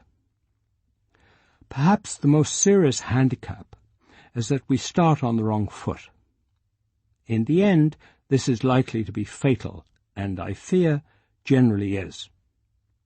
We have a basic conditioning, probably in some form of Christian religion, in which very little remains today, but its ethical content, or in one of the modern psychologies, that of Freud, Adler, or Jung, or in some scientific discipline, all of which are fundamentally and impeccably dualist. Then the urge manifests, and we start reading. Every time we happen on a statement or a sentiment that fits in with our conditioned notions, we adopt it, perhaps with enthusiasm, at the same time ignoring, as though they did not exist, the statements and sentiments which either we did not like or did not understand. And every time we reread the Masters or the Sutras, we seize upon further chosen morsels as our own jigsaw puzzle builds up within us until we have a personal patchwork that corresponds with nothing on earth and could not matter in the least. Not in 1,000 million kalpas could such a process produce the essential understanding that the urge is obliging us to seek. We are required to do exactly the opposite of all that. The opposite of all that, which is required for understanding of what is what is known in Zen as beginner mind, a state of open awareness, a state of what Stephen Levine calls don't know. Spiritual teachers often make use of the image of the innocence of a young child in trying to express the empty openness necessary if one is to be able to truly hear the truth. But who can approach the teaching like this? One hears the sage's words, and immediately the mind associates the words with what it knows as their familiar definitions and thinks it knows what has been said. This is why the masters use so many tricks, cones, meaningless phrases, stories that lead nowhere, statements that contradict themselves. Carlos Castaneda called the whole process of teaching by these techniques an attempt by the teacher to stop the world of the student. Gangaji calls on seekers to simply stop. But who can stop in this way? Ooh, that's good, thinks the seeker. That really resonates. We should all just stop. The idea or the expression that one should stop is simply added to the personal patchwork, and the crazy jigsaw puzzle that corresponds to nothing keeps being built up. The seeker calls it a lifetime of hard-earned knowledge or even wisdom, but the masters and sages unequivocally call it ignorance. I've seen this in action. When I first went to see Ramesh, he was continually telling the people who came to him that the way to the understanding lies in realizing that there is nothing you can do. You are not the doer of anything. Events only happen through you. This was the basis of his teaching, and he repeated it ad nauseum. I would see people take notes, writing this down. Then the hand would go up.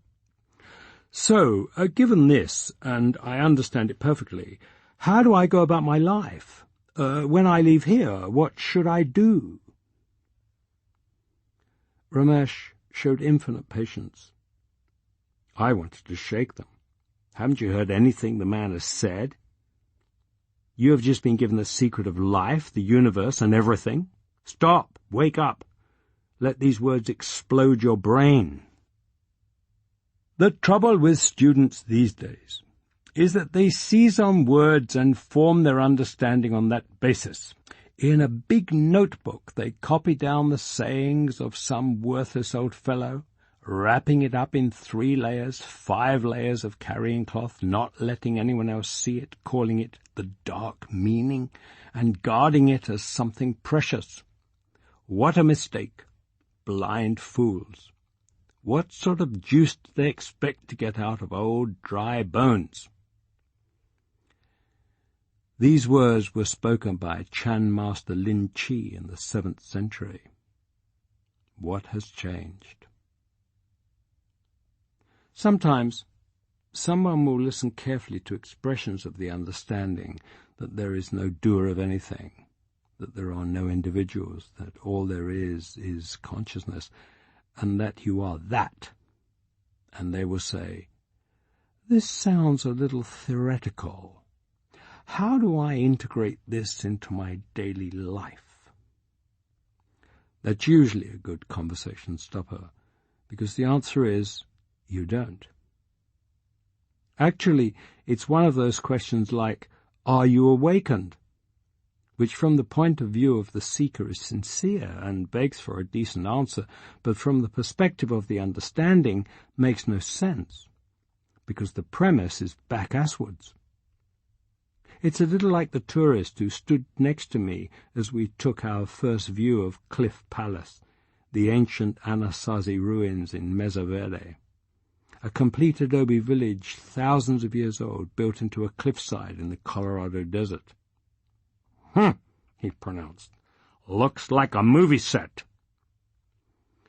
But you see, I couldn't help but reply, actually, it's the movie set, if it's a good one, that may look a little like this.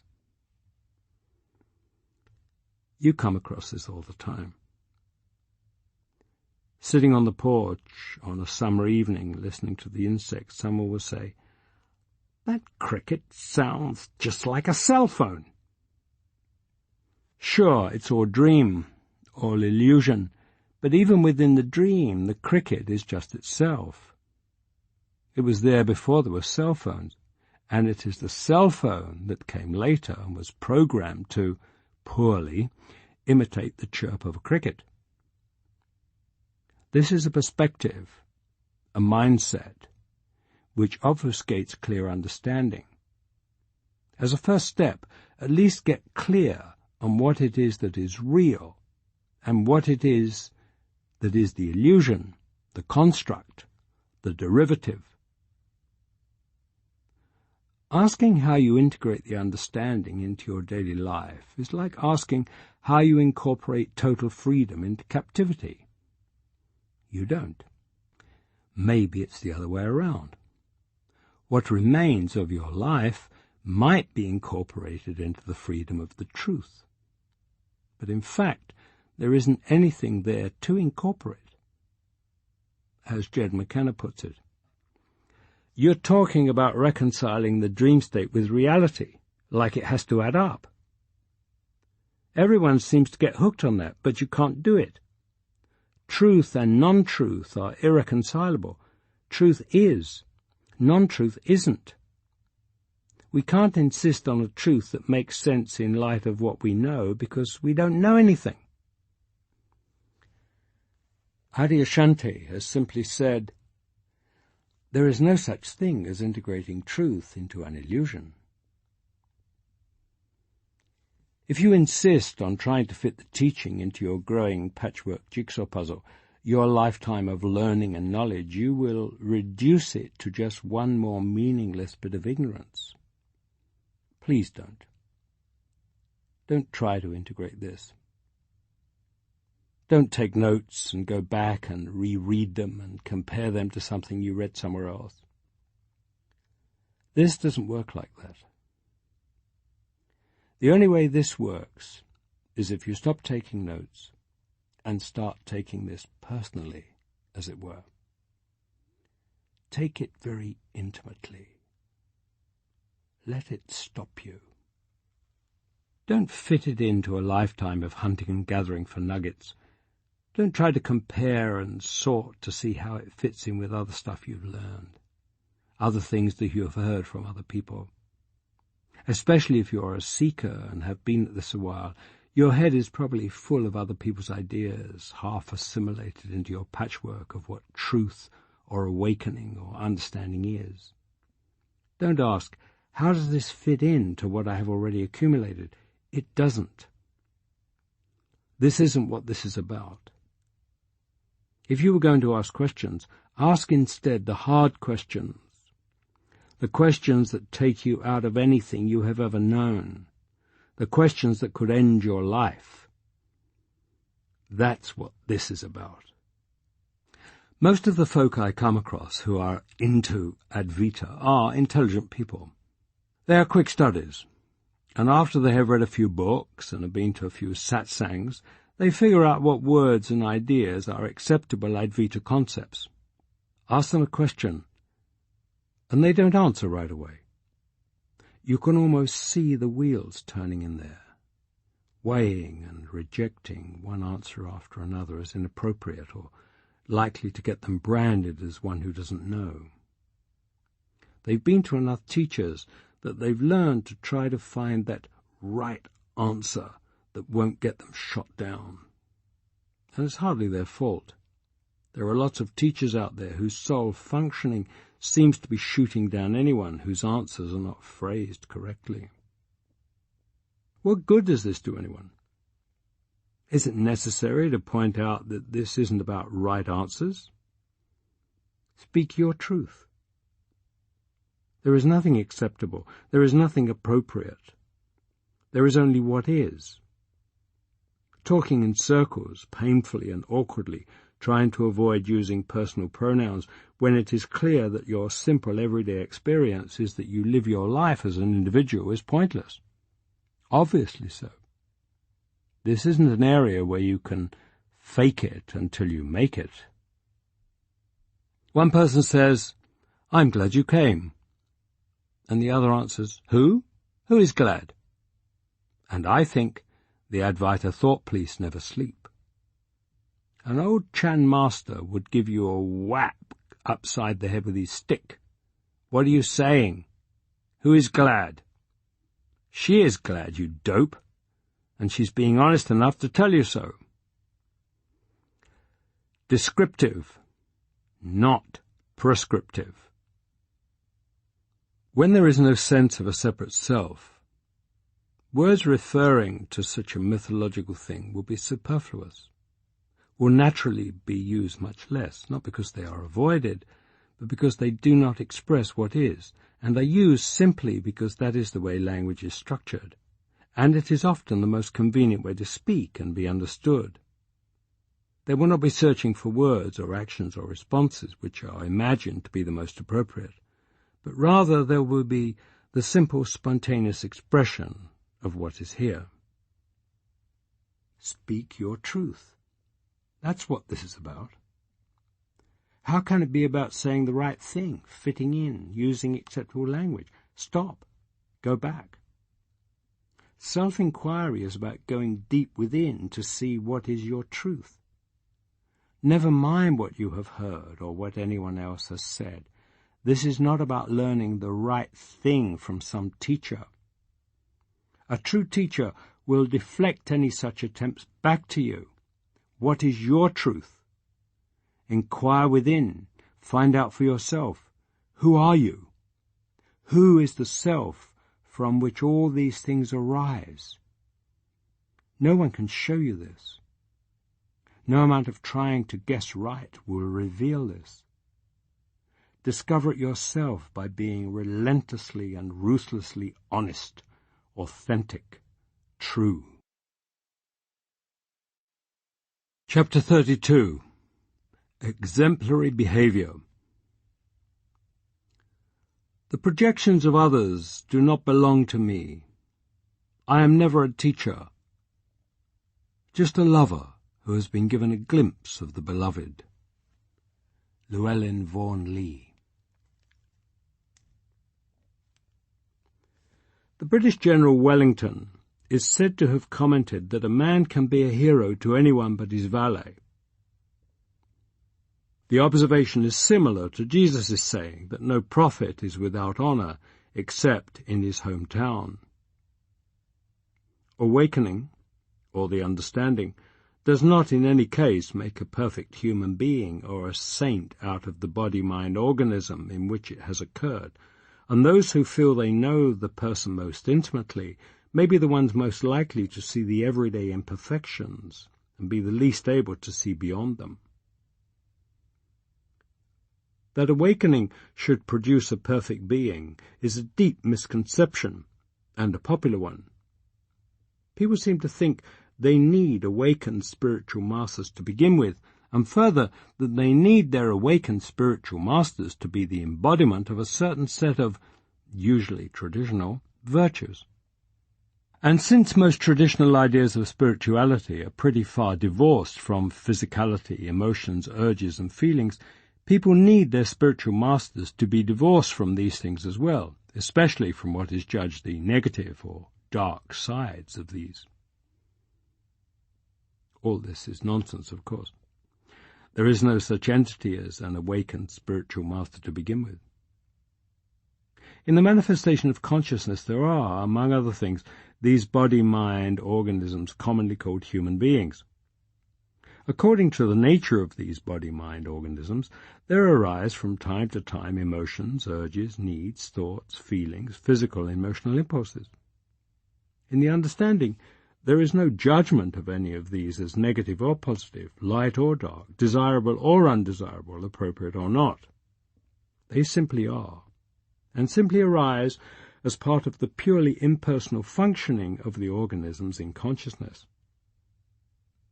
From the perspective of the understanding, when there is no longer identification as this particular body-mind organism, which particular feeling or need or thought or emotion arises in which particular body-mind organism is of no significance, including the body-mind organism in which the understanding has occurred.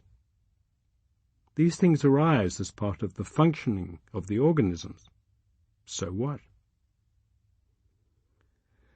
While one in whom awakening has not happened may well be concerned with whether they are or not acting or emoting or thinking or appearing in the appropriate or enlightened manner to the body-mind organism in which the understanding has occurred, this is of no particular concern.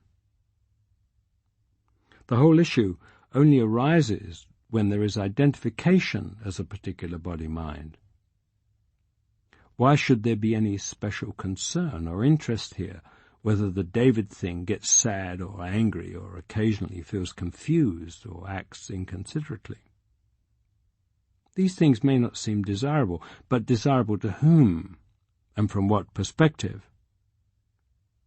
They arise as part of the functioning of all body-mind organisms in consciousness, according to the programming and conditioning of the organisms.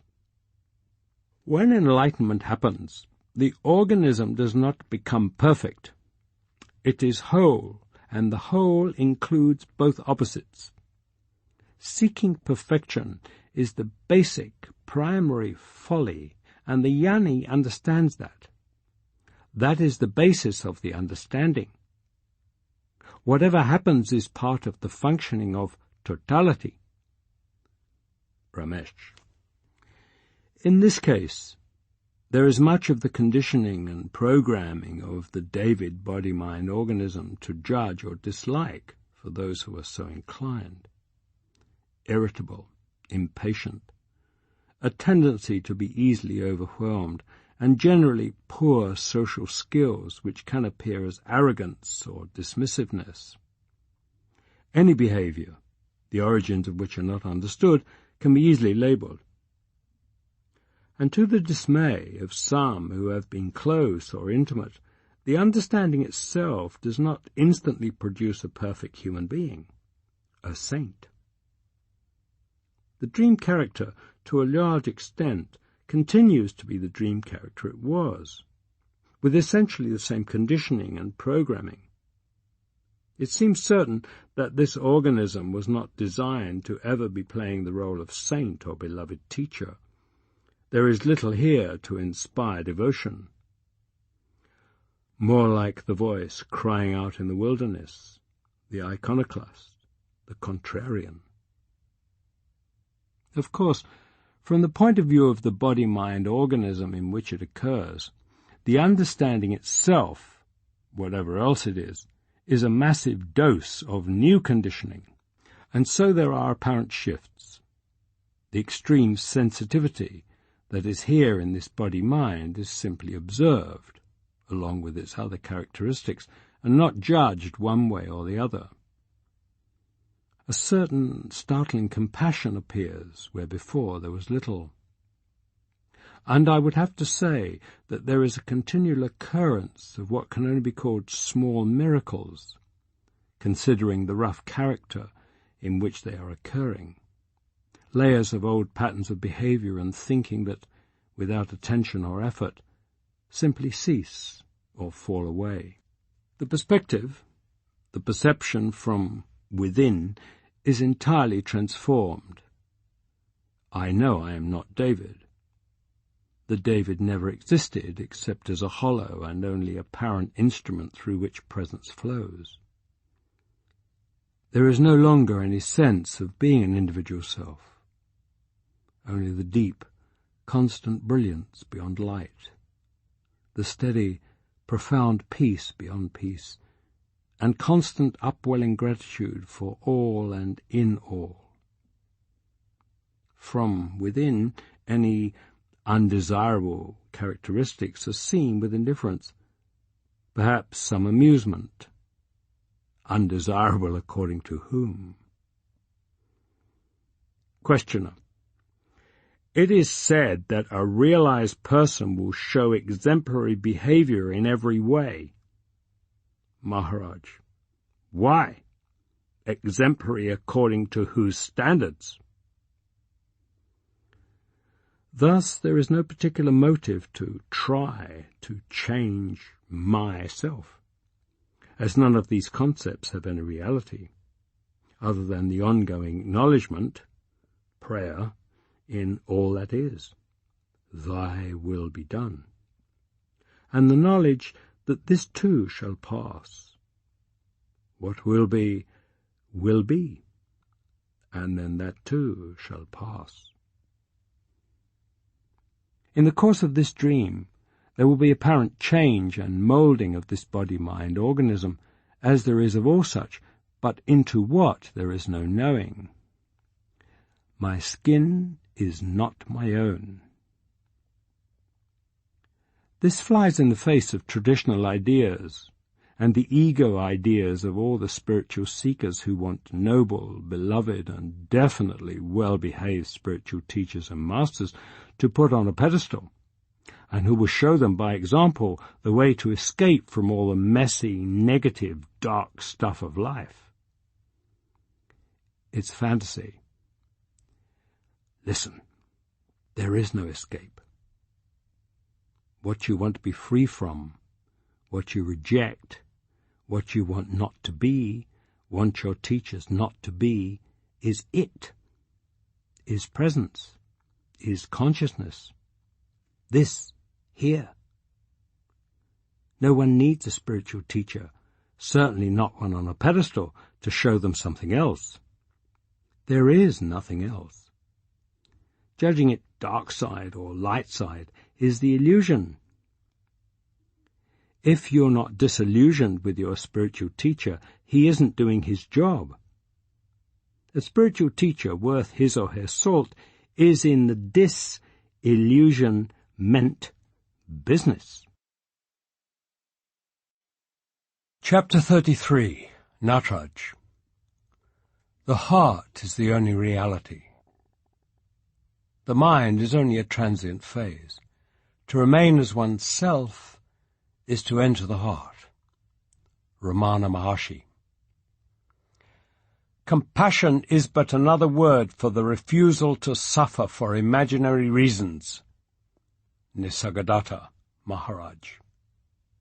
In front of me on the desk, a rather unwieldy chunk of bronze, the theme of which you may or may not be familiar with, known as Nataraj, or Dancing Shiva. What perhaps some of us knew during our folk hippie days as the Lord of the Dance. From the primordial stillness, Shiva dances the world into existence, and all the world exists as long as there is the dancing. The world is the dancing, nothing more. Of course, all the details of the Nataraj have intricate meaning in the Hindu myth. The number of flames, the number of cobras in Shiva's headdress, the image he's standing on, what he's holding in his hands, and so forth. This is an antique one, found in the depths of Chor Bazaar in Bombay, evidently broken and repaired several times, most recently my own brazing a flame back on. Such is this life.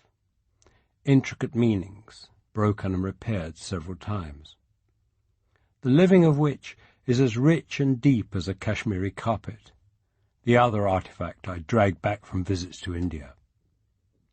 This is what Tony Parson means when he calls emotions the colours of life.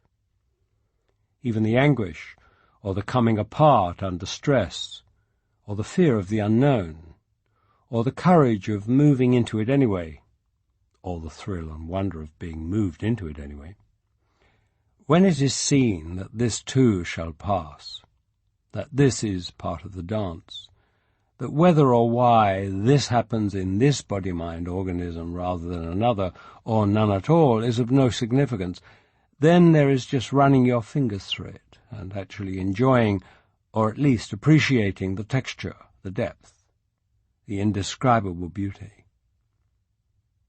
None of it taken delivery of, none of it owned, none of it judged, just constant, total amazement, day to day. Nothing need be any different from what it is. You do not need to change anything. No one need be any different than they are.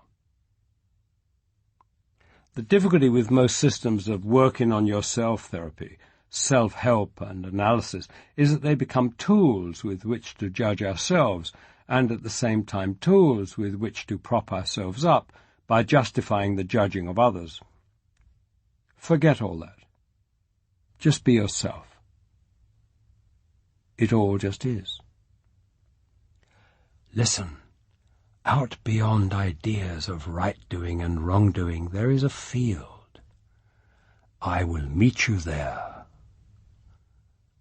Rumi. The ultimate unified field, beyond all concepts of dualism, where I and you flow together. I is not David. You is not you. Neither is. And I meet you there, completely, with nothing lacking, because the I am that you are is the I am that I am. The rest is just day to day, and there is no way to do anything wrong. The only thing we can know for sure is that it is right and wonderful and essential for exactly this to be happening now, beautiful and perfect. The human conditioning, emotions, feelings, thought patterns, all part of this world that has been pulled over our eyes to hide us from the truth. The effect is that we can never see clearly, only as in a glass, darkly, always fuzzy thinking, always missing the obvious. All these forms come and go. All will soon pass. The frustration, the sadness, the wanting things to be different, they too arise in the quiet expanse of accepting awareness between the thoughts. They will never stop arising. There is no stopping them, and indeed no need to try. There is just watching, accepting what is. It is the judging that makes us miserable. When the mind is in bondage, the truth is hidden, and everything is murky and unclear, and the burdensome practice of judging brings annoyance and weariness. Seng San. In the jungle, the great quest to find my purpose, my path, and above all the way I can help, falls to the ground and disintegrates, laughing. It is taking the dream to be real, which creates the emphasis on finding a purpose or meaning. With the constant asking why or how, everything takes on importance. This seeming importance keeps us involved. A preliminary intellectual understanding of the teaching would lead one to conclude that the best way to help is to be empty, to stop trying to be helpful, and the best way to be caring is to stop caring and get out of the way. But it goes deeper than that. What is unfolding perfectly. There is no way to not be helpful. There is no way anyone can get in the way. Attachments and expectations around love as caring and romantic and fulfilling and satisfying of deep needs are often more deeply held even than attachments to physical things. And so many spiritual traditions and teachers emphasize non-attachment to others as a spiritual practice to the point of actively disrupting and negating loving relationships. But truly, the whole emphasis on getting rid of attachments turns out to be misplaced. It is the prescriptive, descriptive fallacy again. Once there is seeing the true nature of things as they are, all things are seen to be elements in the dream and therefore untrue, not necessary, unimportant, and they simply lose their hook. Any attachment to them spontaneously evaporates. But trying to eliminate attachments in order to bring about the seeing is, of course, back-asswards once again and doesn't work. How many people do you know have attained enlightenment, or even happiness for that matter, by doing violence to themselves in this manner, trying to cut out what is naturally there? Like everything, it simply is, and when it is natural for it not to be there, it isn't. You can't make this come about, even by making yourself lonely and miserable. Emotional attachments and relationships in general, like all behavior, remain inscrutable as long as you're still seeing it all as independently directed individual behavior. Whole sciences have been constructed around this. During and after 2 divorces and numerous relationships, I spent many years working on the commonality in these situations, talking to friends and soul-searching, agonizing, trying to find out where I was screwing up. With the understanding that all so-called human behavior is consciousness acting through these instruments, and there is no independent doer of any action, the subject becomes moot, and the judgment that there is something not okay and needing to be changed subsides.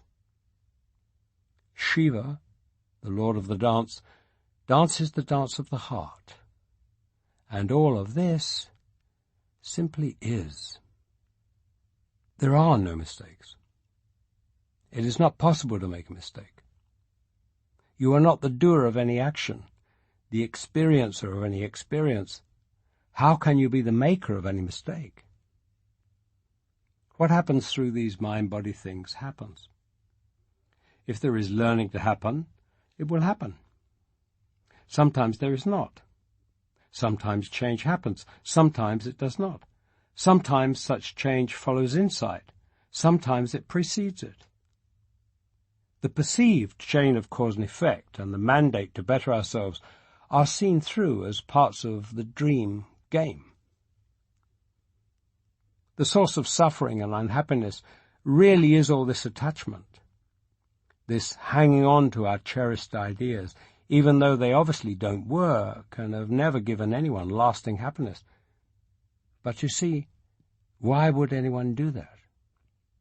Because you have no choice, obviously.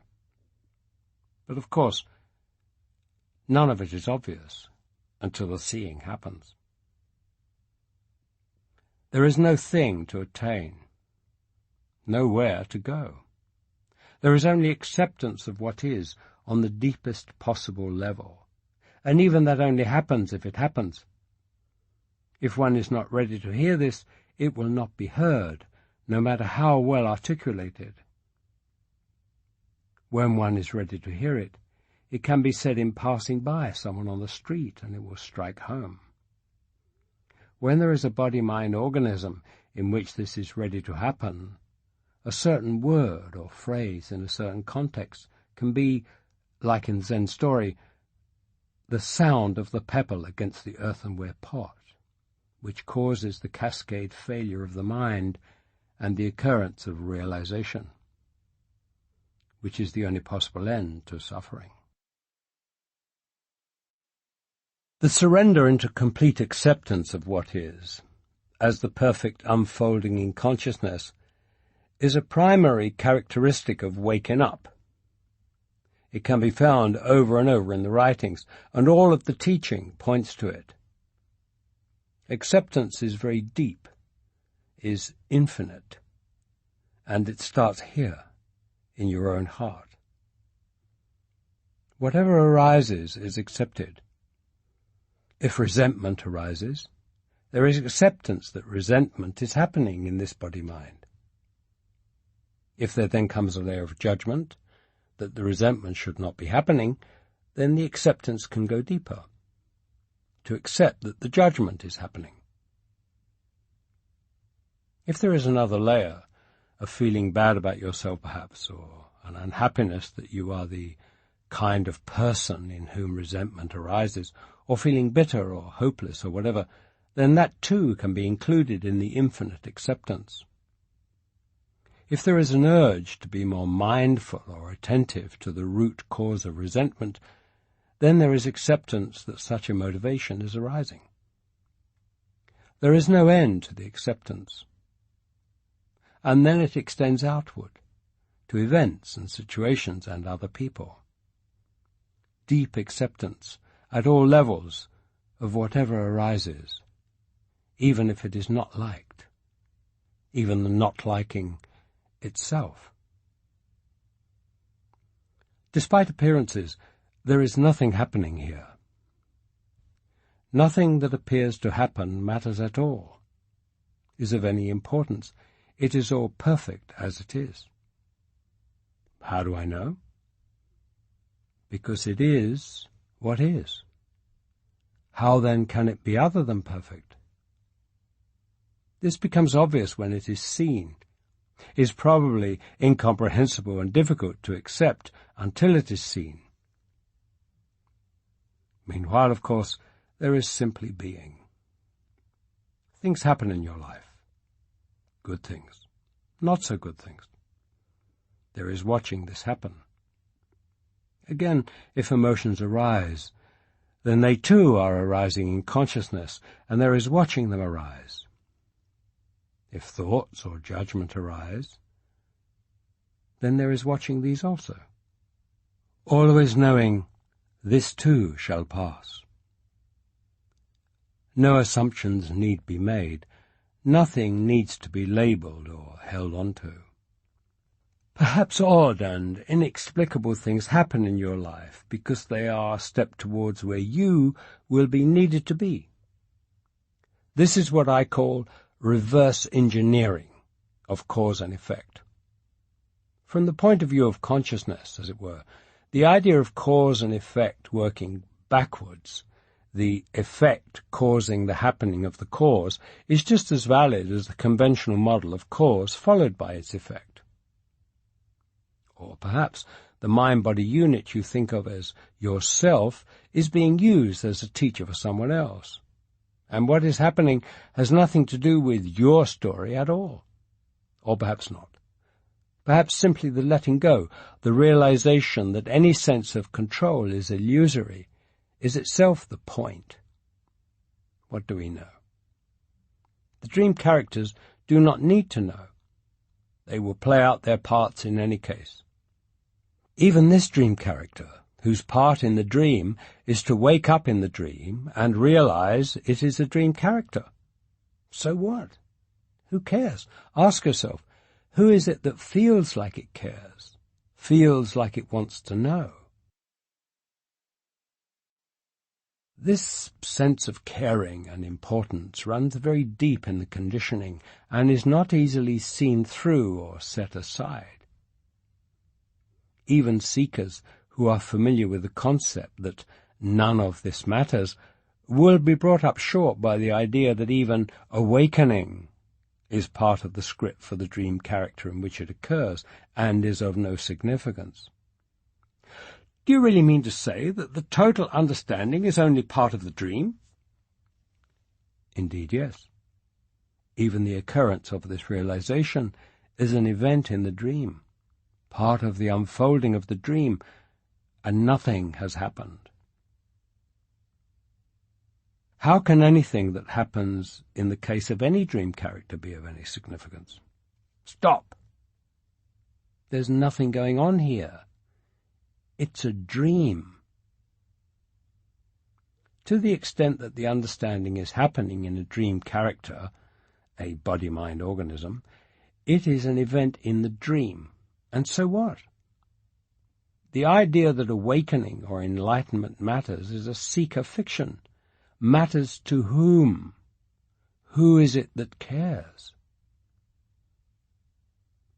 It has been said that if you want to know when you're getting close to the understanding being total, to awakening, it's when the importance of awakening happening in the body-mind you call yourself fades. Of this awakening consists the awareness that anything happening to this body-mind, whether it be awakening or death or misery or luxury, is all happening in the dream to a child of a barren woman, to use Maharaj's phrase, to a mythological creature, an idea, a fiction, some one who can't exist. None of it matters in the slightest. It looks important from the dream, but I confidently assure you it is not. Now, sometimes the phrase, the understanding, is used obliquely to mean that which is understood.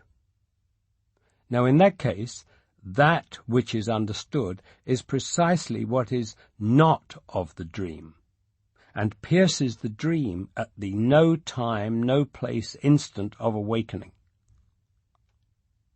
But the occurrence of the total understanding in the case of any specific body-mind organism is, by definition, an occurrence which appears to happen in the dream to a dream character, and is as such a part of the unfolding of the dream. Caring and a sense of importance attached to the whole issue of awakening finds its highest traditional expression in the Bodhisattva vow. The Bodhisattva concept is just so quintessentially and beautifully Buddhist, sacrificing your own enlightenment till all have attained. The height of altruism, self-sacrifice and high-mindedness, taking the greater love than this no man hath theme to the next level. Beautiful. Can there be anything greater in human aspiration? Just absolutely sweet and gorgeous. And I hate to be one to break this, but it's malarkey. Completely dream-bound thinking. Wonderful, tear-jerking, romantic drama, and completely irrelevant once the awakening occurs. The whole idea only arises in the dream, when there is taking individuals seriously. If indeed the individual is the child of a barren woman, doesn't exist and never did, then who is there to sacrifice? And who is there to sacrifice for? And of course, it's the same with the Christian concept of Jesus dying for our sins. It's all dramatic nonsense, what I tend to call silliness, or in Maharaj's terms, great entertainment. This is a difficult point for many. The apparent indifference of the understanding to these high-drama, important and spiritual things in human life can be seen by normal and well-meaning folk as cold-hearted. It's not. It's so the opposite, so completely compassionate. But I don't know of any sage who has been able to explain this adequately and bridge this gap. And it is a gap. From the human perspective, the bodhisattva represents the very highest virtue. From the understanding, it's irrelevant, though somewhat endearing, silliness. Of course, it's all venerable ancient tradition, along with karma. Whose karma? And rebirth. No one is born, let alone reborn. But tradition often doesn't hold up in the simplicity of the brilliance. East or West, thousands of years of tradition have a tendency to corrupt and fabricate. There is a well-meant tendency to teach comforting but dream-bound concepts to give folks some immediate relief. The distinction between these and the understanding is sometimes subtle and oft lost. In seminary, I studied enough Catholic theology and New Testament redaction to know that centuries of well-intended parsing of what the original visionary might have meant really comes close to the actual understanding.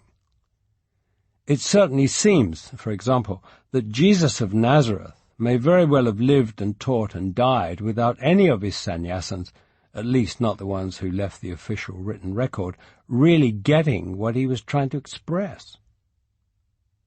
What they passed on as Christianity has just about nothing at all to do with the understanding which appears to have almost certainly occurred in Jesus' case. Disciples as numerous as grains of sand in the river Ganga, yet not one has come to enlightenment. They err in seeking it as a path taught by others. Tang Shan. East or west, generations of well-meaning monks can pretty well garble the message. I am no scholar of these things, of Advaita, Vedanta, Buddhism, or Sanskrit, and there is neither the ability nor the interest to argue the fine points which are so significant to scholars. It would appear that the job description here, at least at the moment, is to describe, within the context of the conditioning of this body-mind character, what the understanding is here. This may or may not necessarily correspond to what the scholars have worked out over the centuries. In a way, that is hard to enunciate. The understanding, the seeing, when it occurs, is extraordinarily simple, and in a very subtle way, many things are immediately, transparently clear, which from the human intellectual or moral perspective can easily sound like unacceptable presumption, but to that objection there can only be a shrugging of shoulders here. It is what it is. And if it is not acceptable, that's cool too. After all, there really is no compelling reason for it to be accepted. As soon as there is fiddling around with concepts and modes of expression, the David thing, along with everybody else, is likely to be quite wrong. But what is understood is very simple. It is what is. And there can only be pointing towards it from various angles, which pointing in this case, because of the conditioning, will very likely not be in classical form. And in this completely simple understanding there is a recognition, not by the mind, of those cases where this same understanding, in its utter simplicity, devoid of complication or embellishment or the interjection of what someone thinks should be right, has occurred.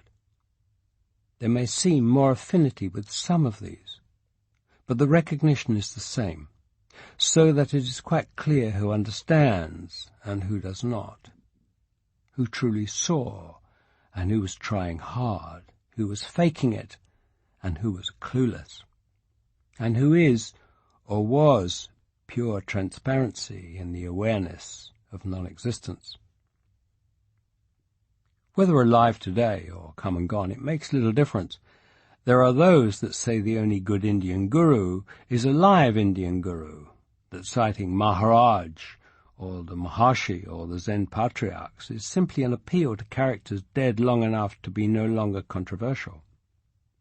And then there are others, the dead guru societies of seekers and even teachers, huddling forever around the site of a well gone dry, and never recognizing the ever-present perfect outpouring standing quietly next to them, streaming within them.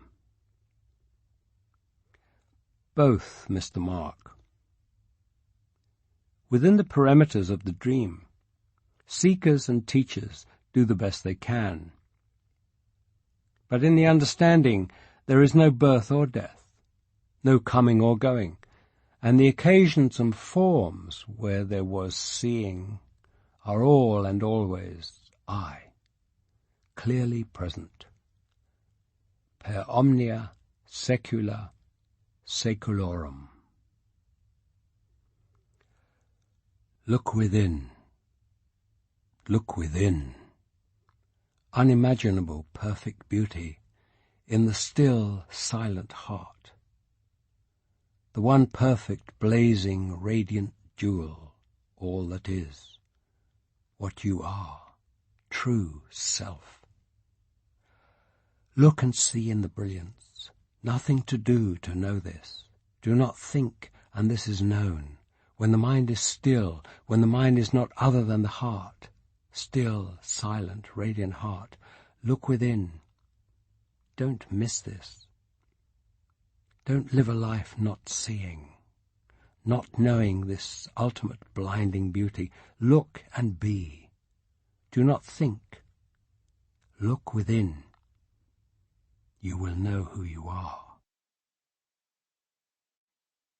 Chapter 34. Metanoesis. Although everyone wants happiness, most people suffer from tragically mistaken ideas about what brings it. Roger Walsh. If I ever go looking for my heart's desire again, I won't look any further than my own backyard, because if it isn't there, I never really lost it to begin with. Dorothy, in The Wizard of Oz. Interesting, isn't it, that the American Declaration of Independence names as unalienable rights life and liberty, but not happiness. The pursuit of happiness, sure, but not happiness itself. A recognition, it would seem, that no one has an unalienable right to happiness, only to spend one's life and liberty chasing after it. Sounds like a certain frustration factor built in there, doesn't it?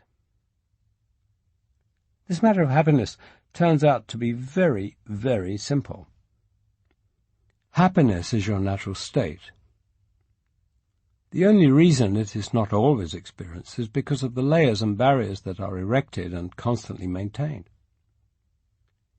It is simply a matter of letting go of these, not of gaining anything new. That is the secret.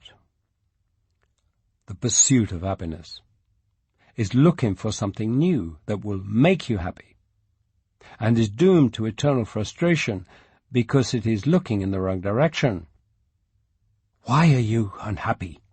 Because 99.9% of everything you think and everything you do is for yourself, and there isn't one. Way woo way.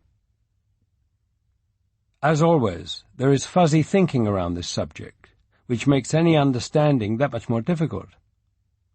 Although happiness has a strongly positive connotation among spiritual seekers, and pleasure a more negative one, the dictionary definitions of the word suggest that similar sensations underlie both. For our purposes, it may be useful to define these concepts with a little more clarity. Pleasure is part of the cycle of desire. Pleasure is the sensation that occurs when a desire is satisfied. It is the experience of release, the experienced at the moment when there is satisfaction of the desire and the desiring stops. This pleasure is itself very desirable, very addictive. There is the restlessness, irritation, and anxiety that accompany desire, followed by the brief moment of pleasure at the moment of satisfaction. Every body-mind organism is programmed and conditioned differently, and so the particulars will be different in each case. But basically, whatever is found to lead to that sensation of release and pleasure will be what is desired, because ultimately it is the pleasure at the release of the desire being satisfied that is desired. The nature of pleasure is that it is a momentary release. The sensation of pleasure is lost almost as soon as it is found, as the cycle of desire, once satisfied, immediately repeats itself. As many have found, there is no way out of the cycle on its own terms. That is why Buddhist teaching has always stressed the cessation of desire itself. But how can the body-mind just stop desiring? And what does that have to do with happiness? Most pursuit of happiness is based on the subliminal idea that happiness is pleasure that doesn't end, at least not so quickly. This leads to the if-only method of seeking happiness, which is really only a matter of upping the ante on desire. If only I had this, or if only this happened, then I would be happy. This is the glorified version of the desire-pleasure cycle, and is doomed to the same fate. Lasting happiness can only occur when there is a reorientation, a stepping out of the desire-pleasure cycle entirely. All you want is to be happy. All your desires, whatever they may be, are a longing for happiness. Basically, you wish yourself well. Desire by itself is not wrong. It is life itself, the urge to grow in knowledge and experience. It is the choices you make that are wrong. To imagine that some little thing, food, sex, power, fame, will make you happy is to deceive yourself. Only something as vast and deep as your real self can make you truly and lastingly happy. Nisargadatta Maharaj. At some point in each of our lives, we have all had the experience of being happy. It may be hard to describe, but we all, somewhere, somehow, know the experience, however fleeting, however rare. Otherwise, we wouldn't know what it was like, and we wouldn't be striving for it.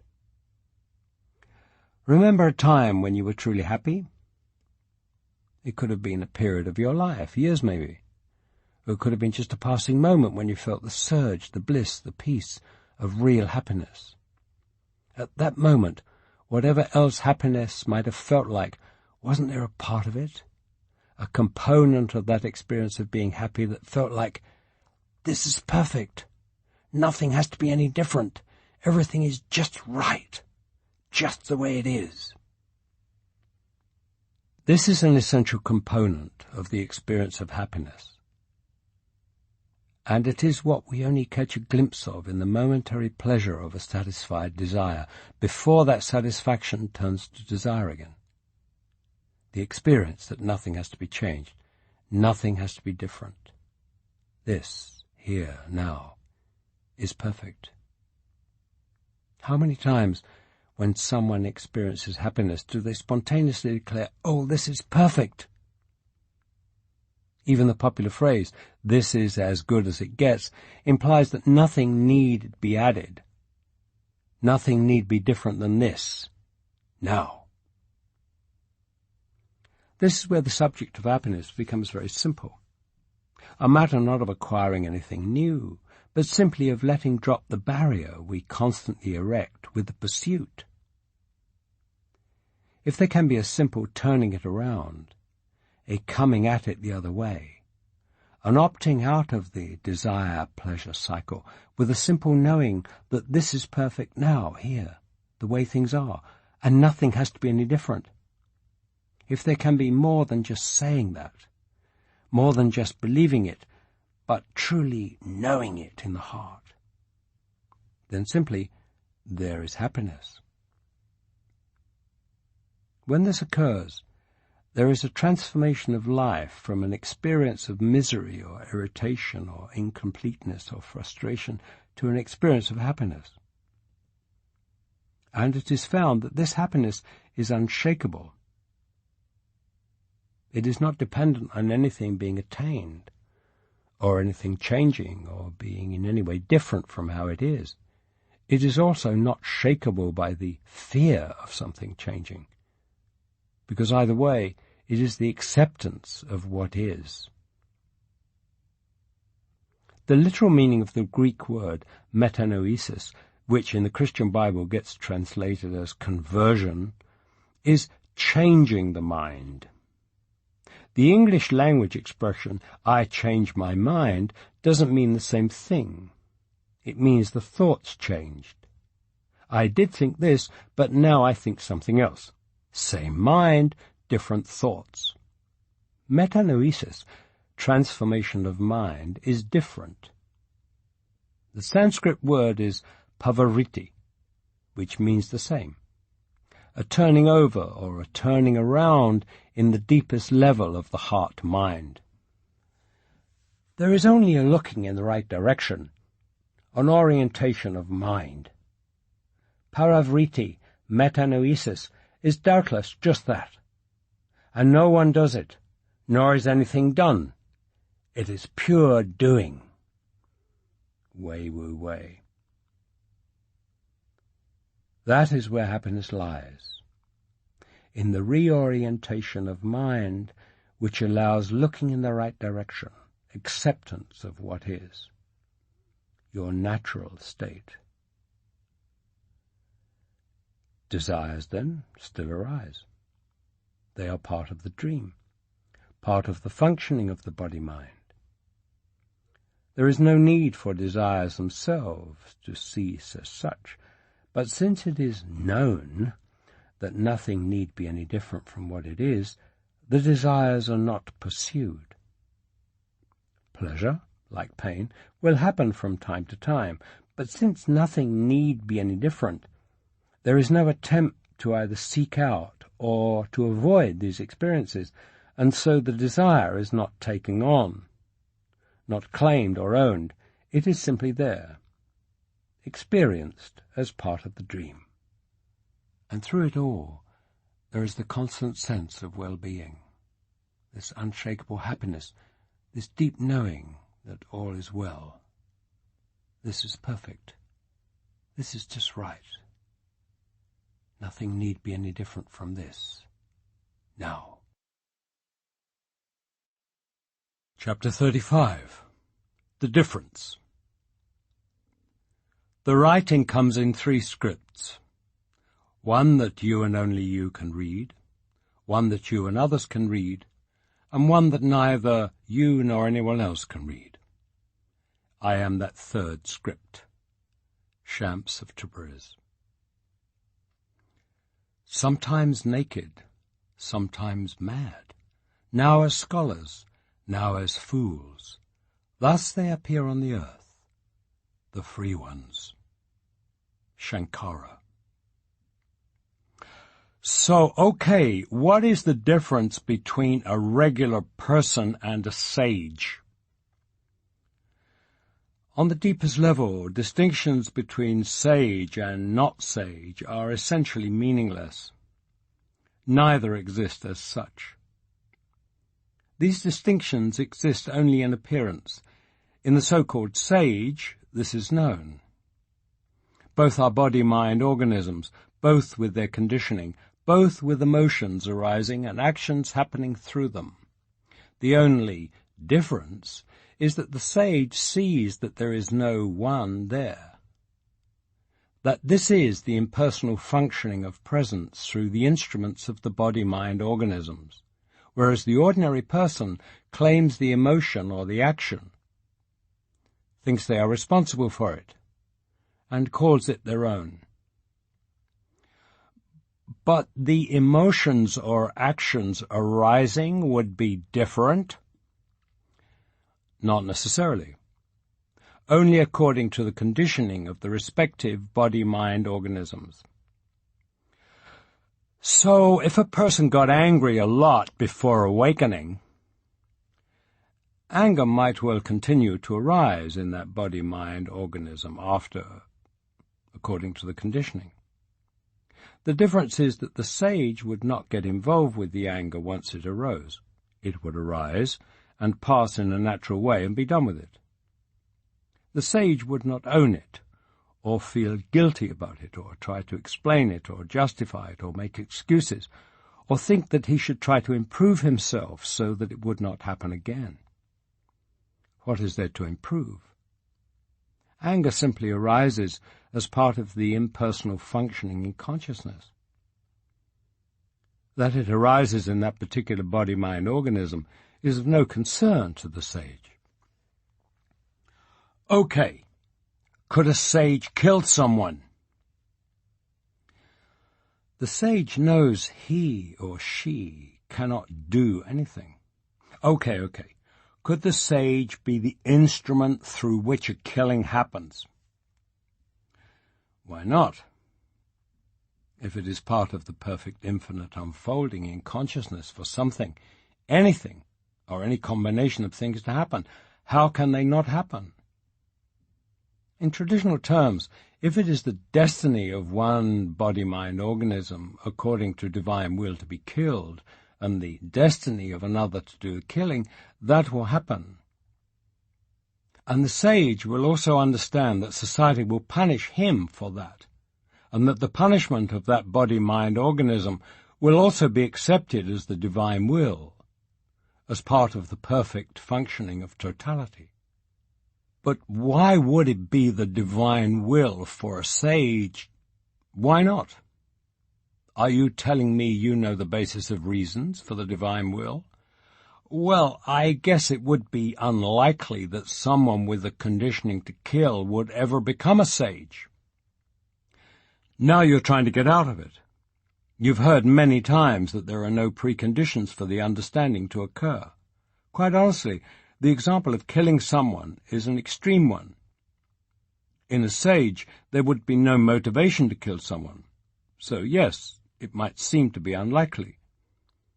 But the dream characters, the body-mind instruments, are hardly in a position to predict this kind of thing.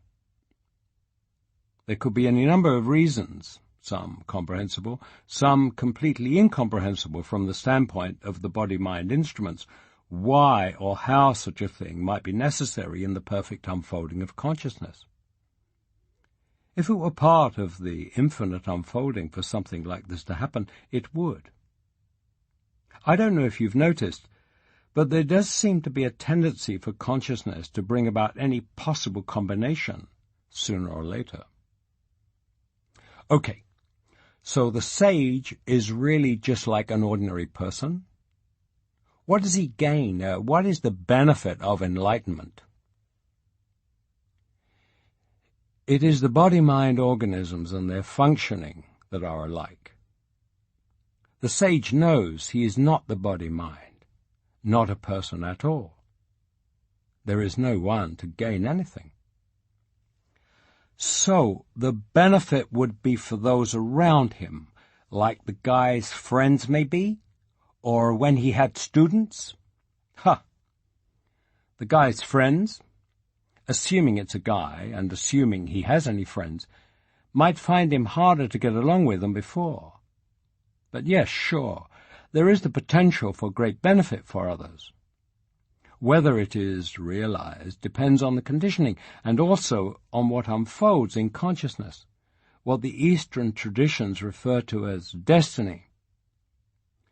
The conditioning of the students? Who says he has any students? But wouldn't a sage teach? Why? Once again, only if it is in the script, in the dream, for that sage dream character to teach. Only if it was the destiny, according to the cosmic unfolding of that sage body-mind organism, to talk on the subject in the functioning of consciousness.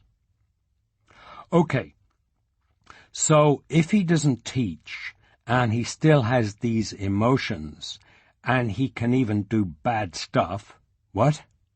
So, okay, what is the difference between a regular person and a sage? Just the understanding, my friend.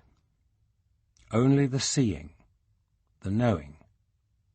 That is all. Just the peace that passes all understanding. And what good is it? None at all, you could say. Buddha said, "Truly, I obtain nothing from enlightenment." And Huang Po wrote, "There is just a mysterious, tacit understanding and no more." The sage is not a superhuman, a regular person with something added. The sage is a regular person with something less. The sense of being a separate self, a separate individual, is gone. There is no one home. I've heard that in the sage, everything happens spontaneously. Yes. And do you want to know what else? In everyone, everything happens spontaneously. In you, everything happens spontaneously. I don't experience it like that. Exactly.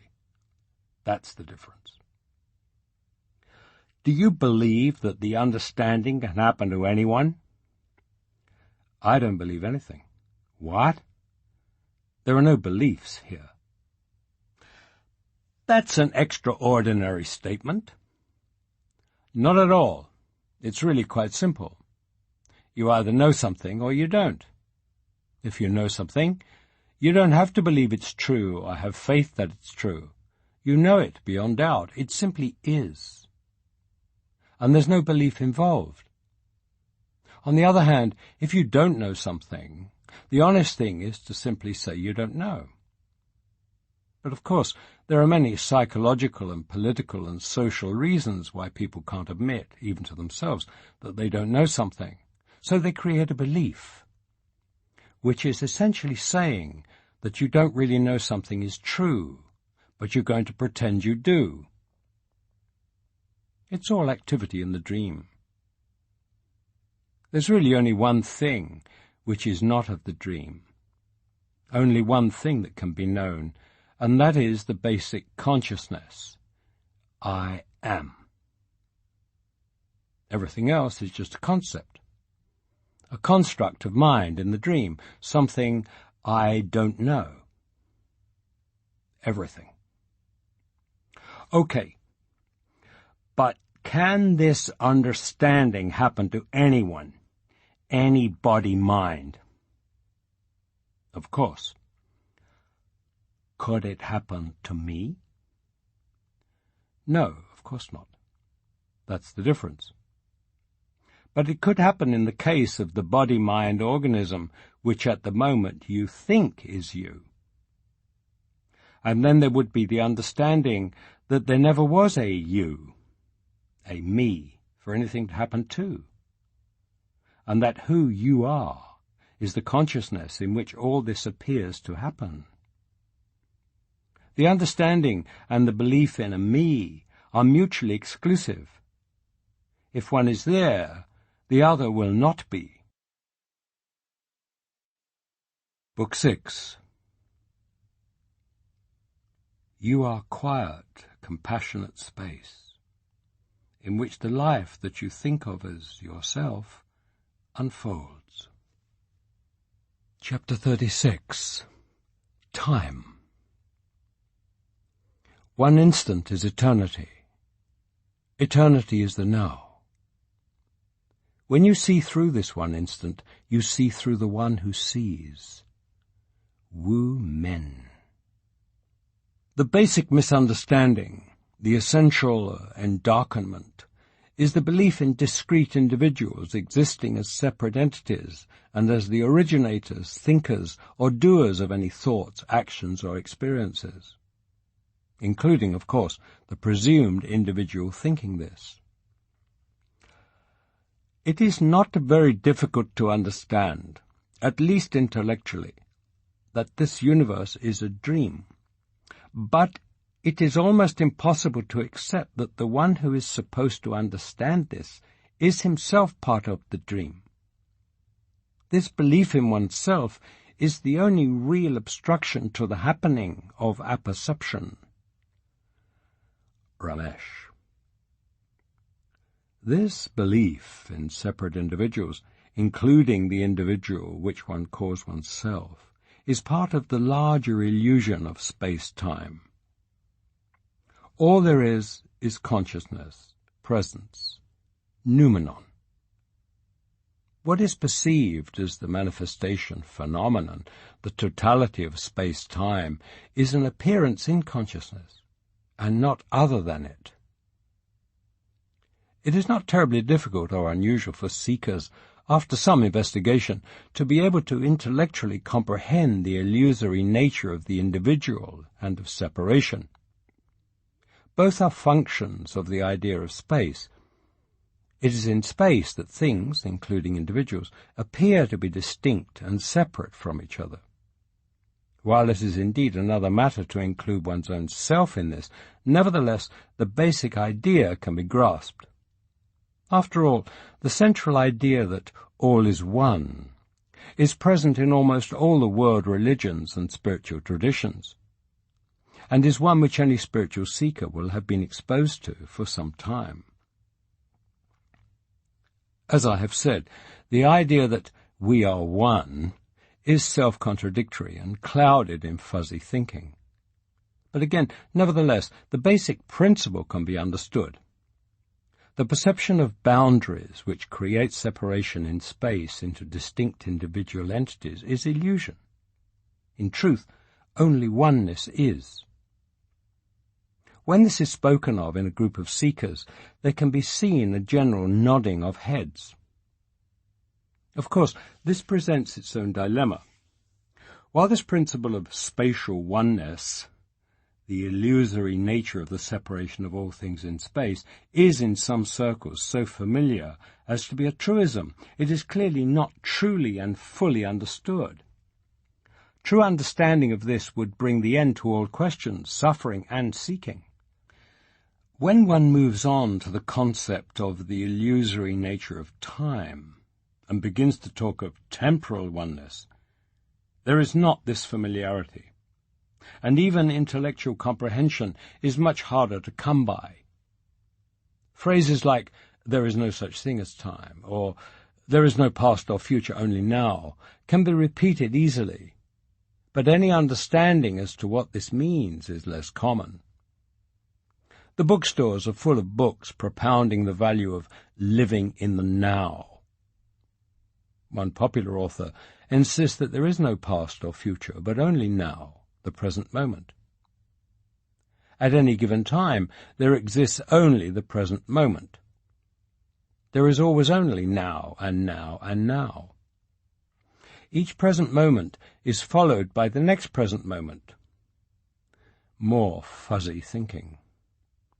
This is merely renaming the past, present, and future somewhat confusingly as now, now, and now. There is still the concept of sequential time, one present moment following another. Perhaps it can be helpful to use the model of spatial oneness, which, once it is understood, at least intellectually, exposes the illusion of space, to come to an understanding of temporal oneness, which will, in a similar way, expose the illusory nature of time. The concepts are parallel. The idea of discrete, separate moments in time is like the belief in discrete, separate individuals in space.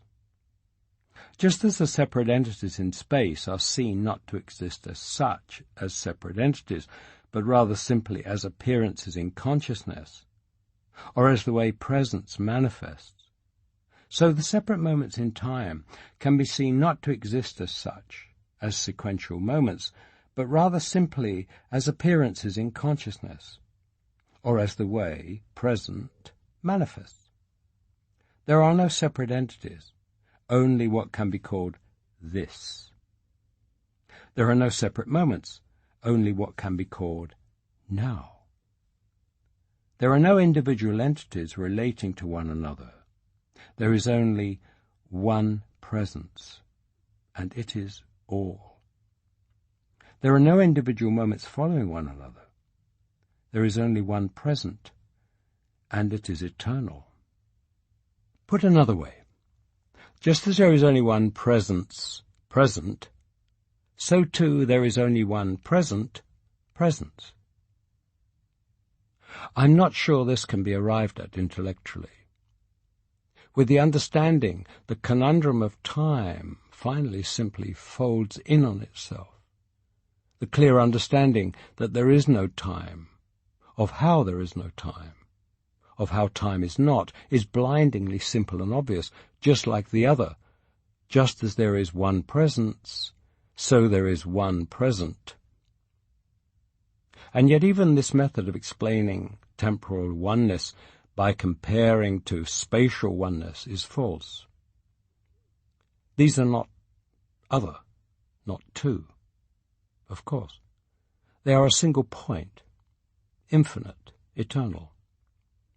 one infinite presence is one eternal present. There is no thing called presence, which is being present. There is not really this and now. They are the same, the suchness, the isness of this now.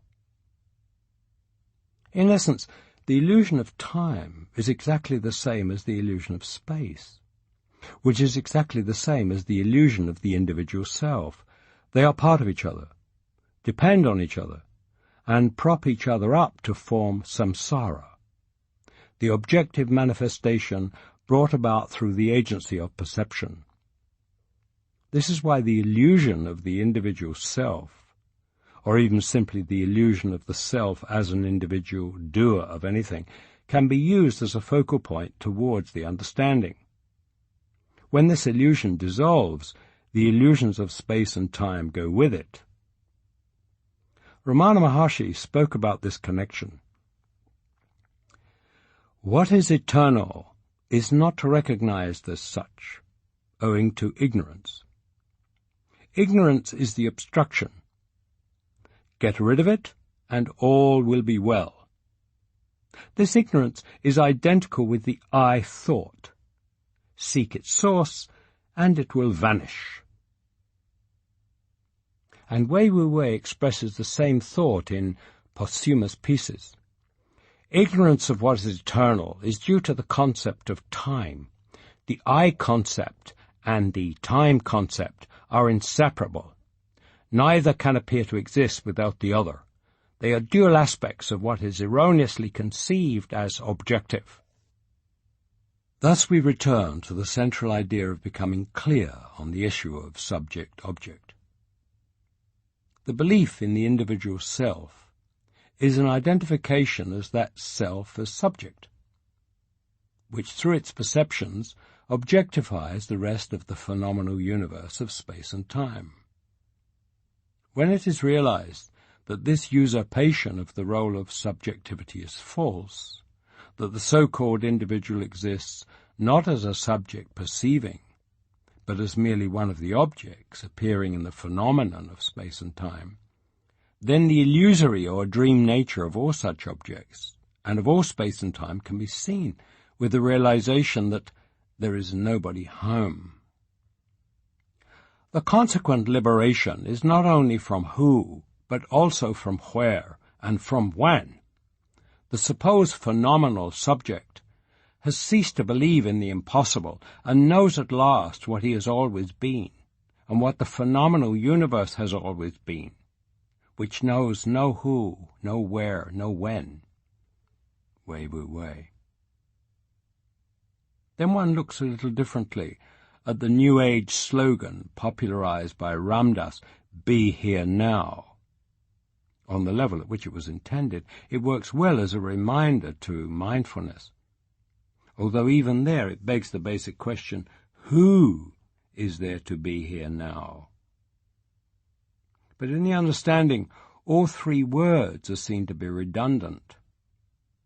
All there is being. There is only here. There is nothing other than now. Where else can I possibly be but here now? Even if there is being lost in a memory of the past, that past exists only as that memory, that thought happening now.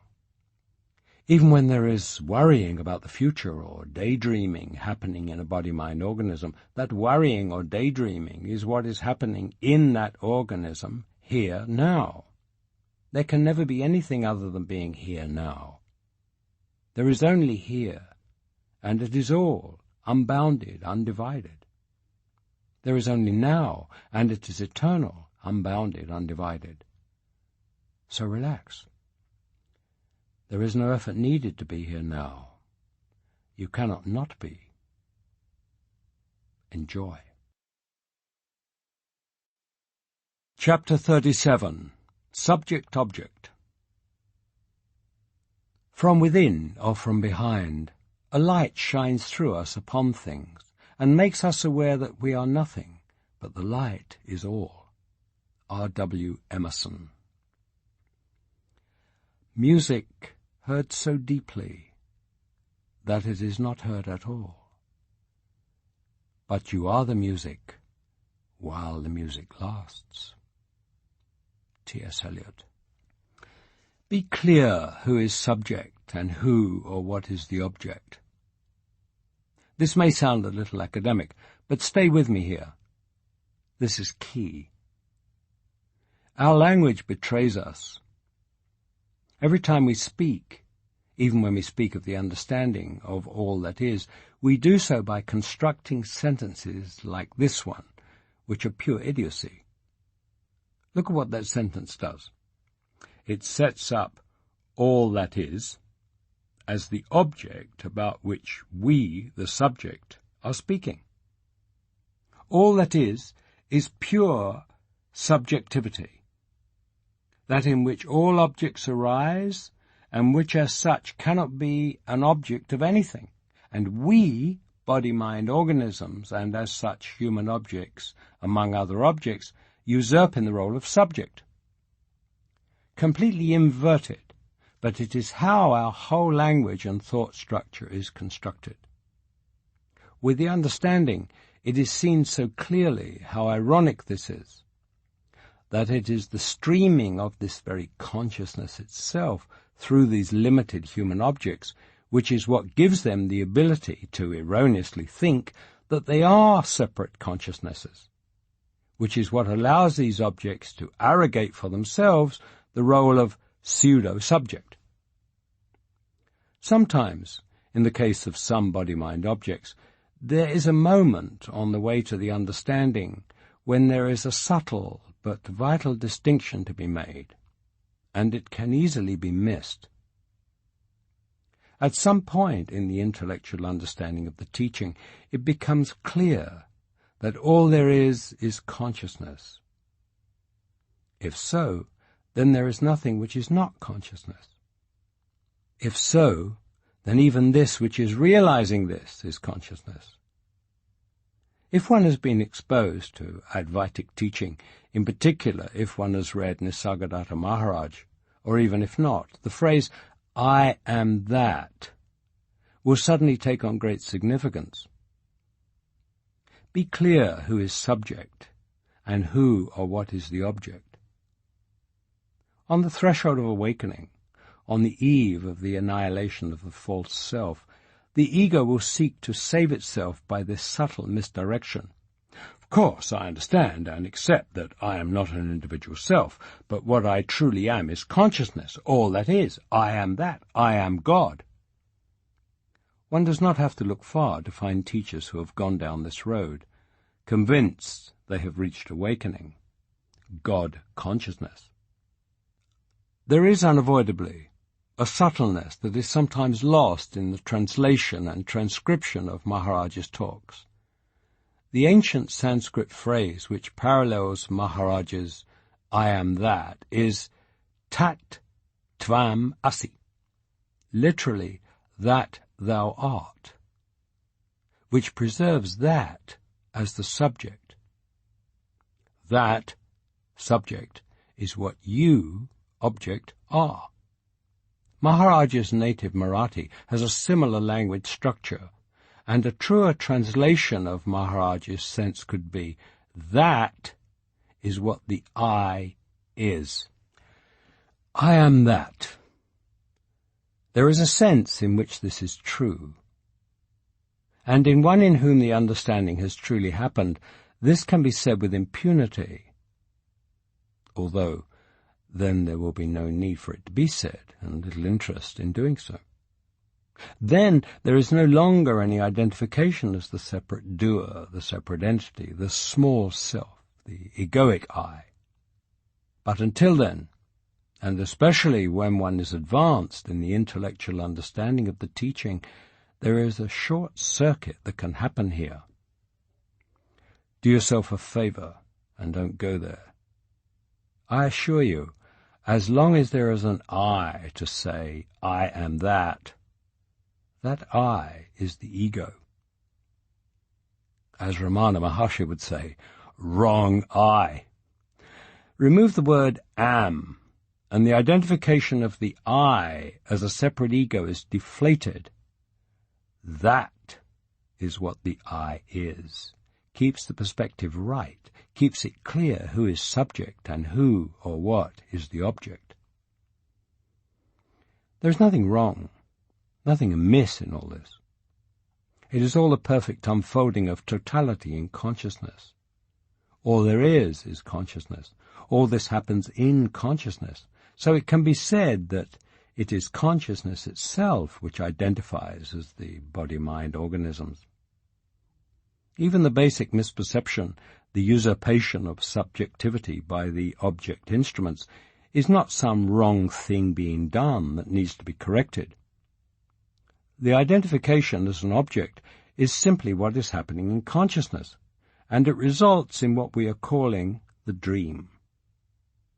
When awakening from the dream occurs, in the case of a body-mind object, there is a ceasing or the falling away of that identification as a pseudo-subject, and that too is simply what is happening in consciousness. When the understanding occurs, and there is that falling away of identification, then there is the end also to the whole subject-object distinction. It is seen that there is no relationship, no I and thou, for they are the same. I as separate pseudo-subject has never existed, and thou is not other, is who I always already is. The first teacher I had talking about Advaita made a useful distinction. She is British, so at first I thought it was just a peculiarity, since the British frequently use prepositions in a way which is different from the way they are used in America, or different to, as they would say. But the distinction can be helpful in any case. As concepts, there is a difference between identifying as and identifying with. As, in this context, is like an equals sign. When there is identification as a body-mind object, you believe you are that body-mind. You identify yourself as being that body-mind. But identification with is more like what you mean when you say you really identify with a friend who is going through some experience. You don't think you are your friend, but still you can identify with that, as we say. There is an empathy there, a seeing things through the eyes of your friend.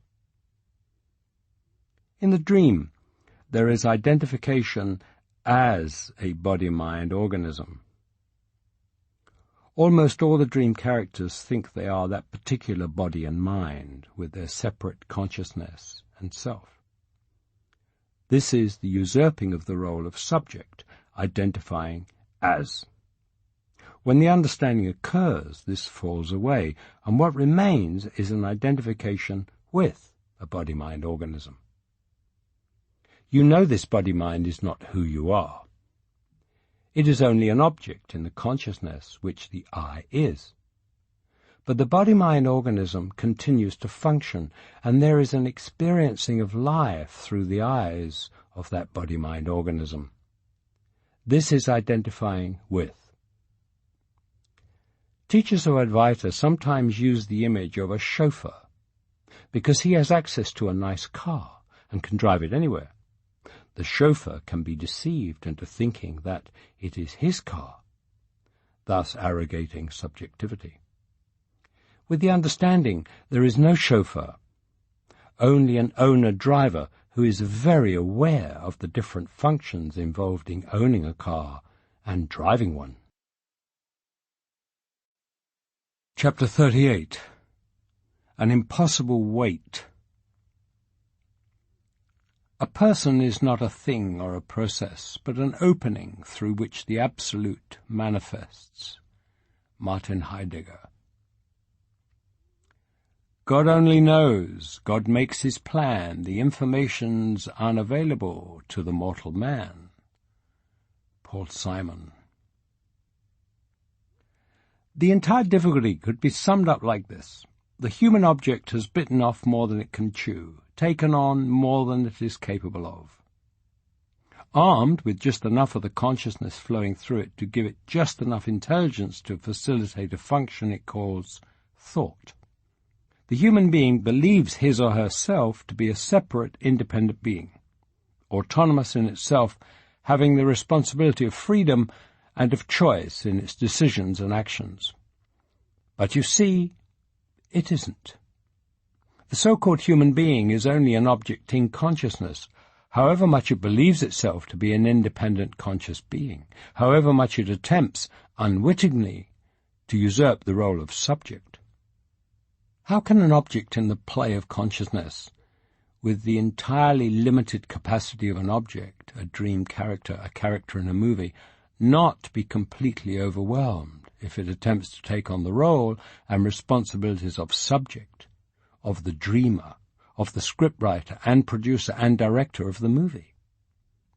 The human character convinces itself that it has almost complete freedom and therefore responsibility for its actions.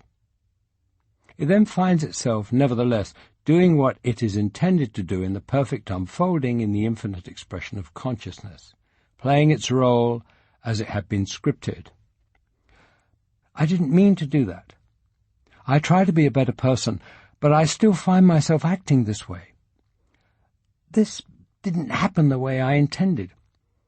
I keep doing this. Why can't I learn? So much energy is spent berating oneself for not living up to what one has become convinced he or she should be. So much guilt. And an equal amount of energy expended trying to avoid that guilt by faulting someone else for not living up to the same expectations. It's ridiculous. The human organism thinks it is God and takes on the responsibilities of God, but has only the capacity of a created object. No wonder so many feel so bad about themselves so much of the time. How can they possibly measure up? It's an impossible setup. And the suffering that the human object brings upon himself by taking on the role of subject is in fact imaginary and unnecessary. It's a massive case of confused and mistaken identity. The whole idea that there is such a thing as an individual, a self, a person, a human being, is simply a small, innocent mistake. There seems to be all this activity, thoughts, emotions, what writers call a stream of consciousness, which gives the illusion of a certain continuity. It is this apparent continuity of brain activity which you think of as yourself, but in fact it doesn't exist. There's no thing there. Who you think you are, a human being, is actually much less. A dream character, an apparent body-mind organism functioning as a pass-through mechanism in the expression of consciousness. But who you really are is actually immeasurably more.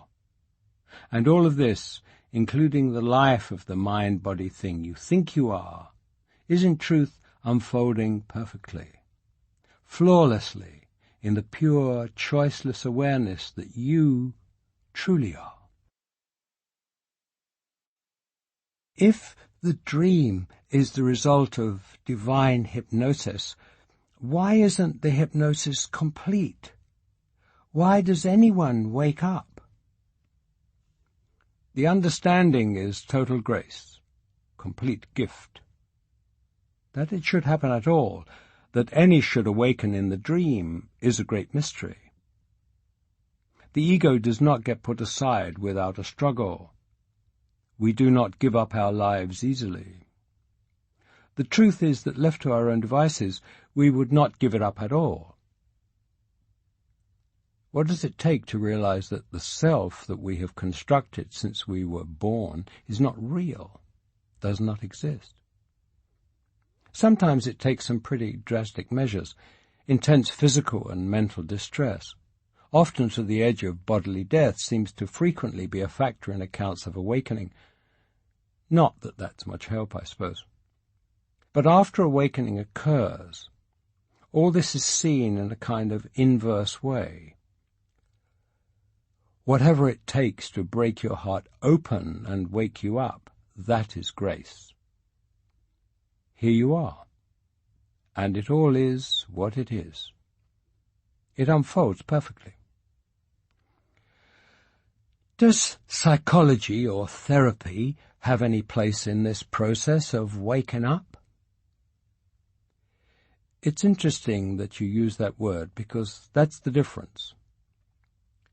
Therapy is a process, something the dream characters go through here in the dream. Process and growth and becoming only happen in duality. Such is the nature of duality. Awakening is not a process. It is popping out of the context of process, out of duality. But in retrospect, it can be seen that psychotherapy can certainly serve a purpose in stabilizing a sense of self to the point where it becomes safe or even possible to let it go. A very insecure and defensive ego with very low self-esteem or full of fear and anxiety will only be further affronted or hurt by being told that it doesn't really exist, that it is only a false imagination, a mistaken idea that needs to be annihilated. Ironically, it takes a fairly strong ego to be able to hear this message and entertain the idea. But dragging back and forth over the emotional coals of past events in therapy can be a pretty rugged ordeal, and after a point completely counterproductive if you get to taking it too seriously. From the present perspective, it's clear that it is futile to try to know or find out who one is. That's just chasing after wind.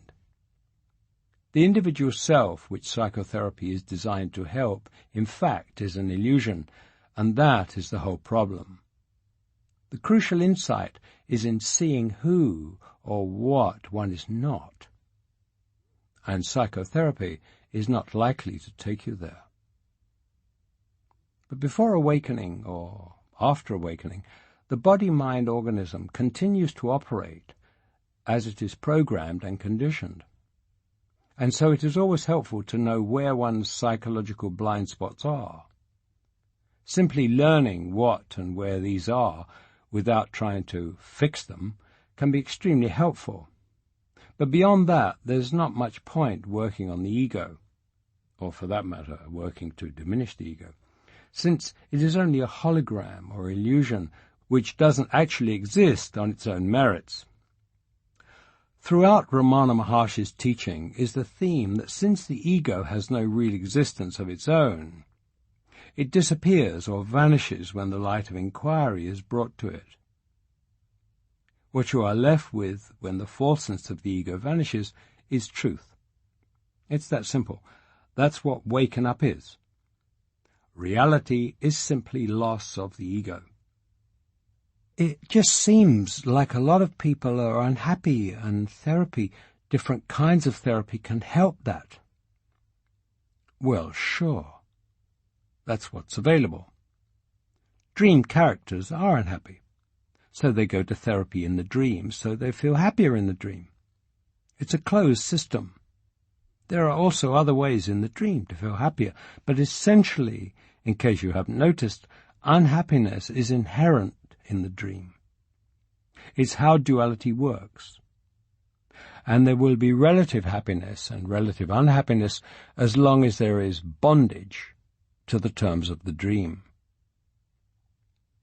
In practical terms, 9/10 or more of the perceived problem, this so-called bondage, or more practically, unhappiness, has to do with the concept of responsibility. People do love the concept of free will, go to the block for it, believe life isn't worth living without it. But a consistent examination reveals that it is only an idea, not your actual experience at any point. Causation is so complex that there is no way you can truly say free will has any meaningful input into any action performed by the mind-body you call yourself. Can you actually find one action which you can be sure, which you can prove was yours alone, or yours significantly, or even yours at all, and not the result of the interconnected net of influences of genetics, environment, training, culture, conditioning, historical accident, chance encounter, and so on? Ultimately, you cannot. Once this is understood, it is possible to see that what we think of as individuals are not subjects, not points of origin, but are objects, instruments through which consciousness, cosmic force, divine energy, works or flows. The concept of responsibility then pretty much relaxes and goes away. You are no more responsible for what occurs through the mind-body you call yourself than the flute is responsible for the music played on it by the musician. And then there is the realization that this is also true of any other mind-body. And so, of course, responsibilities spawn guilt, sin, shame, pride, arrogance, malice, all pretty much go out of the window. You don't do things, nor does anyone else. Events happen, and they happen through mind-body organisms as instruments, including the one you call yourself. I'm not sure I can really accept that there's no personal responsibility, but I can see that what you're describing would be a big relief. It's an impossible weight for the object, the instrument, to try to take on the load of being the determiner, the subject, the one responsible, the one apparently screwing up and making a mess of things. It's essentially crazy-making, as you can see by looking at the world. The only reasonably happy and sane people are the ones who embrace some version of acceptance of what is as the unfolding in consciousness, even if it takes the form of a somewhat simple faith such as let go and let God. The folks who are convinced they can and have to determine things for themselves with all the attendant implications of personal responsibility are the ones who dig themselves in pretty deep. And yes, of course, taking personal responsibility is a more mature understanding than faulting and blaming everyone else. And so it is taught as a useful strategy for societies and for individuals in the dream. But ultimately, this too is seen to be as empty a concept as the concept of the individual on which it's based. There's a lot of letting go in this. The core, central, irreducible teaching, said in some form by any teacher worth listening to, is also contained in the one line from Hebrew scripture: "Be still and know I am God." There is nothing really to teach. If one would only be still, all that can be known is here. All else is dream stuff. All else is just making noise. All else is bondage. But even letting go or being still seems like something I struggle with trying to do, and the teaching I've heard is that you can't do anything. The idea of non-doership is essentially a fairly simple one. But nevertheless, it is difficult to talk or even think about it clearly at first, because our language and concepts aren't set up for it. The Chinese have a phrase, wei wu wei. Wei is action, wu is the negative. So wu wei is non-action. That gives the basic duality, action or not action. But then there's this experienced alternative of wei wu wei, which is action which is not action. neither sitting doing nothing, nor running around trying to accomplish things, but the experience of the necessary action happening. The key is in the idea of who is doing the acting. Nobody is. The acting is happening without a doer. This is what our language and concepts have trouble with. My mind has trouble wrapping itself around it. Whose mind? What mind? The you that you think has a mind is an illusion, an idea that we are all taught to believe in, but which turns out to have no basis and no reality. This becomes clear. When you look at it, there isn't really any mind. What is the mind? There's no such separate thing. What there is, what we call experience, is an apparently more or less continuous stream of thoughts. This is what we then call mind, believing that this stream of thoughts is generated from inside our skulls. This is what we have been taught to believe since day one. But look at your own experience. Actually, you know that your thoughts come from elsewhere. Sometimes we say, I wonder where that idea came from. Where they all came from. Consciousness. Source. The human mind-body instruments are not points of origin. They are not transmitters.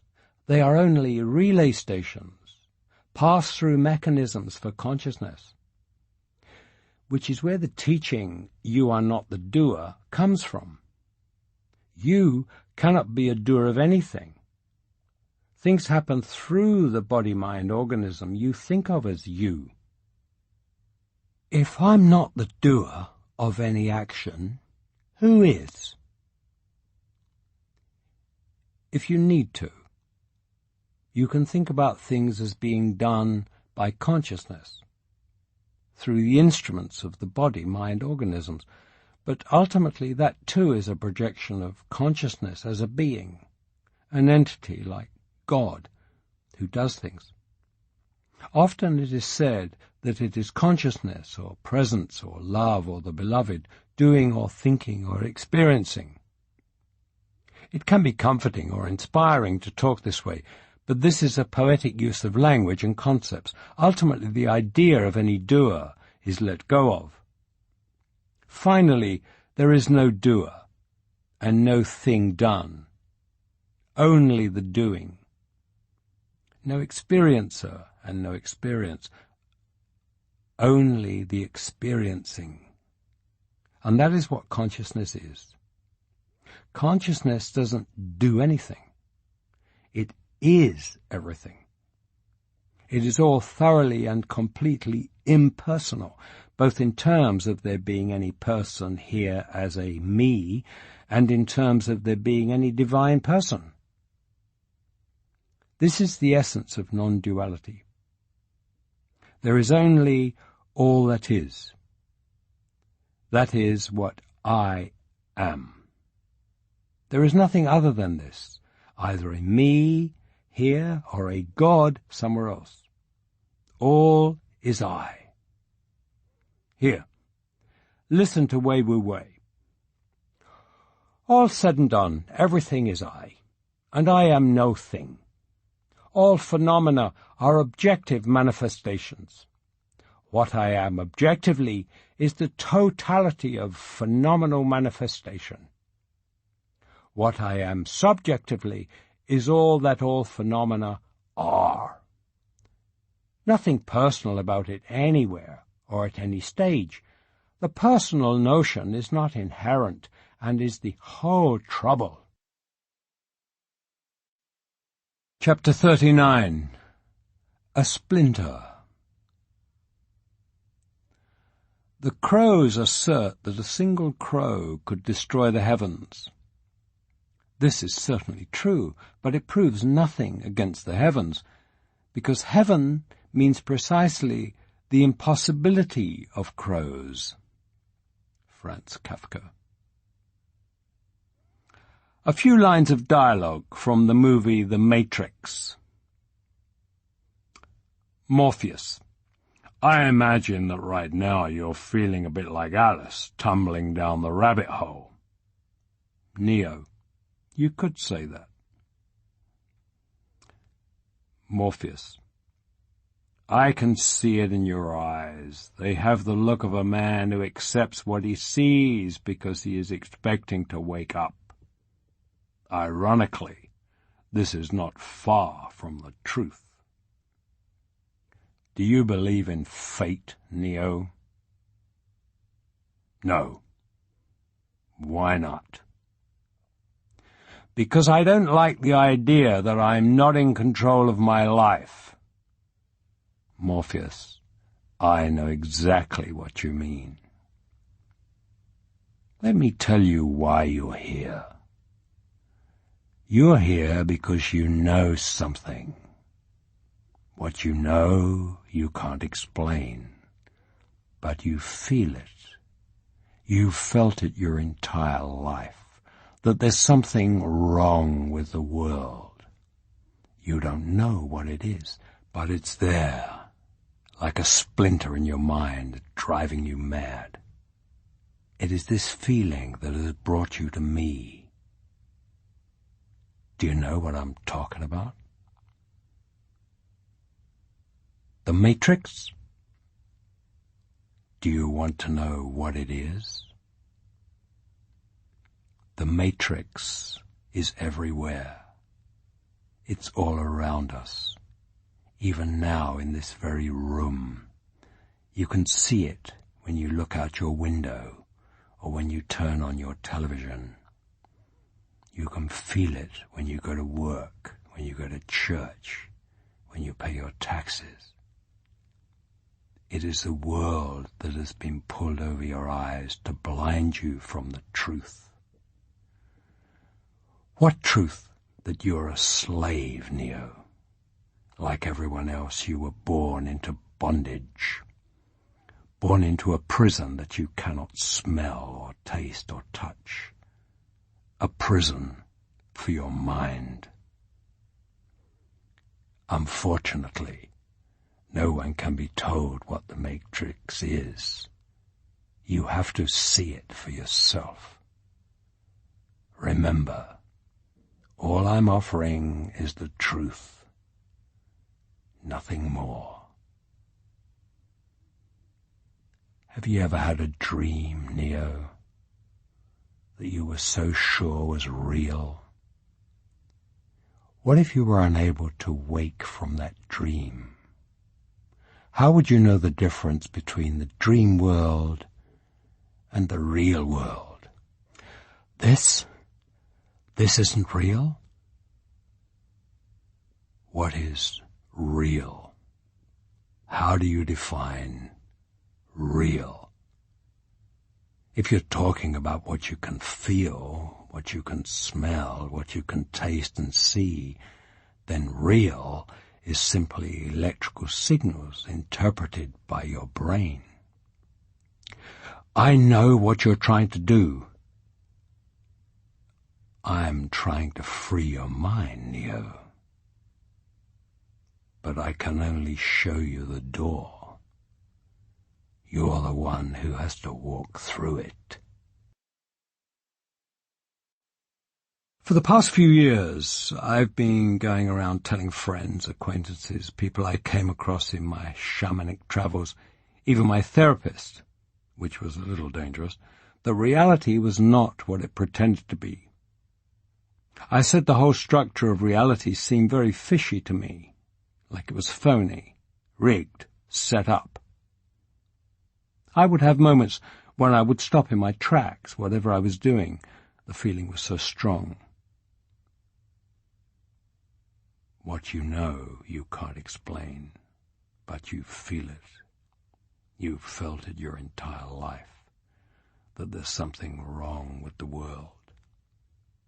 Like a feeling of déjà vu. Except that this was a feeling that I almost saw something. Almost saw through the hologram, the pretense of what we called the real world.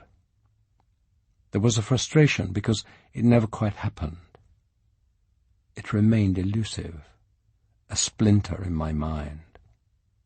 This feeling came most strongly when I read about some new scientific discovery, a new galaxy out there, where they had looked before and had never seen anything. The astronomer interviewed said they must have overlooked it before. Or a new subatomic particle to join the mesons and gluons and quarks. Somehow these things just kept appearing. I couldn't help but feel, yeah, right. Too convenient. What I told my shrink was that I was becoming convinced that somehow we were all making it up as we went along. I couldn't explain how or why, but the whole thing just did not make sense, did not add up, did not stand up to skeptical scrutiny.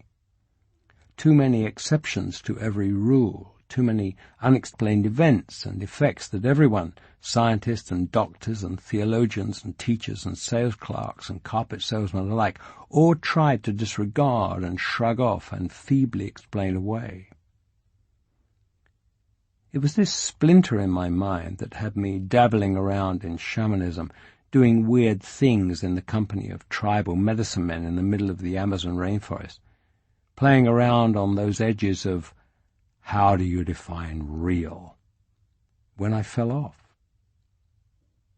And I finally saw what I had been seeing.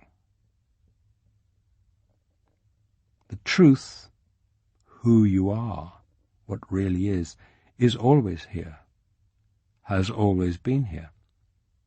It is not something new you have to learn. It is actually completely and totally familiar to us, even though we are not conscious of realizing it. This is the shock of recognition when it occurs, complete familiarity. Of course, this has always been, more than familiar. This truth is what is most intimate to you, more familiar and intimate than anything that you think or believe or know about yourself. Because these things turn out to be constructs, beliefs, an added layer, outside the most intimate truth, which you have convinced yourself that you don't know. But you do. Go back. It is your own self. Once when I was in Bombay, I found myself one afternoon in a remarkable little hole-in-the-wall shop in the old fort section of the city. Dark, dingy, ancient. The shop specialized in all types of Indian handcrafts.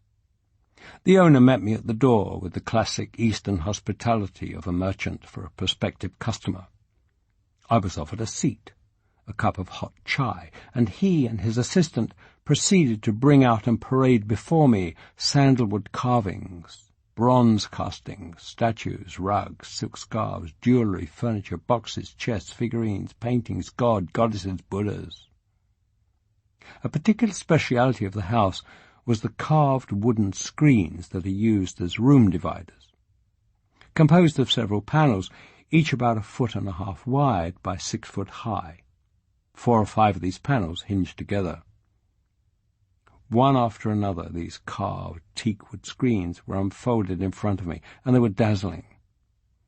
Every inch of every panel was intricately carved, and it was pierced carving, cutting right through the inch-thick wood so that the air could pass through the panels, which of course is why they're called screens. As I examined the carving on one screen, I found that the closer I looked, the more I saw. It was amazing.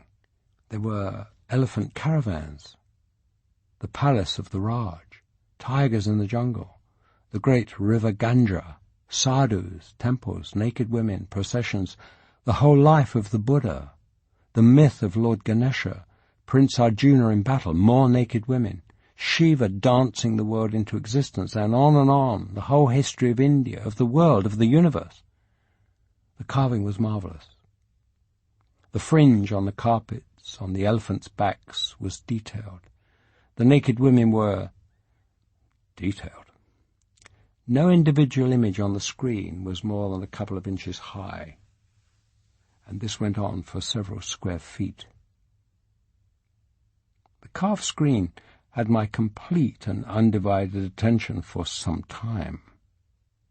Eventually, around the edges of that concentration, I started to become aware of something else, something going on, that I had on some level been aware of but had not been paying attention to. The shop owner and his helpers were still at work, running around, hauling out stuff. "And also we have, for you, a special price. Please, sir, if you would look at this." I was sitting on the chair, still holding a cup of sweet tea, leaning forward towards the screen, standing a couple of feet in front of me, scanning the marvelous carved landscape, when... pop. My focus changed, and I was suddenly looking through the screen. In fact, the screen and its carved universe, which had occupied all my attention, was suddenly vague and fuzzy, semi-transparent. I was seeing through it, past it, to... Well, here the analogy breaks down, because what I was seeing through to was the rest of the shop, with its enthusiastic staff piling up rosewood elephants and brass engravings.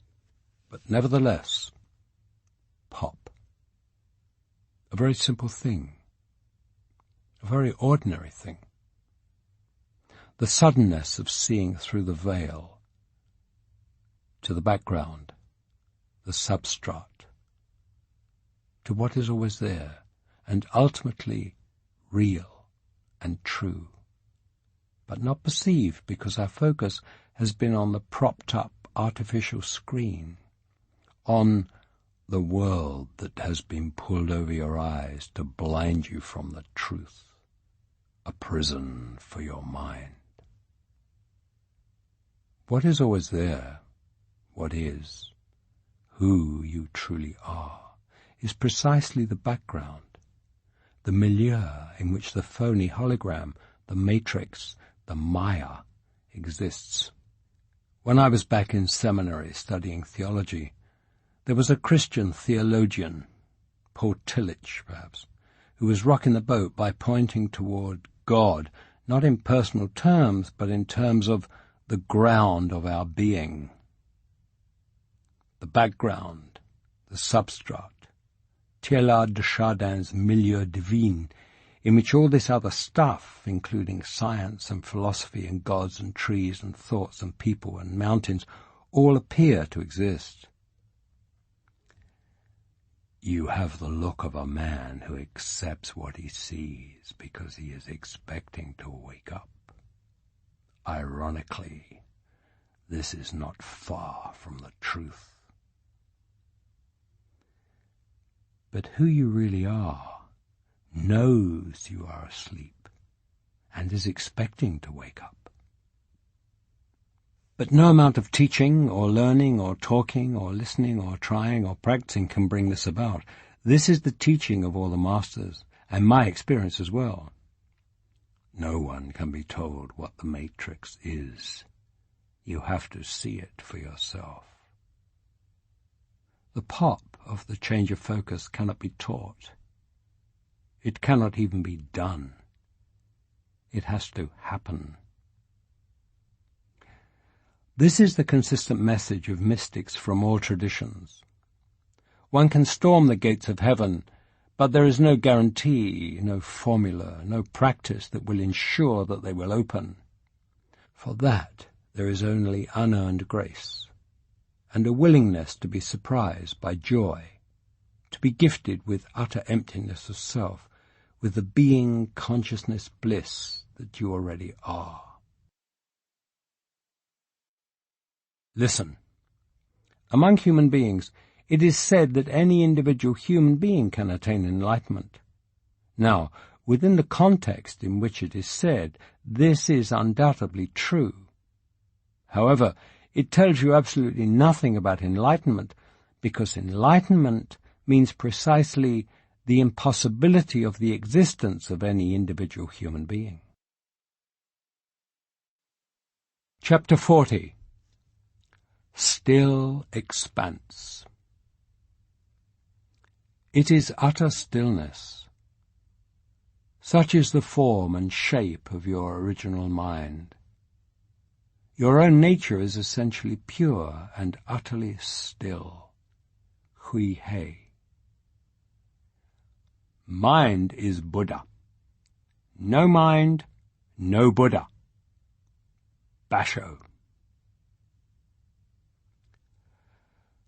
The ultimate understanding is a seeing and a knowing, rather than a comprehending. And it does satisfy all questions, though not answer them. Answers become as irrelevant as the questions themselves. Both cease in the seeing. Do not judge the questioning or the longing, the seeking or the sadness, the impatience or the resistance, the opening or the letting go. It is all the perfect unfolding as it is. Only watch it and know you are not that. You are loving awareness in which all this arises. You are quiet, compassionate space in which the life that you think of as yourself unfolds. This still expanse of acceptance between the thoughts is all that is. That is what you are. Let the love that is this stillness that you are embrace you, overcome you. Svaha. Chapter 41. Peripheral Vision. When someone asks me who they are, or what God is, I smile inside and whisper to the light, "There you go again, pretending." Adyashanti. Perhaps a reason that the understanding is not a more common occurrence is that it is too simple, too close to home, too subtle. All the seeking is in the other direction, towards something other, something grander. Consider this. A common response when the understanding happens is laughter. A common response is, "Oh, that!" Right here, that which is most familiar to, but overlooked because the looking has been for something else, something beyond. That's why the finding is in stopping, in stillness. Be still and know I am God. Your natural state. Subtle. It is lost, overlooked if there is positive movement, direct searching, active thinking, anything but profound stillness. A metaphor. In the retina of your eye there are two kinds of cells, cone cells and rod cells. The cones are clustered towards the center of the retina. What is in the center of your field of view is focused on them, and they register shades of light and especially color. The rods are more numerous around the edge of the retina, and they pick up what is on the edge of your field of view, in your peripheral vision. They do not distinguish color, can discern only black and white, but pick out contrast better than the cones. This is why the rod cells are important for night vision, and explains an odd phenomenon, that night vision is better in your peripheral vision. Walking in the Vermont woods at night, I learned at a young age that what you could make out in the darkness, what you could see, depended on how you looked.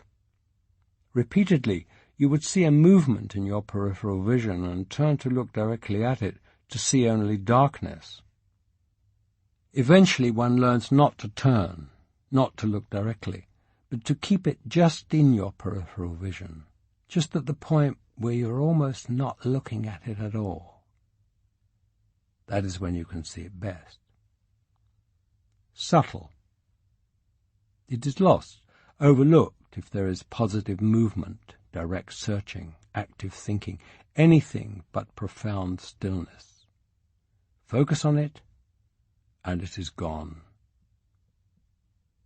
All of the talking, all of the asking questions, reading books, meditating, thinking, focusing, seeking, is all counterproductive because it is pushing in the wrong direction, creating activity and turbulence and noise. Just as there is wei wu wei, the action which is not action, action which is not willed, is not volitional but witnessed as spontaneously happening, so too there is a seeing which is not seeing, a seeing which happens without trying, without looking. Asleep in the dream, the everyday activity is to look without truly seeing. What is called for is seeing without looking, the seeing happening without there being one who looks. The poetry of Rumi, of Hafiz, of Kabir and Tagore is all about this sideways seeing, creating a still, quiet openness where the subtleness which would be missed in direct seeking can present itself. Don't wish for union. There's a closeness beyond that. Fall in love in such a way that it frees you from any connecting. Love is the soul's light, the taste of morning. No me, no we, no claim of being. As eyes in silence, tears, face. Love cannot be said. Rumi. Cannot be said because saying is looking directly. It's the observer principle in reverse, your true nature. What is pure subjective awareness. So become an observer to try to find it, try to look at it, try to turn it into an object, and you will not see it anywhere, because as an object it is not. Pure awareness in which everything arises is what you already are. How can it possibly be found? In stillness, this is known.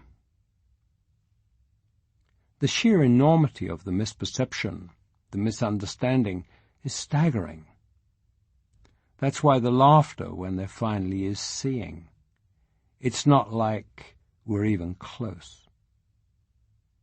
Almost the entire human endeavor, from daily life, daily thought and actions, to philosophy and theology, psychology and sociology, biology, physics, history and politics, all is based on a completely erroneous premise, and it is headed wildly, blithely, obliviously off in the wrong direction. Only in non-action can anything meaningful happen. This is the meaning of Krishna's admonition in the Bhagavad Gita to be awake to what the world is asleep to, and asleep to what the world is awake to. Being quiet in stillness, doing nothing, aware, is the only thing that is not wasting time. Wait, how about the unconscious? The unconscious what? What is called the unconscious mind, the unconscious self? This is what I mean by everything being based on a mistaken premise. Once you accept the widely held but unfounded belief in an individual self and an individual mind, you can then go to work and subdivide that mind into any number of conscious and subconscious and unconscious and superconscious parts and develop whole sciences to deal with each of them. But you're heading pell-mell down a dead-end road with all that. It'll keep you and everyone else you know occupied in the dream for many generations, but it will never lead anywhere. But when I work to uncover the unconscious reasons why I do the things I do or feel the way I feel, this seems to be getting in touch with a level that is more real and more meaningful, the unconscious level, which is what drives and motivates this more superficial conscious level. Sure. And doing this kind of work can lead to a higher level of functioning of the body-mind organism once the forces that are at work are understood. Yeah, definitely. Yes, but this is all within the dream, within the construct of mind in which these phenomena of body-mind organisms and individual self and mind divided into various levels all have apparent reality. In this dream, there are things experienced as pleasant, and there are things experienced as painful. If there is a disturbed childhood in one of the dream characters, much of the later so-called life of that character may be unhappy. If there is going through successful therapy, maybe some of the rest of that life will be happier. There are many things in the dream which, if they happen, can make a part of the dream less unpleasant. If the character takes a cooking class, it may have the opportunity to enjoy better-tasting food and canned beans. If it takes a seminar and learns a new strategy or a new way of thinking or acting, the dream will be experienced in a new way that the dream character may like better. The world is full of ways to improve your experience of the dream, from the trivial to the deeply valuable and useful. But none have anything whatever to do with what we are talking about here. We are not talking about improving your experience of the dream. We are talking about seeing the dream for what it is, as a mental construct, a mind-generated fantasy, a projection of what is called the mind, but which in fact does not exist, either conscious or unconscious. What do you mean, the mind doesn't exist? What mind? What is it that you are calling your mind? Well, I would probably agree that there isn't a thing called a mind. It's not an organ because I think it is throughout the body, and it's not just in the brain, but it's the mind part of the body-mind organism. So, instead of a thing, would you call a mind a function? Okay, the thinking function, the reasoning function, and more than that, there are intuitive and other things that happen subconsciously. Those are the mind too. I agree that there is functioning in these body-mind organisms. There is physical functioning and there is mental functioning. Physical functioning is experienced as bodily activity of various kinds. Mental functioning is experienced as thoughts and mental activity.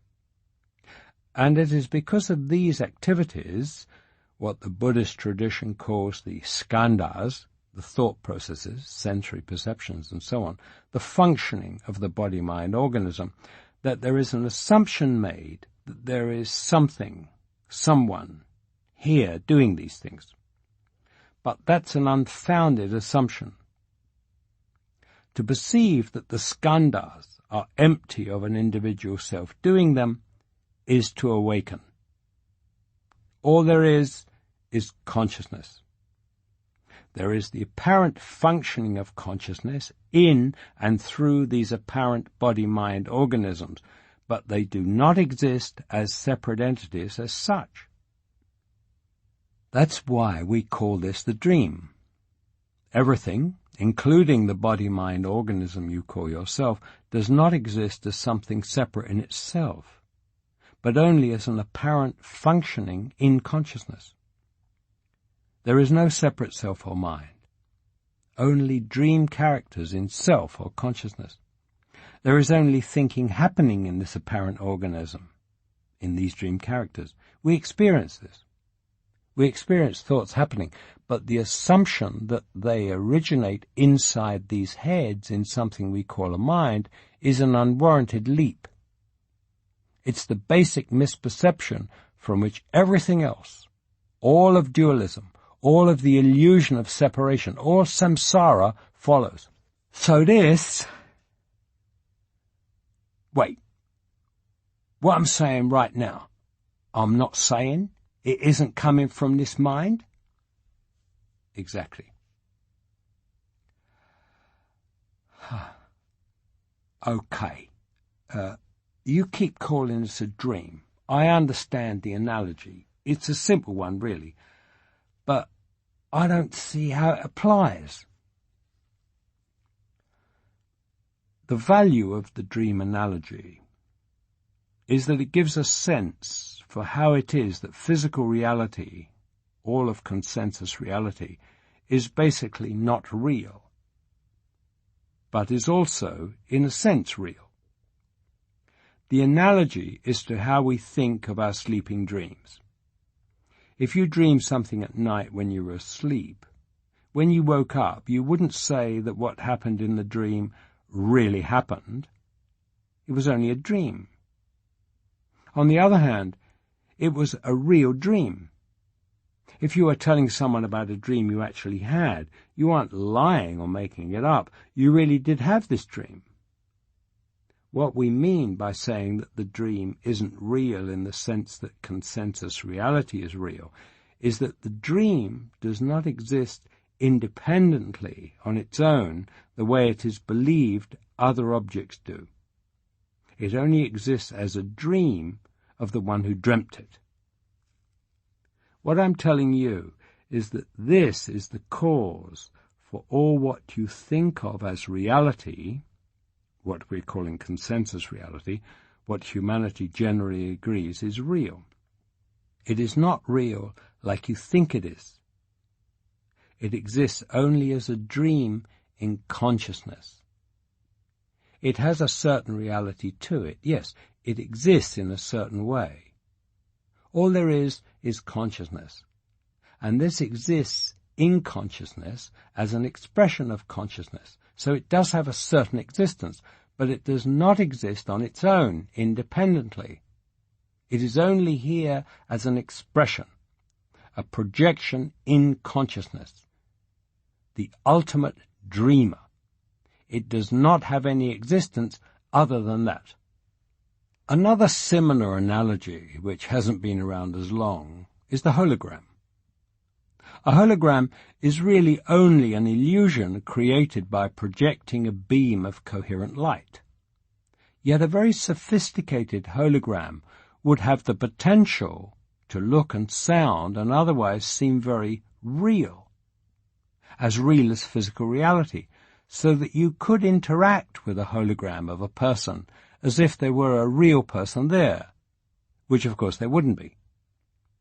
Yeah, but a hologram wouldn't really seem real because it isn't substantial. You could put your hand through it, or you could walk through it, for example. But that's why I say I don't see how it applies. I don't think you or that wall are dreams or holograms because they are very substantial.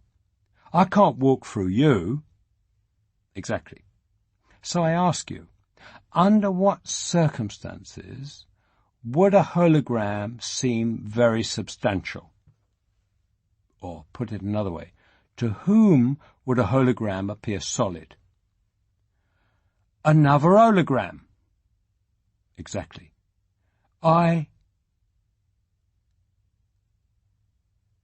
Take your time.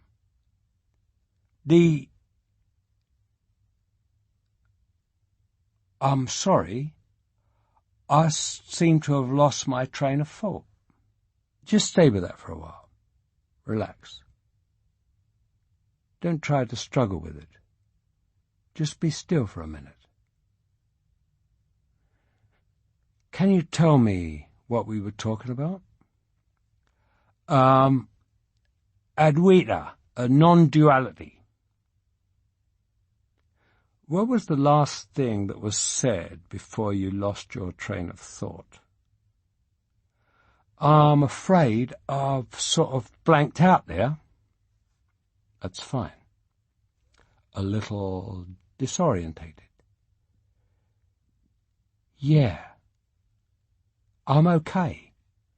But that was definitely strange. Then, as a stranger, bid it welcome. Just stay with that disorientation a little before it slips away. Savor it. Get the feel of it. This is very beautiful. This is actually what you're looking for without realizing it. The last thing you said before blanking out was to recognize the possibility that all of this seems real only because you yourself aren't real either. You said that only another hologram would see holograms as substantial or real. The idea occurred to you that maybe you are only a hologram. Oh, yeah. Now, if you didn't really take that as a serious possibility, that would have seemed like just an interesting idea, and you would have breezed through it without any problem. But because of what's happening here, the ego, that constructed, built-up sense of an individual self, was faced with the real possibility that what you have always thought of as you, this mind-body apparatus operating the world, does not exist in any true sense as anything real, but only as a hologram, a projection, a dream.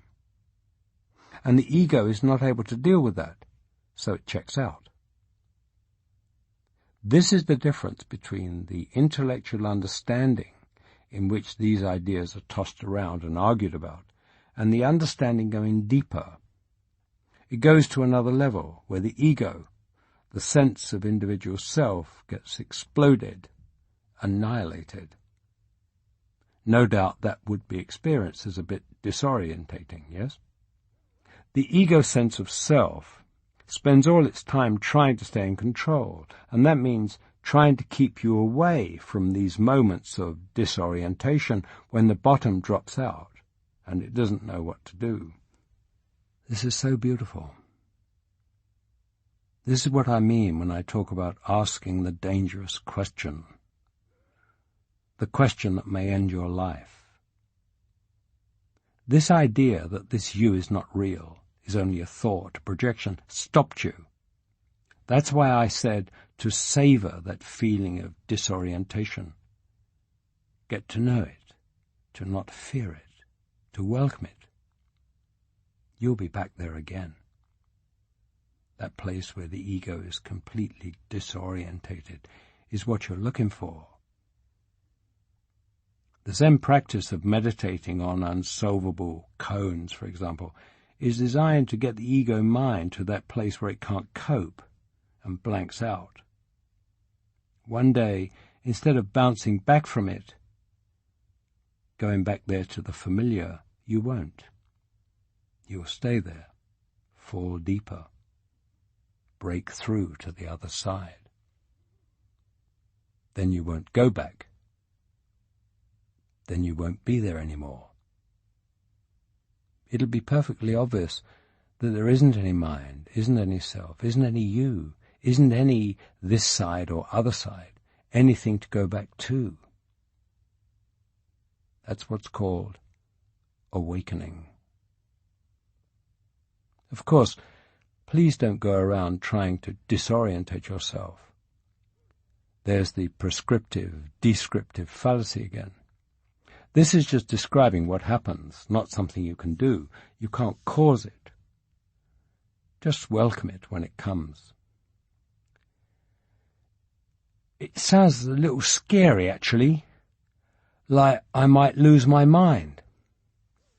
You don't have a mind to lose. You'll just lose the mistaken idea that you have one. But scary, yes. That's the ego, the sense of being an individual self, reasserting itself, and not wanting to go where it isn't in charge anymore. That's why I say sometimes that left to your own devices, no one would choose this. The ego can't choose its own annihilation. Fortunately, it's not up to you. We've all been conditioned to get scared at this point and worry about going insane. When you step beyond the boundaries of the almost universally accepted parameters of the dream of consensus reality, and thoughts happen that are really outside the box, outside of Plato's cave, then it is quite possible that there may be some experience of psychological pain or turbulence. And also, everyone else still in the dream is going to think you're pretty weird. But trust me, the place that is really insane is where you are now, believing you are separate, not knowing your own true nature, thinking you are this thing, not realizing you are all that is, the pure, choiceless awareness in which all this appears, being consciousness bliss, outpouring. Chapter 42. Dreams within dreams. Nothing you can explain exists. Robert Adams. Consciousness is a singular, of which the plural is unknown. Erwin Schrödinger. In these pages there is much use made of the analogy of the dream.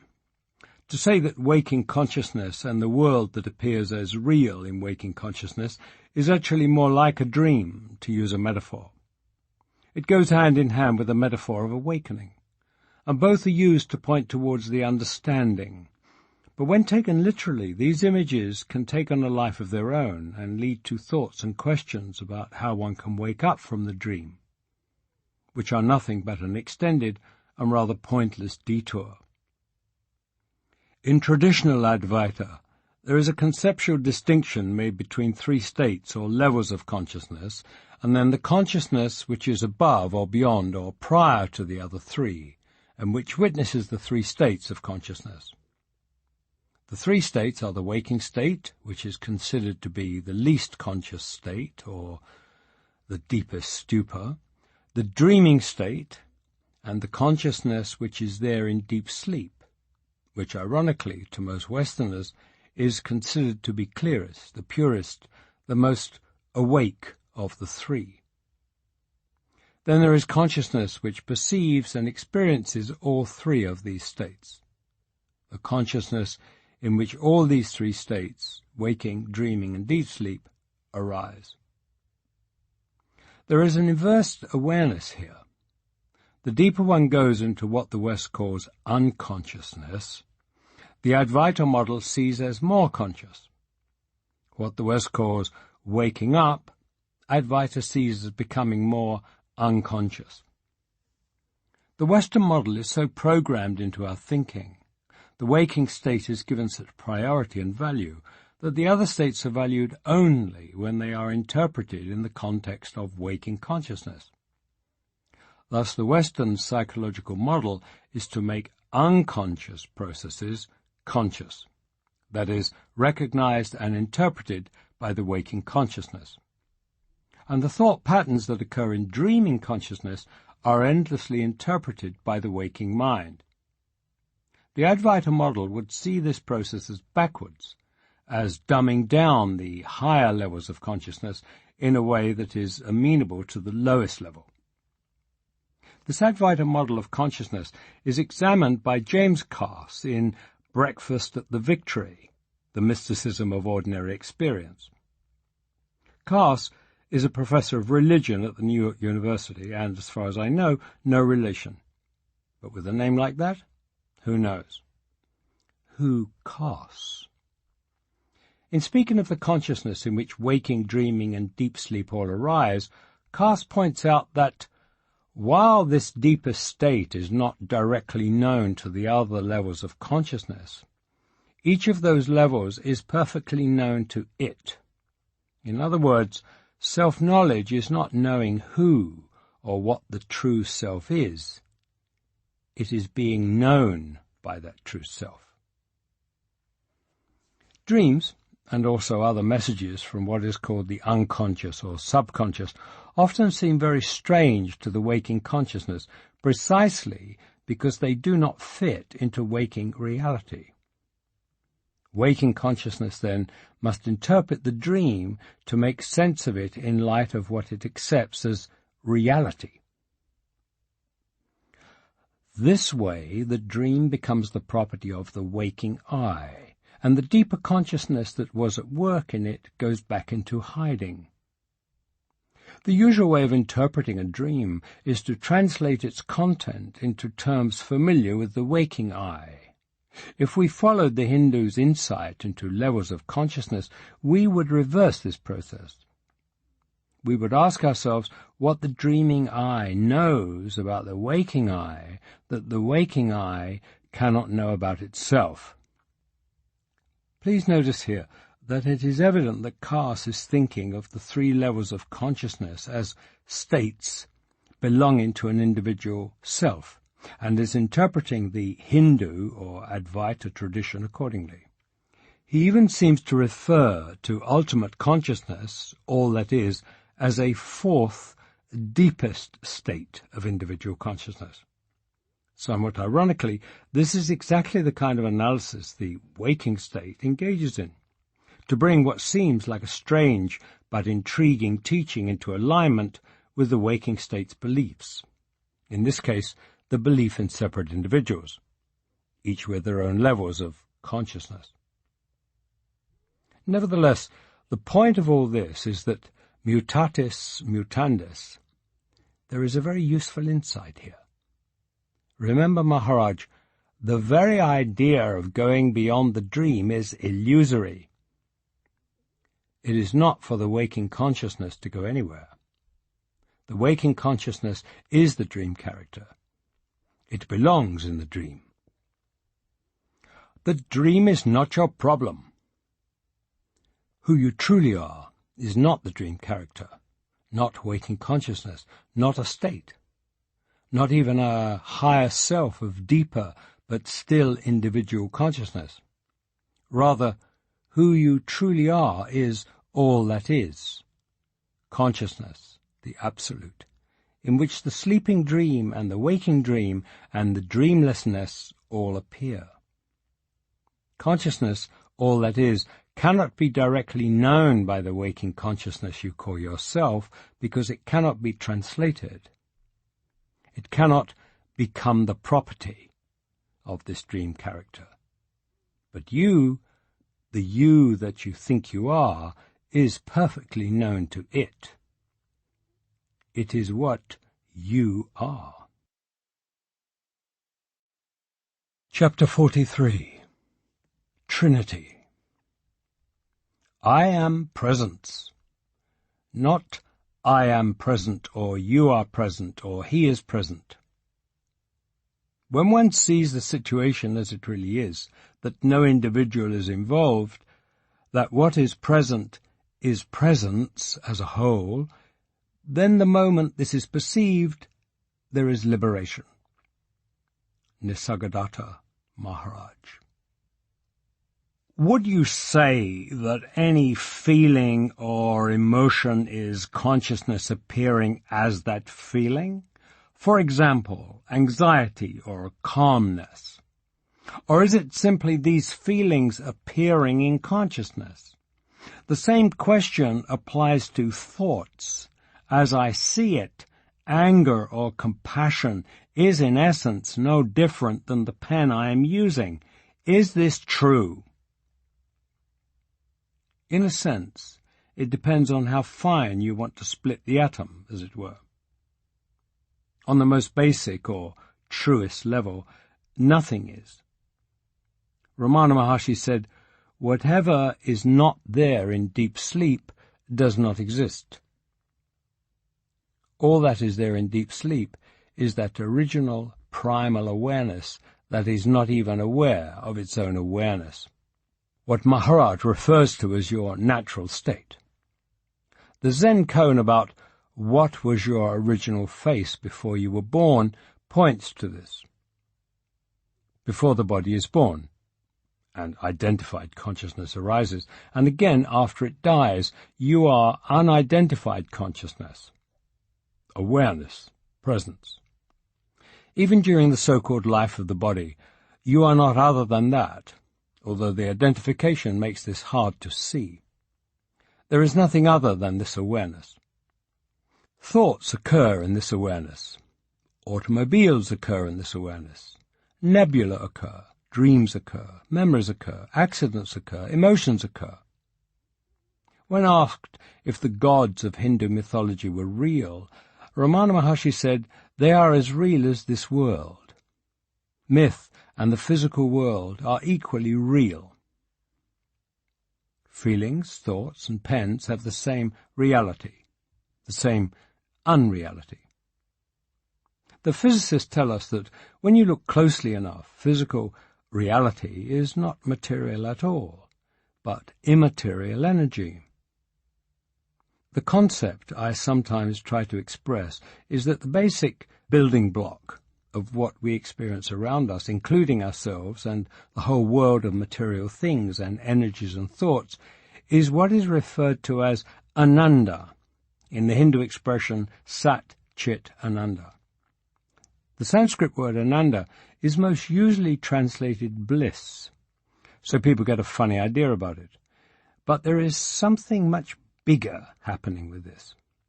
And sometimes there are attempts to talk about this, but it is extremely difficult to have it come out making any sense.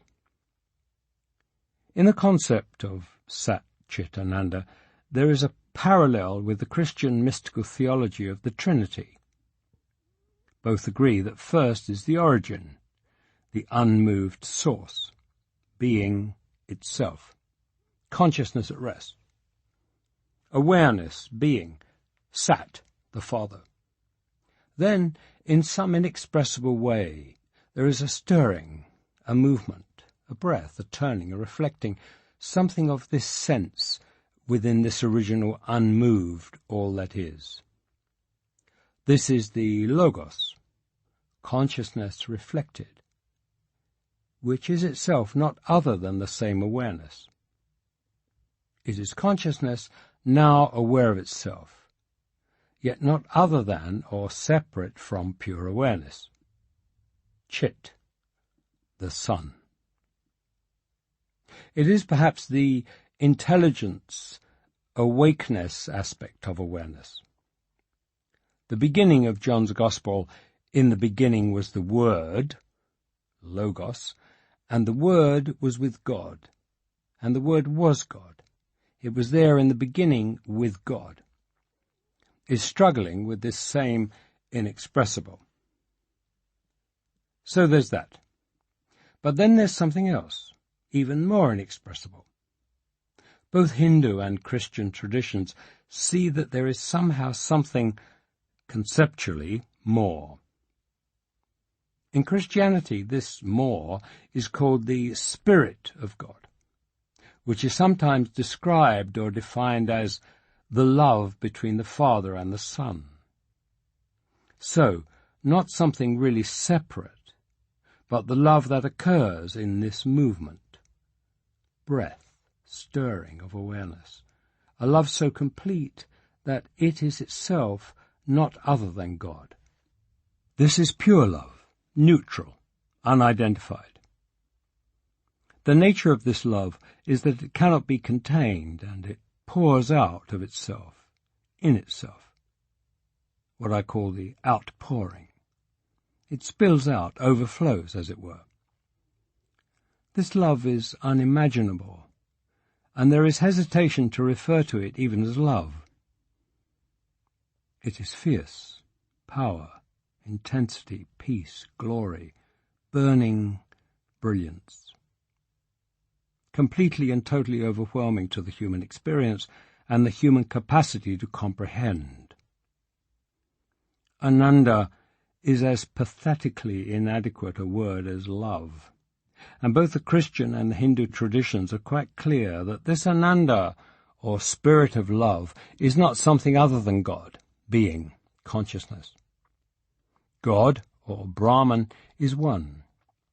Father, Son, Spirit, or Sat Chit Ananda, are just three concepts being thrown together in an attempt to triangulate on what is. All of this is conceptual, and the mind struggling and stretching to comprehend. There is no absolute truth in these concepts and expressions. They are only, perhaps, useful pointers.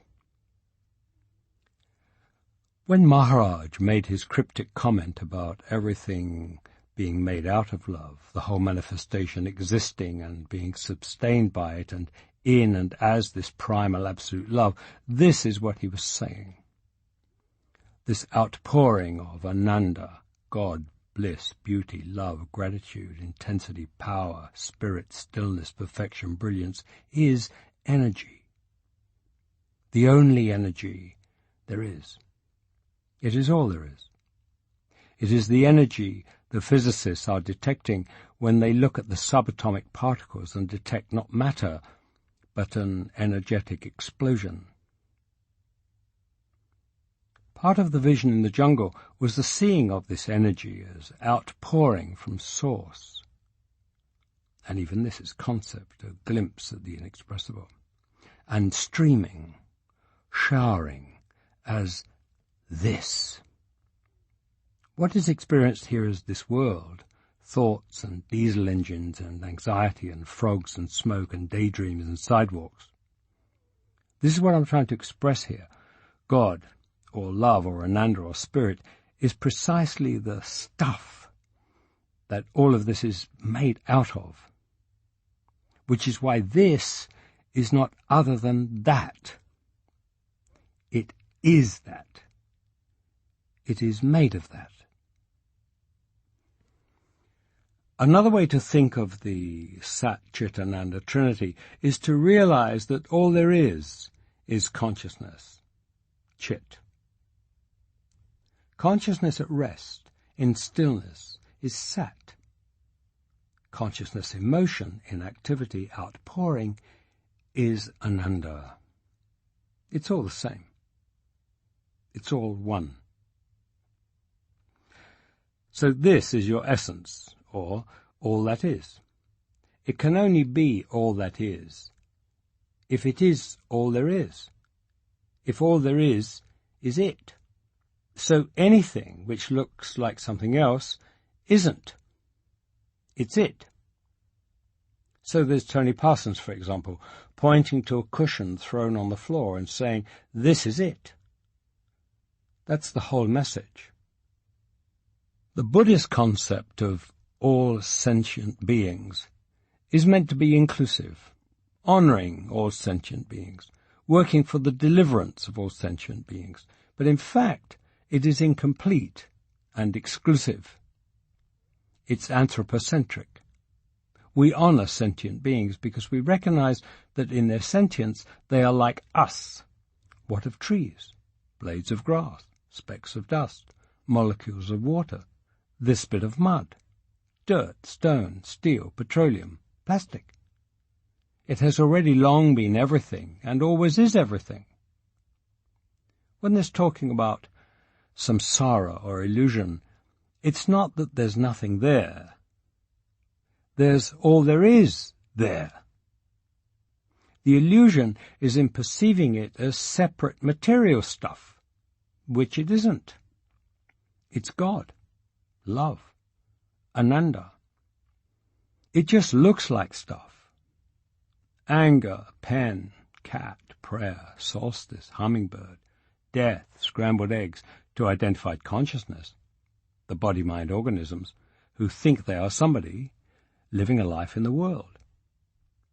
This is what's going on in the Christian mystical tradition when there's all the talk about the love of God being this fierce refiner's fire that burns everything away.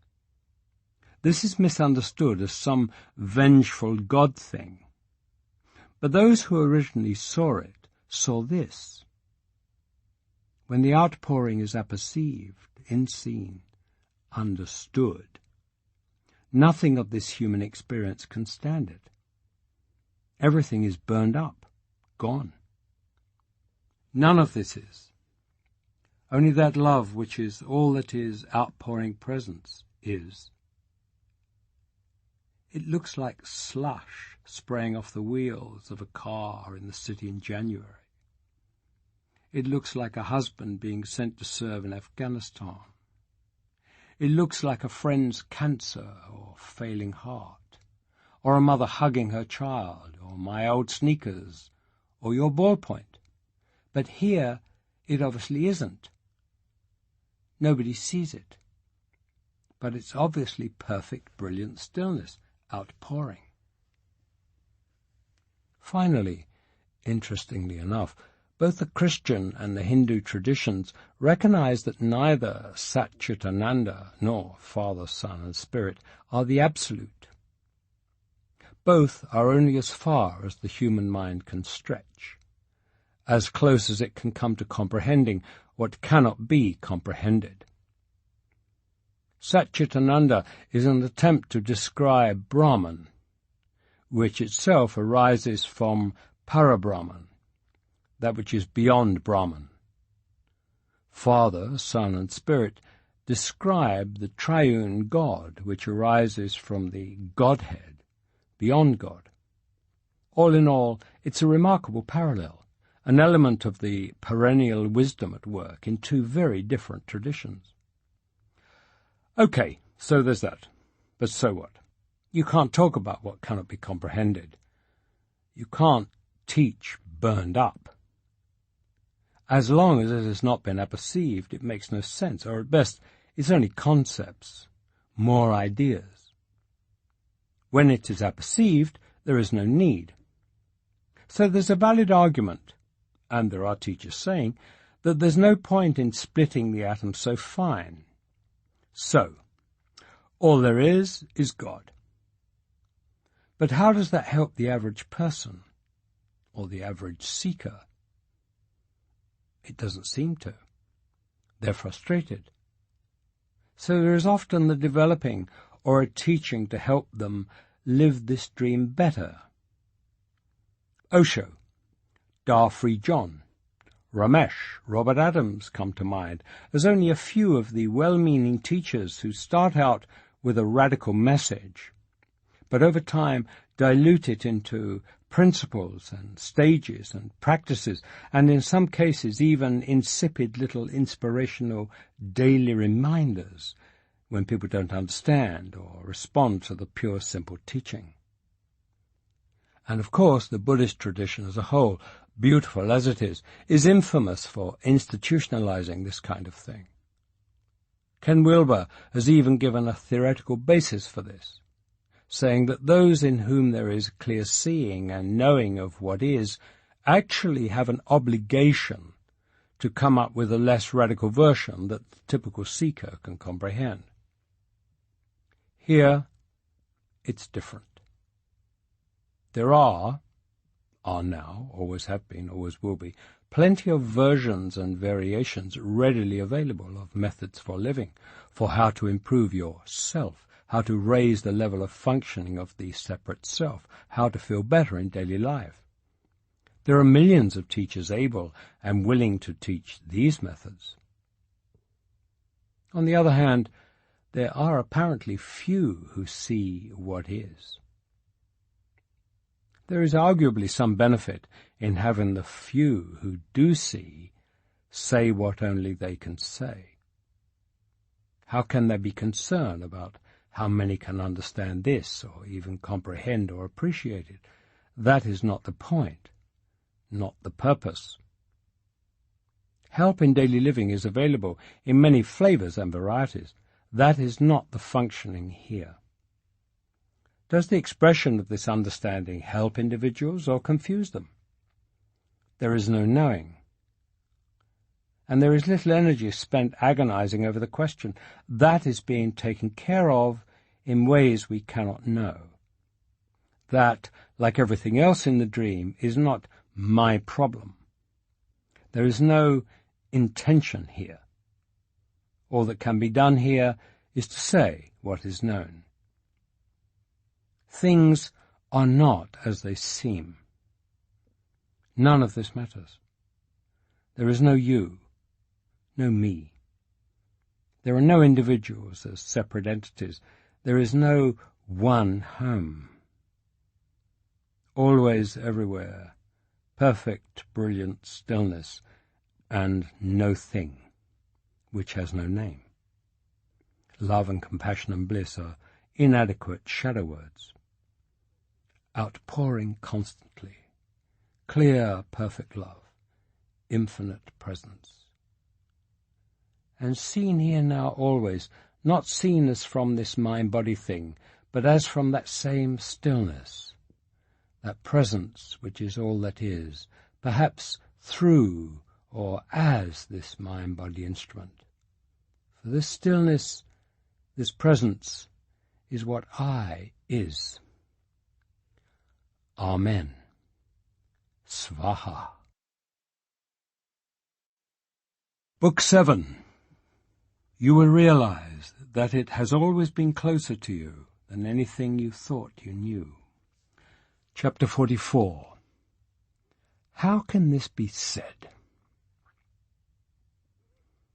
The mind has to know that it can't grasp what I'm about to describe.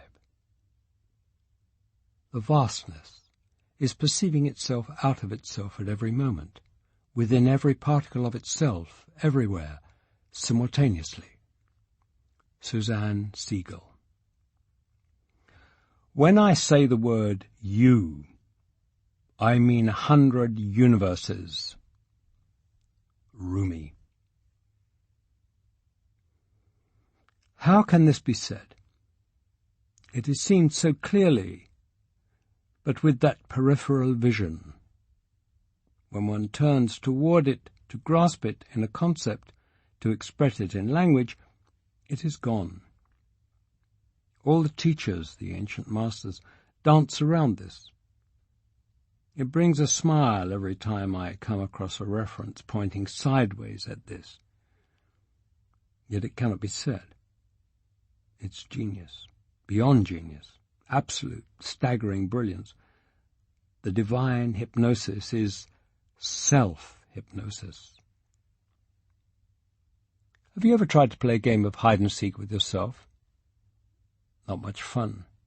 You always know where to look, and pretending you don't isn't very convincing. Where can I hide myself from myself so that I can't find myself until I do? You know the answer. You just don't know you know it. You know there's something wrong with the world, with the whole setup. It's like that splinter in your mind. It just doesn't add up. Something's wrong with this picture, but you just can't for the life of you figure what. You seek and search and struggle and try and hope and pray and listen and learn, and every time you feel like you're getting it, it slips away. And you realize that that's part of what's wrong. It's crazy. It shouldn't be that hard. Then, suddenly, you're given what you want, and you realize it shouldn't be that easy. That's not what I really wanted. And you're off again, seeking and searching and struggling, never realizing that that is it. Not only do you have a lifetime of your own personal history working against you, all your experiences and thoughts and memories and hurts and wounds and loves and victories and what you think you have learned and gained and lost, but even greater is the inherited weight and momentum of this whole marvelous experiment. Billions of body-minds like you, but different, all hell-bent in the same direction, and lending encouragement and support and shared common wisdom and reassurance to coax you along from cradle to grave. Whether you join the Revolution or the Republican Party or Harley Owners Group or the Catholic Church or the Islamic Jihad or a Zen monastery or NOW or AA or the AAA or the devotees of Sri Ram or the local soccer team, or Weight Watchers, or the hospice volunteers, or Greenpeace, or the Marines, they're all the same. They will all encourage you to do what they do and think the way they think. And you'd like to believe them, but on some level you know they're full of shit. You're right about that part. The whole premise is wrong. The basis on which all the working assumptions about life, the universe, and everything are made is 180 degrees off target. What is believed and taught and supported and rewarded as natural and normal right, healthy and sane, good and true, valuable, helpful and caring, even sacred and holy, will, if followed, lead you right down the garden path, valiantly doing the best you can, but remaining thoroughly asleep in the dream. One of the really amazing things about all this is the realization that the whole human tradition and history and movement and tendency towards spirituality and the holy and sacredness is entirely off track. It is totally misguided. There is nothing holy or spiritual or sacred or divine about all that is. It is entirely atheistic. It is completely and thoroughly impersonal from start to finish. The human tendency towards awe and mystery and the numinous is just that, a tendency, part of the programming of the body-mind organisms. There's nothing wrong with it, nothing to be shunned or avoided or corrected. This particular body-mind, with both Native American and Roman Catholic backgrounds, has it in spades. That devotional bhakti tendency that brings tears to the eyes when we sing bhajans or read Rumi, and as you may have noticed, it tends to express itself accordingly. It's a wonderfully endearing quality of these body-mind things in the dream, and in fact it can be quite beautiful. But it's only a matter of their functioning, only a matter of perspective. There's nothing inherently spiritual or holy in realizing that the one that thinks it feels spiritual or holy does not exist. It's just what is. You see, the search takes you away from yourself. It is in the opposite direction. It has absolutely no relation. The search is always in the wrong direction. So all that you consider very profound, all that you consider sacred, is a contamination in that consciousness. You may not like the word contamination, but all that you consider sacred, holy, and profound is a contamination. Jiddu Krishnamurti. The truth is the opposite of everything you have learned. Things are not as they seem, nor as you have been led to believe. Thinking is not your normal state. Personal involvement is not your natural state. Even something as sacred and elevated as what you call love is not your natural state. Trying, caring, longing, desiring, having beliefs, having opinions, needing to defend these positions, needing anything at all. None of these are your original nature, your true being. All these are learned, conditioned behaviors, hypnosis to keep you asleep in the dream. The conditioning goes so deep, you think it is your true nature, but I assure you it is not. Go back. Yourself is prior to everything that you think you know is true or real. And when the self, this truth, the no-thingness of your original nature, explodes and annihilates your dream awareness, you will realize that it has always been closer to you than anything you thought you knew. I've told you all that constitutes the very core of truth. There is no you, no me, no superior being, no disciple, and no guru. Dattatreya. Nihilism? You call this nihilism? This is so far beyond nihilism, you have no idea. Are we getting anywhere here? Am I saying what cannot be said? Of course not. The world's existence is like the dream world of a dreamer. We sense the world to be real because we feel our body to be real, and vice versa. This is the primordial illusion. People think that the world is ancient. Actually, it arises with your consciousness. That which is seen is the reflection of your own consciousness. You see yourself in the world, while I see the world in myself. To you, you get born and die, while to me, the world appears and disappears. Nisargadatta Maharaj. You see? A glimpse, maybe a glimmer. But this is pointless, because you know the unspeakable as well as I do. You are I. Here we go again. There's only ever one thing happening here.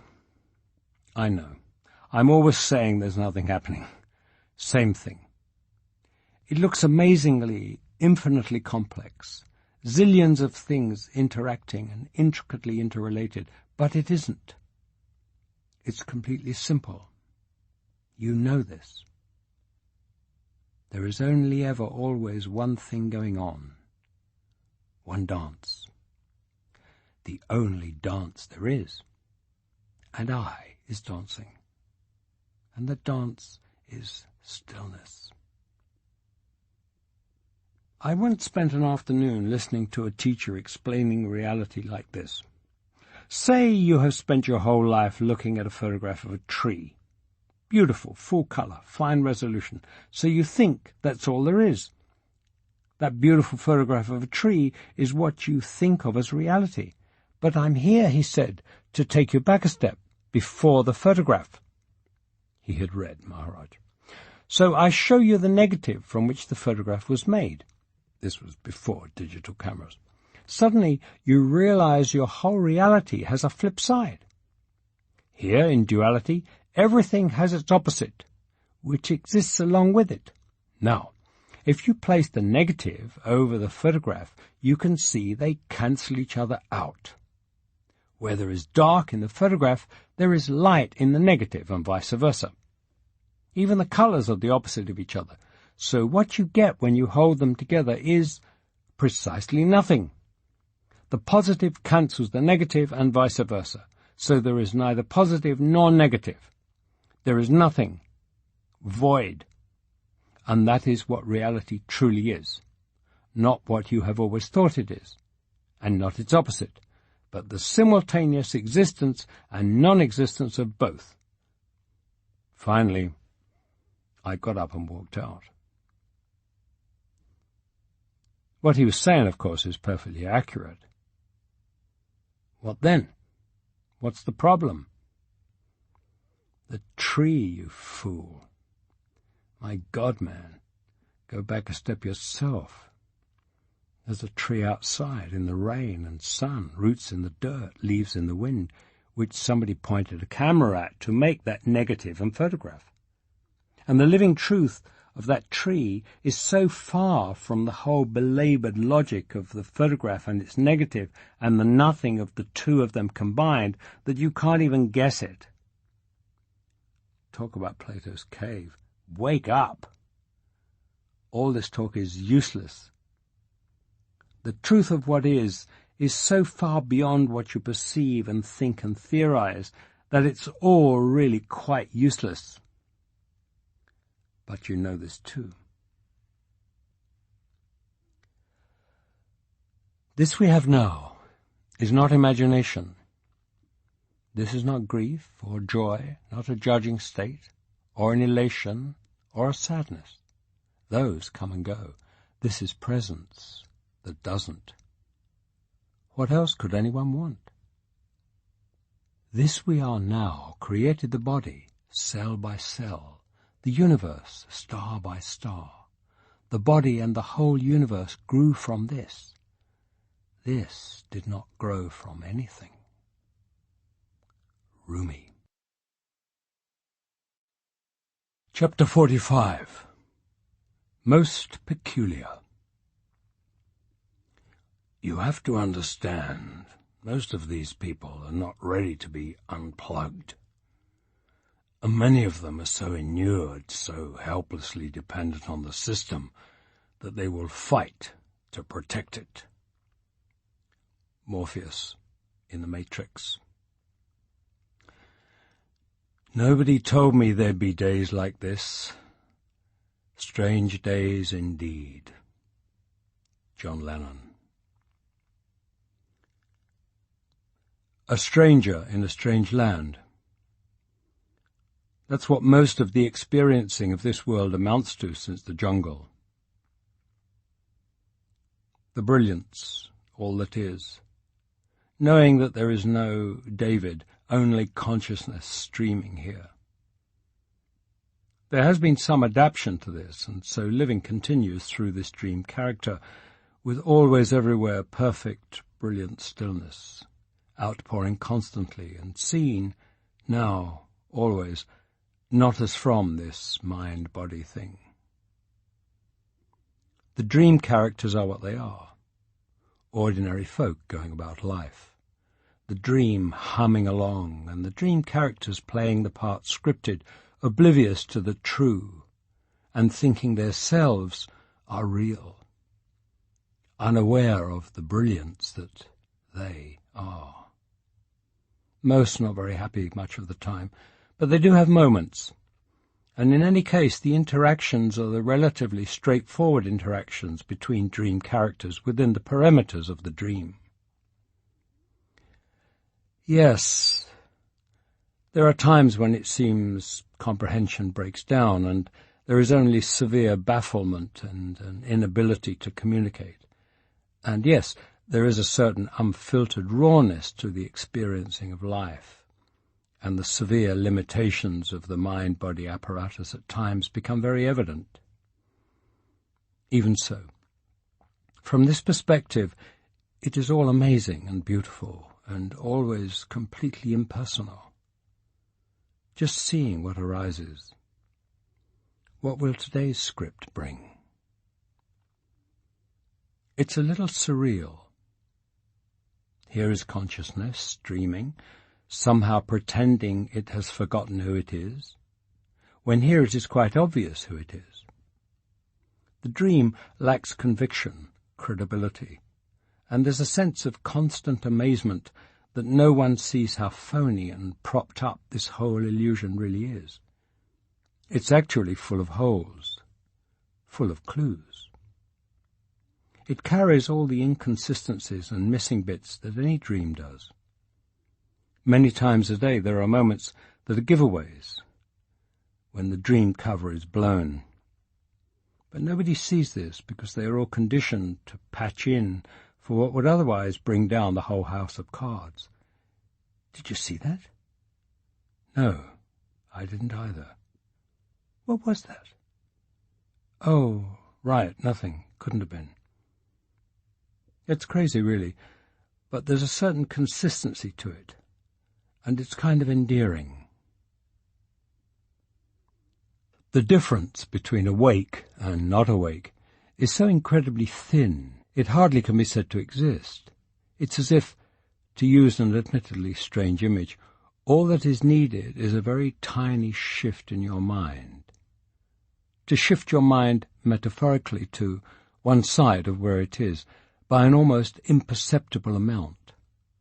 And that shift, that pop, would be sufficient to change the perspective enough so that all would be seen as it is. Tiny. So tiny that almost nothing is needed. I call it a phase shift, probably from watching too much Star Trek. Everything remains as it is, it's just that the perceiving is brought into phase with what is. What has changed? Nothing. That's how tiny a shift is needed. Another analogy. Say you had a dream or a vision, and in the vision everything is streaming light. That's all there is, just light streaming. And part of the light streaming shapes itself into a chair. So you sit down. And then the light streaming over there shapes itself into a person who says, I want to be able to wake up and see the light. You look at this streaming light formed into a person's shape and say, but what you are is obviously streaming light. The streaming light says, no, I don't think so. I don't experience that. I feel very dark and alone and am in so much pain. Show me how I can see this light you're talking about." Meanwhile, the streaming light formed into a person's shape is practically blinding you with their beauty and brilliance. And all you can really think is, what the hell is up with this? When things are seen like this, it's hard at times to keep in mind that from the point of view of the dream characters, the gap is not so tiny as to be infinitesimal. It's so huge as to be infinite. But what you can see is that there's no reason, no need for this. It's like, say you've just stepped into heaven. Perfection, beauty, wonder, freedom, bliss, abundance, love, everything you can think of. Astonishing. Your heart sings. Then over in the corner you notice a miserable little character curled up tight with his hand over his eyes, clutching his few dirty, broken belongings, muttering to himself. You go over and try to talk to him. "Hey, friend, hey, open your eyes, look around, see where you are." He curses at you, turns away, clutches his coat around him, muttering. You try again. "Hey, come on, man, look, everything's okay. Look, let go of that stuff, you don't need it. Everything is provided here, beautiful things, anything you want." He lashes out at you, screams, "Leave me alone! Don't take my stuff!" This isn't endearing. This is pathetic. The odd thing about the spiritual seeker characters, the ones that talk about wanting to wake up, is that while they are saying that, they are simultaneously, and completely without realizing it, spending most of their time and energy actively doing whatever they can to prevent that from happening. Seriously. You think I'm exaggerating with all this, but I'm not. Seekers talk about waking up, about enlightenment, but almost none have any idea what they're talking about. They talk about it as something they can get, something they can come to, attain, that will change them and how they experience life. It's apparent that somewhere along the line these dream characters have absorbed some dream idea of waking up that apparently means some shift in the dream, but quite clearly does not involve actually waking up, which would necessarily mean that the dream and they would cease to exist as such. Seeking begins with the individual and ends in the annihilation of the individual. Ramesh. Annihilation here isn't referring to some party game. It is a total and radical thing, often bloody and brutal, called annihilation, wiping out of existence, ceasing to be, death. Not death of the body. Nothing dies when the body dies.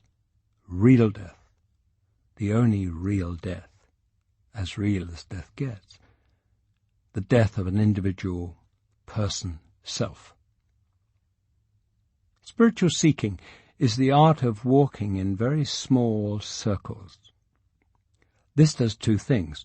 It creates the illusion of motion, of getting somewhere, and it prevents one from stopping, from becoming still, which is when one would look around and see the futility of it all. Most of all, it's not very challenging to the ego, that sense of individual self. Working on being spiritual reinforces that sense of self, pretty much the opposite of doing anything that might damage it in any way, let alone lead to its death.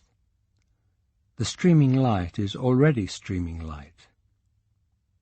The little guy in the corner is already in heaven.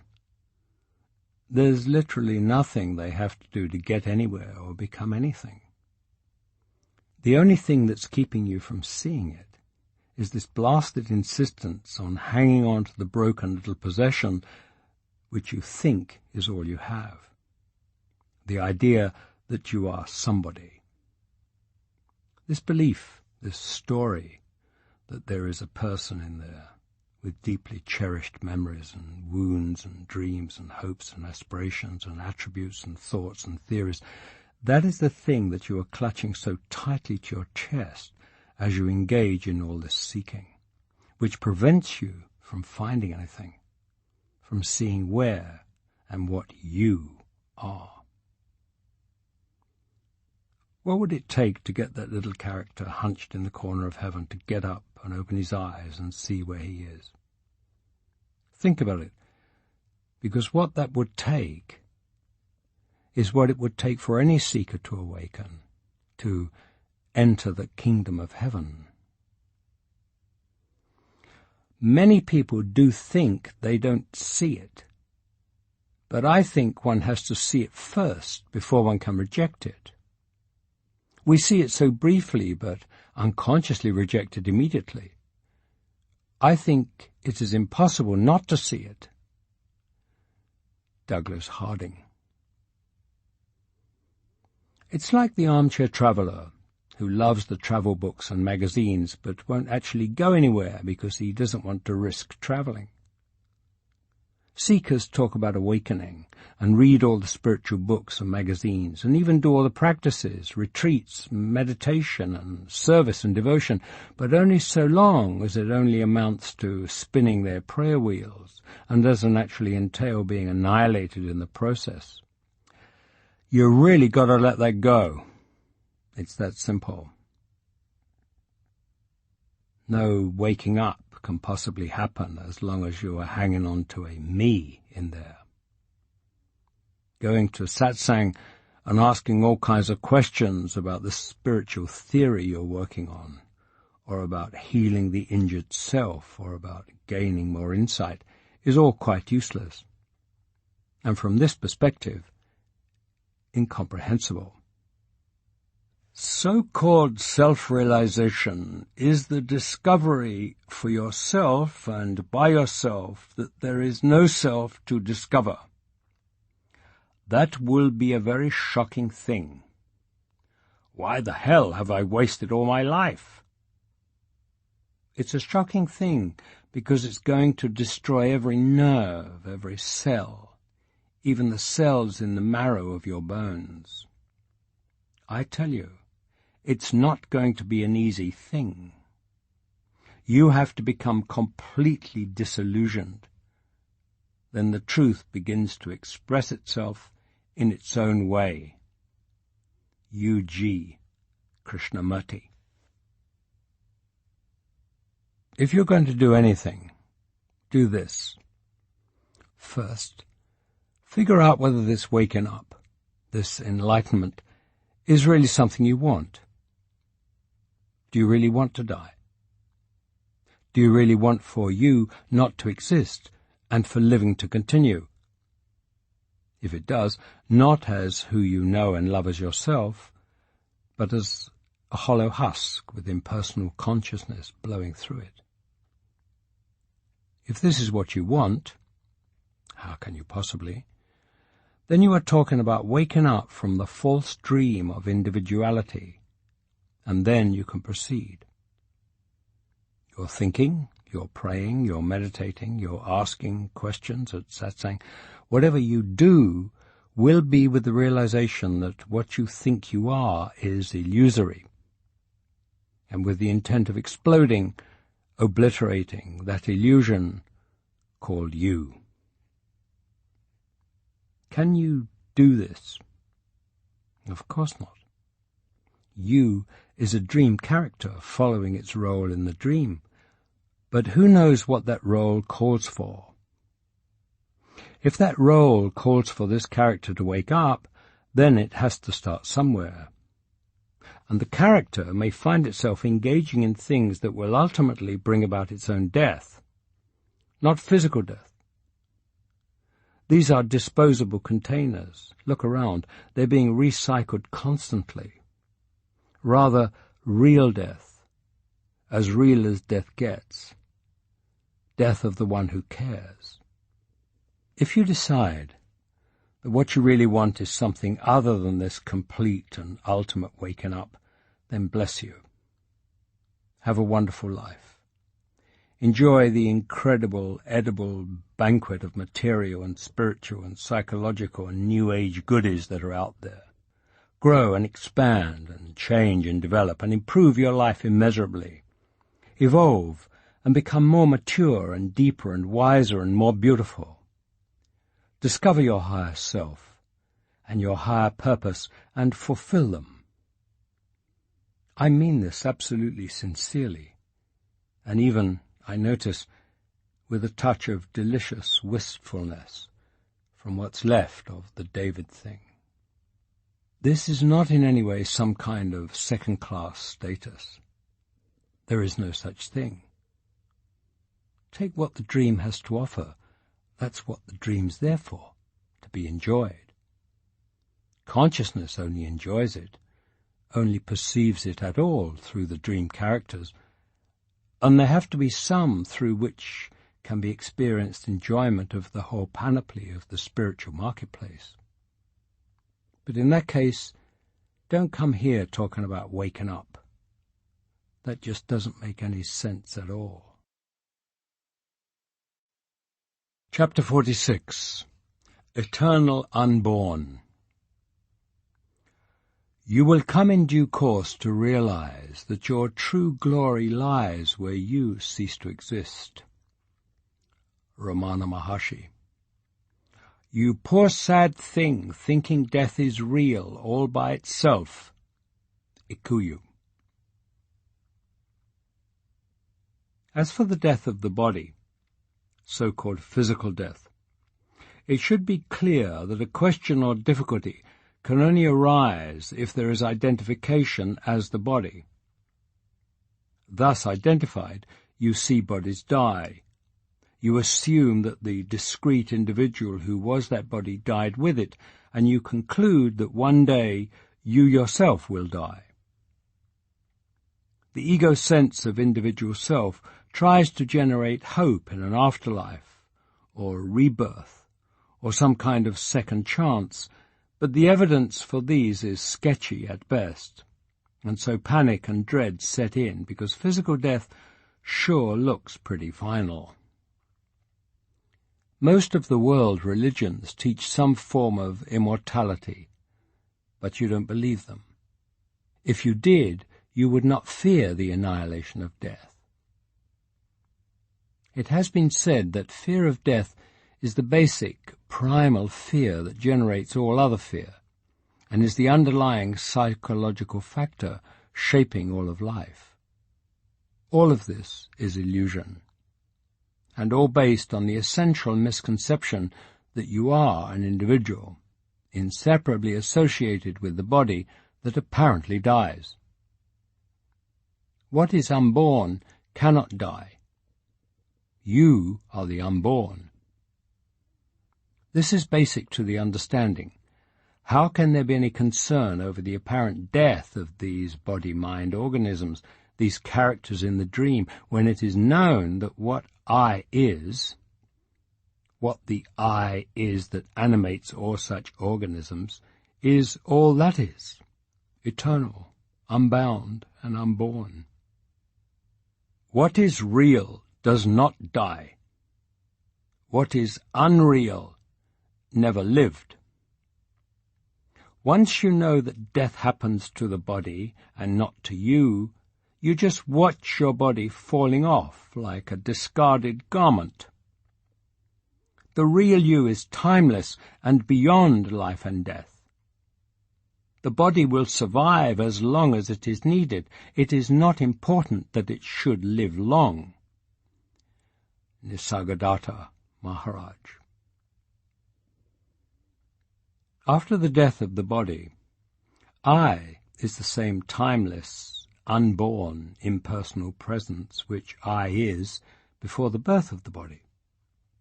The identification as a body-mind is a transient phase and does not affect what I is. But there is more to this. Even within the dream, even if there is identification as the body-mind you call yourself, still the fear of death is misguided and unnecessary. Our cultures have done us a disservice. created a bogeyman out of death that does not hold up to scrutiny. The Western medical model is that death is failure, and as such it must be denied, avoided, postponed as much as possible.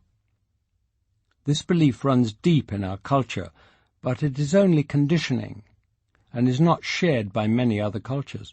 Indeed, once again, a little reflection reveals it to be insane thinking. Once the body is born, its death is inevitable, absolutely, certainly, a natural consequence of birth. In what reasonable way can it possibly be seen as failure, as something to be avoided? No one ever experiences their own death. No one ever will. By definition, it is not possible. The most widely accepted definition of physical death is brain death, flatline, no sensory perceptions, and no processing of perceptions, no thought, emotion, memory, no internal activity of any kind. Therefore, what we call no experience. Death is the ceasing of experience in that body-mind. Therefore, if there is no experiencing in that body-mind, there can be no experiencing of death in that body-mind. It's similar to falling asleep. In all the times you have fallen asleep during your life, you have never experienced it. You experience being drowsy. You experience lying down, getting sleepier. Next thing you know, you are waking up and postulating that at some point you must have fallen asleep.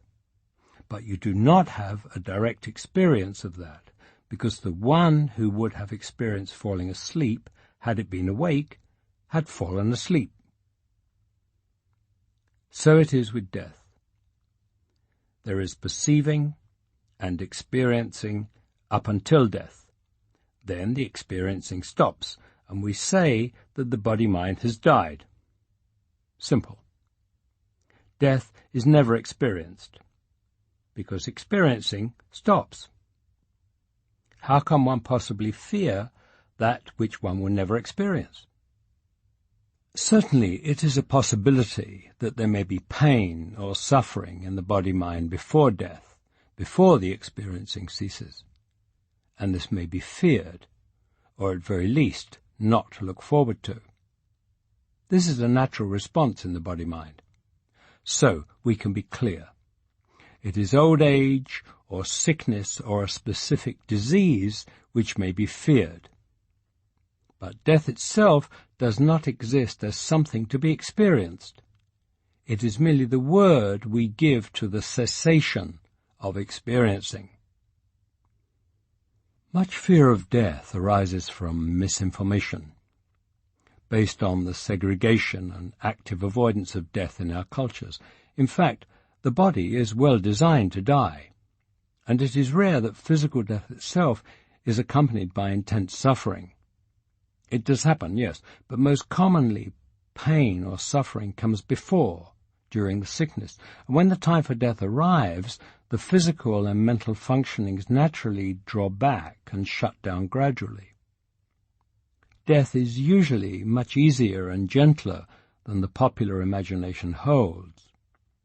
This is confirmed by those who work regularly with the dying.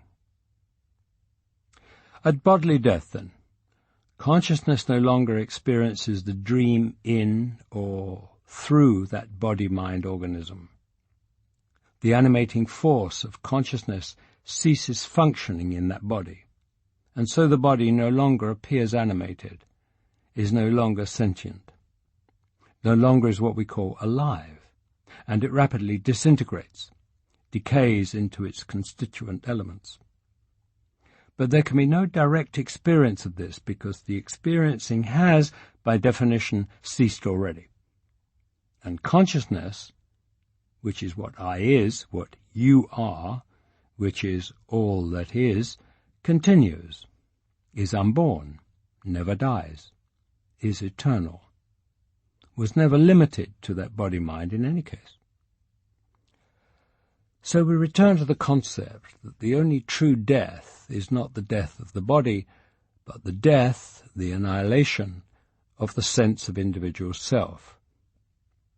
It is this death, this annihilation of self, that the ego fears and is busy constructing morbid, gruesome fantasies about.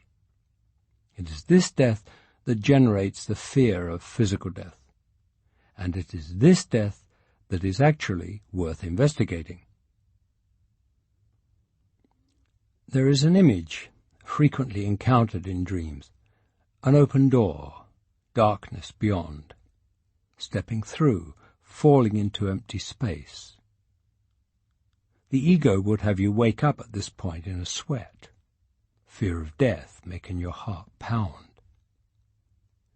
But this reaction is only a matter of conditioning, of belief, a matter of identification as the body.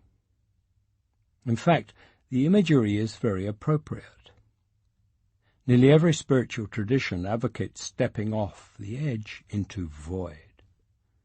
The ego sense of individual self will necessarily interpret its own negation as void, that which is not, that where it cannot go. Please see that this next bit is very rational and quite simple, but transformative if truly understood.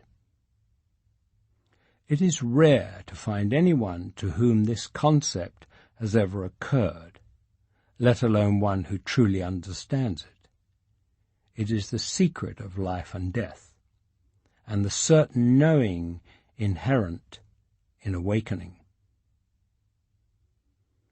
If this, the world of things and ideas, is seen as what is real, as true, as reality, then that which is completely and radically not this, for which there are no words or ideas within this, will necessarily be seen as no thing, as unreal, as void. Thus it may be feared, dreaded, denied. It is only when this so-called reality, is completely understood to be dreamlike illusion, that what is not this will at the same time be seen to be what is. Void, then, is not your enemy, but your true self, and it is the function of the non-existent, false sense of individual self to hide this from you. The fear and avoidance is seen to be misplaced. In fact, it is now impossible. It disappears, and the heart turns from the illusion of this and opens to what is, knowing that its true glory lies where it ceases to exist. There is much to be said for dying now and not waiting until the body dies. Things might be a little rushed then, and one might find it hard to concentrate. Now, in the midst of what you take to be your life, there can be, if needed, a positive practice of building up and strengthening the sense of individual self until it is strong enough to undergo the negative process of realizing that it is a sham, unreal after all, never did exist, and then perhaps it can be let go, let die, let fall away. Then there can be a liberation from that ego that haunted and plagued us all our lives with fears of its own demise, for it turns out not to be anything real, nothing even to struggle against or try to defeat. The ego and the death it has convinced you is your greatest fear is only a tired tape recording in an empty room, which from outside you thought was a powerful and fearful enemy, but now the plug is pulled and the voice slurs to a stop. This is what it is to die before you die, to step through the gateless gate into void, and to walk the universe alone. Chapter 47. Magical World. The world is illusory, Brahman alone is real. Brahman is the world. Ramana Maharshi. The whole world in all 10 directions is a single bright jewel. What's it got to do with understanding? Gensha. All is as it is. It's a magical world. It's all done with mirrors. If this dream has any rules, one seems to be that if you turn away from something, you will be facing it again. What you turn away from, what you turn toward, is yourself. Only the one who sees their true face without a mirror knows the self. Then the magic bubble is burst, and all projection ceases, for there is but one, without a second. There is no separation or distance, because there is nothing to be separate or distant. That which is seeing through the eyes of a loved one, through the eyes of a stranger, the eyes of the mouse, the hawk, the brightest star, this stone, is that which is seeing through what you call your eyes. And on some level, all know this. This is the whisper, the haunting, the sensing, so often misunderstood, like a splinter in your mind. That which is seeing is all, and all is as it is.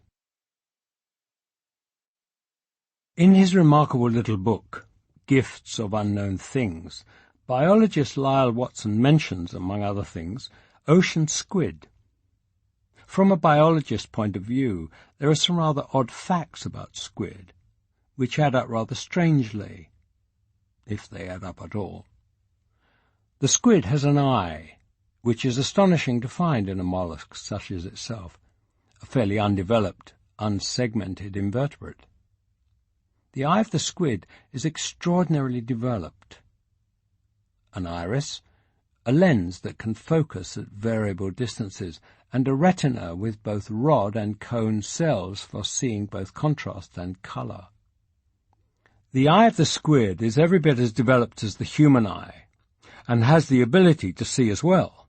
In spite of this, the animal to which this eye is attached does not have a brain with anything close to the capacity to process the visual information provided by the amazing eye. In fact, it doesn't really have a brain at all. Its nervous system has only very rudimentary nerve ganglia which serve the basic motor functions of the organism. No brain, no optic center to form images from the vast information received by the complex eye. Also, there are literally billions of squid. They are highly mobile and are present throughout the oceans, at every depth, at every temperature gradient, in every ocean of the world, day and night. An eye capable of the best vision on the planet, attached to a highly mobile and ubiquitous but extremely simple and easily reproduced organism, with a rudimentary nervous system having hardly any optical processing ability. I read the book many years ago, but I still remember being absolutely floored by the implications of the one-liner with which Watson concluded his discussion on the squid. Visitors are warned that this facility is under constant closed-circuit surveillance. I wonder now if Watson knew how close he was. Seeing truly is not merely a change in the direction of seeing, but a change at its very center, in which the seer himself disappears. Ramesh. It is clear that it is not the body-minds, not the organisms, human or squid, that are seeing. That which is seeing through the squid's eye is that which is seeing through what you call your eyes. That which is seeing is all. Chapter 48. All is well. O dweller within, you are the light in the heart's lotus. In every heart you are, and if but once only the mind of the one who seeks will open to receive you, truly that one is free forever. Shankara. So much worrying, so much anxiety, unrest. All the billions of body-mind organisms trying, longing, hoping, striving, struggling. Hardly one is free of that inner crying out, that quiet fear. Dukkha, suffering. It is the way of all the earth. If you read Silence of the Heart, the transcriptions of Robert Adams' talks, you will hear him saying over and over, all is well. His teacher, after the fact, as Ramesh was in this case, was Ramana Maharshi, who so frequently answered all manner of questions in the same way, all is well. Many times I say that the understanding, this teaching, is not about comfort, not about helping the ego feel safe and comfortable. Self-realization is annihilation, pure and simple. The truth is that you are not. There can be no question of the you being comforted. And that is true. This is not about comfort, but about truth. If truth is to be known, the individual self is not to be comforted, but totally lost, annihilated, dissolved. There is no other way. There is no way to wake up while staying comfortably asleep. Comforting, stabilizing, strengthening the sense of individual self can only lead to prolonging the suffering. The sense of individual self, looking for comfort, must always be frustrated, always come up empty, for it is not. And yet if only once, only for a moment, there could be letting go. If there could be that pop of the shift in focus and the individual self seen beyond, seen for what it is, an echo, a rainbow, a phantom, and a dream.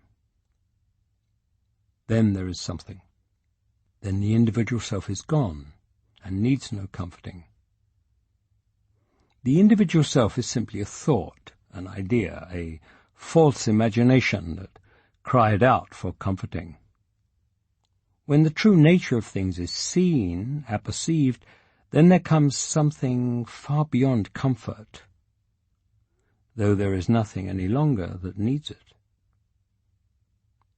It is seen that what one is all that is, and that is the constant outpouring of love beyond love, beauty beyond beauty, compassion, bliss, gratitude, glory, wonder, perfection, streaming, outpouring, beyond comprehension. All that is described as Sat Chit Ananda, not a being, but being itself, existence itself, not a thing existing. This is pure awareness, pure consciousness.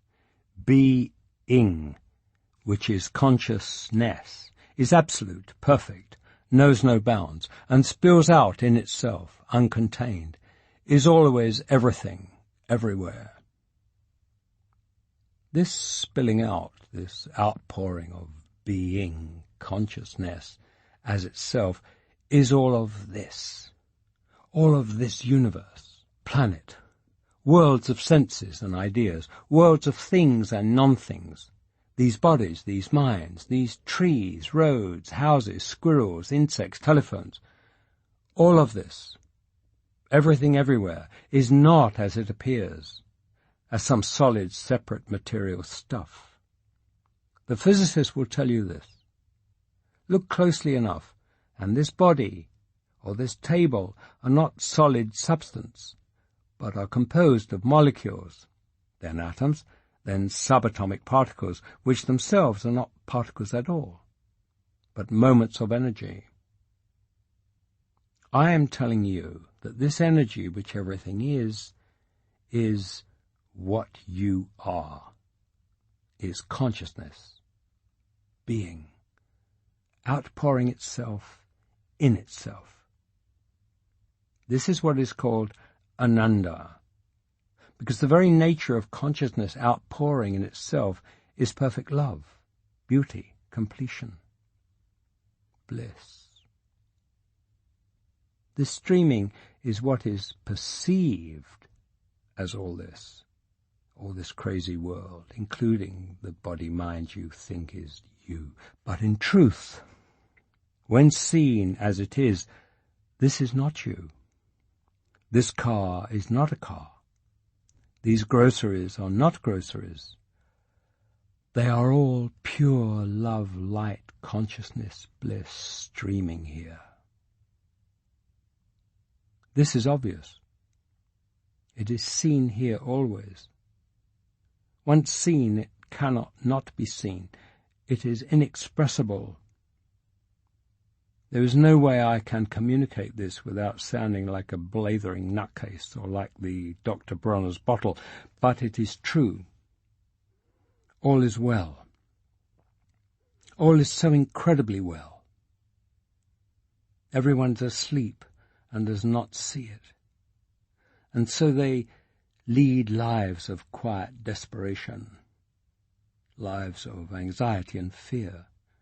But those few who are awake and see it witness life being lived in constant, total amazement.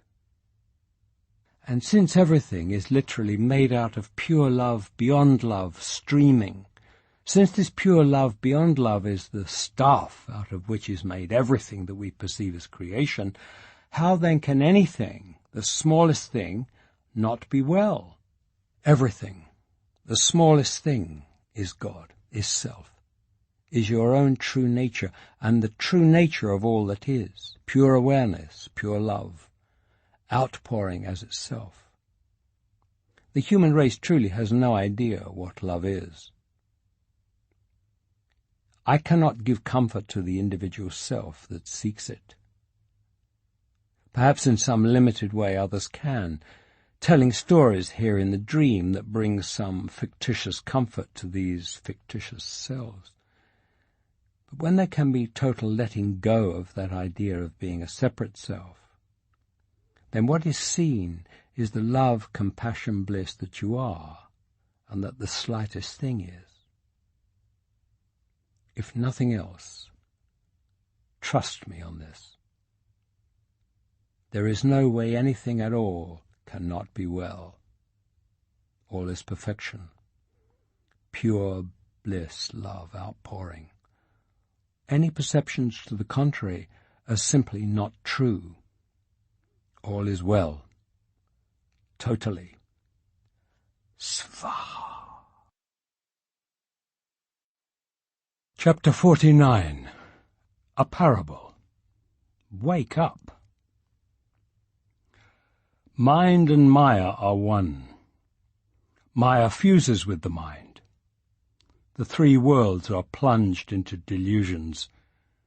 To whom can I explain this? Kabir. As this book was being prepared for printing, some unusual news found its way to this small corner of the universe.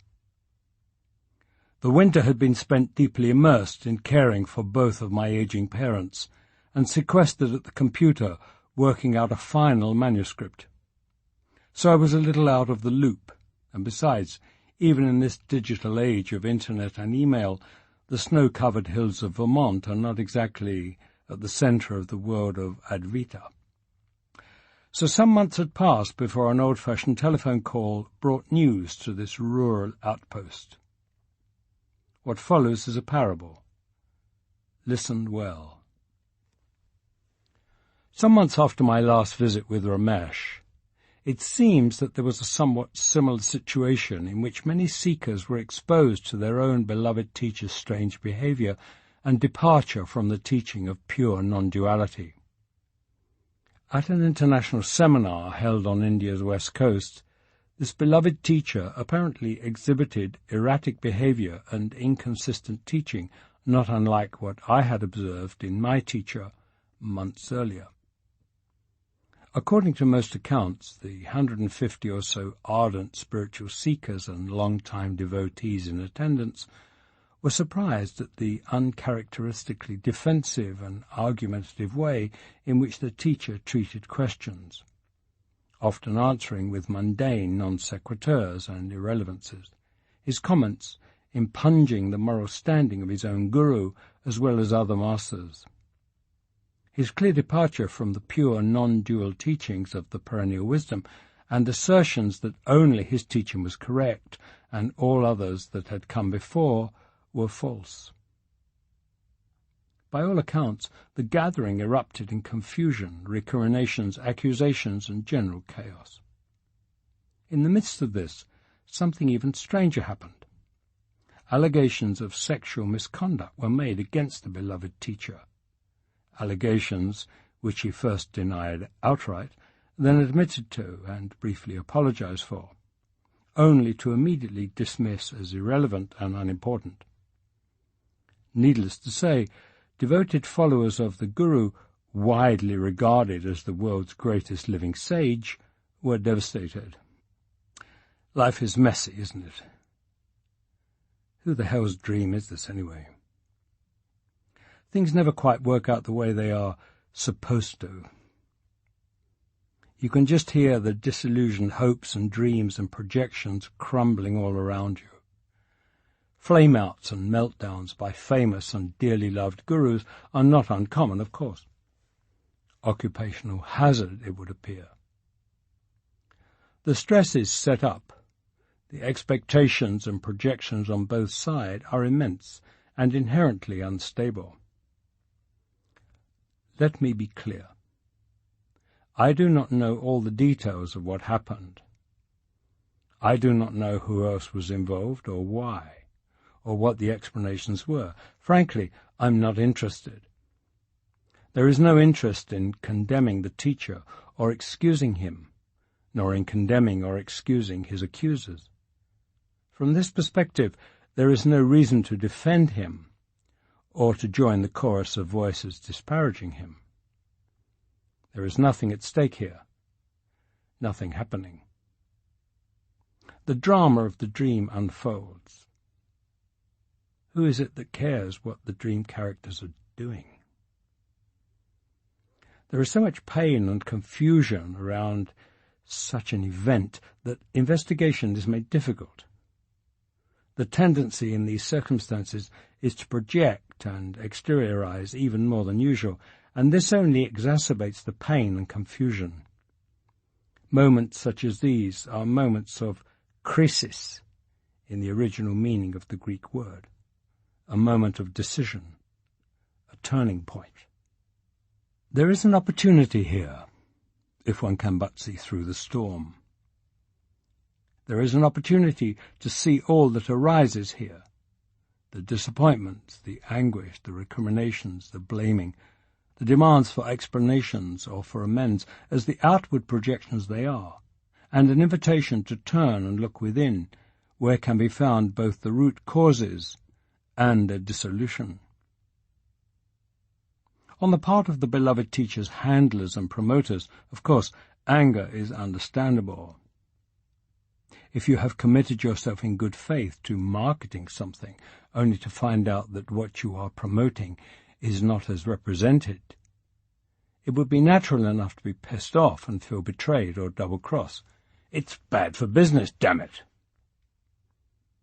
Somewhat more disheartening, though not surprising, is the speed with which ravingly loyal devotees made for the exit, hurling condemnations behind them. Illustrates the truism that here in duality, love and hate have much in common and are never far apart.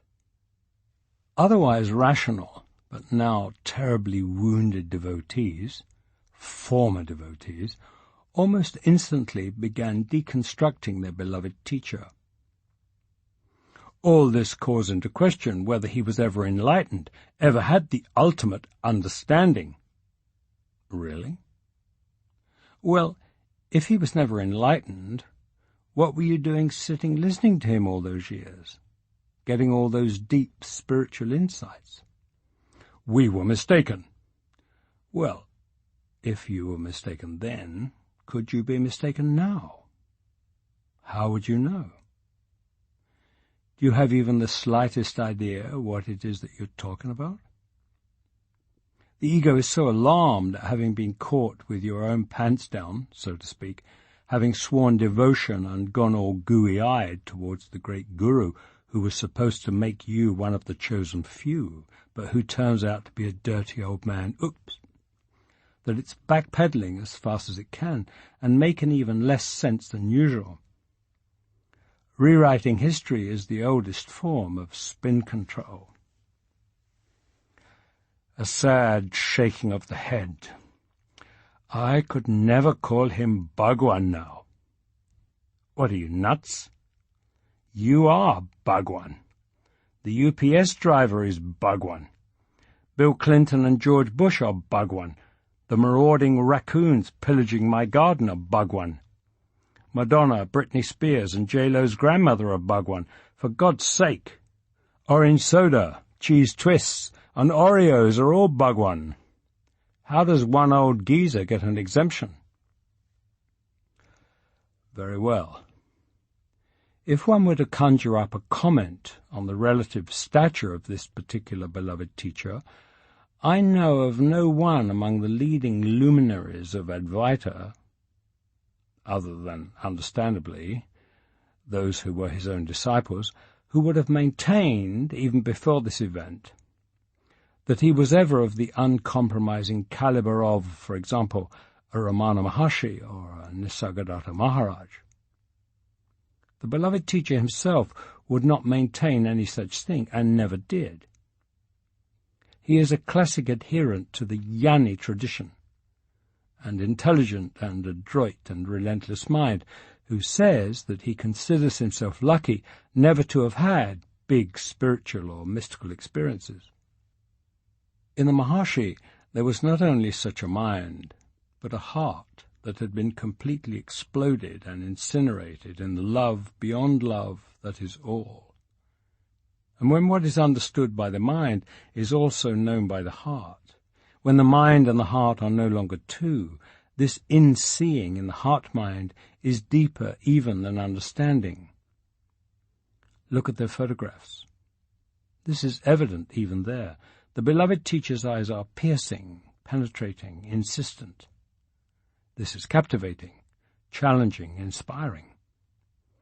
Ramana's eyes are infinity, void, the total death of self in love. This is unspeakable. But awakened? Who can say? Who could say before this event? And who can say now, before there is a rush to acclaim him undoubtedly the world's leading teacher alive today? Who on earth is qualified to make such a judgment? After, there is a rush to call him phony. Look within. If you thought him awakened before, and have your doubts now, you must have the integrity to realize that apparently events can prove you wrong, and you are in no position now, nor were you then, to be the judge. How deeply the understanding of no self permeates in the case of any body-mind is, to use the beloved teacher's own terminology, between that one and God. What is the need to label anyone teacher? What is the need to label anyone fraud? Where is the expectation? Where is the disappointment? If you come to disagree with or dislike a guru, they can be staying or they can be leaving. Go somewhere else. Or not.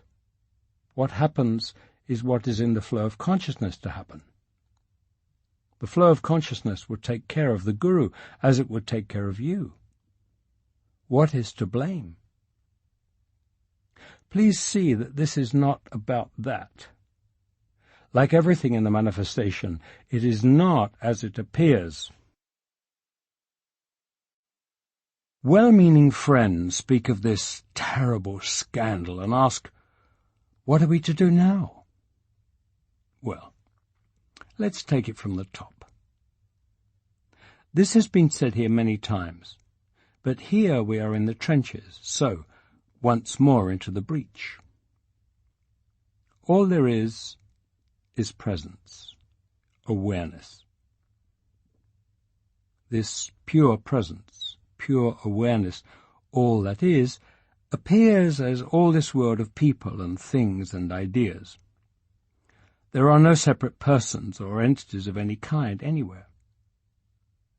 All separation and distinction into separate individual persons or entities is part of the overall shared illusion under which that which thinks of itself as the human race labours. To whom can I explain this?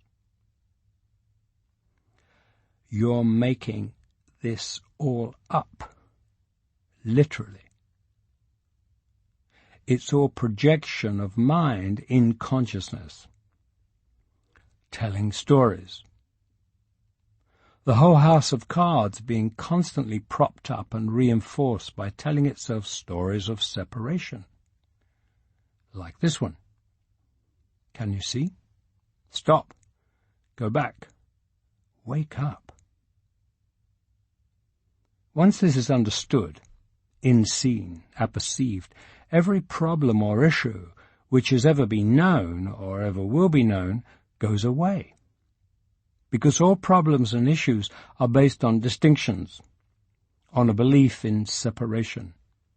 Granted, the beloved teacher does not talk the way Maharaj talked, always uncompromising from the single point of the Absolute. The beloved teacher often, and increasingly of late, says things that certainly sound very dualistic.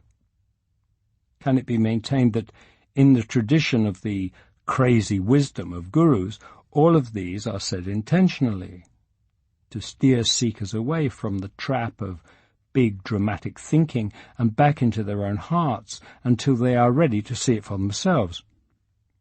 Or is there perhaps some slippage in the beloved teacher body-mind? Is this slippage purely a matter of ego and lack of understanding, or is there a biological, physiological component involving his advanced age? As long as it is viewed from the point of view of the dream characters who take themselves, and any teacher, beloved or otherwise, as individuals, one way or another there will seem to be a problem. But you see, so what? Here's the point.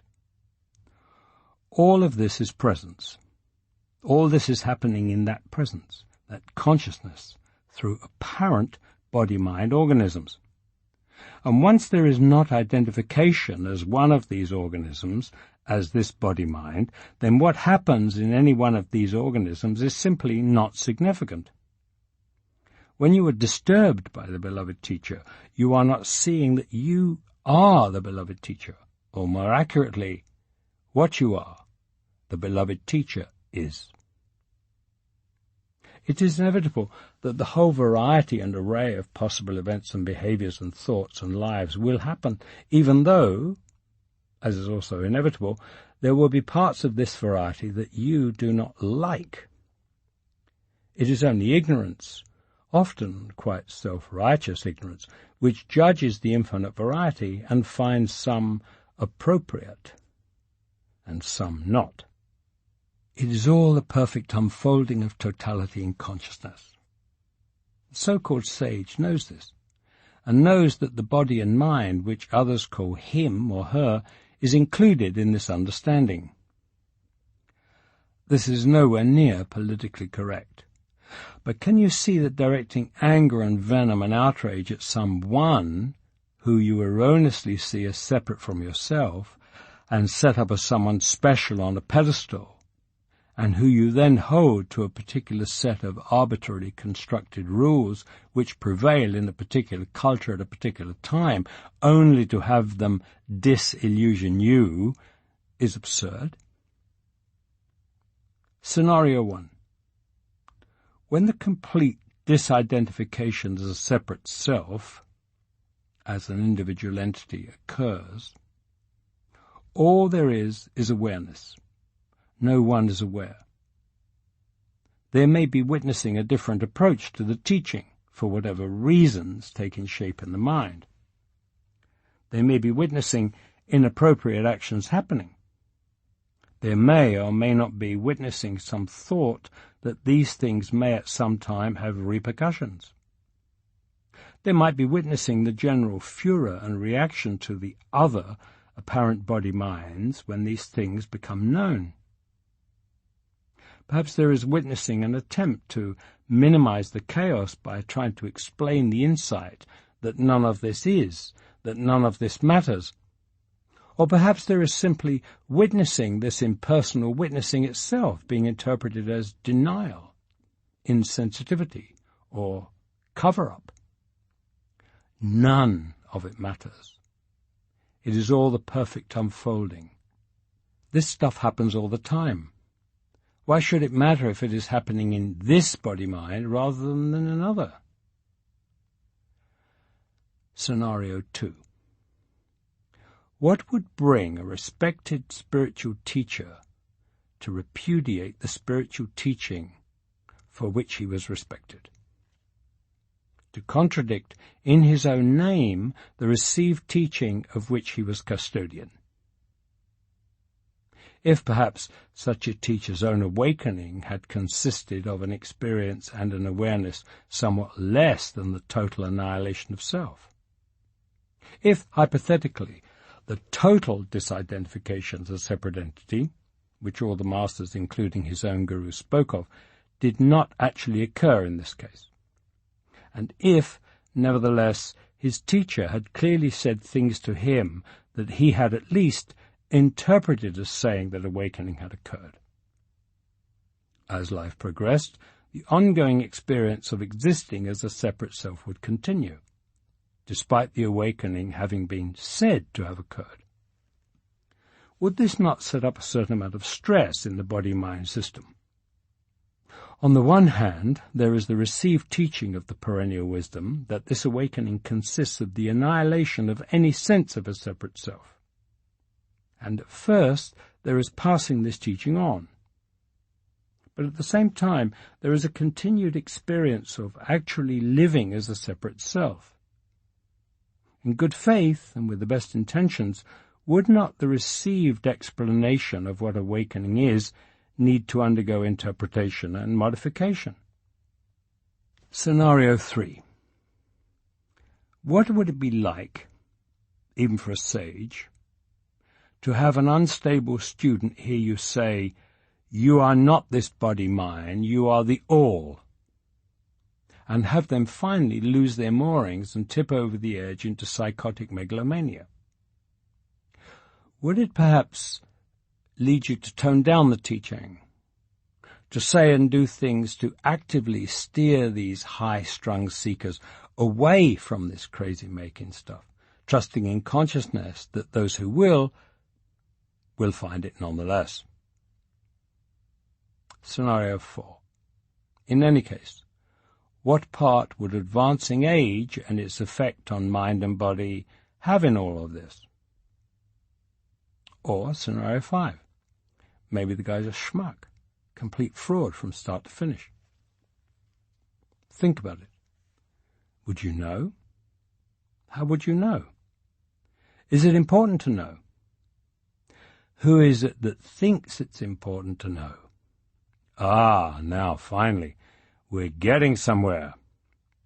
Our old friend, that sense of being a separate self, the so-called ego, that propped-up hallucination, needs to continue to prop itself up. It's all done with mirrors.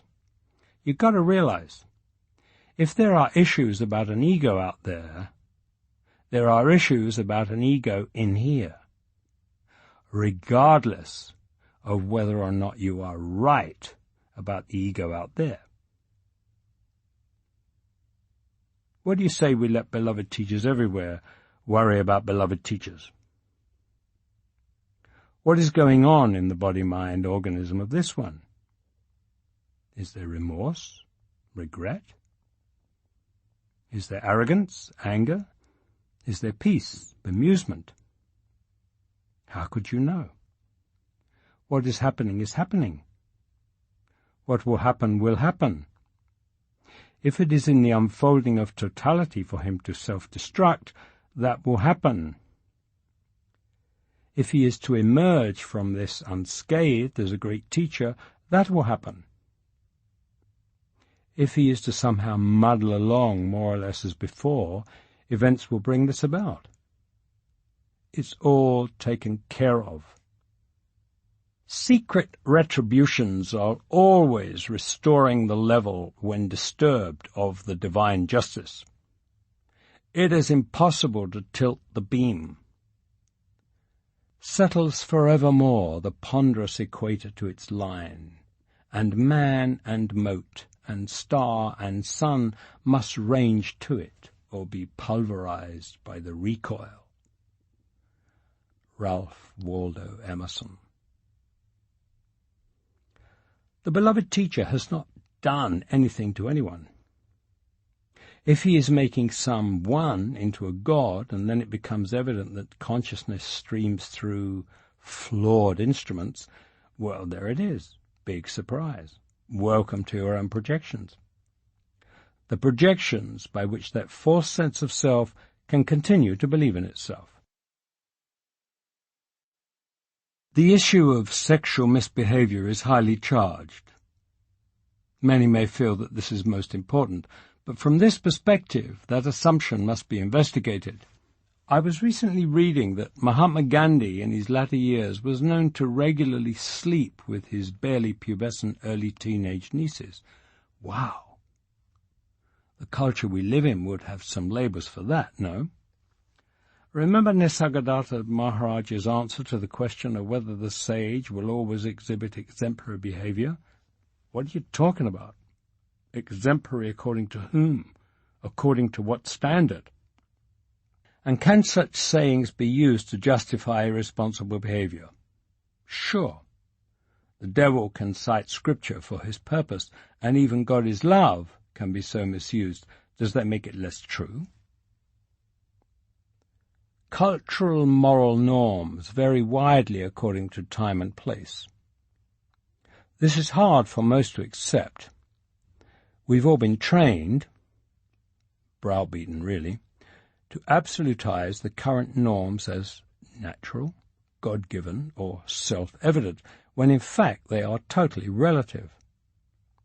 There may be room for tolerance on some kinds of behavior, but not on that, whatever that happens to be for you. This is not even open for discussion, either in society at large or among spiritual seekers, and the penalties for disagreeing are the most severe a society can mete out. Meanwhile, my friends the Shua in the Amazon jungle have a highly sophisticated society, in many ways more enlightened than our own, which has functioned smoothly, joyfully, respectfully, healthily for literally thousands of years. And it has done so on a set of sexual norms and mores and practices which would land any and all of them in a federal penitentiary and have them all branded as perverts and listed on the internet as sex offenders if the good people of the United States of America had anything to say about it. What are you talking about? According to whom? At the risk of bringing down the great wrath of the politically and psychologically and spiritually correct crowd, let me say this to the women who were involved, who have stated that their involvement was willing and not in any way coerced by the beloved teacher, and to all those who may identify in some way with them, and also to those who were or are involved with the beloved teacher in a guru-devotee relationship and who are disturbed by these events. I do not know who you are, and this is not meant to offend. It is meant in thoughtfulness and compassion. When the request or the suggestion was first made, why didn't you hightail it back to Sedona or Chelsea or Munich, or simply walk out, go somewhere else, find another guru? Wouldn't it be fairly clear at that point, from your perspective as an individual body-mind person, that something was amiss? If you don't feel it is appropriate now, how could it have been appropriate then? Stop. Investigate into this. If all this is so exploitative and manipulative and sordid, what are you doing in the middle of it? Instead of looking outward, look within. That need for specialness is strong, is it not? Yes, of course. The guru-disciple relationship is an unequal one, and the guru carries great responsibility. Let the guru own his part. You get to look at your part, even if your part is 1/10 his part. If you focus on his part and avoid looking intently at your own, you will be forever crippled. The more so because you will always find many who will agree with you and support you in your woundedness. You can use that support to be right, to be forever a victim of a beloved teacher gone bad, and in so doing strengthen your identity and your sense of individual self. Or you can move towards discarding all of it and realizing who you are. What an amazing, once-in-a-lifetime invitation and opportunity to awaken. So it seemed you've helped to publicly discredit an old man, who, if truth be told, was doing a pretty good job of that himself, even without your help, and shame yourselves. What are you going to do now? May I make a suggestion? And I offer this both to those whose main concern is with the inappropriate sexual behavior of a teacher in such a position, and to those who are more disturbed by the corruption of the teaching. And of course, you can consider this as optional. It's not up to you anyway. Go back. Back up.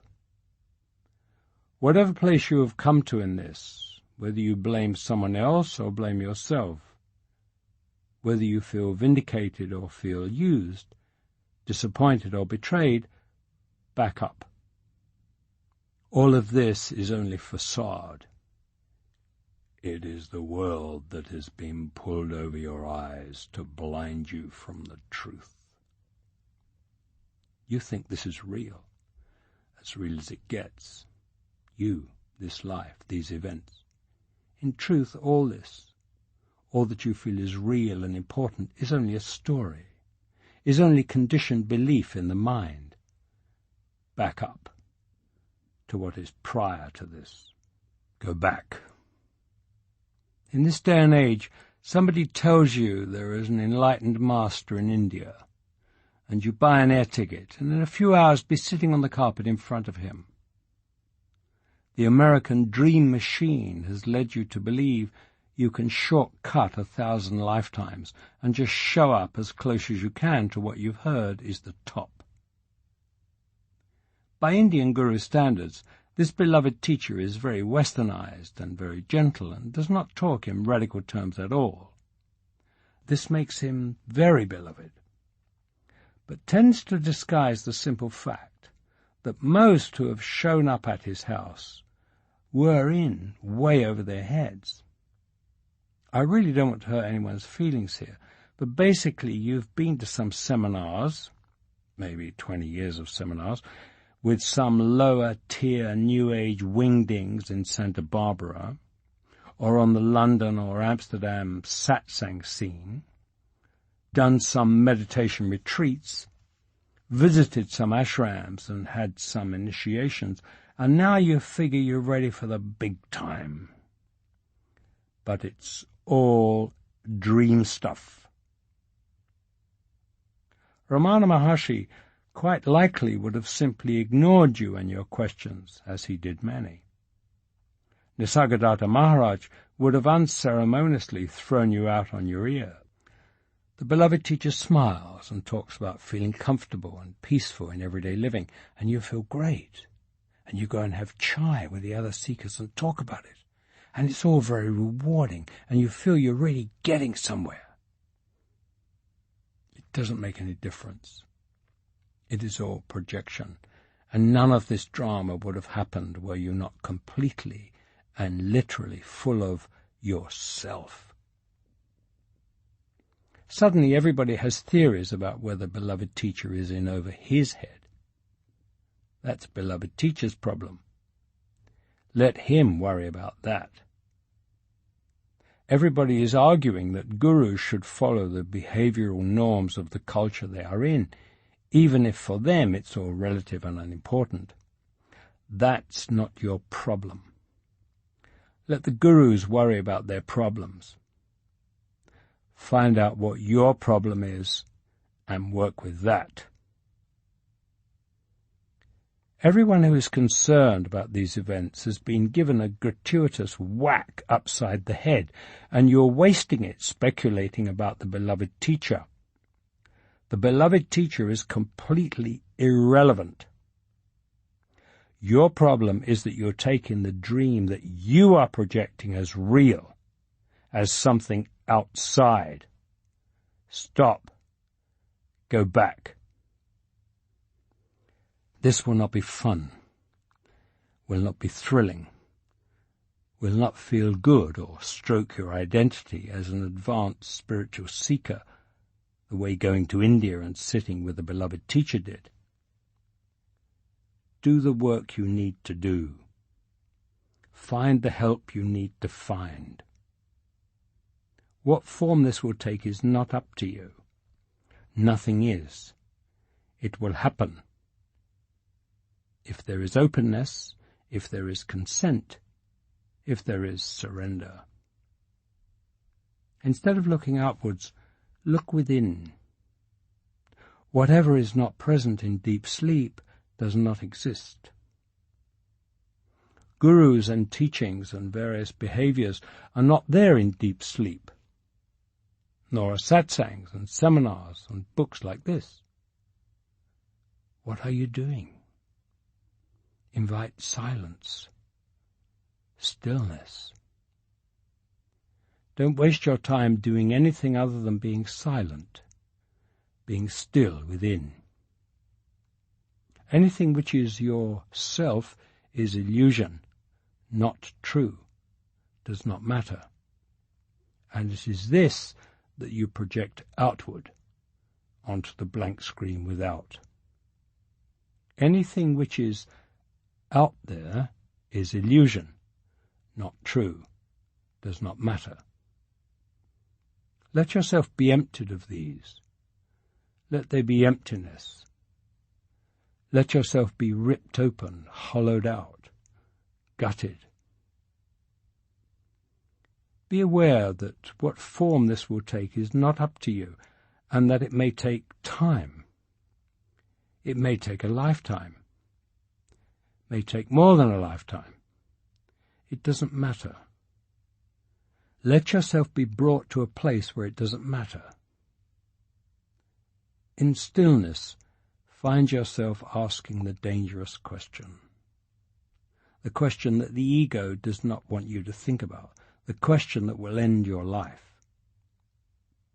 Let yourself be brought to a place where it is no longer necessary to find some one to blame, either yourself or another, where that need for specialness no longer destroys you, where it is no longer necessary or possible to turn away from yourself and look outside yourself to label what is wrong or right, where it is not possible to look outside yourself to see what is. Looking outside continues the dream. Only looking within, relentlessly deep within, past and prior to the superfluous levels, intellect and reason and emotion and feeling and psyche and subconscious, to what you are. Only this can lead to the awakening, which itself has nothing to do with either without or within. Wake up. Reality is what we take to be true. What we take to be true is what we believe. What we believe is based on our perceptions. What we perceive depends on what we look for. What we look for depends on what we think. What we think depends on what we perceive. What we perceive determines what we believe. What we believe determines what we take to be true. What we take to be true is our reality. David Bohm. Epilogue. An Eckartian Ontology. He who wants to understand my teaching of releasement must himself be perfectly released. Meister Eckhart. There is an unborn, unmade, uncreated. Were it not for this unborn, unmade, uncreated, there would be no release from the born, the made, the created. Buddha. Ken Wilber was once asked why it was that the East has had such a rich tradition of transcendental spirituality over the centuries, while one has to look much harder to find it in the Western traditions. How could a whole civilization miss the point for so long? Wilber responded, Imagine if, the very day the Buddha attained his enlightenment, he was taken out and hanged precisely because of that realization. And if any of his followers claimed to have the same realization, they were also hanged. Speaking for myself, I would find this something of a disincentive. As soon as any spiritual practitioner began to get too close to the realization that one's own mind is intrinsically one with the primordial spirit, then frighteningly severe repercussions usually followed. All the more amazing, then, that the teachings and writings of medieval European mystics such as Hildegard of Bingen, Mechthild of Magdeburg, John of the Cross and Teresa of Avila, Henry Suso, John Tauler, and the anonymous English author of The Cloud of Unknowing, among others, should have survived at all. Meister Eckhart, a German friar of the Order of Preachers of St. Dominic, lived and taught in the years 1260 to 1327. Just how he came to the understanding which he espoused, or which espoused him, has not been recorded. However, his writings and sermons speak of the same truth of radical non-duality that mystics and sages, East and West, have always pointed toward.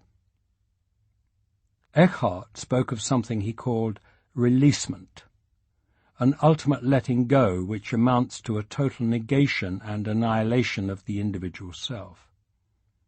This releasement opens into the breakthrough beyond God, which for all intents and purposes corresponds with what is referred to in other traditions as awakening, enlightenment, or the understanding. What he saw, he insisted, could not be understood unless and until this releasement and breakthrough occurred, when all would become obvious. What Eckhart taught, what his releasement is a letting go into, is a unity which dramatically transcended medieval Christian belief. The human and the divine, he saw, are one unique unity without difference, because prior to distinction into substances, the acting of God and the becoming of man joined both God and man into one identical event. Being, for Eckhart, is presence, which is one, universal. Western philosophers from Aristotle to Thomas Aquinas had seen separate beings as entities separate from the Creator. For Eckhart, this was not so. Being is God, and inasmuch as anything is, it is God having the identical being and the identical substance and nature. If God's nature is my nature, then the divine being is my being. Thus God is more intimately present to all creatures than the creature is to itself. There is a power in the mind, he said, which touches neither time nor flesh. It emanates from spirit and remains in spirit. Again, there is something in the mind of such a kind that, if the mind were entirely thus, it would be uncreated.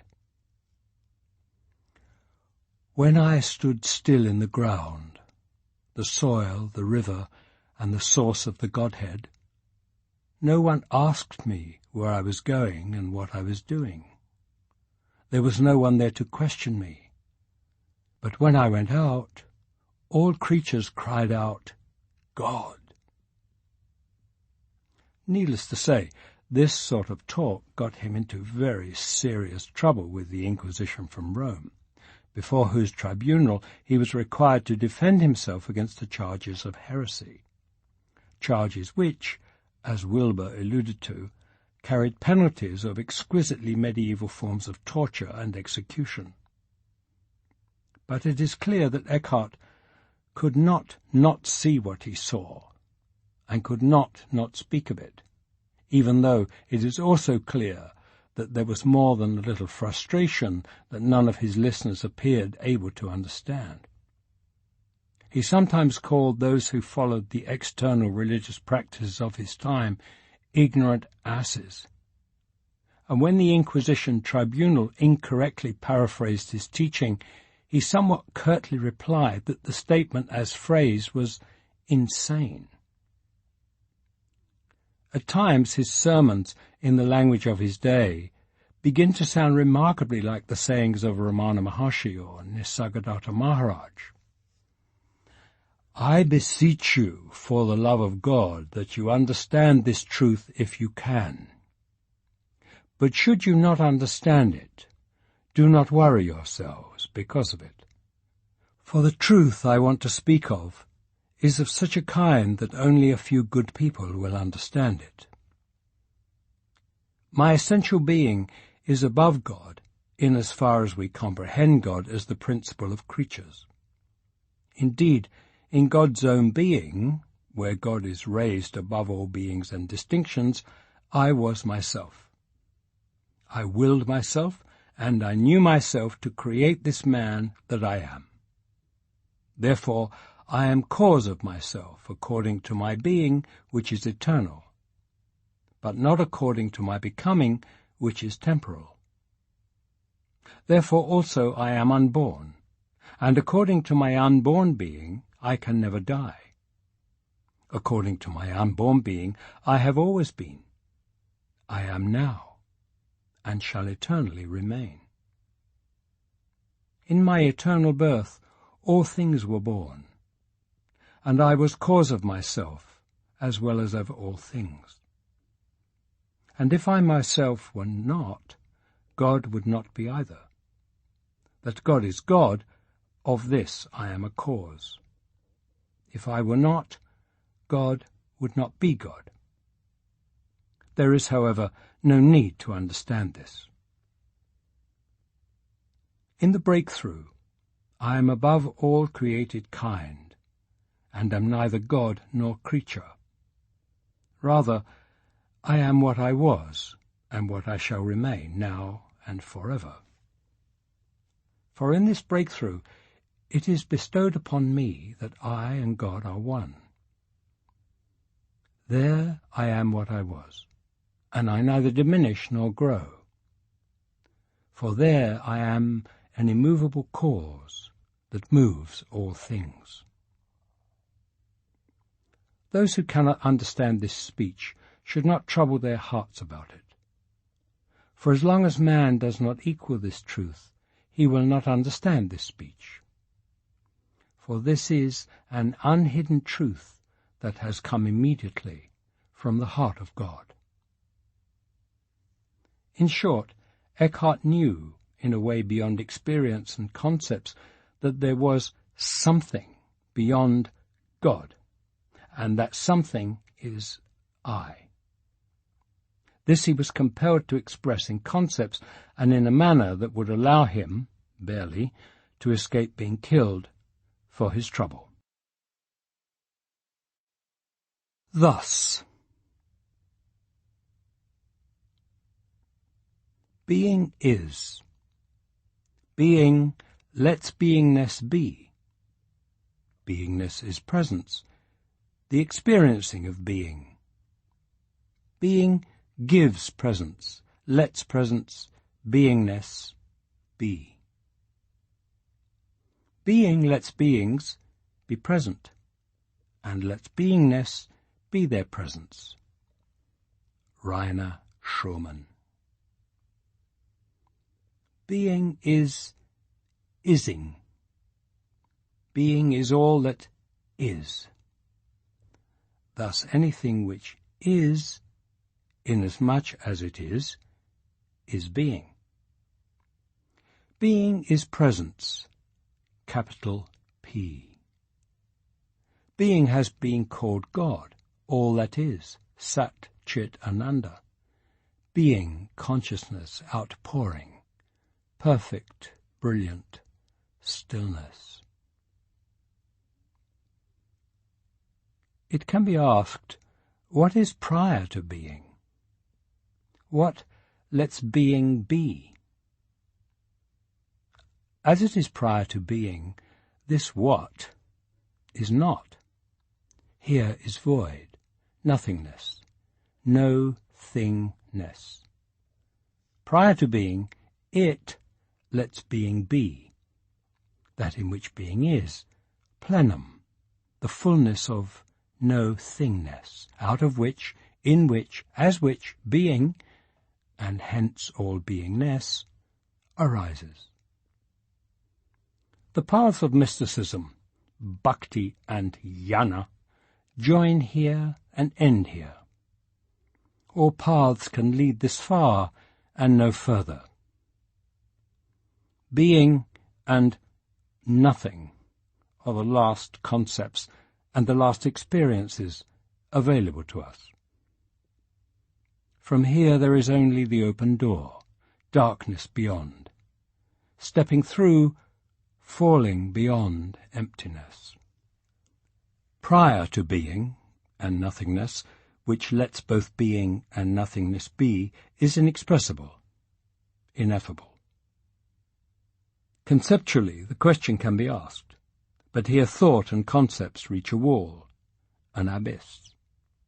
The mind cannot make the leap to an answer, conceptually or experientially. However, it can be known, apperceived, inseen, inheard, infelt, intasted, does exist, cannot be expressed. Here, words and ideas can only point in the general direction. Godhead, that from which God comes, para-Brahman, that from which Brahman arises, but these words mean nothing, are only superlatives added to existing concepts. Words try to point not only beyond themselves, but beyond. Beyond any ultimate that can be thought of, conceived by the human mind or heart. Yet it can be known, in a way beyond knowledge, in silence, in stillness, in the heart, in complete letting go, the breakthrough, the crushing flash which incinerates all sense of separation. Tat Tvam Asi. I am that. That is what I is, outpouring in itself being and non-being, beingness and nothingness, what is and void, unborn, eternal. I. Our original nature is, in highest truth, devoid of any atom of objectivity. It is void, omnipresent, silent, pure. It is glorious and mysterious, peaceful joy, and that is all. Enter deeply into it by your self-awakening. Huang Po. Reality's cloister, the circumscribing barrier, no vision can detect, no thought penetrate. In one glance, this beyond which nothing, at a single point, pierced by not this, shatters into nothingness, dissolve in the fabric, undoing the weaving of the veil. Can there be any identity when there is this knowing, immediate, irrevocable, I am not, nor any else? Can there be any role for the ghost found standing in the mist of that dissolved veil? No seer sage, no guru guide. Can there be any guiding on a journey such as this? A journey from here to here? A voyage neither begun nor ended, along no path, a billion paths, no traveller, no returning? Only bodhisattvas vow, simply being this one all I am. No fear, no attachment, no intention or expectation, no separation, no connection, no identity, uncaring, presence, being, stillness here, and so being, be emptiness, an opening, forever seeing I, amidst I, unseeing, all that is all.